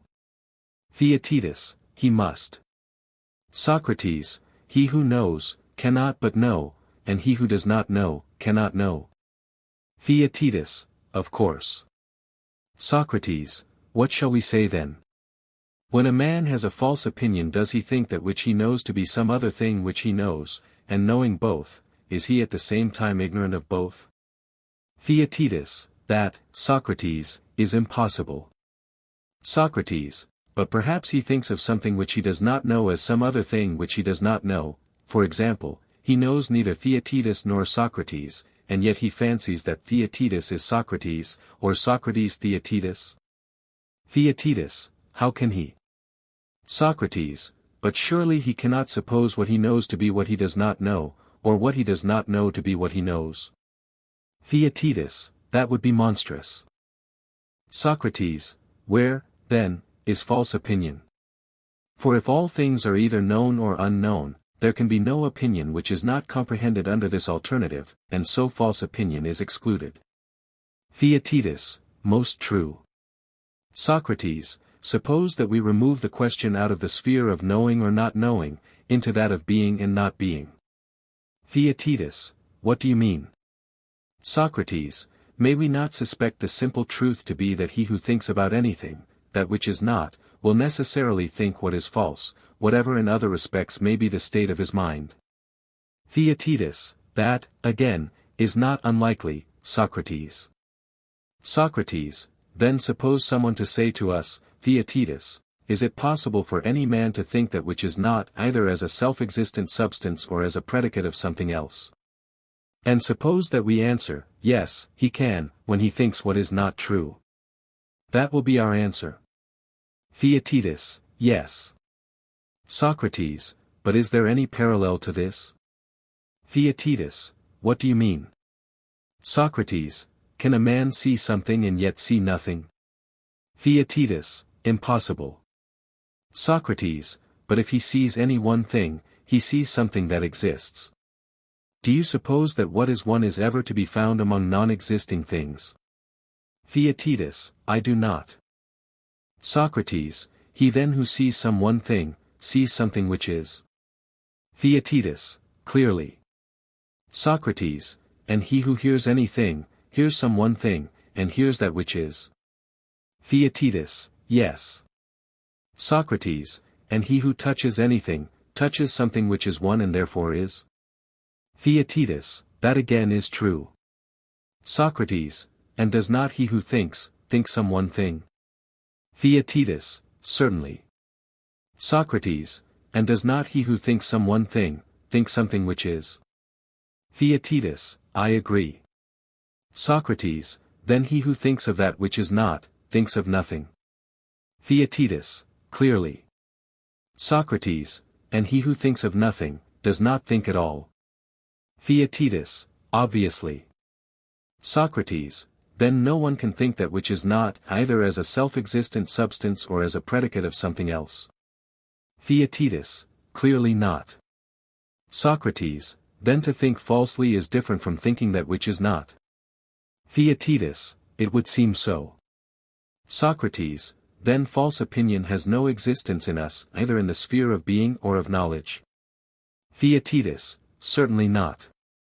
Socrates, but may not the following be the description of what we express by this name? Theaetetus, what? Socrates, may we not suppose that false opinion or thought is a sort of heterodoxy? A person may make an exchange in his mind, and say that one real object is another real object. For thus he always thinks that which is, but he puts one thing in place of another, and missing the aim of his thoughts, he may be truly said to have false opinion. Theaetetus, now you appear to me to have spoken the exact truth. When a man puts the base in the place of the noble, or the noble in the place of the base, then he has truly false opinion. Socrates, I see, Theaetetus, that your fear has disappeared, and that you are beginning to despise me. Theaetetus, what makes you say so? Socrates, you think, if I am not mistaken, that your truly false is safe from censure, and that I shall never ask whether there can be a swift which is slow, or a heavy which is light, or any other self-contradictory thing, which works, not according to its own nature, but according to that of its opposite. But I will not insist upon this, for I do not wish needlessly to discourage you. And so you are satisfied that false opinion is heterodoxy, or the thought of something else? Theaetetus, I am. Socrates, it is possible then upon your view for the mind to conceive of one thing as another? Theaetetus, true. Socrates, but must not the mind, or thinking power, which misplaces them, have a conception either of both objects or of one of them? Theaetetus, certainly. Socrates, either together or in succession. Theaetetus, very good. Socrates, and do you mean by conceiving, the same which I mean? Theaetetus, what is that? Socrates, I mean the conversation which the soul holds with herself in considering of anything. I speak of what I scarcely understand, but the soul when thinking appears to me to be just talking, asking questions of herself and answering them, affirming and denying. And when she has arrived at a decision, either gradually or by a sudden impulse, and has at last agreed, and does not doubt, this is called her opinion. I say, then, that to form an opinion is to speak, an opinion is a word spoken, I mean, to oneself and in silence, not aloud or to another. What think you? Theaetetus, I agree. Socrates, then when anyone thinks of one thing as another, he is saying to himself that one thing is another? Theaetetus, yes. Socrates, but do you ever remember saying to yourself that the noble is certainly base, or the unjust just, or, best of all, have you ever attempted to convince yourself that one thing is another? Nay, not even in sleep, did you ever venture to say to yourself that odd is even, or anything of the kind? Theaetetus, never. Socrates, and do you suppose that any other man, either in his senses or out of them, ever seriously tried to persuade himself that an ox is a horse, or that two are one? Theaetetus, certainly not. Socrates, but if thinking is talking to oneself, no one speaking and thinking of two objects, and apprehending them both in his soul, will say and think that the one is the other of them, and I must add, that even you, lover of dispute as you are, had better let the word other alone, i.e., not insist that one and other are the same 18.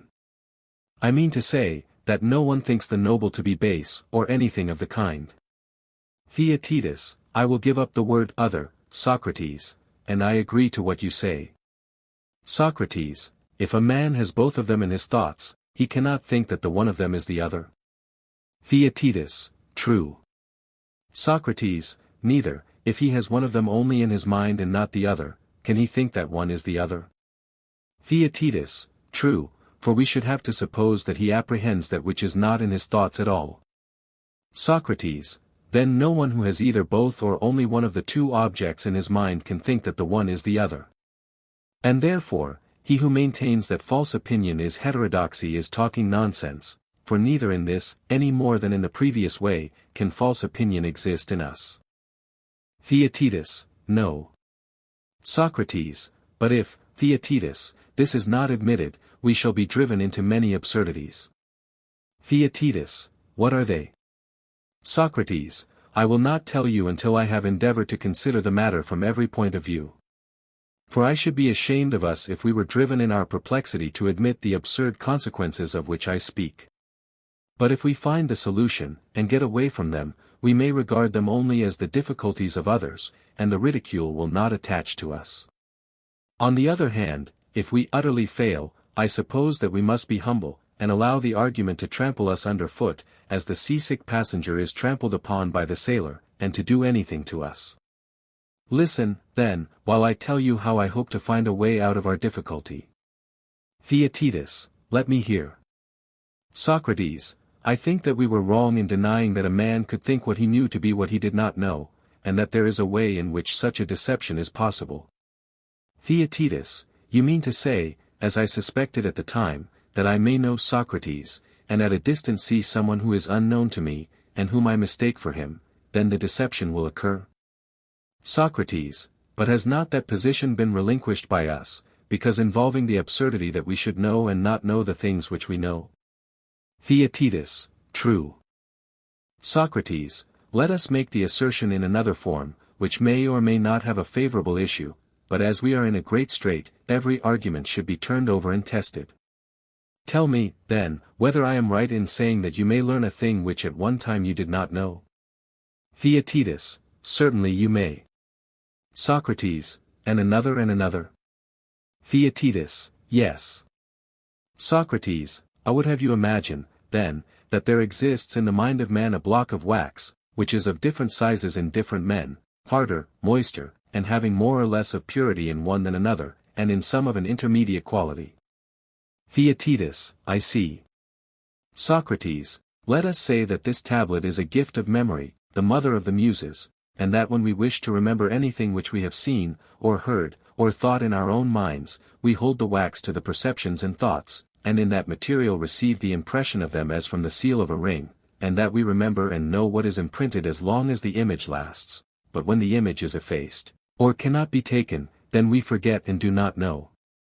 Theaetetus, very good. Socrates, now, when a person has this knowledge, and is considering something which he sees or hears, may not false opinion arise in the following manner? Theaetetus, in what manner?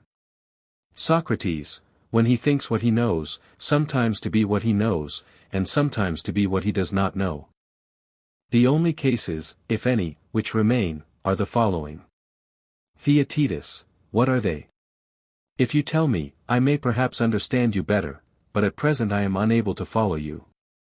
Socrates, a person may think that some things which he knows, or which he perceives and does not know, are some other things which he knows and perceives, or that some things which he knows and perceives, are other things which he knows and perceives.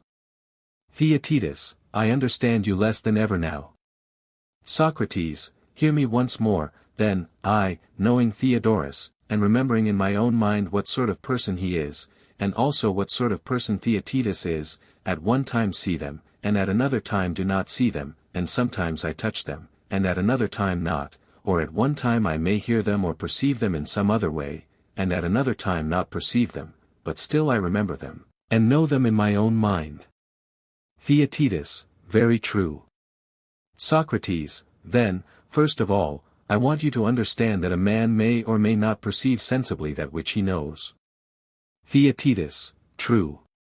Socrates, and that which he does not know will sometimes not be perceived by him and sometimes will be perceived and only perceived. Theaetetus, that is also true.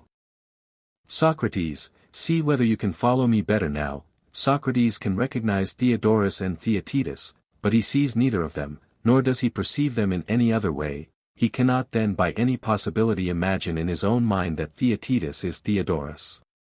Am I not right? Theaetetus, you are quite right.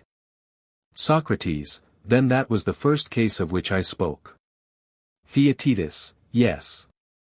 Socrates, the second case was, that I, knowing one of you and not knowing the other, and perceiving neither, can never think him whom I know to be him whom I do not know.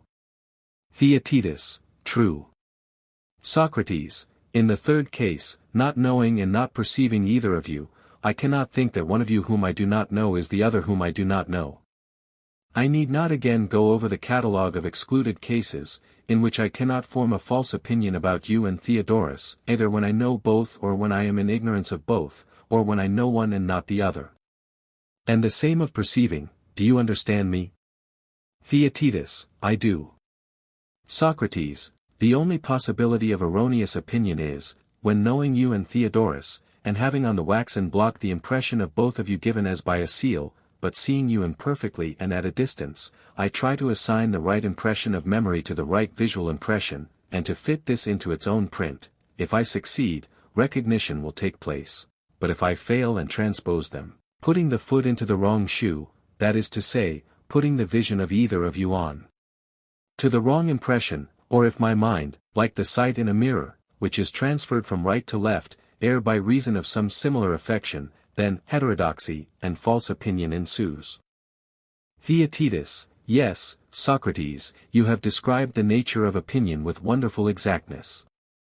Socrates: Or again, when I know both of you, and perceive as well as know one of you, but not the other, and my knowledge of him does not accord with perception, that was the case put by me just now which you did not understand. Theaetetus: No, I did not. Socrates: I meant to say, that when a person knows and perceives one of you, his knowledge coincides with his perception, he will never think him to be some other person, whom he knows and perceives, and the knowledge of whom coincides with his perception, for that also was a case supposed. Theaetetus: True. Socrates: But there was an omission of the further case, in which, as we now say, false opinion may arise, when knowing both, and seeing, or having some other sensible perception of both, I fail in holding the seal over against the corresponding sensation, like a bad archer, I miss and fall wide of the mark, and this is called falsehood. Theaetetus: Yes, it is rightly so called. Socrates: When, therefore, perception is present to one of the seals or impressions but not to the other, and the mind fits the seal of the absent perception on the one which is present, in any case of this sort the mind is deceived. In a word, if our view is sound, there can be no error or deception about things which a man does not know and has never perceived, but only in things which are known and perceived. In these alone opinion turns and twists about, and becomes alternately true and false, true when the seals and impressions of sense meet straight and opposite, false when they go awry and crooked. Theaetetus: And is not that, Socrates, nobly said? Socrates: Nobly. Yes, but wait a little and hear the explanation, and then you will say so with more reason, for to think truly is noble and to be deceived is base. Theaetetus: Undoubtedly. Socrates: And the origin of truth and error is as follows: when the wax in the soul of anyone is deep and abundant, and smooth and perfectly tempered, then the impressions which pass through the senses and sink into the heart of the soul, as Homer says in a parable, meaning to indicate the likeness of the soul to wax, kerkeros, these, I say, being pure and clear, and having a sufficient depth of wax, are also lasting, and minds, such as these, easily learn and easily retain, and are not liable to confusion, but have true thoughts, for they have plenty of room, and having clear impressions of things, as we term them, quickly distribute them into their proper places on the block. And such men are called wise. Do you agree? Theaetetus: Entirely. Socrates: But when the heart of anyone is shaggy, a quality which the all-wise poet commends, or muddy and of impure wax, or very soft, or very hard, then there is a corresponding defect in the mind. The soft are good at learning, but apt to forget, and the hard are the reverse, the shaggy and rugged and gritty, or those who have an admixture of earth or dung in their composition, have the impressions indistinct, as also the hard, for there is no depth in them, and the soft too are indistinct, for their impressions are easily confused and effaced. Yet greater is the indistinctness when they are all jostled together in a little soul, which has no room.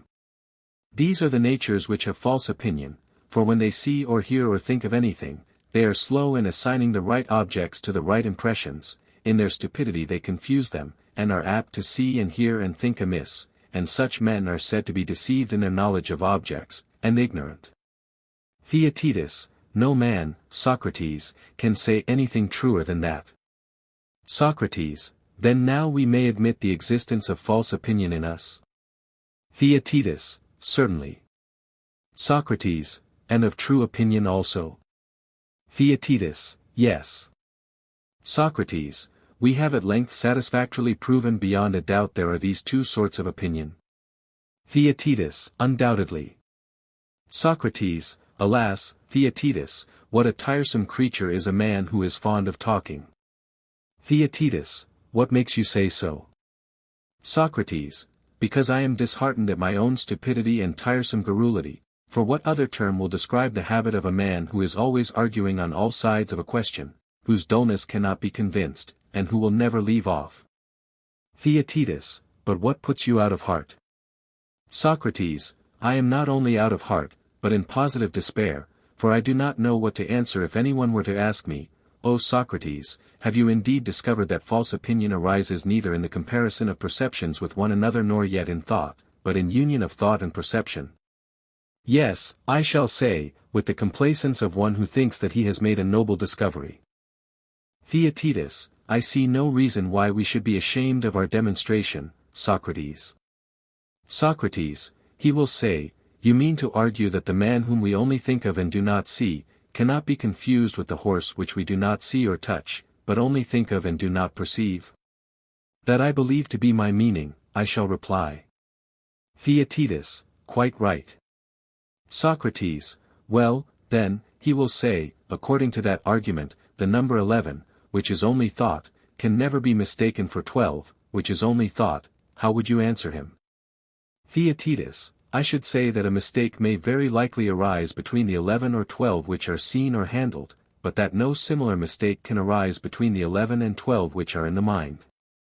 Socrates, well, but do you think that no one ever put before his own mind 5 and 7, I do not mean 5 or 7 men or horses, but 5 or 7 in the abstract, which, as we say, are recorded on the waxen block, and in which false opinion is held to be impossible? Did no man ever ask himself how many these numbers make when added together, and answer that they are 11, while another thinks that they are 12, or would all agree in thinking and saying that they are 12? Theaetetus, certainly not, many would think that they are 11, and in the higher numbers the chance of error is greater still, for I assume you to be speaking of numbers in general. Socrates, exactly, and I want you to consider whether this does not imply that the 12 in the waxen block are supposed to be 11. Theaetetus, yes, that seems to be the case. Socrates, then do we not come back to the old difficulty? For he who makes such a mistake does think one thing which he knows to be another thing which he knows, but this, as we said, was impossible, and afforded an irresistible proof of the non-existence of false opinion, because otherwise the same person would inevitably know and not know the same thing at the same time. Theaetetus, most true. Socrates, then false opinion cannot be explained as a confusion of thought and sense, for in that case we could not have been mistaken about pure conceptions of thought, and thus we are obliged to say, either that false opinion does not exist, or that a man may not know that which he knows. Which alternative do you prefer? Theaetetus, it is hard to determine, Socrates. Socrates, and yet the argument will scarcely admit of both. But, as we are at our wits' end, suppose that we do a shameless thing. Theaetetus, what is it? Socrates, let us attempt to explain the verb to know. Theaetetus, and why should that be shameless? Socrates, you seem not to be aware that the whole of our discussion from the very beginning has been a search after knowledge, of which we are assumed not to know the nature. Theaetetus, nay, but I am well aware. Socrates, and is it not shameless when we do not know what knowledge is, to be explaining the verb to know? The truth is, Theaetetus, that we have long been infected with logical impurity. Thousands of times have we repeated the words, we know, and do not know, and we have or have not science or knowledge, as if we could understand what we are saying to one another, so long as we remain ignorant about knowledge, and at this moment we are using the words, we understand, we are ignorant, as though we could still employ them when deprived of knowledge or science. Theaetetus, but if you avoid these expressions, Socrates, how will you ever argue at all? Socrates, I could not, being the man I am. The case would be different if I were a true hero of dialectic, and oh that such an one were present. For he would have told us to avoid the use of these terms, at the same time he would not have spared in you and me the faults which I have noted. But, seeing that we are no great wits, shall I venture to say what knowing is? For I think that the attempt may be worth making. Theaetetus, then by all means venture, and no one shall find fault with you for using the forbidden terms. Theaetetus, true. Socrates, once more, then, as in what preceded we made a sort of waxen figment in the mind, so let us now suppose that in the mind of each man there is an aviary of all sorts of birds, some flocking together apart from the rest, others in small groups, others solitary, flying anywhere and everywhere. Theaetetus, let us imagine such an aviary, and what is to follow? Socrates, we may suppose that the birds are kinds of knowledge, and that when we were children, this receptacle was empty. Whenever a man has gotten and detained in the enclosure a kind of knowledge, he may be said to have learned or discovered the thing which is the subject of the knowledge, and this is to know. Theaetetus, granted. Socrates, and further, when anyone wishes to catch any of these knowledges or sciences, and having taken, to hold it, and again to let them go, how will he express himself? Will he describe the catching of them and the original possession in the same words? I will make my meaning clearer by an example. You admit that there is an art of arithmetic. Theaetetus, to be sure. Socrates, conceive this under the form of a hunt after the science of odd and even in general. Theaetetus, I follow. Socrates, having the use of the art, the arithmetician, if I am not mistaken, has the conceptions of number under his hand, and can transmit them to another. Theaetetus, yes. Socrates, and when transmitting them he may be said to teach them, and when receiving to learn them, and when receiving to learn them, and when having them in possession in the aforesaid aviary he may be said to know them. Theaetetus, exactly. Socrates, attend to what follows. Must not the perfect arithmetician know all numbers, for he has the science of all numbers in his mind? Theaetetus, true. Socrates, and he can reckon abstract numbers in his head, or things about him which are numerable. Theaetetus, of course he can. Socrates, and to reckon is simply to consider how much such and such a number amounts to. Theaetetus, very true.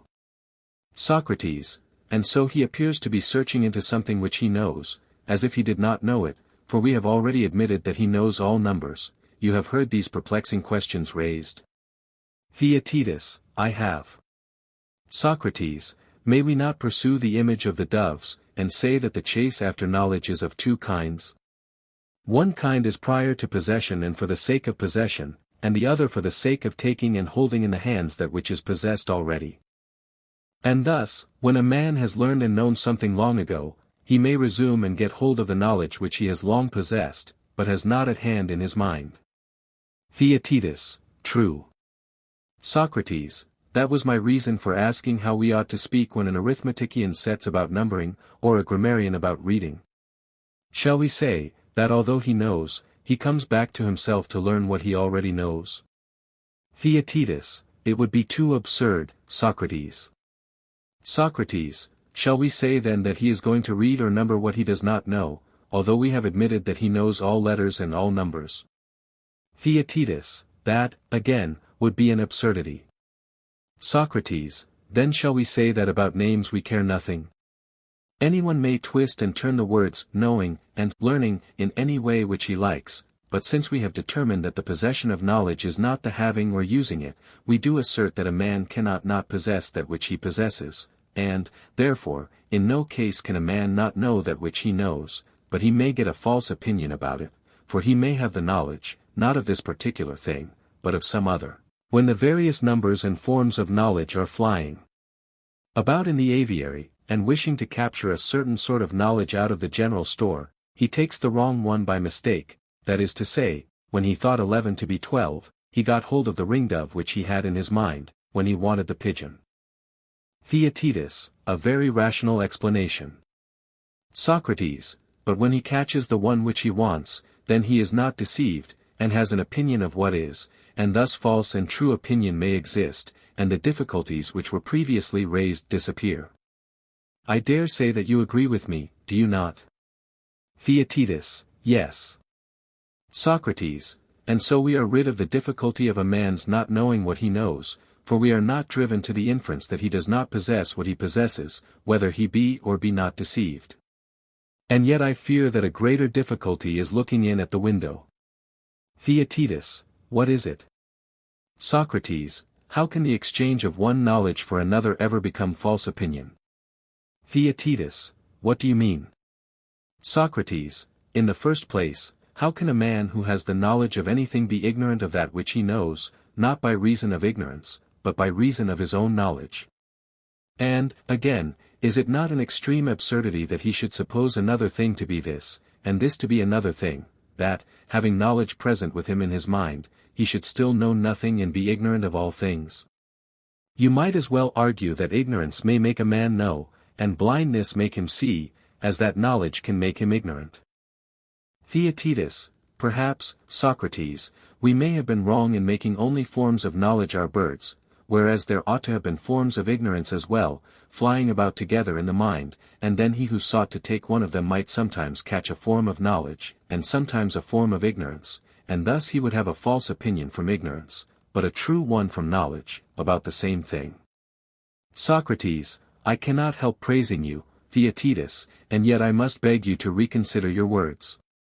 Let us grant what you say, then, according to you, he who takes ignorance will have a false opinion, am I right? Theaetetus, yes.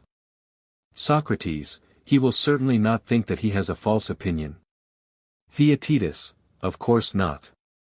Socrates, he will think that his opinion is true, and he will fancy that he knows the things about which he has been deceived. Theaetetus, certainly. Socrates, then he will think that he has captured knowledge and not ignorance. Theaetetus, clearly. Socrates, and thus, after going a long way round, we are once more face to face with our original difficulty. The hero of dialectic will retort upon us, "O my excellent friends," he will say, laughing, "if a man knows the form of ignorance and the form of knowledge, can he think that one of them which he knows is the other which he knows? Or, if he knows neither of them, can he think that the one which he knows not is another which he knows not? Or, if he knows one and not the other, can he think the one which he knows to be the one which he does not know? Or the one which he does not know to be the one which he knows? Or will you tell me that there are other forms of knowledge which distinguish the right and wrong birds, and which the owner keeps in some other aviaries or graven on waxen blocks according to your foolish images, and which he may be said to know while he possesses them, even though he have them not at hand in his mind? And thus, in a perpetual circle, you will be compelled to go round and round, and you will make no progress. What are we to say in reply, Theaetetus? Theaetetus, indeed, Socrates, I do not know what we are to say. Socrates, are not his reproaches just, and does not the argument truly show that we are wrong in seeking for false opinion until we know what knowledge is, that must be first ascertained, then, the nature of false opinion? Theaetetus, I cannot but agree with you, Socrates, so far as we have yet gone. Socrates, then, once more, what shall we say that knowledge is? For we are not going to lose heart as yet.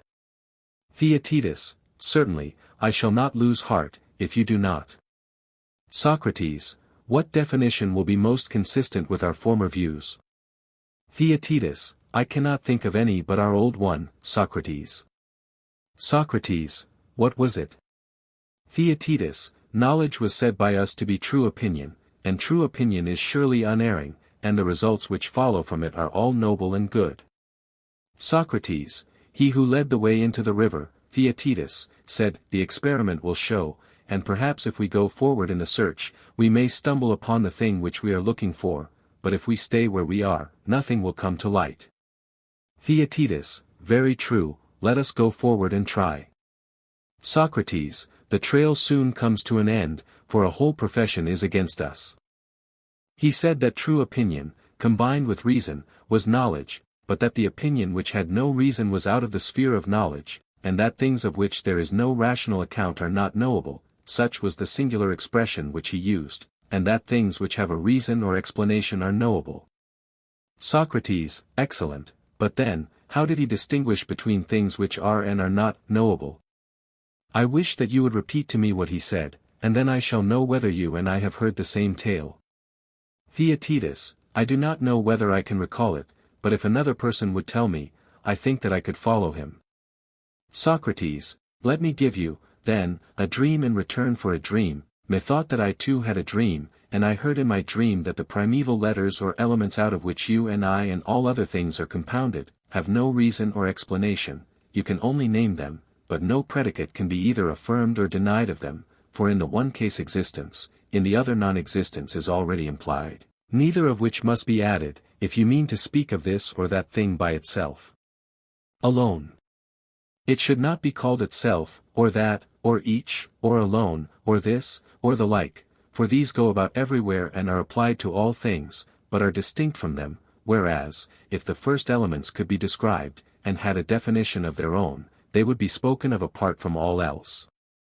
But none of these primeval elements can be defined, they can only be named, for they have nothing but a name, and the things which are compounded of them, as they are complex, are expressed by a combination of names, for the combination of names is the essence of a definition.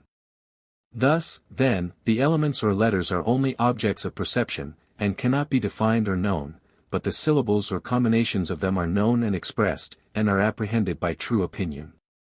When, therefore, anyone forms the true opinion of anything without rational explanation, you may say that his mind is truly exercised, but has no knowledge, for he who cannot give and receive a reason for a thing, has no knowledge of that thing, but when he adds rational explanation, then, he is perfected in knowledge and may be all that I have been denying of him. Was that the form in which the dream appeared to you? Theaetetus, precisely. Socrates, and you allow and maintain that true opinion, combined with definition or rational explanation, is knowledge? Theaetetus, exactly. Socrates, then may we assume, Theaetetus, that today, and in this casual manner, we have found a truth which in former times many wise men have grown old and have not found? Theaetetus, at any rate, Socrates, I am satisfied with the present statement. Socrates, which is probably correct, for how can there be knowledge apart from definition and true opinion? And yet there is one point in what has been said which does not quite satisfy me. Theaetetus, what was it? Socrates, what might seem to be the most ingenious notion of all, that the elements or letters are unknown, but the combination or syllables known. Theaetetus, and was that wrong? Socrates, we shall soon know, for we have as hostages the instances which the author of the argument himself used. Theaetetus, what hostages? Socrates, the letters, which are the clements, and the syllables, which are the combinations. He reasoned, did he not, from the letters of the alphabet? Theaetetus, yes, he did. Socrates, let us take them and put them to the test, or rather, test ourselves. What was the way in which we learned letters? And, first of all, are we right in saying that syllables have a definition, but that letters have no definition? Theaetetus, I think so. Socrates, I think so too, for, suppose that someone asks you to spell the first syllable of my name, Theaetetus, he says, what is so?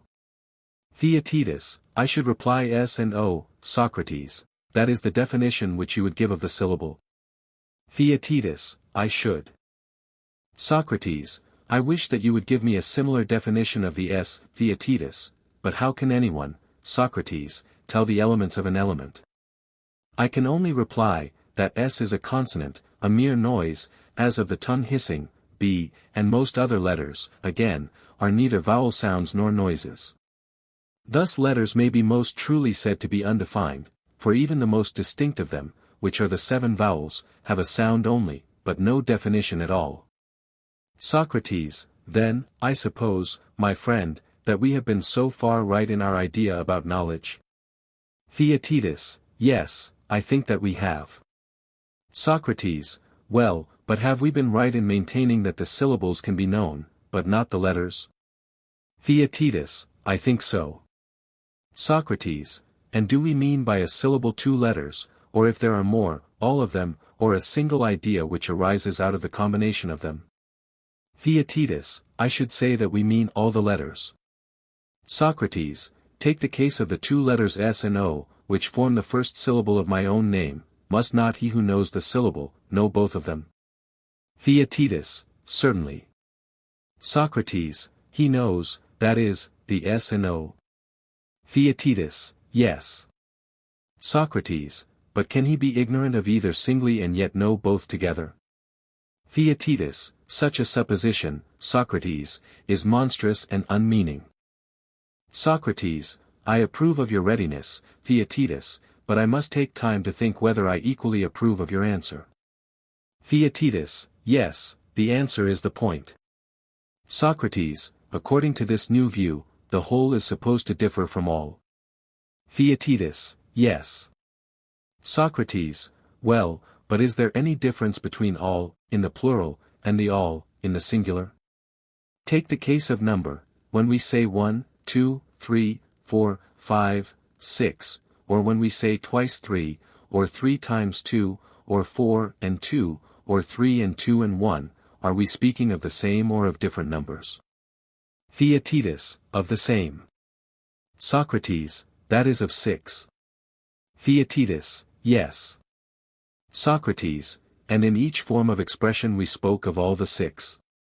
Theaetetus: True. Socrates: Again, in speaking of all, in the plural, is there not one thing which we express? 20 Theaetetus: Of course there is. Socrates: And that is 6. Theaetetus: Yes. Socrates: Then in predicating the word all of things measured by number, we predicate at the same time a singular and a plural? Theaetetus: Clearly we do. Socrates: Again, the number of the acre and the acre are the same, are they not? Theaetetus: Yes. Socrates: And the number of the stadium in like manner is the stadium? Theaetetus: Yes. Socrates: And the army is the number of the army, and in all similar cases, the entire number of anything is the entire thing? Theaetetus: True. Socrates: And the number of each is the parts of each? Theaetetus: Exactly. Socrates: Then as many things as have parts are made up of parts? Theaetetus: Clearly. Socrates: But all the parts are admitted to be the all, if the entire number is the all? Theaetetus: True. Socrates: Then the whole is not made up of parts, for it would be the all, if consisting of all the parts? Theaetetus: That is the inference. Socrates: But is a part of anything but the whole? Theaetetus: Yes, of the all. Socrates: You make a valiant defense, Theaetetus. And yet is not the all that of which nothing is wanting? Theaetetus: Certainly. Socrates: And is not a whole likewise that from which nothing is absent? But that from which anything is absent is neither a whole nor all, if wanting in anything, both equally lose their entirety of nature. Theaetetus: I now think that there is no difference between a whole and all. Socrates: But were we not saying that when a thing has parts, all the parts will be a whole and all? Theaetetus: Certainly. Socrates: Then, as I was saying before, must not the alternative be that either the syllable is not the letters, and then the letters are not parts of the syllable, or that the syllable will be the same with the letters, and will therefore be equally known with them? Theaetetus: You are right. Socrates: And, in order to avoid this, we suppose it to be different from them? Theaetetus: Yes. Socrates: But if letters are not parts of syllables, can you tell me of any other parts of syllables, which are not letters? Theaetetus: No, indeed, Socrates, for if I admit the existence of parts in a syllable, it would be ridiculous in me to give up letters and seek for other parts. Socrates: Quite true, Theaetetus, and therefore, according to our present view, a syllable must surely be some indivisible form. Theaetetus: True. Socrates: But do you remember, my friend, that only a little while ago we admitted and approved the statement, that of the first elements out of which all other things are compounded there could be no definition, because each of them when taken by itself is uncompounded, nor can one rightly attribute to them the words, being, or, this, because they are alien and inappropriate words, and for this reason the letters or elements were indefinable and unknown? Theaetetus: I remember. Socrates: And is not this also the reason why they are simple and indivisible? I can see no other. Theaetetus: No other reason can be given. Socrates: Then is not the syllable in the same case as the elements or letters, if it has no parts and is one form? Theaetetus: To be sure. Socrates: If, then, a syllable is a whole, and has many parts or letters, the letters as well as the syllable must be intelligible and expressible, since all the parts are acknowledged to be the same as the whole. Theaetetus: True. Socrates: But if it be one and indivisible, then the syllables and the letters are alike undefined and unknown, and for the same reason? Theaetetus, I cannot deny that. Socrates, we cannot, therefore, agree in the opinion of him who says that the syllable can be known and expressed, but not the letters. Theaetetus, certainly not, if we may trust the argument.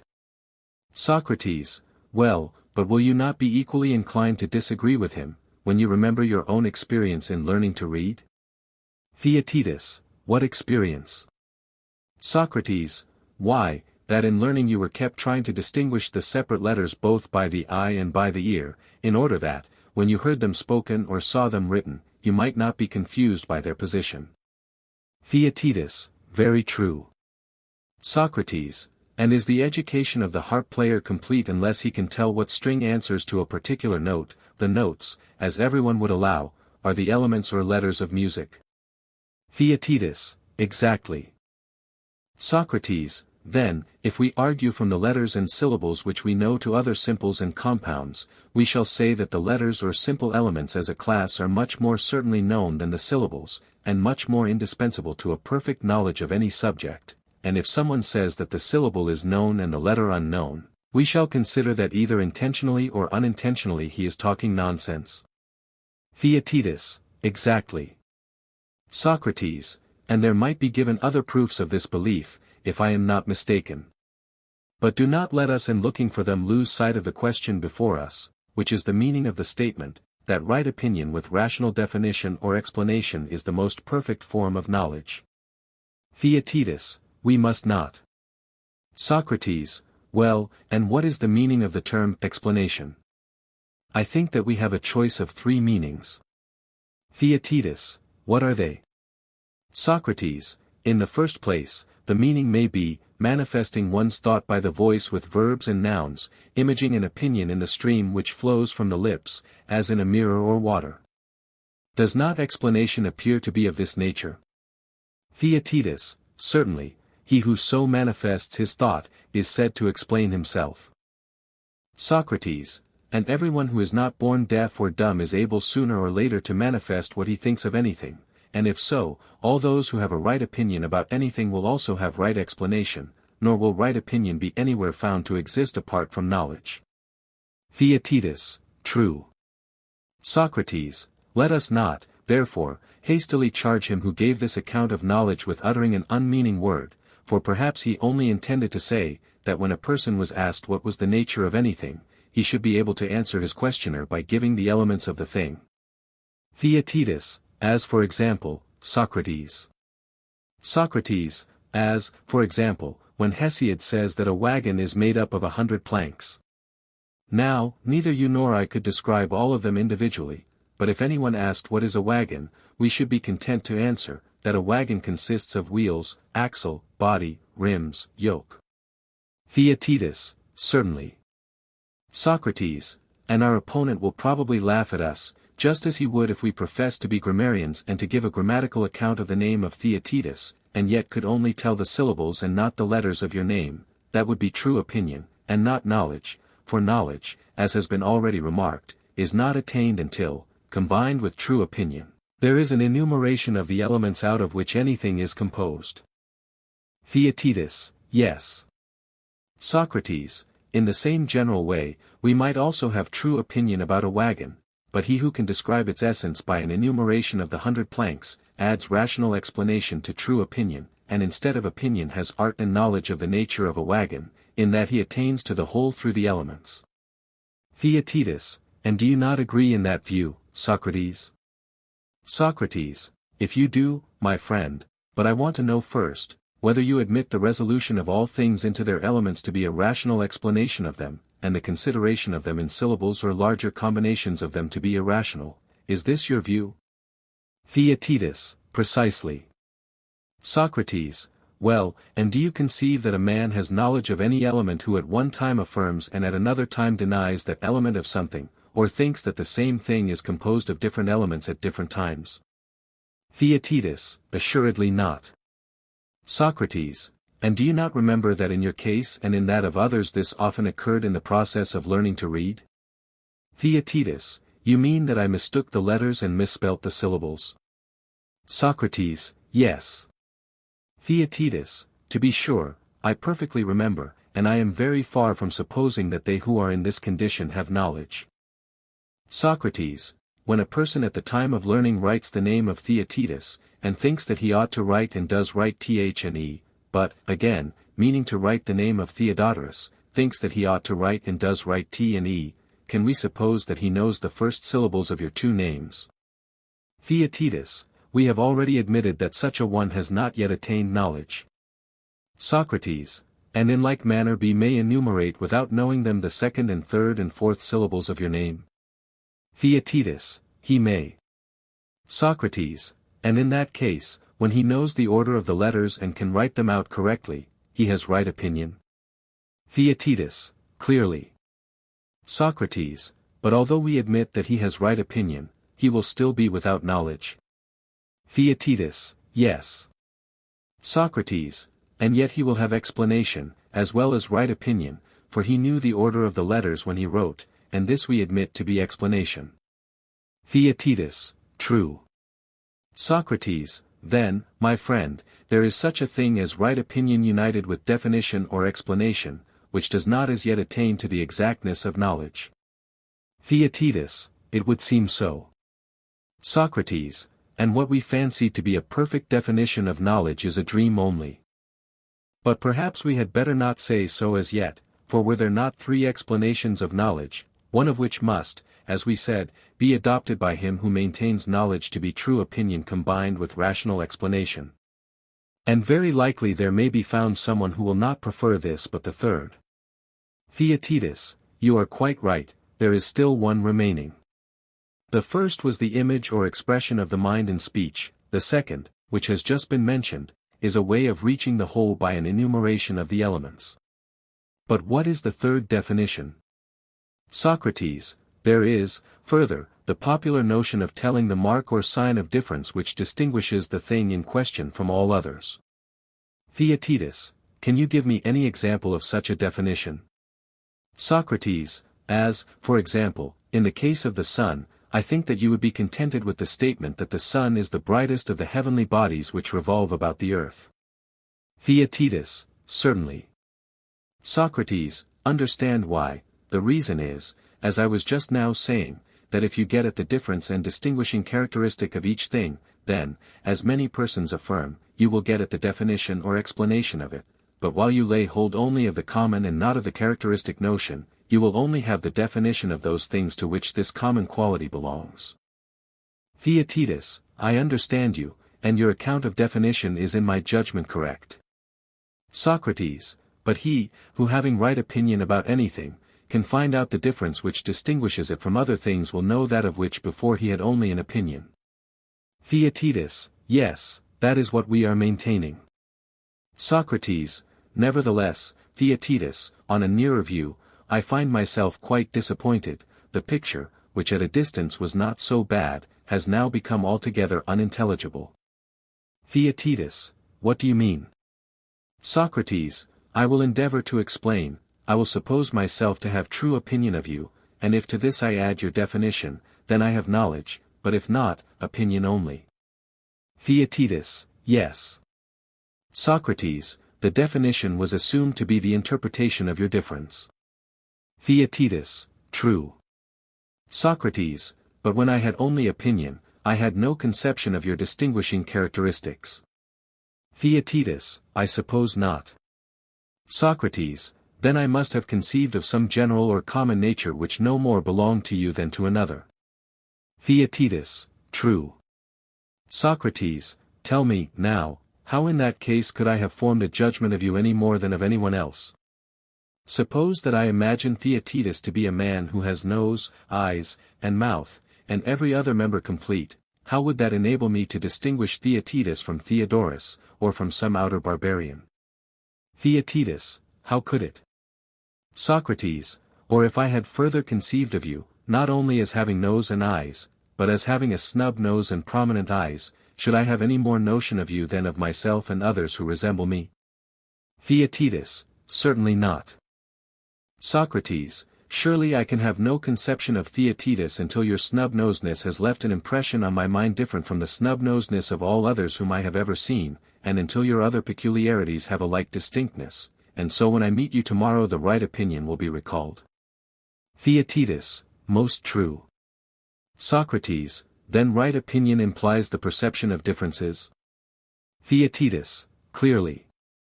Socrates, what, then, shall we say of adding reason or explanation to right opinion? If the meaning is, that we should form an opinion of the way in which something differs from another thing, the proposal is ridiculous. Theaetetus, how so? Socrates, we are supposed to acquire a right opinion of the differences which distinguish one thing from another when we have already a right opinion of them, and so we go round and round, the revolution of the cycle, or pestle, or any other rotatory machine, in the same circles, is as nothing compared with such a requirement, and we may be truly described as the blind directing the blind. For to add those things which we already have, in order that we may learn what we already think, is like a soul utterly benighted. Theaetetus, tell me, what were you going to say just now, when you asked the question? Socrates, if, my boy, the argument, in speaking of adding the definition, had used the word to know, and not merely have an opinion of the difference, this which is the most promising of all the definitions of knowledge would have come to a pretty end, for to know is surely to acquire knowledge. Theaetetus, true. Socrates, and so, when the question is asked, what is knowledge? This fair argument will answer right opinion with knowledge, that is, of difference, for this, as the said argument maintains, is adding the definition. Theaetetus, that seems to be true.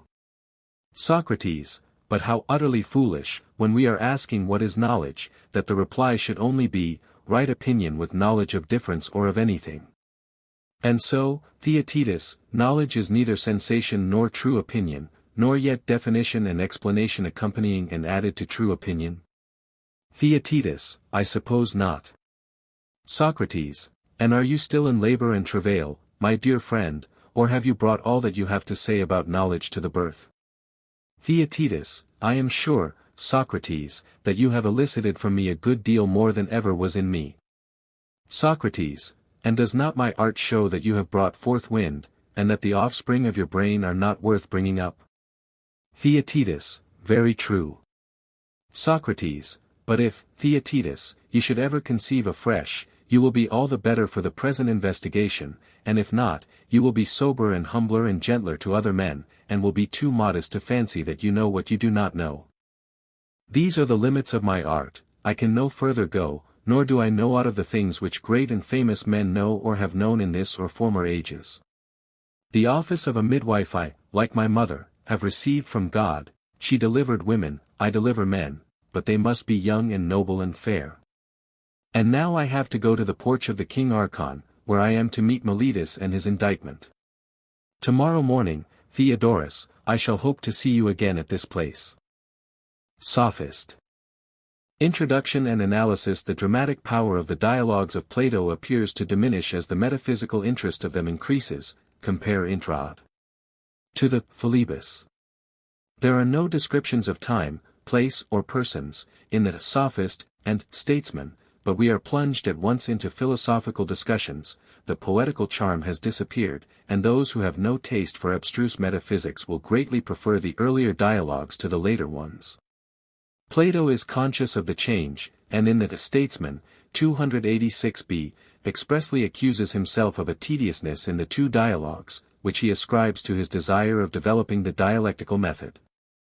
On the other hand, the kindred spirit of Hegel seemed to find in the Sophist, the crown and summit of the Platonic philosophy. Here is the place at which Plato most nearly approaches to the Hegelian identity of being and not being. Nor will the great importance of the two dialogues be doubted by anyone who forms a conception of the state of mind and opinion which they are intended to meet.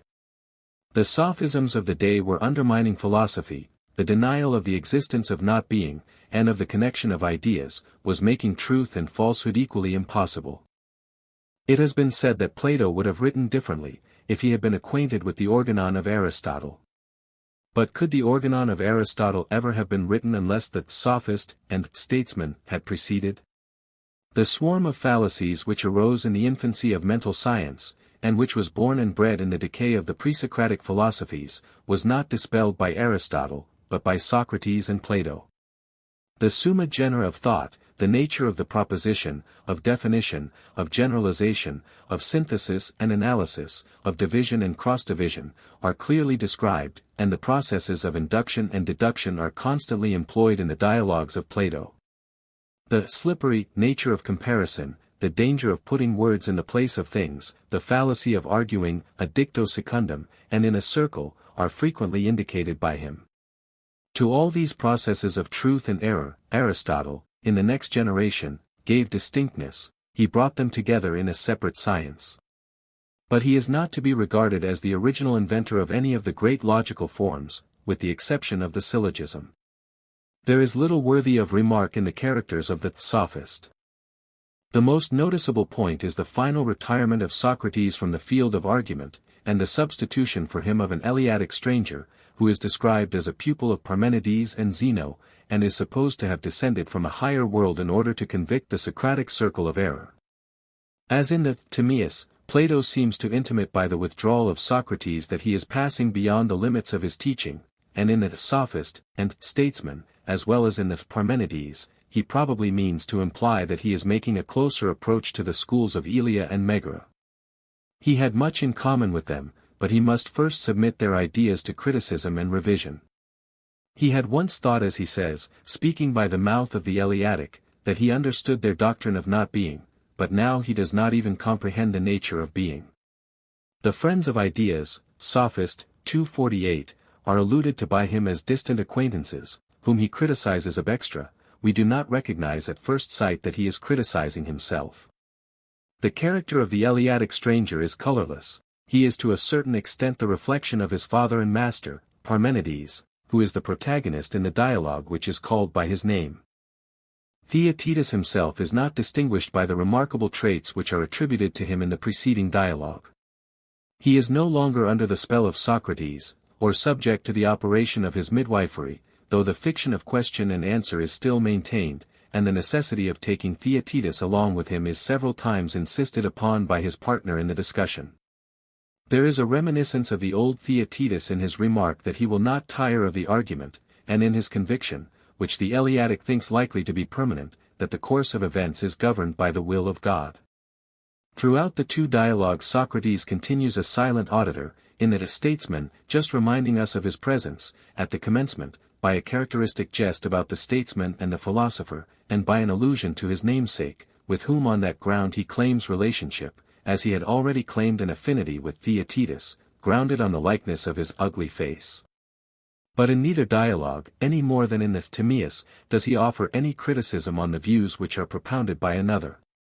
The style, though wanting in dramatic power, in this respect resembling the Philebus and the Laws, is very clear and accurate, and has several touches of humor and satire. All these passages, notwithstanding the decline of the style, retain the impress of the great master of language. But the equably diffused grace is gone. Instead of the endless variety of the early dialogues, traces of the rhythmical monotonous cadence of the Laws begin to appear, and already an approach is made to the technical language of Aristotle, in the frequent use of the words essence, power, generation, motion, rest, action, passion, and the like. The Sophist, like the Phaedrus, has a double character, and unites two inquirers, which are only in a somewhat forced manner connected with each other. The first is the search after the Sophist, the second is the inquiry into the nature of not being, which occupies the middle part of the work. For not being, is the whole or division of the dialectical net in which the Sophist has hidden himself. He is the imaginary impersonation of false opinion. Yet he denies the possibility of false opinion, for falsehood is that which is not, and therefore has no existence. At length the difficulty is solved, the answer, in the language of the Republic, appears, tumbling out at our feet. Acknowledging that there is a communion of kinds with kinds, and not merely one being or good having different names, or several isolated ideas or classes incapable of communion, we discover not being to be the other of being. Transferring this to language and thought, we have no difficulty in apprehending that a proposition may be false as well as true. The Sophist, drawn out of the shelter which Cynic and Megarian paradoxes have temporarily afforded him, is proved to be a dissembler and juggler with words. The chief points of interest in the dialogue are, 1. the character attributed to the sophist, 2. the dialectical method, 3. the nature of the puzzle about not being, 4. the battle of the philosophers, 5. the relation of the sophist to other dialogues. The sophist in Plato is the master of the art of illusion, the charlatan, the foreigner, the prince of esprits faux, the hireling who is not a teacher, and who, from whatever point of view he is regarded, is the opposite of the true teacher. He is the evil one, the ideal representative of all that Plato most disliked in the moral and intellectual tendencies of his own age, the adversary of the almost equally ideal Socrates. He seems to be always growing in the fancy of Plato, now boastful, now eristic, now clothing himself in rags of philosophy, now more akin to the rhetorician or lawyer, now haranguing, now questioning, until the final appearance in the Politicus of his departing shadow in the disguise of a statesman. We are not to suppose that Plato intended by such a description to depict Protagoras or Gorgias, or even Thrasymachus, who all turn out to be very good sort of people when we know them, and all of them part on good terms with Socrates. But he is speaking of a being as imaginary as the wise man of the Stoics, and whose character varies in different dialogues. Like mythology, Greek philosophy has a tendency to personify ideas. And the sophist is not merely a teacher of rhetoric for a fee of 1 or 50 drachmae, Cratylus, 384b, but an ideal of Plato's in which the falsehood of all mankind is reflected. A milder tone is adopted towards the sophists in a well-known passage of the Republic, 6:492, where they are described as the followers rather than the leaders of the rest of mankind. Plato ridicules the notion that any individuals can corrupt youth to a degree worth speaking of in comparison with the greater influence of public opinion. But there is no real inconsistency between this and other descriptions of the sophist which occur in the Platonic writings. For Plato is not justifying the sophists in the passage just quoted, but only representing their power to be contemptible. They are to be despised rather than feared, and are no worse than the rest of mankind. But a teacher or statesman may be justly condemned, who is on a level with mankind when he ought to be above them. There is another point of view in which this passage should also be considered. The great enemy of Plato is the world, not exactly in the theological sense, yet in one not wholly different, the world as the hater of truth and lover of appearance, occupied in the pursuit of gain and pleasure rather than of knowledge, banded together against the few good and wise men, and devoid of true education. This creature has many heads, rhetoricians, lawyers, statesmen, poets, sophists. But the sophist is the Proteus who takes the likeness of all of them, all other deceivers have a piece of him in them. And sometimes he is represented as the corrupter of the world, and sometimes the world as the corrupter of him and of itself. Of late years the sophists have found an enthusiastic defender in the distinguished historian of Greece. He appears to maintain, 1. that the term sophist is not the name of a particular class, and would have been applied indifferently to Socrates and Plato, as well as to Gorgias and Protagoras, 2. that the bad sense was imprinted on the word by the genius of Plato, 3. that the principal sophists were not the corrupters of youth, for the Athenian youth were no more corrupted in the age of Demosthenes than in the age of Pericles, but honorable and estimable persons, who supplied a training in literature which was generally wanted at the time. We will briefly consider how far these statements appear to be justified by facts, and, about the meaning of the word. There arises an interesting question. Many words are used both in a general and a specific sense, and the two senses are not always clearly distinguished. Sometimes the generic meaning has been narrowed to the specific, while in other cases the specific meaning has been enlarged or altered. Examples of the former class are furnished by some ecclesiastical terms: apostles, prophets, bishops, elders, Catholics. Examples of the latter class may also be found in a similar field: Jesuits, Puritans, Methodists, and the like. Sometimes the meaning is both narrowed and enlarged, and a good or bad sense will subsist side by side with a neutral one. A curious effect is produced on the meaning of a word when the very term which is stigmatized by the world, e.g. Methodists, is adopted by the obnoxious or derided class. This tends to define the meaning. Or, again, the opposite result is produced, when the world refuses to allow some sect or body of men the possession of an honorable name which they have assumed, or applies it to them only in mockery or irony. The term sophist is one of those words of which the meaning has been both contracted and enlarged. Passages may be quoted from Herodotus and the tragedians, in which the word is used in a neutral sense for a contriver or deviser or inventor, without including any ethical idea of goodness or badness. Poets as well as philosophers were called sophists in the 5th century before Christ. In Plato himself the term is applied in the sense of a master in art, without any bad meaning attaching to it. Symposium, 208c, Meno 85b. In the later Greek, again, sophist and philosopher became almost indistinguishable. There was no reproach conveyed by the word, the additional association, if any, was only that of rhetorician or teacher. Philosophy had become eclecticism and imitation. In the decline of Greek thought there was no original voice lifted up, which reached to 1,000 years because of the God. Hence the two words, like the characters represented by them, tended to pass into one another. Yet even here some differences appeared, for the term sophist would hardly have been applied to the greater names, such as Plotinus, and would have been more often used of a professor of philosophy in general than of a maintainer of particular tenets. But the real question is, not whether the word sophist has all these senses, but whether there is not also a specific bad sense in which the term is applied to certain contemporaries of Socrates. Would an Athenian, as Mr. Grote supposes, in the 5th century before Christ, have included Socrates and Plato, as well as Gorgias and Protagoras, under the specific class of sophists? To this question we must answer, no. If ever the term is applied to Socrates and Plato, either the application is made by an enemy out of mere spite, or the sense in which it is used is neutral. Plato, Xenophon, Isocrates, Aristotle, all give a bad import to the word, and the sophists are regarded as a separate class in all of them.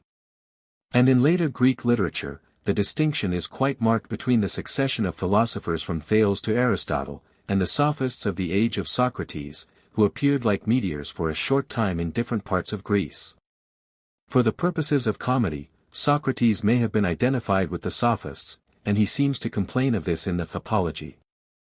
But there is no reason to suppose that Socrates, differing by so many outward marks, would really have been confounded in the mind of Anytus, or Callicles, or of any intelligent Athenian, with the splendid foreigners who from time to time visited Athens, or appeared at the Olympic Games. The man of genius, the great original thinker, the disinterested seeker after truth, the master of repartee whom no one ever defeated in an argument, was separated, even in the mind of the vulgar Athenian, by an interval which no geometry can express, from the balancer of sentences, the interpreter and reciter of the poets, the divider of the meanings of words, the teacher of rhetoric, the professor of morals and manners. 2. The use of the term sophist in the dialogues of Plato also shows that the bad sense was not affixed by his genius, but already current. When Protagoras says, "I confess that I am a sophist," he implies that the art which he professes has already a bad name, and the words of the young Hippocrates, when with a blush upon his face which is just seen by the light of dawn he admits that he is going to be made a sophist, would lose their point, unless the term had been discredited. There is nothing surprising in the sophists having an evil name, that, whether deserved or not, was a natural consequence of their vocation. That they were foreigners, that they made fortunes, that they taught novelties, that they excited the minds of youth, are quite sufficient reasons to account for the opprobrium which attached to them. The genius of Plato could not have stamped the word anew, or have imparted the associations which occur in contemporary writers, such as Xenophon and Isocrates. Changes in the meaning of words can only be made with great difficulty, and not unless they are supported by a strong current of popular feeling. There is nothing improbable in supposing that Plato may have extended and envenomed the meaning, or that he may have done the sophists the same kind of disservice with posterity which Pascal did to the Jesuits. But the bad sense of the word was not and could not have been invented by him, and is found in his earlier dialogues, e.g. the Protagoras, as well as in the later. 3. There is no ground for disbelieving that the principal sophists, Gorgias, Protagoras, Prodicus, Hippias, were good and honorable men. The notion that they were corrupters of the Athenian youth has no real foundation, and partly arises out of the use of the term sophist in modern times. The truth is, that we know little about them, and the witness of Plato in their favor is probably not much more historical than his witness against them. Of that national decline of genius, unity, political force, which has been sometimes described as the corruption of youth, the Sophists were one among many signs. In these respects Athens may have degenerated, but, as Mr. Grote remarks, there is no reason to suspect any greater moral corruption in the age of Demosthenes than in the age of Pericles. The Athenian youth were not corrupted in this sense, and therefore the Sophists could not have corrupted them. It is remarkable, and may be fairly set down to their credit, that Plato nowhere attributes to them that peculiar Greek sympathy with youth, which he ascribes to Parmenides, and which was evidently common in the Socratic circle. Plato delights to exhibit them in a ludicrous point of view, and to show them always rather at a disadvantage in the company of Socrates. But he has no quarrel with their characters, and does not deny that they are respectable men. The Sophist, in the dialogue which is called after him, is exhibited in many different lights, and appears and reappears in a variety of forms. There is somewhat of the higher Platonic art in the Eleatic stranger eliciting his true character by a laborious process of inquiry, when he had already admitted that he knew quite well the difference between the sophist and the philosopher, and had often heard the question discussed. Such an anticipation would hardly have occurred in the earlier dialogues. But Plato could not altogether give up his Socratic method, of which another trace may be thought to be discerned in his adoption of a common instance before he proceeds to the greater matter in hand. Yet the example is also chosen in order to damage the hooker of men as much as possible. Each step in the pedigree of the angler suggests some injurious reflection about the sophist. They are both hunters after a living prey, nearly related to tyrants and thieves, and the sophist is the cousin of the parasite and flatterer. The effect of this is heightened by the accidental manner in which the discovery is made, as the result of a scientific division. His descent in another branch affords the opportunity of more unsavory comparisons.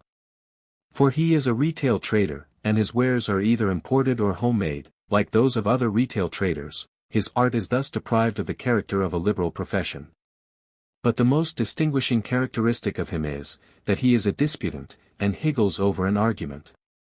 A feature of the heuristic here seems to blend with Plato's usual description of the sophists, who in the early dialogues, and in the Republic, are frequently depicted as endeavoring to save themselves from disputing with Socrates by making long orations. In this character he parts company from the vain and impertinent talker in private life, who is a loser of money, while he is a maker of it. But there is another general division under which his art may be also supposed to fall, and that is purification, and from purification is descended education, and the new principle of education is to interrogate men after the manner of Socrates, and make them teach themselves.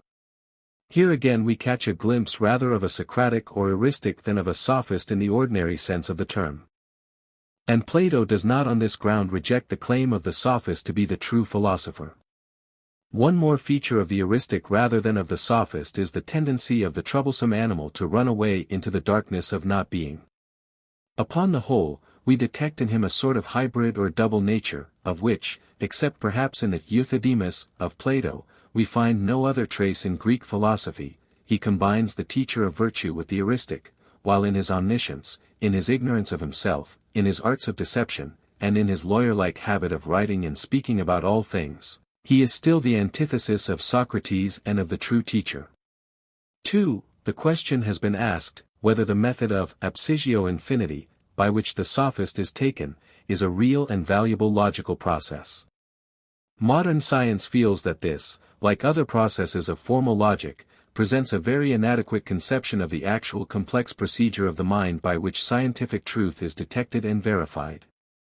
Plato himself seems to be aware that mere division is an unsafe and uncertain weapon, first, in the Statesman, when he says that we should divide in the middle, for in that way we are more likely to attain species, secondly, in the parallel precept of the Philebus, that we should not pass from the most general notions to infinity, but include all the intervening middle principles, until, as he also says in the Statesman, we arrive at the infima species, thirdly, in the Phaedrus, when he says that the dialectician will carve the limbs of truth without mangling them, and once more in the Statesman, if we cannot bisect species, we must carve them as well as we can. There is no trace of this reflection in Plato. But neither is there any reason to think, even if the reflection had occurred to him, that he would have been deterred from carrying on the war with weapons fair or unfair against the outlaw sophist. 3. The puzzle about not being appears to us to be one of the most unreal difficulties of ancient philosophy. We cannot understand the attitude of mind which could imagine that falsehood had no existence. If reality was denied to not being, how could such a question arise at all, much less become of serious importance?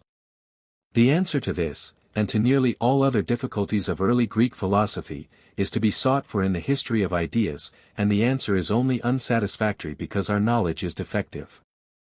In the passage from the world of sense and imagination and common language to that of opinion and reflection, the human mind was exposed to many dangers, and often found no end in wandering mazes lost. On the other hand, the discovery of abstractions was the great source of all mental improvement in after ages. It was the pushing aside of the old, the revelation of the new. But each one of the company of abstractions, if we may speak in the metaphorical language of Plato, became in turn the tyrant of the mind, the dominant idea, which would allow no other to have a share in the throne. For their difficulty was not a practical but a metaphysical one, and their conception of falsehood was really impaired and weakened by a metaphysical illusion. The strength of the illusion seems to lie in the alternative. If we once admit the existence of being and not being, as two spheres which exclude each other, no being or reality can be ascribed to not being, and therefore not to falsehood, which is the image or expression of not being. Falsehood is wholly false, and to speak of true falsehood, as Theaetetus does, Theaetetus, 189c, is a contradiction in terms. The fallacy to us is ridiculous and transparent, no better than those which Plato satirizes in the Euthydemus. It is a confusion of falsehood and negation, from which Plato himself is not entirely free.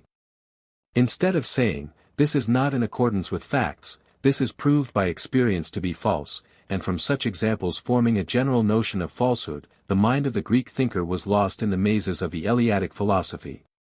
And the greater importance which Plato attributes to this fallacy, compared with others, is due to the influence which the Eleatic philosophy exerted over him.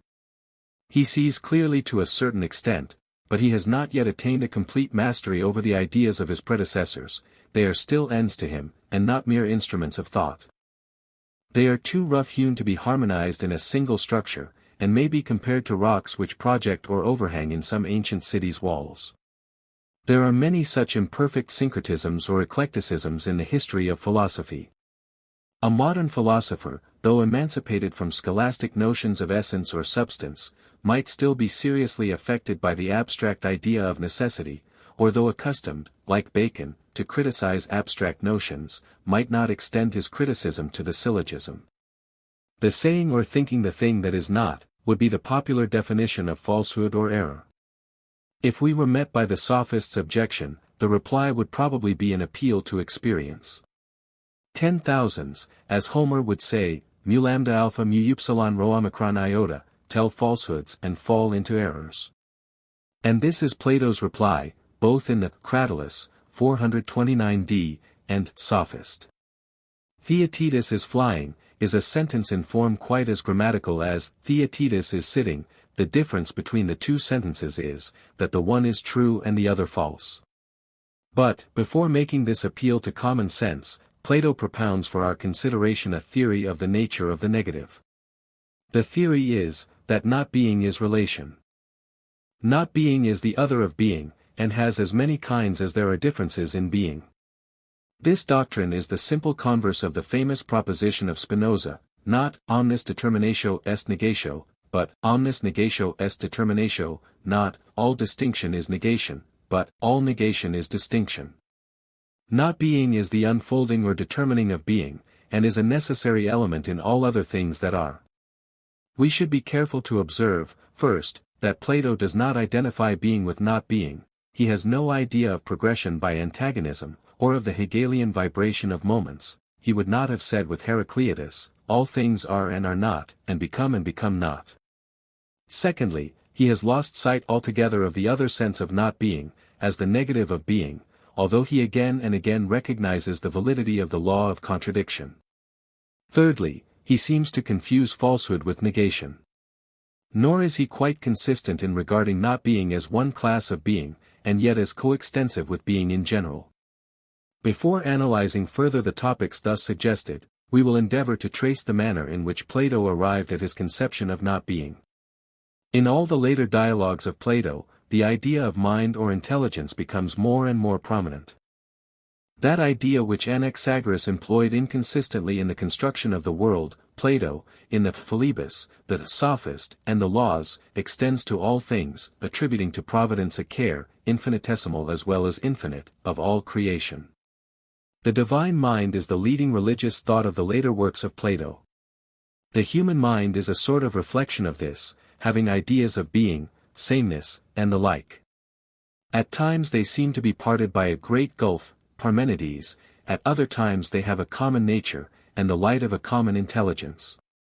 But this ever-growing idea of mind is really irreconcilable with the abstract pantheism of the Eleatics. To the passionate language of Parmenides, Plato replies in a strain equally passionate, "What? Has not being mind? And is not being capable of being known? And, if this is admitted, then capable of being affected or acted upon? In motion, then, and yet not wholly incapable of rest. Already we have been compelled to attribute opposite determinations to being. And the answer to the difficulty about being may be equally the answer to the difficulty about not being. The answer is, that in these and all other determinations of any notion we are attributing to it, not being. We went in search of not being and seemed to lose being, and now in the hunt after being we recover both. Not being is a kind of being, and in a sense coextensive with being. And there are as many divisions of not being as of being. To every positive idea, just, beautiful, and the like, there is a corresponding negative idea, not just, not beautiful, and the like. A doubt may be raised whether this account of the negative is really the true one. The common logicians would say that the not just, not beautiful, are not really classes at all, but are merged in one great class of the infinite or negative. The conception of Plato, in the days before logic, seems to be more correct than this. For the word not does not altogether annihilate the positive meaning of the word just, at least, it does not prevent our looking for the not just in or about the same class in which we might expect to find the just. Not just is not honorable, is neither a false nor an unmeaning proposition. The reason is that the negative proposition has really passed into an undefined positive. To say that not just has no more meaning than not honorable, that is to say, that the two cannot in any degree be distinguished, is clearly repugnant to the common use of language. The ordinary logic is also jealous of the explanation of negation as relation, because seeming to take away the principle of contradiction. Plato, as far as we know, is the first philosopher who distinctly enunciated this principle, and though we need not suppose him to have been always consistent with himself, there is no real inconsistency between his explanation of the negative and the principle of contradiction. Neither the Platonic notion of the negative as the principle of difference, nor the Hegelian identity of being and not being, at all touch the principle of contradiction. For what is asserted about being and not being only relates to our most abstract notions, and in no way interferes with the principle of contradiction employed in the concrete. Because not being is identified with other, or being with not being, this does not make the proposition, some have not eaten, any the less a contradiction of, all have eaten. The explanation of the negative given by Plato in the Sophist is a true but partial one, for the word not, besides the meaning of other, may also imply opposition. And difference or opposition may be either total or partial, the not beautiful may be other than the beautiful, or in no relation to the beautiful, or a specific class in various degrees opposed to the beautiful. And the negative may be a negation of fact or of thought, omicron and mu. Lastly, there are certain ideas, such as beginning, becoming, the finite, the abstract, in which the negative cannot be separated from the positive, and being and not being are inextricably blended. Plato restricts the conception of not being to difference. Man is a rational animal, and is not, as many other things as are not included under this definition. He is not because he is not. Besides the positive class to which he belongs, there are endless negative classes to which he may be referred. This is certainly intelligible, but useless. To refer a subject to a negative class is unmeaning, unless the not is a mere modification of the positive, as in the example of not honorable and dishonorable, or unless the class is characterized by the absence rather than the presence of a particular quality. Nor is it easy to see how not being any more than sameness or otherness is one of the classes of being. They are aspects rather than classes of being. Not being can only be included in being, as the denial of some particular class of being. If we attempt to pursue such airy phantoms at all, the Hegelian identity of being and not being is a more apt and intelligible expression of the same mental phenomenon. For Plato has not distinguished between the being which is prior to not being, and the being which is the negation of not being, compare Parmenides 162a, b. But he is not thinking of this when he says that being comprehends not being.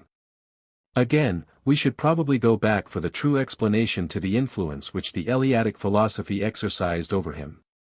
Under not being, the Eleatic had included all the realities of the sensible world.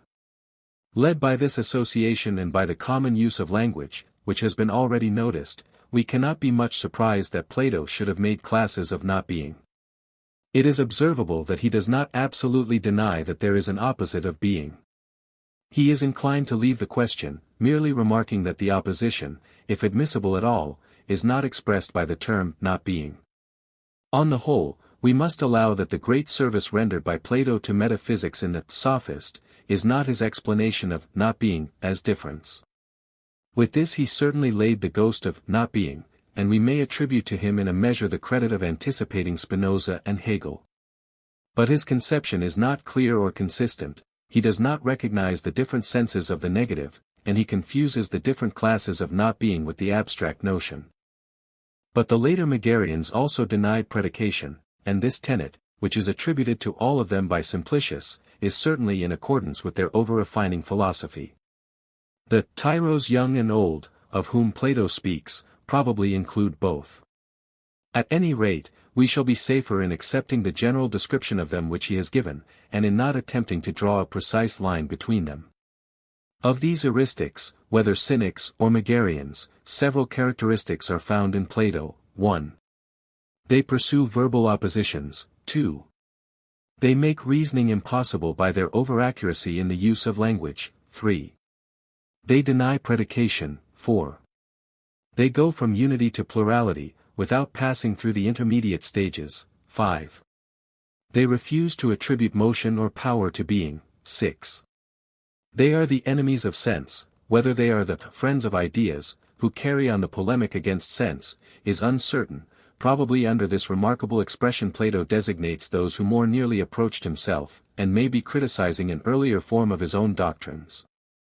We may observe, 1. That he professes only to give us a few opinions out of many which were at that time current in Greece. 2. That he nowhere alludes to the ethical teaching of the Cynics, unless the argument in the Protagoras, that the virtues are one and not many, may be supposed to contain a reference to their views, as well as to those of Socrates, and unless they are the school alluded to in Philebus, which is described as being very skillful in physics, and as maintaining pleasure to be the absence of pain. That Antisthenes wrote a book called Physicus, is hardly a sufficient reason for describing them as skillful in physics, which appear to have been very alien to the tendency of the Cynics. The idealism of the 4th century before Christ in Greece, as in other ages and countries, seems to have provoked a reaction towards materialism. The maintainers of this doctrine are described in the Theaetetus as obstinate persons who will believe in nothing which they cannot hold in their hands, and in the Sophist, 246d, as incapable of argument. They are probably the same who are said in the 10th book of the Laws, 888e, to attribute the course of events to nature, art, and chance. Who they were, we have no means of determining except from Plato's description of them. His silence respecting the atomists might lead us to suppose that here we have a trace of them. But the atomists were not materialists in the grosser sense of the term, nor were they incapable of reasoning, and Plato would hardly have described a great genius like Democritus in the disdainful terms which he uses of the materialists. Upon the whole, we must infer that the persons here spoken of are unknown to us, like the many other writers and talkers at Athens and elsewhere, of whose endless activity of mind Aristotle in his Metaphysics has preserved an anonymous memorial. The Sophist is the sequel of the Theaetetus, and is connected with the Parmenides by a direct allusion, compare introductions to Theaetetus and Parmenides. In the Theaetetus, we sought to discover the nature of knowledge and false opinion. But the nature of false opinion seemed impenetrable, for we were unable to understand how there could be any reality in not being. In the Sophist, the question is taken up again, the nature of not being is detected, and there is no longer any metaphysical impediment in the way of admitting the possibility of falsehood. To the Parmenides, the Sophist stands in a less defined and more remote relation. Their human thought is in process of disorganization, no absurdity or inconsistency is too great to be elicited from the analysis of the simple ideas of unity or being. In the Sophist, the same contradictions are pursued to a certain extent, but only with a view to their resolution. The aim of the dialogue is to show how the few elemental conceptions of the human mind admit of a natural connection in thought and speech, which Megarian or other sophistry vainly attempts to deny. True to the appointment of the previous day, Theodorus and Theaetetus meet Socrates at the same spot, bringing with them an Eleatic stranger, whom Theodorus introduces as a true philosopher. Socrates, half in jest, half in earnest, declares that he must be a god in disguise, who, as Homer would say, has come to earth that he may visit the good and evil among men, and detect the foolishness of Athenian wisdom. At any rate he is a divine person, one of a class who are hardly recognized on earth, who appear in diverse forms, now as statesmen, now as sophists, and are often deemed madmen. Philosopher, statesman, sophist, says Socrates, repeating the words, I should like to ask our Eleatic friend what his countrymen think of them. Do they regard them as one, or three? The stranger has been already asked the same question by Theodorus and Theaetetus, and he at once replies that they are thought to be three, but to explain the difference fully would take time. He is pressed to give this fuller explanation, either in the form of a speech or of question and answer. He prefers the latter, and chooses as his respondent Theaetetus, whom he already knows, and who is recommended to him by Socrates. We are agreed, he says, about the name sophist, but we may not be equally agreed about his nature. Great subjects should be approached through familiar examples, and, considering that he is a creature not easily caught, I think that, before approaching him, we should try our hand upon some more obvious animal, who may be made the subject of logical experiment, shall we say an angler? Very good. In the first place, the angler is an artist, and there are two kinds of art, productive art, which includes husbandry, manufactures, imitations, and acquisitive art, which includes learning, trading, fighting, hunting.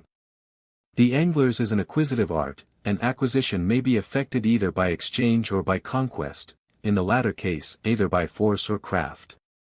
Conquest by craft is called hunting, and of hunting there is one kind which pursues inanimate, and another which pursues animate objects, and animate objects may be either land animals or water animals, and water animals either fly over the water or live in the water.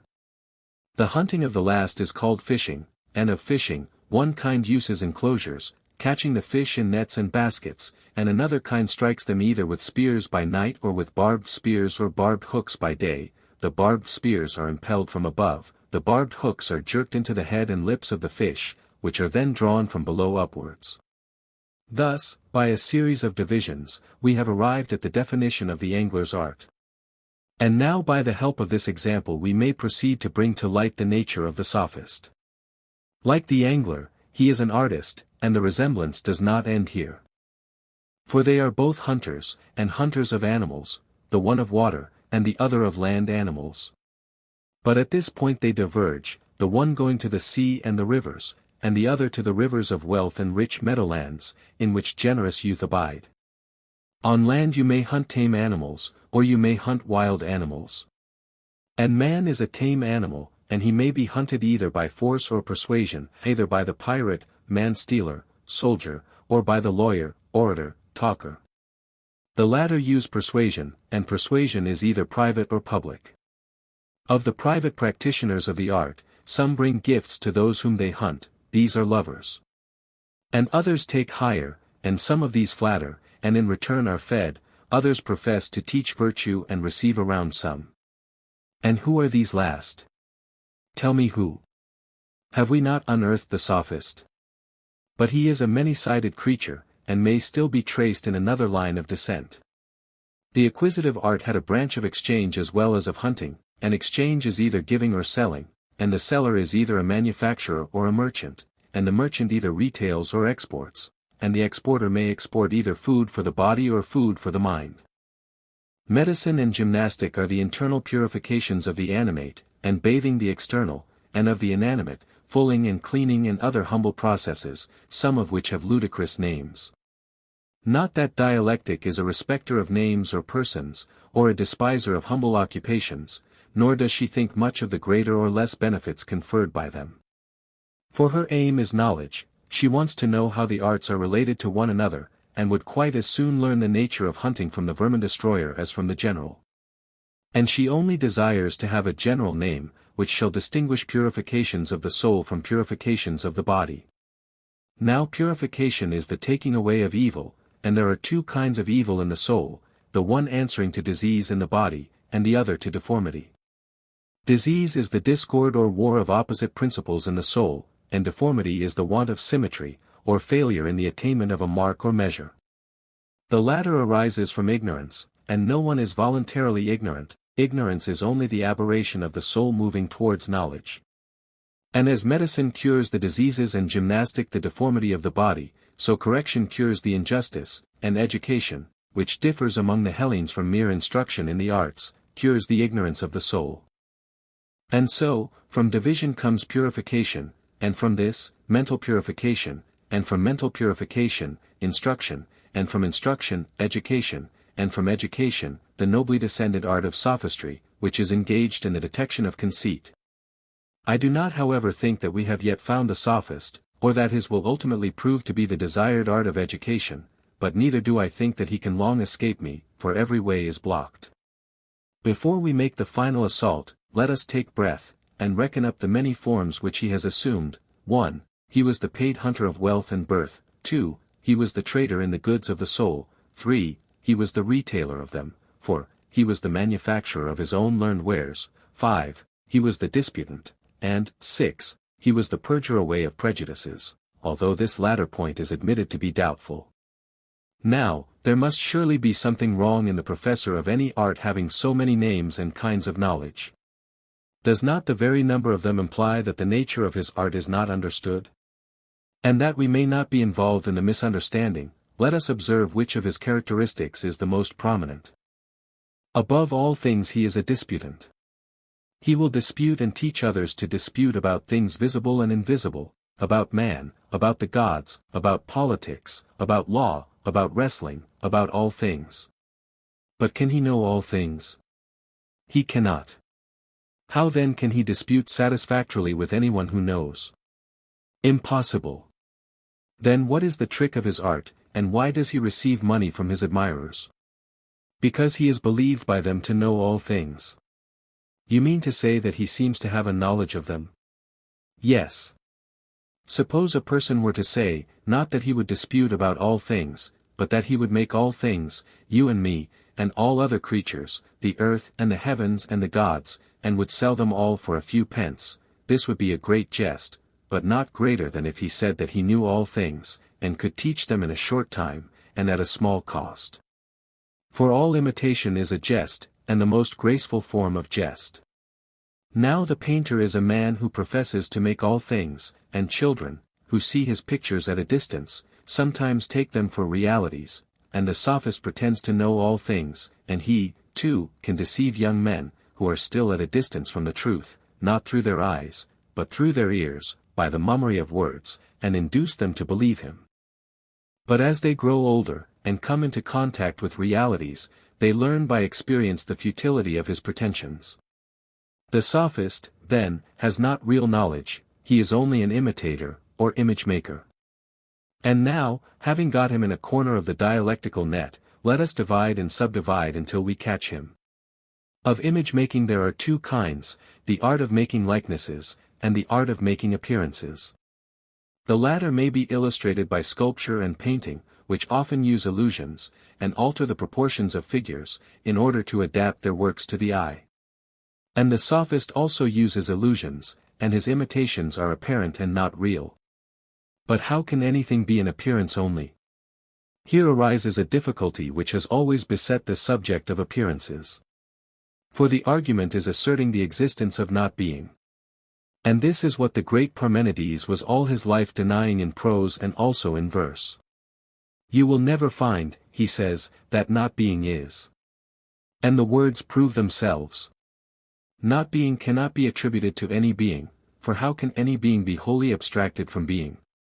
Again, in every predication there is an attribution of singular or plural. But number is the most real of all things, and cannot be attributed to not being. He will at once point out that he is compelling us to contradict ourselves, by affirming being of not being. I think that we must cease to look for him in the class of imitators. But ought we to give him up? I should say, certainly not. Then I fear that I must lay hands on my father Parmenides, but do not call me a parricide, for there is no way out of the difficulty except to show that in some sense not being is, and if this is not admitted, no one can speak of falsehood, or false opinion, or imitation, without falling into a contradiction.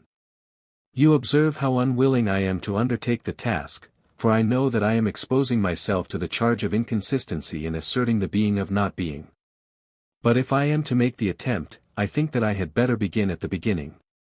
Lightly in the days of our youth, Parmenides and others told us tales about the origin of the universe. One spoke of 3 principles warring and at peace again, marrying and begetting children, another of 2 principles, hot and cold, dry and moist, which also formed relationships. There were the Eleatics in our part of the world, saying that all things are one, whose doctrine begins with Xenophanes, and is even older. Ionian, and, more recently, Sicilian muses speak of a one and many which are held together by enmity and friendship, ever parting, ever meeting.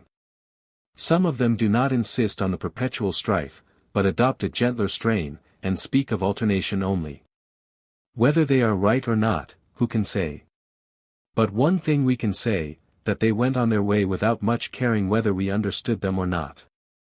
For tell me, Theaetetus, do you understand what they mean by their assertion of unity, or by their combinations and separations of 2 or more principles?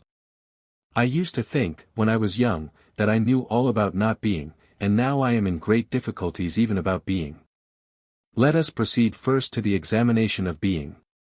Turning to the dualist philosophers, we say to them, is being a third element besides hot and cold? Or do you identify one or both of the 2 elements with being? At any rate, you can hardly avoid resolving them into one. Let us next interrogate the patrons of the one. To them we say, are being and one 2 different names for the same thing? But how can there be 2 names when there is nothing but one? Or you may identify them, but then the name will be either the name of nothing or of itself, i.e., of a name.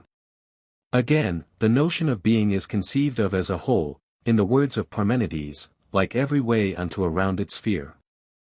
And a whole has parts, but that which has parts is not one, for unity has no parts. Is being, then, one, because the parts of being are one, or shall we say that being is not a whole? In the former case, one is made up of parts, and in the latter there is still plurality, viz. Being, and a whole which is apart from being.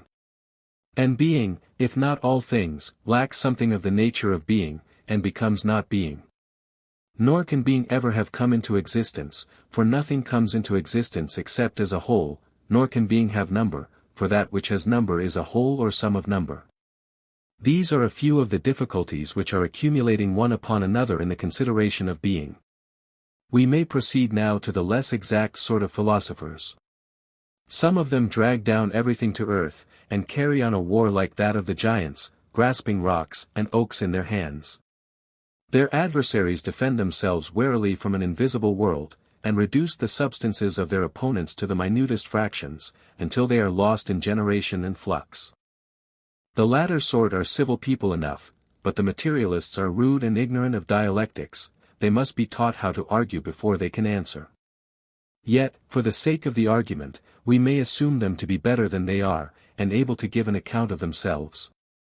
They admit the existence of a mortal living creature, which is a body containing a soul, and to this they would not refuse to attribute qualities, wisdom, folly, justice and injustice. The soul, as they say, has a kind of body, but they do not like to assert of these qualities of the soul either that they are corporeal, or that they have no existence. At this point they begin to make distinctions. Sons of earth, we say to them, if both visible and invisible qualities exist, what is the common nature which is attributed to them by the term being or existence? And, as they are incapable of answering this question, we may as well reply for them, that being is the power of doing or suffering. Then we turn to the friends of ideas, to them we say, you distinguish becoming from being? Yes, they will reply. And in becoming you participate through the bodily senses, and in being, by thought and the mind? Yes. And you mean by the word participation a power of doing or suffering? To this they answer, I am acquainted with them, Theaetetus, and know their ways better than you do, that being can neither do nor suffer, though becoming may.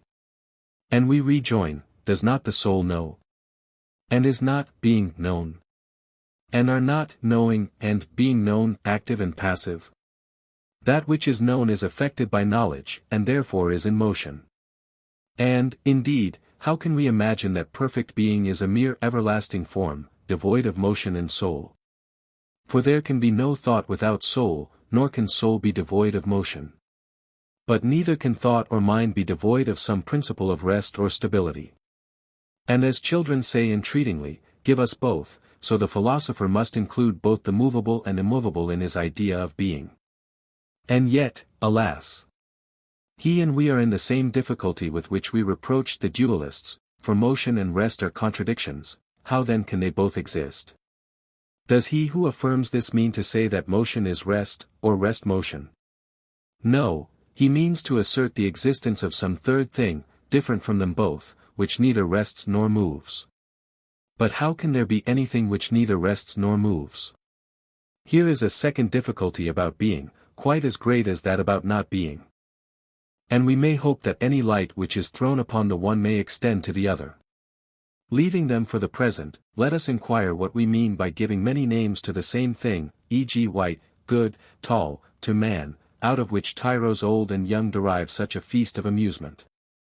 Their meager minds refuse to predicate anything of anything, they say that good is good, and man is man, and that to affirm one of the other would be making the many one and the one many. Let us place them in a class with our previous opponents, and interrogate both of them at once.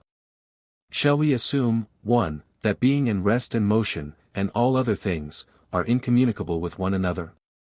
Or, 2, that they all have indiscriminate communion? Or, 3, that there is communion of some and not of others? And we will consider the first hypothesis first of all. 1. If we suppose the universal separation of kinds, all theories alike are swept away, the patrons of a single principle of rest or of motion, or of a plurality of immutable ideas, all alike have the ground cut from under them, and all creators of the universe by theories of composition and division, whether out of or into a finite or infinite number of elemental forms, in alternation or continuance, share the same fate. Most ridiculous is the discomfiture which attends the opponents of predication, who, like the ventriloquist Euricles, have the voice that answers them in their own breast. For they cannot help using the words is, apart, from others, and the like, and their adversaries are thus saved the trouble of refuting them. But, 2, if all things have communion with all things, motion will rest and rest will move, here is a reductio ad absurdum. 2 out of the 3 hypotheses are thus seen to be false. The third, 3, remains, which affirms that only certain things communicate with certain other things. In the alphabet and the scale there are some letters and notes which combine with others, and some which do not, and the laws according to which they combine or are separated are known to the grammarian and musician. And there is a science which teaches not only what notes and letters, but what classes admit of combination with one another, and what not. This is a noble science, on which we have stumbled unawares. In seeking after the sophist we have found the philosopher.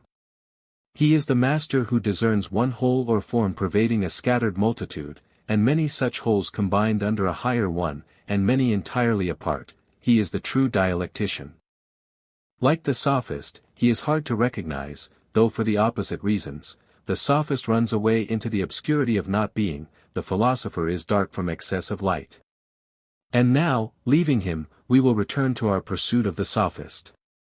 Agreeing in the truth of the third hypothesis, that some things have communion and others not, and that some may have communion with all, let us examine the most important kinds which are capable of admixture, and in this way we may perhaps find out a sense in which not being may be affirmed to have being. Now the highest kinds are being, rest, motion, and of these, rest and motion exclude each other, but both of them are included in being, and again, they are the same with themselves and the other of each other.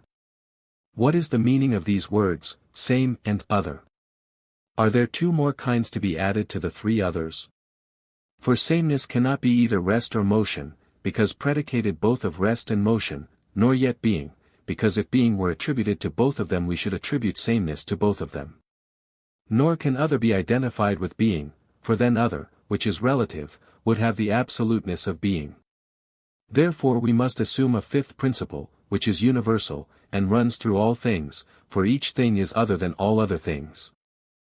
And the argument has shown that the pursuit of contradictions is childish and useless, and the very opposite of that higher spirit which criticizes the words of another according to the natural meaning of them. Nothing can be more unphilosophical than the denial of all communion of kinds. And we are fortunate in having established such a communion for another reason, because in continuing the hunt after the sophist we have to examine the nature of discourse, and there could be no discourse if there were no communion. For the sophist, although he can no longer deny the existence of not being, may still affirm that not being cannot enter into discourse, and as he was arguing before that there could be no such thing as falsehood, because there was no such thing as not being, he may continue to argue that there is no such thing as the art of image-making and fantastic, because not being has no place in language. Hence arises the necessity of examining speech, opinion, and imagination. And first concerning speech, let us ask the same question about words which we have already answered about the kinds of being and the letters of the alphabet: to what extent do they admit of combination? Some words have a meaning when combined, and others have no meaning. One class of words describes action, another class agents. Walks, runs, sleeps are examples of the first, stag, horse, lion of the second. But no combination of words can be formed without a verb and a noun, e.g., a man learns. The simplest sentence is composed of two words, and one of these must be a subject. For example, in the sentence, Theaetetus sits, which is not very long, Theaetetus is the subject, and in the sentence, Theaetetus flies, Theaetetus is again the subject. But the two sentences differ in quality, for the first says of you that which is true, and the second says of you that which is not true, or, in other words, attributes to you things which are not as though they were. Here is false discourse in the shortest form. And thus not only speech, but thought and opinion and imagination are proved to be both true and false. For thought is only the process of silent speech, and opinion is only the silent assent or denial which follows this, and imagination is only the expression of this in some form of sense. All of them are akin to speech, and therefore, like speech, admit of true and false. And we have discovered false opinion, which is an encouraging sign of our probable success in the rest of the inquiry. Then now let us return to our old division of likeness-making and fantastic.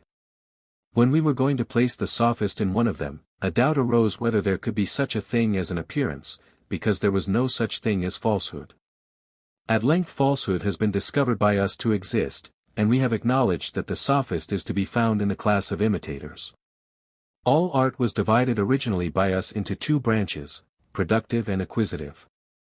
And now we may divide both on a different principle into the creations or imitations which are of human, and those which are of divine, origin. For we must admit that the world and ourselves and the animals did not come into existence by chance, or the spontaneous working of nature, but by divine reason and knowledge. And there are not only divine creations but divine imitations, such as apparitions and shadows and reflections, which are equally the work of a divine mind. And there are human creations and human imitations too, there is the actual house and the drawing of it. Nor must we forget that image-making may be an imitation of realities or an imitation of appearances, which last has been called by us fantastic. And this fantastic may be again divided into imitation by the help of instruments and impersonations. And the latter may be either dissembling or unconscious, either with or without knowledge. A man cannot imitate you, Theaetetus, without knowing you, but he can imitate the form of justice or virtue if he have a sentiment or opinion about them. Not being well provided with names, the former I will venture to call the imitation of science, and the latter the imitation of opinion. The latter is our present concern, for the sophist has no claims to science or knowledge. Now the imitator, who has only opinion, may be either the simple imitator, who thinks that he knows, or the dissembler, who is conscious that he does not know, but disguises his ignorance. And the last may be either a maker of long speeches, or of shorter speeches which compel the person conversing to contradict himself. The maker of longer speeches is the popular orator, the maker of the shorter is the sophist, whose art may be traced as being the contradictious dissembling without knowledge human and not divine juggling with words fantastic or unreal art of image-making. In commenting on the dialogue in which Plato most nearly approaches the great modern master of metaphysics, there are several points which it will be useful to consider, such as the unity of opposites, the conception of the ideas as causes, and the relation of the Platonic and Hegelian dialectic. It is remarkable, however, that he offers this obvious reply only as the result of a long and tedious inquiry. By a great effort he is able to look down as, from a height, on the friends of the ideas, as well as on the pre-Socratic philosophies. Yet he is merely asserting principles which no one who could be made to understand them would deny. The Platonic unity of differences or opposites is the beginning of the modern view that all knowledge is of relations. It also anticipates the doctrine of Spinoza that all determination is negation. Plato takes or gives so much of either of these theories as was necessary or possible in the age in which he lived. In the Sophist, as in the Cratylus, he is opposed to the Heracleitian flux and equally to the Megarian and Cynic denial of predication, because he regards both of them as making knowledge impossible. He does not assert that everything is and is not, or that the same thing can be affected in the same and in opposite ways at the same time and in respect of the same part of itself. The law of contradiction is as clearly laid down by him in the Republic, 436 and following, v. 454 c.d., as by Aristotle in his Organon. Yet he is aware that in the negative there is also a positive element, and that oppositions may be only differences.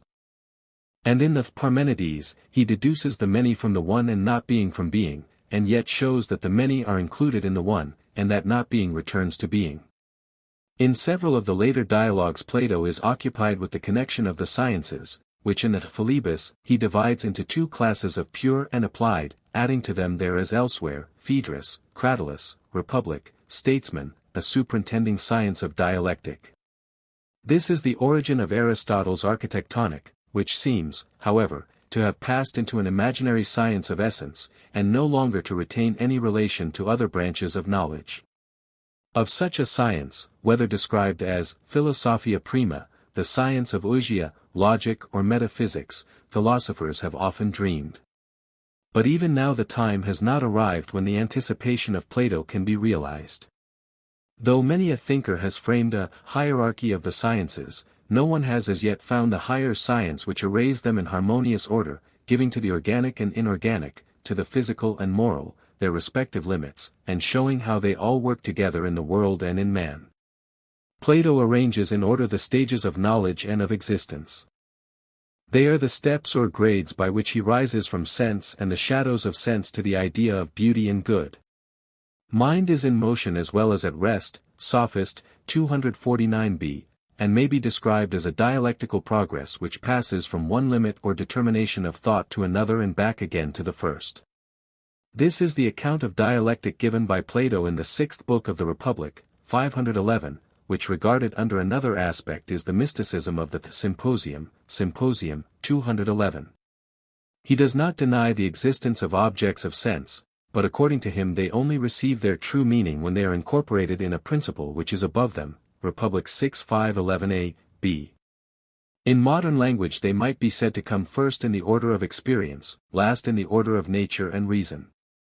They are assumed, as he is fond of repeating, upon the condition that they shall give an account of themselves and that the truth of their existence shall be hereafter proved. For philosophy must begin somewhere and may begin anywhere, with outward objects, with statements of opinion, with abstract principles. But objects of sense must lead us onward to the ideas or universals which are contained in them, the statements of opinion must be verified, the abstract principles must be filled up and connected with one another. Whereas Hegel tries to go beyond common thought, and to combine abstractions in a higher unity, the ordinary mechanism of language and logic is carried by him into another region in which all oppositions are absorbed and all contradictions affirmed, only that they may be done away with.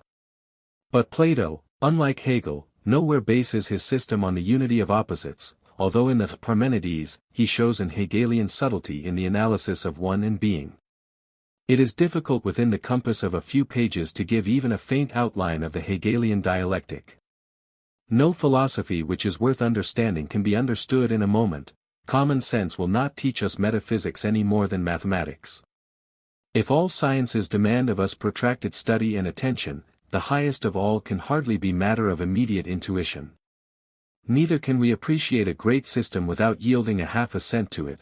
Like flies we are caught in the spider's web, and we can only judge of it truly when we place ourselves at a distance from it. Of all philosophies Hegelianism is the most obscure, and the difficulty inherent in the subject is increased by the use of a technical language. The saying of Socrates respecting the writings of Heraclitus, "Noble is that which I understand, and that which I do not understand may be as noble, but the strength of a Delian diver is needed to swim through it," expresses the feeling with which the reader rises from the perusal of Hegel. We may truly apply to him the words in which Plato describes the pre-Socratic philosophers: "He went on his way rather regardless of whether we understood him or not," or, as he is reported himself to have said of his own pupils, "There is only one of you who understands me, and he does not understand me." Nevertheless, the consideration of a few general aspects of the Hegelian philosophy may help to dispel some errors and to awaken an interest about it. 1. It is an ideal philosophy which, in popular phraseology, maintains not matter but mind to be the truth of things, and this not by a mere crude substitution of one word for another, but by showing either of them to be the complement of the other. Both are creations of thought, and the difference in kind which seems to divide them may also be regarded as a difference of degree. One is to the other as the real to the ideal, and both may be conceived together under the higher form of the notion. 2. Under another aspect it views all the forms of sense and knowledge as stages of thought which have always existed implicitly and unconsciously, and to which the mind of the world, gradually disengaged from sense, has become awakened. The present has been the past. The succession in time of human ideas is also the eternal, now, it is historical and also a divine ideal. The history of philosophy stripped of personality and of the other accidents of time and place is gathered up into philosophy, and again philosophy clothed in circumstance expands into history. 3. Whether regarded as present or past, under the form of time or of eternity, the spirit of dialectic is always moving onwards from one determination of thought to another, receiving each successive system of philosophy and subordinating it to that which follows, impelled by an irresistible necessity from one idea to another until the cycle of human thought and existence is complete. It follows from this that all previous philosophies which are worthy of the name are not mere opinions or speculations, but stages or moments of thought which have a necessary place in the world of mind. They are no longer the last word of philosophy, for another and another has succeeded them, but they still live and are mighty. In the language of the Greek poet, there is a great God in them, and he grows not old. 4. This vast ideal system is supposed to be based upon experience. At each step it professes to carry with it the witness of eyes and ears, and of common sense, as well as the internal evidence of its own consistency. It has a place for every science, and affirms that no philosophy of a narrower type is capable of comprehending all true facts. The Hegelian dialectic may be also described as a movement from the simple to the complex. Beginning with the generalizations of sense, 1. Passing through ideas of quality, quantity, measure, number, and the like, 2. Ascending from presentations, that is pictorial forms of sense, to representations in which the picture vanishes and the essence is detached in thought from the outward form, 3. Combining the I and the not I, or the subject and object. The natural order of thought is at last found to include the leading ideas of the sciences and to arrange them in relation to one another. Abstractions grow together and again become concrete in a new and higher sense. They also admit of development from within their own spheres. Everywhere there is a movement of attraction and repulsion going on, an attraction or repulsion of ideas of which the physical phenomenon described under a similar name is a figure. Freedom and necessity, mind and matter, the continuous and the discrete, cause and effect, are perpetually being severed from one another in thought, only to be perpetually reunited. The finite and infinite, the absolute and relative are not really opposed, the finite and the negation of the finite are alike lost in a higher or positive infinity, and the absolute is the sum or correlation of all relatives. When this reconciliation of opposites is finally completed in all its stages, the mind may come back again and review the things of sense, the opinions of philosophers, the strife of theology and politics, without being disturbed by them. Whatever is, if not the very best, and what is the best, who can tell? Is, at any rate, historical and rational, suitable to its own age, unsuitable to any other. Nor can any efforts of speculative thinkers or of soldiers and statesmen materially quicken the process of the suns. Hegel was quite sensible how great would be the difficulty of presenting philosophy to mankind under the form of opposites. Most of us live in the one-sided truth which the understanding offers to us, and if occasionally we come across difficulties like the time-honored controversy of necessity and free will, or the Eleatic puzzle of Achilles and the tortoise, we relegate some of them to the sphere of mystery, others to the book of riddles, and go on our way rejoicing. Most men, like Aristotle, have been accustomed to regard a contradiction in terms as the end of strife. To be told that contradiction is the life and mainspring of the intellectual world is indeed a paradox to them. Every abstraction is at first the enemy of every other, yet they are linked together, each with all, in the chain of being. The struggle for existence is not confined to the animals, but appears in the kingdom of thought. The divisions which arise in thought between the physical and moral and between the moral and intellectual, and the like, are deepened and widened by the formal logic which elevates the defects of the human faculties into laws of thought. They become a part of the mind which makes them and is also made up of them. Such distinctions become so familiar to us that we regard the things signified by them as absolutely fixed and defined. These are some of the illusions from which Hegel delivers us by placing us above ourselves, by teaching us to analyze the growth of what we are pleased to call our minds, by reverting to a time when our present distinctions of thought and language had no existence. Of the great dislike and childish impatience of his system which would be aroused among his opponents, he was fully aware, and would often anticipate the jests which the rest of the world, in the superfluity of their wits, were likely to make upon him. Men are annoyed at what puzzles them, they think what they cannot easily understand to be full of danger. Many a skeptic has stood, as he supposed, firmly rooted in the categories of the understanding which Hegel resolves into their original nothingness. For, like Plato, he leaves no stone unturned, in the intellectual world. Nor can we deny that he is unnecessarily difficult, or that his own mind, like that of all metaphysicians, was too much under the dominion of his system and unable to see beyond, or that the study of philosophy, if made a serious business, compare Republic 7:538, involves grave results to the mind and life of the student. For it may encumber him without enlightening his path, and it may weaken his natural faculties of thought and expression without increasing his philosophical power. The mind easily becomes entangled among abstractions, and loses hold of facts. The glass which is adapted to distant objects takes away the vision of what is near and present to us. To Hegel, as to the ancient Greek thinkers, philosophy was a religion, a principle of life as well as of knowledge, like the idea of good in the 6th book of the Republic, a cause as well as an effect, the source of growth as well as of light. In forms of thought which by most of us are regarded as mere categories, he saw or thought that he saw a gradual revelation of the divine being. He would have been said by his opponents to have confused God with the history of philosophy, and to have been incapable of distinguishing ideas from facts. And certainly we can scarcely understand how a deep thinker like Hegel could have hoped to revive or supplant the old traditional faith by an unintelligible abstraction, or how he could have imagined that philosophy consisted only or chiefly in the categories of logic. For abstractions, though combined by him in the notion, seem to be never really concrete, they are a metaphysical anatomy, not a living and thinking substance. Though we are reminded by him again and again that we are gathering up the world and ideas, we feel after all that we have not really spanned the gulf which separates alpha iota nu mu epsilon nu alpha from nu tau alpha. Having in view some of these difficulties, he seeks, and we may follow his example, to make the understanding of his system easier, by illustrations, and, b. by pointing out the coincidence of the speculative idea and the historical order of thought.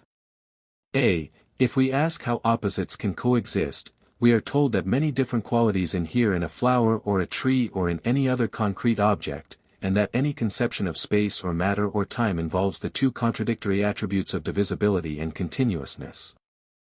We may ponder over the thought of number, reminding ourselves that every unit both implies and denies the existence of every other, and that the one is many, a sum of fractions, and the many one, a sum of units.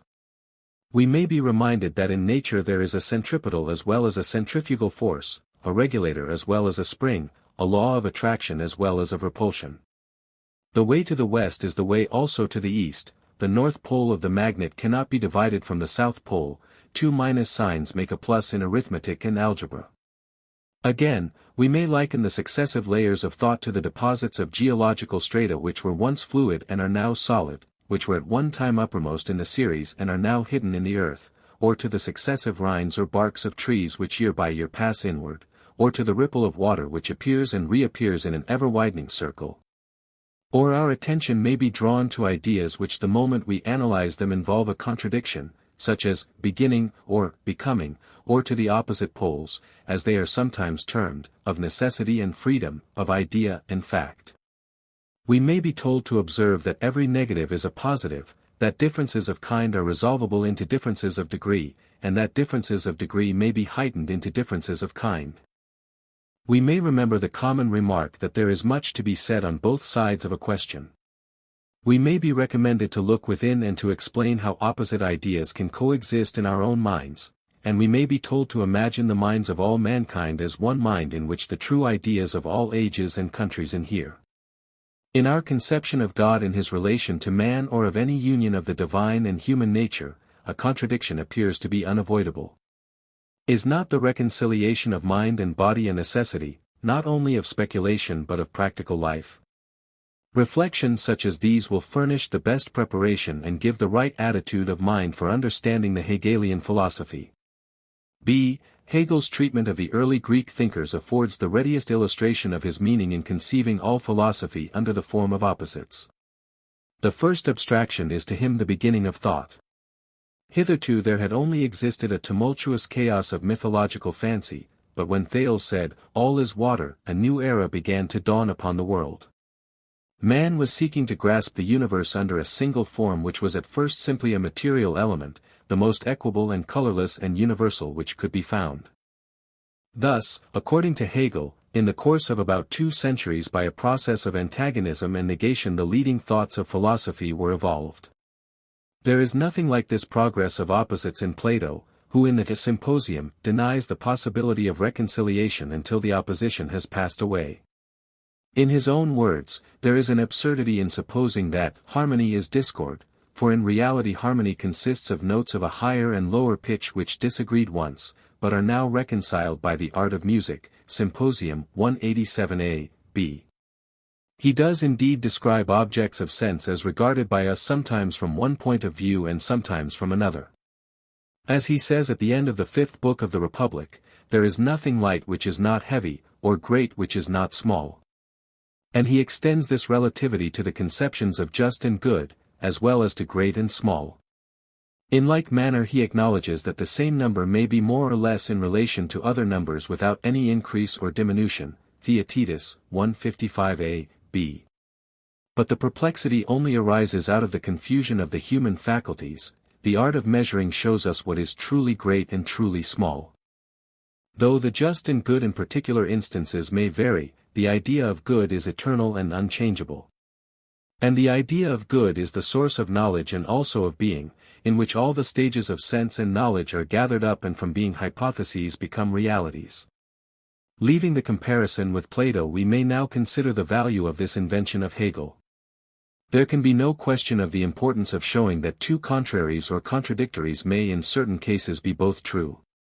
The silliness of the so-called laws of thought, all A equals A, or, in the negative form, nothing can at the same time be both A, and not A, has been well exposed by Hegel himself. Wallace's Hegel, page 184, who remarks that the form of the maxim is virtually self-contradictory, for a proposition implies a distinction between subject and predicate, whereas the maxim of identity, as it is called, A equals A, does not fulfill what its form requires. Nor does any mind ever think or form conceptions in accordance with this law, nor does any existence conform to it.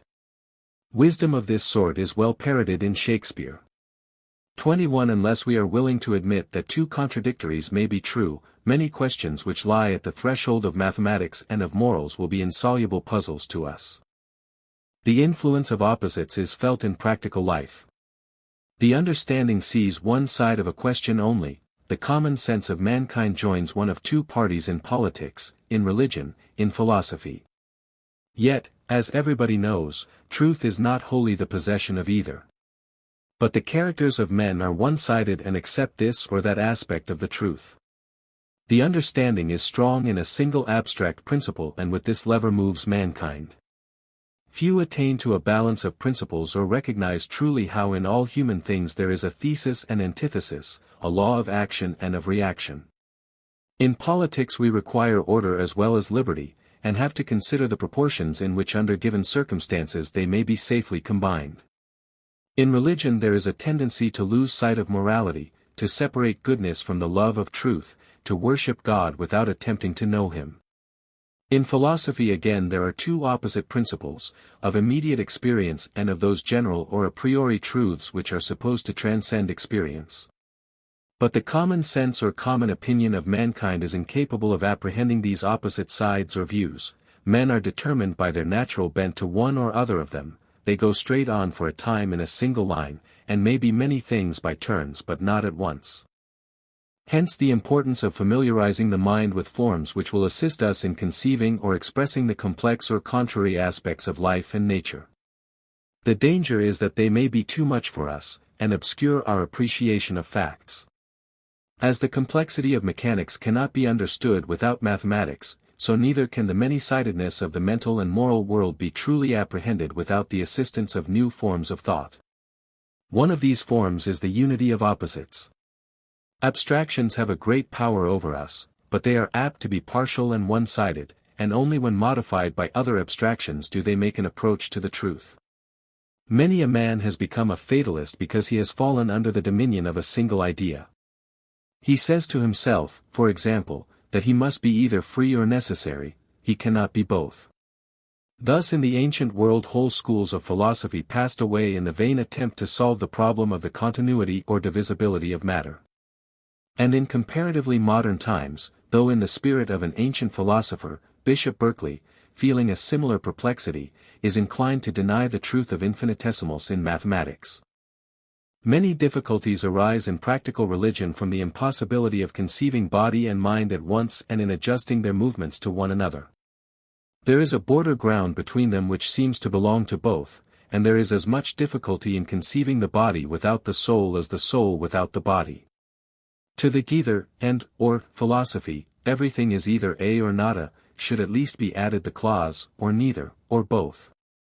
The double form makes reflection easier and more conformable to experience, and also more comprehensive.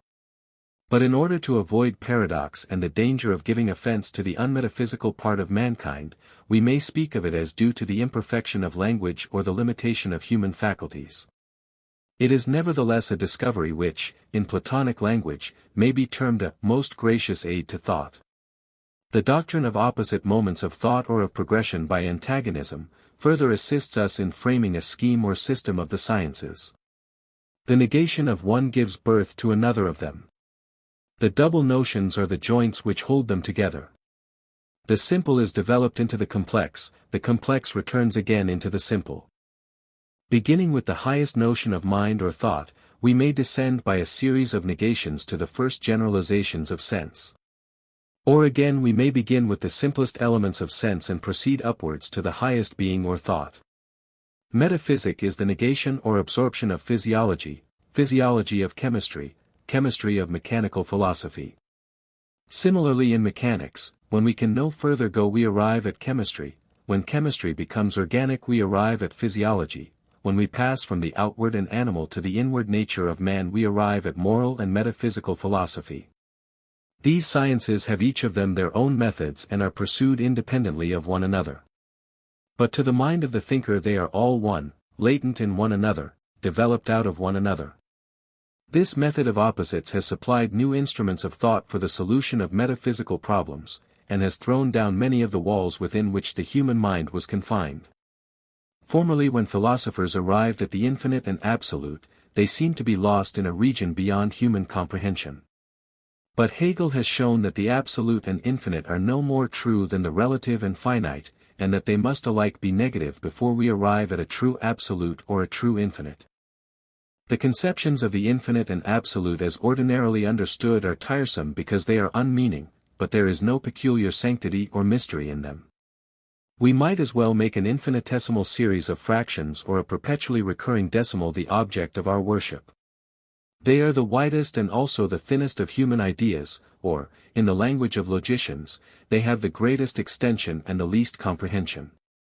Of all words they may be truly said to be the most inflated with a false meaning. They have been handed down from one philosopher to another until they have acquired a religious character. They seem also to derive a sacredness from their association with the divine being. Yet they are the poorest of the predicates under which we describe him, signifying no more than this, that he is not finite, that he is not relative, and tending to obscure his higher attributes of wisdom, goodness, truth. The system of Hegel frees the mind from the dominion of abstract ideas. We acknowledge his originality, and some of us delight to wander in the mazes of thought which he has opened to us. For Hegel has found admirers in England and Scotland when his popularity in Germany has departed, and he, like the philosophers whom he criticizes, is of the past. No other thinker has ever dissected the human mind with equal patience and minuteness. He has lightened the burden of thought because he has shown us that the chains which we wear are of our own forging. To be able to place ourselves not only above the opinions of men but above their modes of thinking, is a great height of philosophy. This dearly obtained freedom, however, we are not disposed to part with, or to allow him to build up in a new form the beggarly elements of scholastic logic which he has thrown down. So far as they are aids to reflection and expression, forms of thought are useful, but no further, we may easily have too many of them. And when we are asked to believe the Hegelian to be the sole or universal logic, we naturally reply that there are other ways in which our ideas may be connected. The triplets of Hegel, the division into being, essence, and notion, are not the only or necessary modes in which the world of thought can be conceived. There may be an evolution by degrees as well as by opposites. The word continuity suggests the possibility of resolving all differences into differences of quantity. Again, the opposites themselves may vary from the least degree of diversity up to contradictory opposition. They are not like numbers and figures, always and everywhere of the same value. And therefore the edifice which is constructed out of them has merely an imaginary symmetry, and is really irregular and out of proportion. The spirit of Hegelian criticism should be applied to his own system, and the terms being, not being, existence, essence, notion, and the like challenged and defined. For if Hegel introduces a great many distinctions, he obliterates a great many others by the help of the universal solvent, is not, which appears to be the simplest of negations, and yet admits of several meanings. Neither are we able to follow him in the play of metaphysical fancy which conducts him from one determination of thought to another. But we begin to suspect that this vast system is not God within us, or God immanent in the world, and may be only the invention of an individual brain. That beyond is always coming back upon us however often we expel it. We do not easily believe that we have within the compass of the mind the form of universal knowledge. We rather incline to think that the method of knowledge is inseparable from actual knowledge, and wait to see what new forms may be developed out of our increasing experience and observation of man and nature. We are conscious of a being who is without us as well as within us. Even if inclined to pantheism, we are unwilling to imagine that the meager categories of the understanding, however ingeniously arranged or displayed, are the image of God, that what all religions were seeking after from the beginning was the Hegelian philosophy which has been revealed in the latter days. The great metaphysician, like a prophet of old, was naturally inclined to believe that his own thoughts were divine realities. We may almost say that whatever came into his head seemed to him to be a necessary truth. He never appears to have criticized himself, or to have subjected his own ideas to the process of analysis which he applies to every other philosopher. Hegel would have insisted that his philosophy should be accepted as a whole or not at all. He would have urged that the parts derived their meaning from one another and from the whole. He thought that he had supplied an outline large enough to contain all future knowledge, and a method to which all future philosophies must conform. His metaphysical genius is especially shown in the construction of the categories, a work which was only begun by Kant, and elaborated to the utmost by himself. But is it really true that the part has no meaning when separated from the whole, or that knowledge to be knowledge at all must be universal? Do all abstractions shine only by the reflected light of other abstractions? May they not also find a nearer explanation in their relation to phenomena? If many of them are correlatives, they are not all so, and the relations which subsist between them vary from a mere association up to a necessary connection. Nor is it easy to determine how far the unknown element affects the known, whether, for example, new discoveries may not one day supersede our most elementary notions about nature. To a certain extent all our knowledge is conditional upon what may be known in future ages of the world. We must admit this hypothetical element, which we cannot get rid of by an assumption that we have already discovered the method to which all philosophy must conform. Hegel is right in preferring the concrete to the abstract, in setting actuality before possibility, in excluding from the philosopher's vocabulary the word inconceivable. But he is too well satisfied with his own system ever to consider the effect of what is unknown on the element which is known. The sublimer intelligences of mankind, Plato, Dante, Sir Thomas More, meet in a higher sphere above the ordinary ways of men. They understand one another from afar, notwithstanding the interval which separates them. They are the spectators of all time and of all existence, their works live forever, and there is nothing to prevent the force of their individuality breaking through the uniformity which surrounds them. But such disturbers of the order of thought Hegel is reluctant to acknowledge.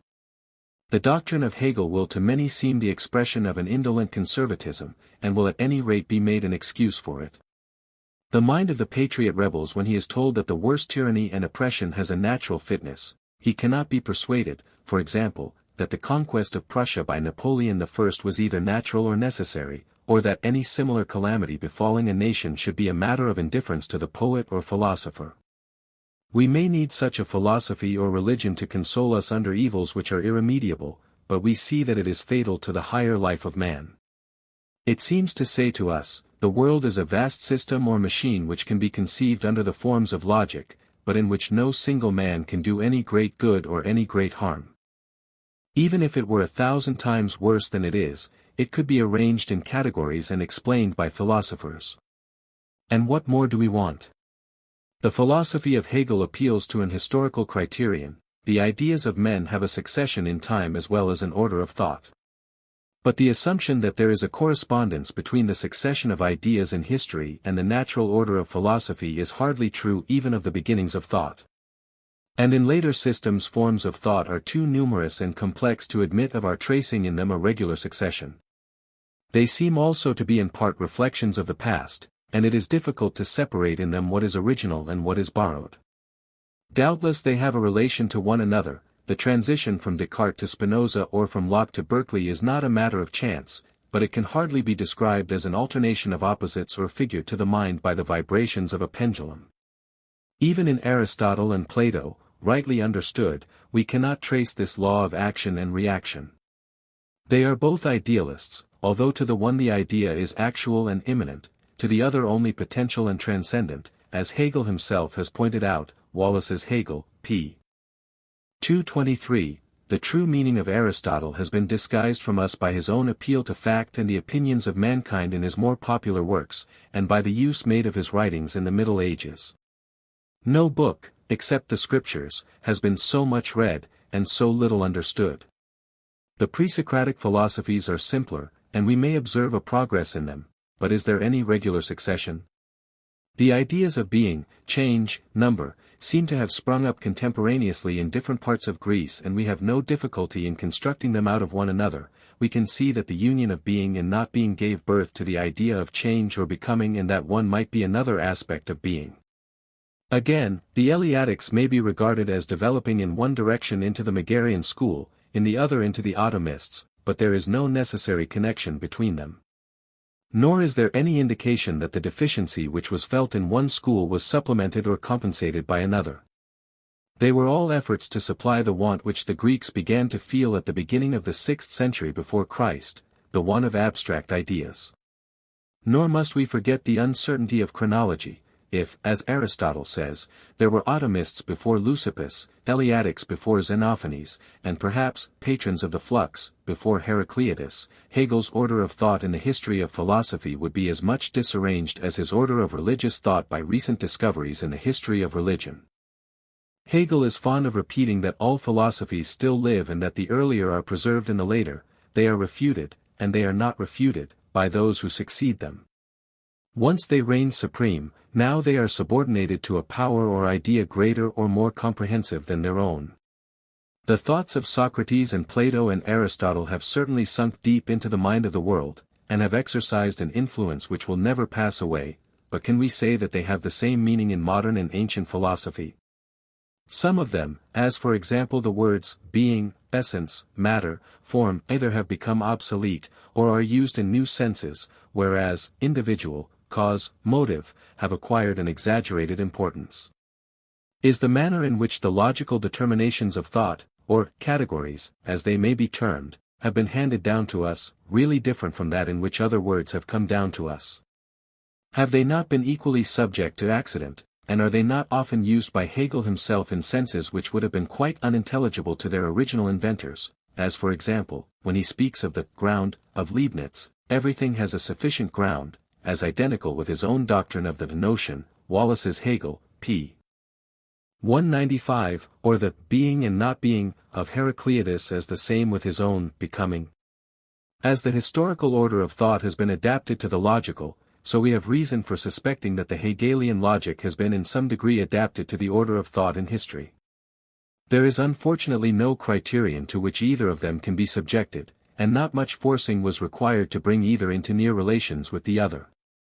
We may fairly doubt whether the division of the first and second parts of logic in the Hegelian system has not really arisen from a desire to make them accord with the first and second stages of the early Greek philosophy. Is there any reason why the conception of measure in the first part, which is formed by the union of quality and quantity, should not have been equally placed in the second division of mediate or reflected ideas? The more we analyze them, the less exact does the coincidence of philosophy and the history of philosophy appear. Many terms which were used absolutely in the beginning of philosophy, such as being, matter, cause, and the like, became relative in the subsequent history of thought. But Hegel employs some of them absolutely, some relatively, seemingly without any principle and without any regard to their original significance. The divisions of the Hegelian logic bear a superficial resemblance to the divisions of the scholastic logic. The first part answers to the term, the second to the proposition, the third to the syllogism. These are the grades of thought under which we conceive the world, first, in the general terms of quality, quantity, measure, secondly, under the relative forms of ground and existence, substance and accidents, and the like, thirdly in syllogistic forms of the individual mediated with the universal by the help of the particular. Of syllogisms there are various kinds, qualitative, quantitative, inductive, mechanical, teleological, which are developed out of one another. But is there any meaning in reintroducing the forms of the old logic? Who ever thinks of the world as a syllogism? What connection is there between the proposition and our ideas of reciprocity, cause and effect, and similar relations? It is difficult enough to conceive all the powers of nature and mind gathered up in one. The difficulty is greatly increased when the new is confused with the old, and the common logic is the Procrustes bed into which they are forced. The Hegelian philosophy claims, as we have seen, to be based upon experience. It abrogates the distinction of a priori and a posteriori truth. It also acknowledges that many differences of kind are resolvable into differences of degree. It is familiar with the terms evolution, development, and the like. Yet it can hardly be said to have considered the forms of thought which are best adapted for the expression of facts. It has never applied the categories to experience, it has not defined the differences in our ideas of opposition, or development, or cause and effect, in the different sciences which make use of these terms. It rests on a knowledge which is not the result of exact or serious inquiry, but is floating in the air. The mind has been imperceptibly informed of some of the methods required in the sciences. Hegel boasts that the movement of dialectic is at once necessary and spontaneous. In reality it goes beyond experience and is unverified by it. Further, the Hegelian philosophy, while giving us the power of thinking a great deal more than we are able to fill up, seems to be wanting in some determinations of thought which we require. We cannot say that physical science, which at present occupies so large a share of popular attention, has been made easier or more intelligible by the distinctions of Hegel. Nor can we deny that he has sometimes interpreted physics by metaphysics, and confused his own philosophical fancies with the laws of nature. The very freedom of the movement is not without suspicion, seeming to imply a state of the human mind which has entirely lost sight of facts.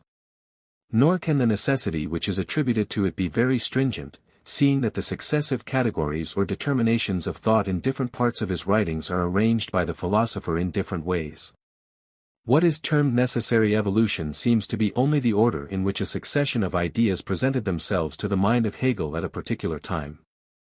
The nomenclature of Hegel has been made by himself out of the language of common life. He uses a few words only which are borrowed from his predecessors, or from the Greek philosophy, and these generally in a sense peculiar to himself. The first stage of his philosophy answers to the word is, the second to the word has been, the third to the words has been, and is, combined. In other words, the first sphere is immediate, the second mediated by reflection, the third or highest returns into the first, and is both mediate and immediate. As Luther's Bible was written in the language of the common people, so Hegel seems to have thought that he gave his philosophy a truly German character by the use of idiomatic German words. But it may be doubted whether the attempt has been successful. First, because such words as, in sich sein, and und für sich sein, though the simplest combinations of nouns and verbs, require a difficult and elaborate explanation. The simplicity of the words contrasts with the hardness of their meaning. Secondly, the use of technical phraseology necessarily separates philosophy from general literature. The student has to learn a new language of uncertain meaning which he with difficulty remembers. No former philosopher had ever carried the use of technical terms to the same extent as Hegel. The language of Plato or even of Aristotle is but slightly removed from that of common life, and was introduced naturally by a series of thinkers. The language of the scholastic logic has become technical to us, but in the Middle Ages was the vernacular Latin of priests and students. The higher spirit of philosophy, the spirit of Plato and Socrates, rebels against the Hegelian use of language as mechanical and technical. Hegel is fond of etymologies and often seems to trifle with words. He gives etymologies which are bad, and never considers that the meaning of a word may have nothing to do with its derivation. He lived before the days of comparative philology or of comparative mythology and religion, which would have opened a new world to him. He makes no allowance for the element of chance either in language or thought, and perhaps there is no greater defect in his system than the want of a sound theory of language. He speaks as if thought, instead of being identical with language, was wholly independent of it. It is not the actual growth of the mind, but the imaginary growth of the Hegelian system, which is attractive to him. Neither are we able to say why of the common forms of thought some are rejected by him, while others have an undue prominence given to them. Some of them, such as ground and existence, have hardly any basis either in language or philosophy, while others, such as cause and effect, are but slightly considered. All abstractions are supposed by Hegel to derive their meaning from one another. This is true of some, but not of all, and in different degrees. There is an explanation of abstractions by the phenomena which they represent, as well as by their relation to other abstractions. If the knowledge of all were necessary to the knowledge of any one of them, the mind would sink under the load of thought. Again, in every process of reflection we seem to require a standing ground, and in the attempt to obtain a complete analysis we lose all fixedness. If, for example, the mind is viewed as the complex of ideas, or the difference between things and persons denied, such an analysis may be justified from the point of view of Hegel, but we shall find that in the attempt to criticize thought we have lost the power of thinking, and, like the Heracliteans of old, have no words in which our meaning can be expressed. Such an analysis may be of value as a corrective of popular language or thought, but should still allow us to retain the fundamental distinctions of philosophy. In the Hegelian system, ideas supersede persons. The world of thought, though sometimes described as spirit or Geist, is really impersonal. The minds of men are to be regarded as one mind, or more correctly as a succession of ideas. Any comprehensive view of the world must necessarily be general, and there may be a use with a view to comprehensiveness in dropping individuals and their lives and actions. In all things, if we leave out details, a certain degree of order begins to appear. At any rate we can make an order which, with a little exaggeration or disproportion in some of the parts, will cover the whole field of philosophy. But are we therefore justified in saying that ideas are the causes of the great movement of the world rather than the personalities which conceived them? The great man is the expression of his time, and there may be peculiar difficulties in his age which he cannot overcome. He may be out of harmony with his circumstances, too early or too late, and then all his thoughts perish, his genius passes away unknown. But not therefore is he to be regarded as a mere waif or stray in human history, any more than he is the mere creature or expression of the age in which he lives. His ideas are inseparable from himself, and would have been nothing without him. Through 1,000 personal influences they have been brought home to the minds of others. He starts from antecedents, but he is great in proportion as he disengages himself from them or absorbs himself in them. Moreover, the types of greatness differ. While one man is the expression of the influences of his age, another is in antagonism to them. One man is born on the surface of the water, another is carried forward by the current which flows beneath. The character of an individual, whether he be independent of circumstances or not, inspires others quite as much as his words. What is the teaching of Socrates apart from his personal history, or the doctrines of Christ apart from the divine life in which they are embodied? Has not Hegel himself delineated the greatness of the life of Christ as consisting in his Schicksalslosigkeit, or independence of the destiny of his race? Do not persons become ideas, and is there any distinction between them? Take away the 5 greatest legislators, the 5 greatest warriors, the 5 greatest poets, the 5 greatest founders or teachers of a religion, the 5 greatest philosophers, the 5 greatest inventors, where would have been all that we most value in knowledge or in life? And can that be a true theory of the history of philosophy which, in Hegel's own language, does not allow the individual to have his right?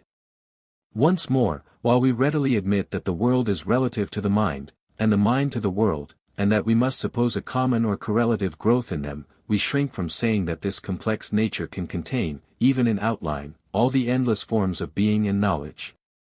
Are we not seeking the living among the dead, and dignifying a mere logical skeleton with the name of philosophy and almost of God?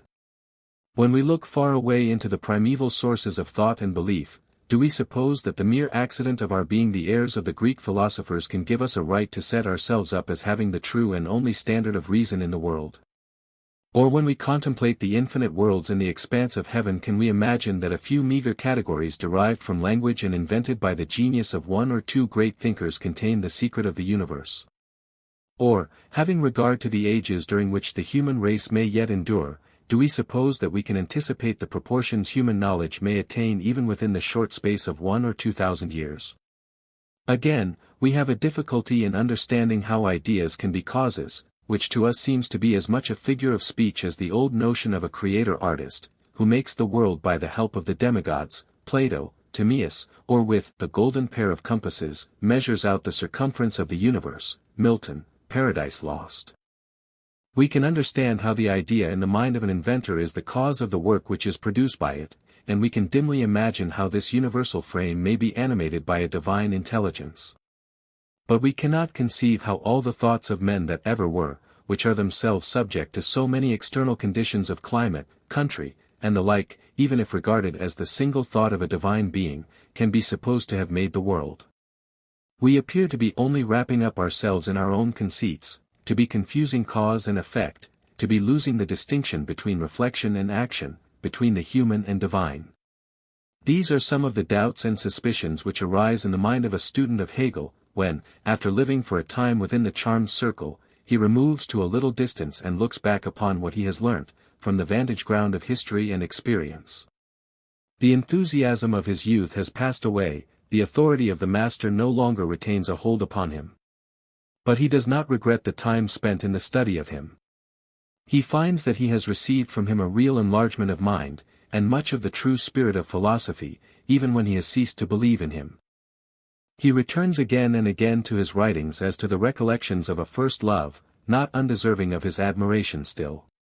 Perhaps if he were asked how he can admire without believing, or what value he can attribute to what he knows to be erroneous, he might answer in some such manner as the following. 1.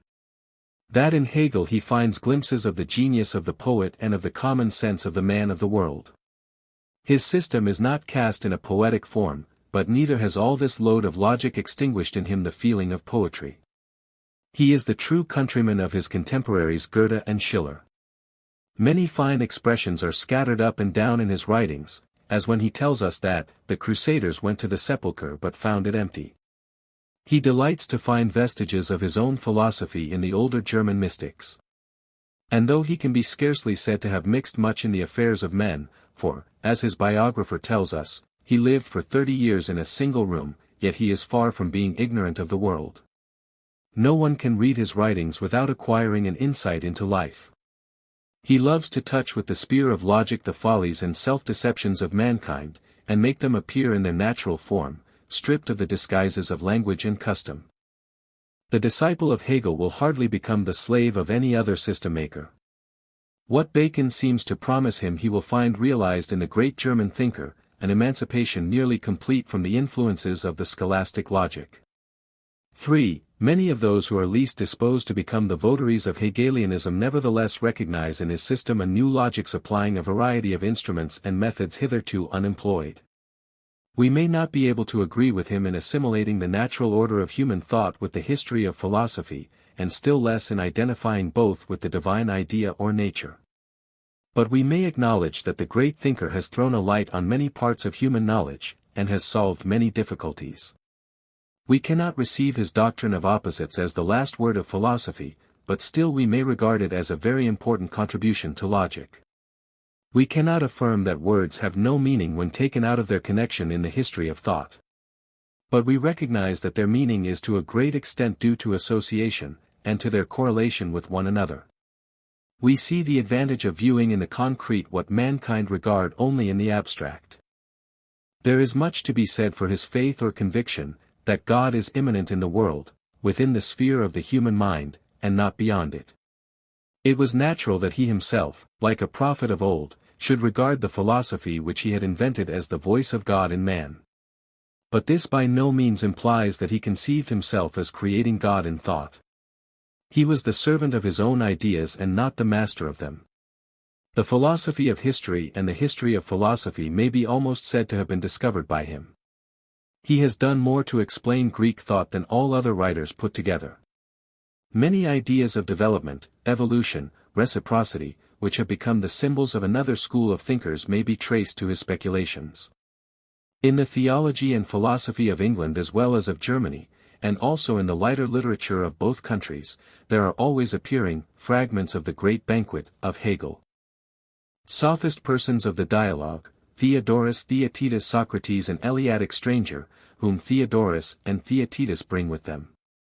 The younger Socrates, who is a silent auditor. Theodorus, here we are, Socrates, true to our agreement of yesterday, and we bring with us a stranger from Elia, who is a disciple of Parmenides and Zeno, and a true philosopher.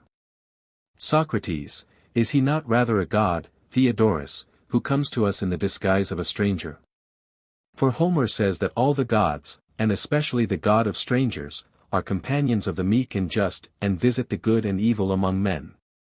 And may not your companion be one of those higher powers, a cross-examining deity, who has come to spy out our weakness in argument, and to cross-examine us? Theodorus, nay, Socrates, he is not one of the disputatious sort, he is too good for that.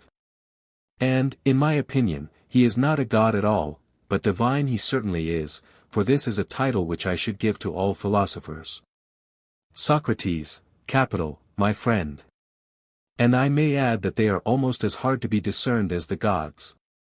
For the true philosophers, and such as are not merely made up for the occasion, appear in various forms unrecognized by the ignorance of men, and they hover about cities, as Homer declares, looking from above upon human life, and some think nothing of them, and others can never think enough, and sometimes they appear as statesmen, and sometimes as sophists, and then, again, to many they seem to be no better than madmen.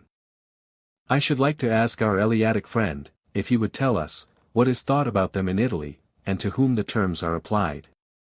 Theodorus, what terms? Socrates, sophist, statesman, philosopher. Theodorus, what is your difficulty about them, and what made you ask? Socrates, I want to know whether by his countrymen they are regarded as one or two, or do they, as the names are three, distinguish also three kinds, and assign one to each name. Theodorus, I dare say that the stranger will not object to discuss the question. What do you say, stranger?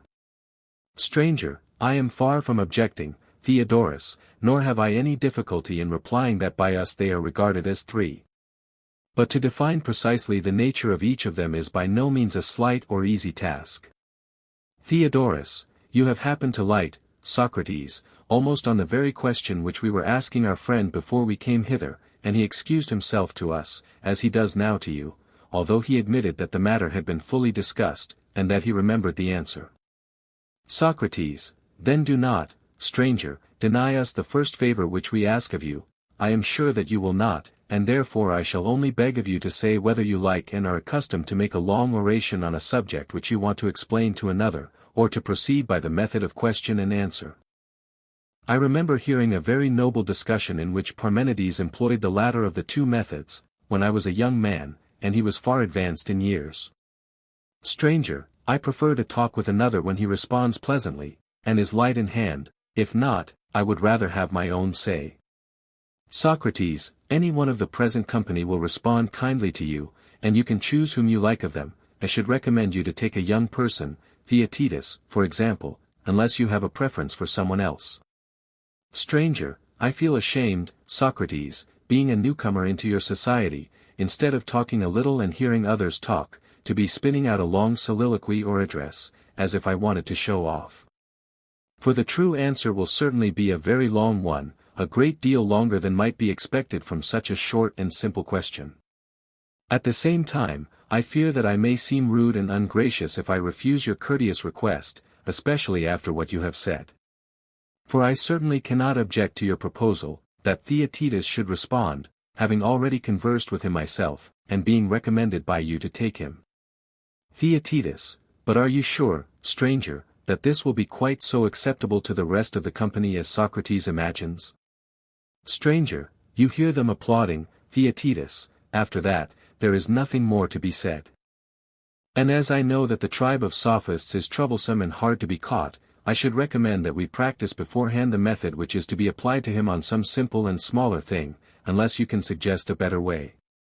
Theaetetus, indeed I cannot. Stranger, then suppose that we work out some lesser example which will be a pattern of the greater. Theaetetus, good.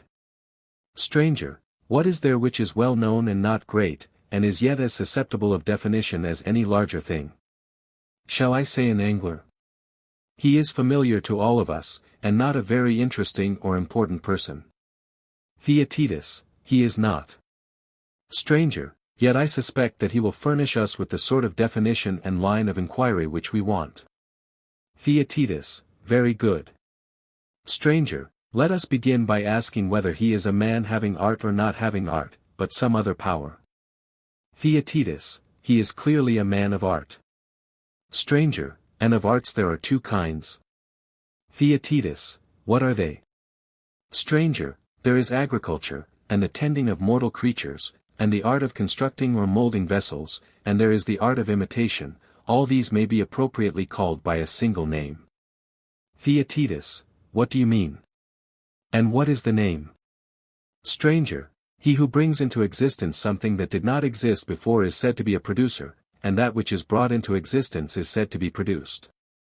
Theaetetus, true. Stranger, and all the arts which were just now mentioned are characterized by this power of producing? Theaetetus, they are. Stranger, then let us sum them up under the name of productive or creative art. Theaetetus, very good. Stranger, next follows the whole class of learning and cognition, then comes trade, fighting, hunting. And since none of these produces anything, but is only engaged in conquering by word or deed, or in preventing others from conquering, things which exist and have been already produced, in each and all of these branches there appears to be an art which may be called acquisitive. Theaetetus, yes, that is the proper name. Stranger, seeing, then, that all arts are either acquisitive or creative, in which class shall we place the art of the angler? Theaetetus, clearly in the acquisitive class. Stranger, and the acquisitive may be subdivided into two parts. There is exchange, which is voluntary and is effected by gifts, hire, purchase, and the other part of acquisitive, which takes by force of word or deed, may be termed conquest. Theaetetus, that is implied in what has been said. Stranger, and may not conquest be again subdivided? Theaetetus, how? Stranger, open force may be called fighting, and secret force may have the general name of hunting. Theaetetus, yes. Stranger, and there is no reason why the art of hunting should not be further divided. Theaetetus, how would you make the division? Stranger, into the hunting of living and of lifeless prey. Theaetetus, yes, if both kinds exist. Stranger, of course they exist, but the hunting after lifeless things having no special name, except some sorts of diving, and other small matters, may be omitted. The hunting after living things may be called animal hunting. Theaetetus, yes. Stranger, and animal hunting may be truly said to have two divisions, land animal hunting, which has many kinds and names, and water animal hunting, or the hunting after animals who swim. Theaetetus, true. Stranger, and of swimming animals, one class lives on the wing and the other in the water. Theaetetus, certainly. Stranger, fowling is the general term under which the hunting of all birds is included. Theaetetus, true. Stranger, the hunting of animals who live in the water has the general name of fishing. Theaetetus, yes. Stranger, and this sort of hunting may be further divided also into two principal kinds. Theaetetus, what are they? Stranger, there is one kind which takes them in nets, another which takes them by a blow. Theaetetus, what do you mean, and how do you distinguish them? Stranger, as to the first kind, all that surrounds and encloses anything to prevent egress, may be rightly called an enclosure. Theaetetus, very true. Stranger, for which reason twig baskets, casting nets, nooses, creels, and the like may all be termed enclosures. Theaetetus, true. Stranger, and therefore this first kind of capture may be called by us capture with enclosures, or something of that sort. Theaetetus, yes. Stranger, the other kind, which is practiced by a blow with hooks and three-pronged spears, when summed up under one name, may be called striking, unless you, Theaetetus, can find some better name. Theaetetus, never mind the name, what you suggest will do very well. Stranger, there is one mode of striking, which is done at night, and by the light of a fire, and is by the hunters themselves called firing, or spearing by firelight. Theaetetus, true. Stranger, and the fishing by day is called by the general name of barbing, because the spears, too, are barbed at the point. Theaetetus, yes, that is the term. Stranger, of this barb fishing, that which strikes the fish who is below from above is called spearing, because this is the way in which the three-pronged spears are mostly used. Theaetetus, yes, it is often called so. Stranger, then now there is only one kind remaining.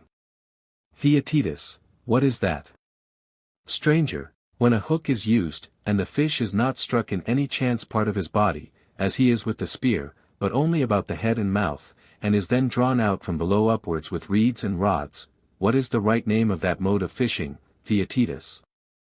Theaetetus, I suspect that we have now discovered the object of our search. Stranger, then now you and I have come to an understanding not only about the name of the angler's art, but about the definition of the thing itself. One half of all art was acquisitive, half of the acquisitive art was conquest or taking by force, half of this was hunting, and half of hunting was hunting animals, half of this was hunting water animals, of this again, the under half was fishing, half of fishing was striking, a part of striking was fishing with a barb, and one half of this again, being the kind which strikes with a hook and draws the fish from below upwards, is the art which we have been seeking, and which from the nature of the operation is denoted angling or drawing up, alpha sigma pi alpha lambda iota epsilon upsilon tau iota kappa, nu alpha sigma pi alpha sigma theta alpha iota. Theaetetus, the result has been quite satisfactorily brought out. Stranger, and now, following this pattern, let us endeavor to find out what a sophist is. Theaetetus, by all means. Stranger, the first question about the angler was, whether he was a skilled artist or unskilled. Theaetetus, true. Stranger, and shall we call our new friend unskilled, or a thorough master of his craft? Theaetetus, certainly not unskilled, for his name, as, indeed, you imply, must surely express his nature. Stranger, then he must be supposed to have some art. Theaetetus, what art? Stranger, by heaven, they are cousins. It never occurred to us. Theaetetus, who are cousins? Stranger, the angler and the sophist. Theaetetus, in what way are they related? Stranger, they both appear to me to be hunters. Theaetetus, how the sophist? Of the other we have spoken. Stranger, you remember our division of hunting, into hunting after swimming animals and land animals? Theaetetus, yes. Stranger, and you remember that we subdivided the swimming and left the land animals, saying that there were many kinds of them? Theaetetus, certainly. Stranger, thus far, then, the sophist and the angler, starting from the art of acquiring, take the same road? Theaetetus, so it would appear. Stranger, their paths diverge when they reach the art of animal hunting, the one going to the seashore, and to the rivers and to the lakes, and angling for the animals which are in them. Theaetetus, very true. Stranger, while the other goes to land and water of another sort, rivers of wealth and broad meadowlands of generous youth, and he also is intending to take the animals which are in them. Theaetetus, what do you mean? Stranger, of hunting on land there are two principal divisions. Theaetetus, what are they? Stranger, one is the hunting of tame, and the other of wild animals. Theaetetus, but are tame animals ever hunted? Stranger, yes, if you include man under tame animals. But if you like you may say that there are no tame animals, or that, if there are, man is not among them, or you may say that man is a tame animal but is not hunted, you shall decide which of these alternatives you prefer. Theaetetus, I should say, stranger, that man is a tame animal, and I admit that he is hunted. Stranger, then let us divide the hunting of tame animals into two parts. Theaetetus, how shall we make the division? Stranger, let us define piracy, man-stealing, tyranny, the whole military art, by one name, as hunting with violence. Theaetetus, very good. Stranger, but the art of the lawyer, of the popular orator, and the art of conversation may be called in one word the art of persuasion. Theaetetus, true. Stranger, and of persuasion, there may be said to be two kinds. Theaetetus, what are they? Stranger, one is private, and the other public. Theaetetus, yes, each of them forms a class. Stranger, and of private hunting, one sort receives hire, and the other brings gifts. Theaetetus, I do not understand you. Stranger, you seem never to have observed the manner in which lovers hunt. Theaetetus, to what do you refer? Stranger, I mean that they lavish gifts on those whom they hunt in addition to other inducements. Theaetetus, most true. Stranger, let us admit this, then, to be the amatory art. Theaetetus, certainly. Stranger, but that sort of hireling whose conversation is pleasing and who baits his hook only with pleasure and exacts nothing but his maintenance in return, we should all, if I am not mistaken, describe as possessing flattery or an art of making things pleasant. Theaetetus, certainly. Stranger, and that sort, which professes to form acquaintances only for the sake of virtue, and demands a reward in the shape of money, may be fairly called by another name. Theaetetus, to be sure. Stranger, of this merchandise of the soul, may not one part be fairly termed the art of display? And there is another part which is certainly not less ridiculous, but being a trade in learning must be called by some name germane to the matter. Theaetetus, certainly. Stranger, the latter should have two names, one descriptive of the sale of the knowledge of virtue, and the other of the sale of other kinds of knowledge. Theaetetus, of course. Stranger, the name of art seller corresponds well enough to the latter, but you must try and tell me the name of the other. Theaetetus, he must be the sophist, whom we are seeking, no other name can possibly be right. Stranger, no other, and so this trader in virtue again turns out to be our friend the sophist, whose art may now be traced from the art of acquisition through exchange, trade, merchandise, to a merchandise of the soul which is concerned with speech and the knowledge of virtue.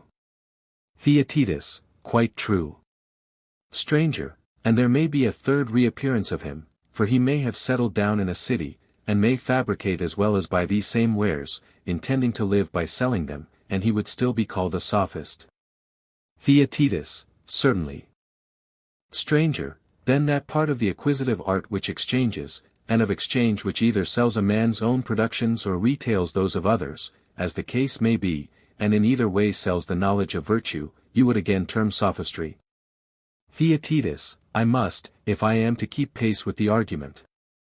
Stranger, let us consider once more whether there may not be yet another aspect of sophistry. Theaetetus, what is it? Stranger, in the acquisitive there was a subdivision of the combative or fighting art. Theaetetus, there was. Stranger, perhaps we had better divide it. Theaetetus, what shall be the divisions? Stranger, there shall be one division of the competitive, and another of the pugnacious. Theaetetus, very good. Stranger, that part of the pugnacious which is a contest of bodily strength may be properly called by some such name as violent. Theaetetus, true. Stranger, and when the war is one of words, it may be termed controversy. Theaetetus, yes. Stranger, and controversy may be of two kinds. Theaetetus, what are they? Stranger, when long speeches are answered by long speeches, and there is public discussion about the just and unjust, that is forensic controversy. Theaetetus, yes. Stranger, and there is a private sort of controversy, which is cut up into questions and answers, and this is commonly called disputation. Theaetetus, yes, that is the name. Stranger, and of disputation, that sort which is only a discussion about contracts, and is carried on at random, and without rules of art, is recognized by the reasoning faculty to be a distinct class, but has hitherto had no distinctive name, and does not deserve to receive one from us. Theaetetus, no, for the different sorts of it are too minute and heterogeneous. Stranger, but that which proceeds by rules of art to dispute about justice and injustice in their own nature, and about things in general, we have been accustomed to call argumentation, heuristic. Theaetetus, certainly. Stranger, and of argumentation, one sort wastes money, and the other makes money. Theaetetus, very true. Stranger, suppose we try and give to each of these two classes a name. Theaetetus, let us do so. Stranger, I should say that the habit which leads a man to neglect his own affairs for the pleasure of conversation, of which the style is far from being agreeable to the majority of his hearers, may be fairly termed loquacity, such is my opinion. Theaetetus, that is the common name for it. Stranger, but now who the other is, who makes money out of private disputation, it is your turn to say. Theaetetus, there is only one true answer, he is the wonderful sophist, of whom we are in pursuit, and who reappears again for the fourth time. Stranger, yes, and with a fresh pedigree, for he is the money-making species of the heuristic, disputatious, controversial, pugnacious, combative, acquisitive family, as the argument has already proven. Theaetetus, certainly. Stranger, how true was the observation that he was a many-sided animal, and not to be caught with one hand, as they say. Theaetetus, then you must catch him with two. Stranger, Yes, we must, if we can. And therefore let us try another track in our pursuit of him. You are aware that there are certain menial occupations which have names among servants? Theaetetus: Yes, there are many such. Which of them do you mean? Stranger: I mean such as sifting, straining, winnowing, threshing. 23 Theaetetus: Certainly. Stranger: And besides these there are a great many more, such as carding, spinning, adjusting the warp and the woof, and thousands of similar expressions are used in the arts. Theaetetus: Of what are they to be patterns, and what are we going to do with them all? Stranger: I think that in all of these there is implied a notion of division. Theaetetus: Yes. Stranger: Then if, as I was saying, there is one art which includes all of them, ought not that art to have one name? Theaetetus: And what is the name of the art? Stranger: The art of discerning or discriminating. Theaetetus: Very good. Stranger: Think whether you cannot divide this. Theaetetus: I should have to think a long while. Stranger: In all the previously named processes either like has been separated from like or the better from the worse. Theaetetus: I see now what you mean. Stranger: There is no name for the first kind of separation. Of the second, which throws away the worse and preserves the better, I do know a name. Theaetetus: What is it? Stranger: Every discernment or discrimination of that kind, as I have observed, is called a purification. Theaetetus: Yes, that is the usual expression. Stranger: And anyone may see that purification is of two kinds. Theaetetus: Perhaps so, if he were allowed time to think, but I do not see at this moment. Stranger: There are many purifications of bodies which may with propriety be comprehended under a single name. Theaetetus: What are they, and what is their name? Stranger: There is the purification of living bodies in their inward and in their outward parts, of which the former is duly effected by medicine and gymnastic, the latter by the not very dignified art of the bathman, and there is the purification of inanimate substances. To this the arts of fulling and of furbishing in general attend in a number of minute particulars, having a variety of names which are thought ridiculous. Theaetetus: Very true. Stranger: There can be no doubt that they are thought ridiculous, Theaetetus, but then the dialectical art never considers whether the benefit to be derived from the purge is greater or less than that to be derived from the sponge, and has not more interest in the one than in the other.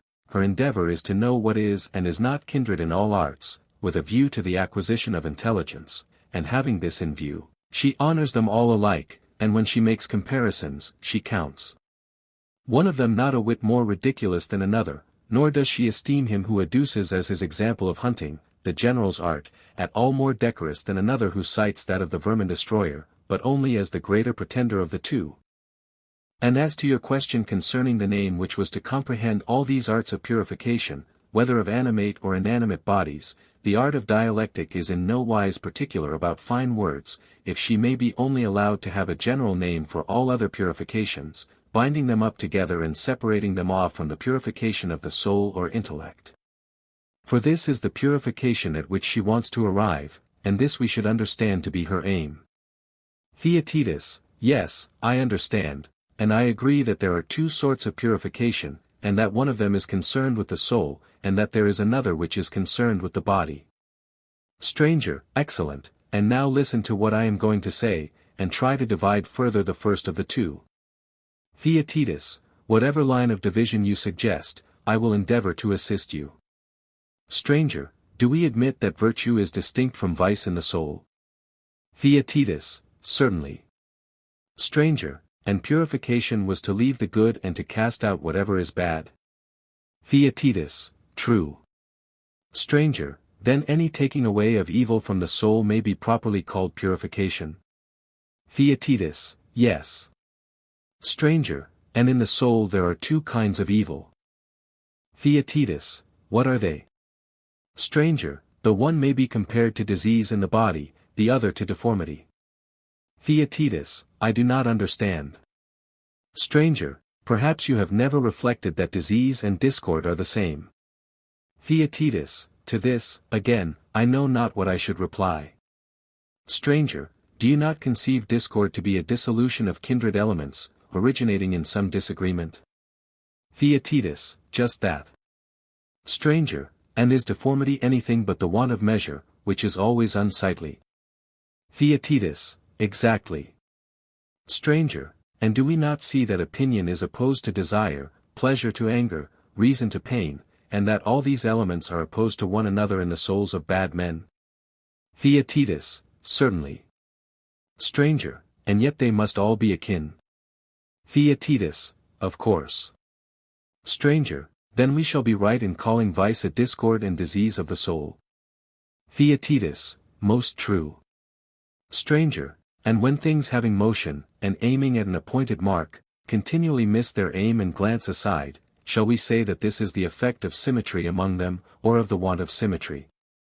Theaetetus, clearly of the want of symmetry. Stranger, but surely we know that no soul is voluntarily ignorant of anything? Theaetetus, certainly not. Stranger, and what is ignorance but the aberration of a mind which is bent on truth, and in which the process of understanding is perverted? Theaetetus, true. Stranger, then we are to regard an unintelligent soul as deformed and devoid of symmetry?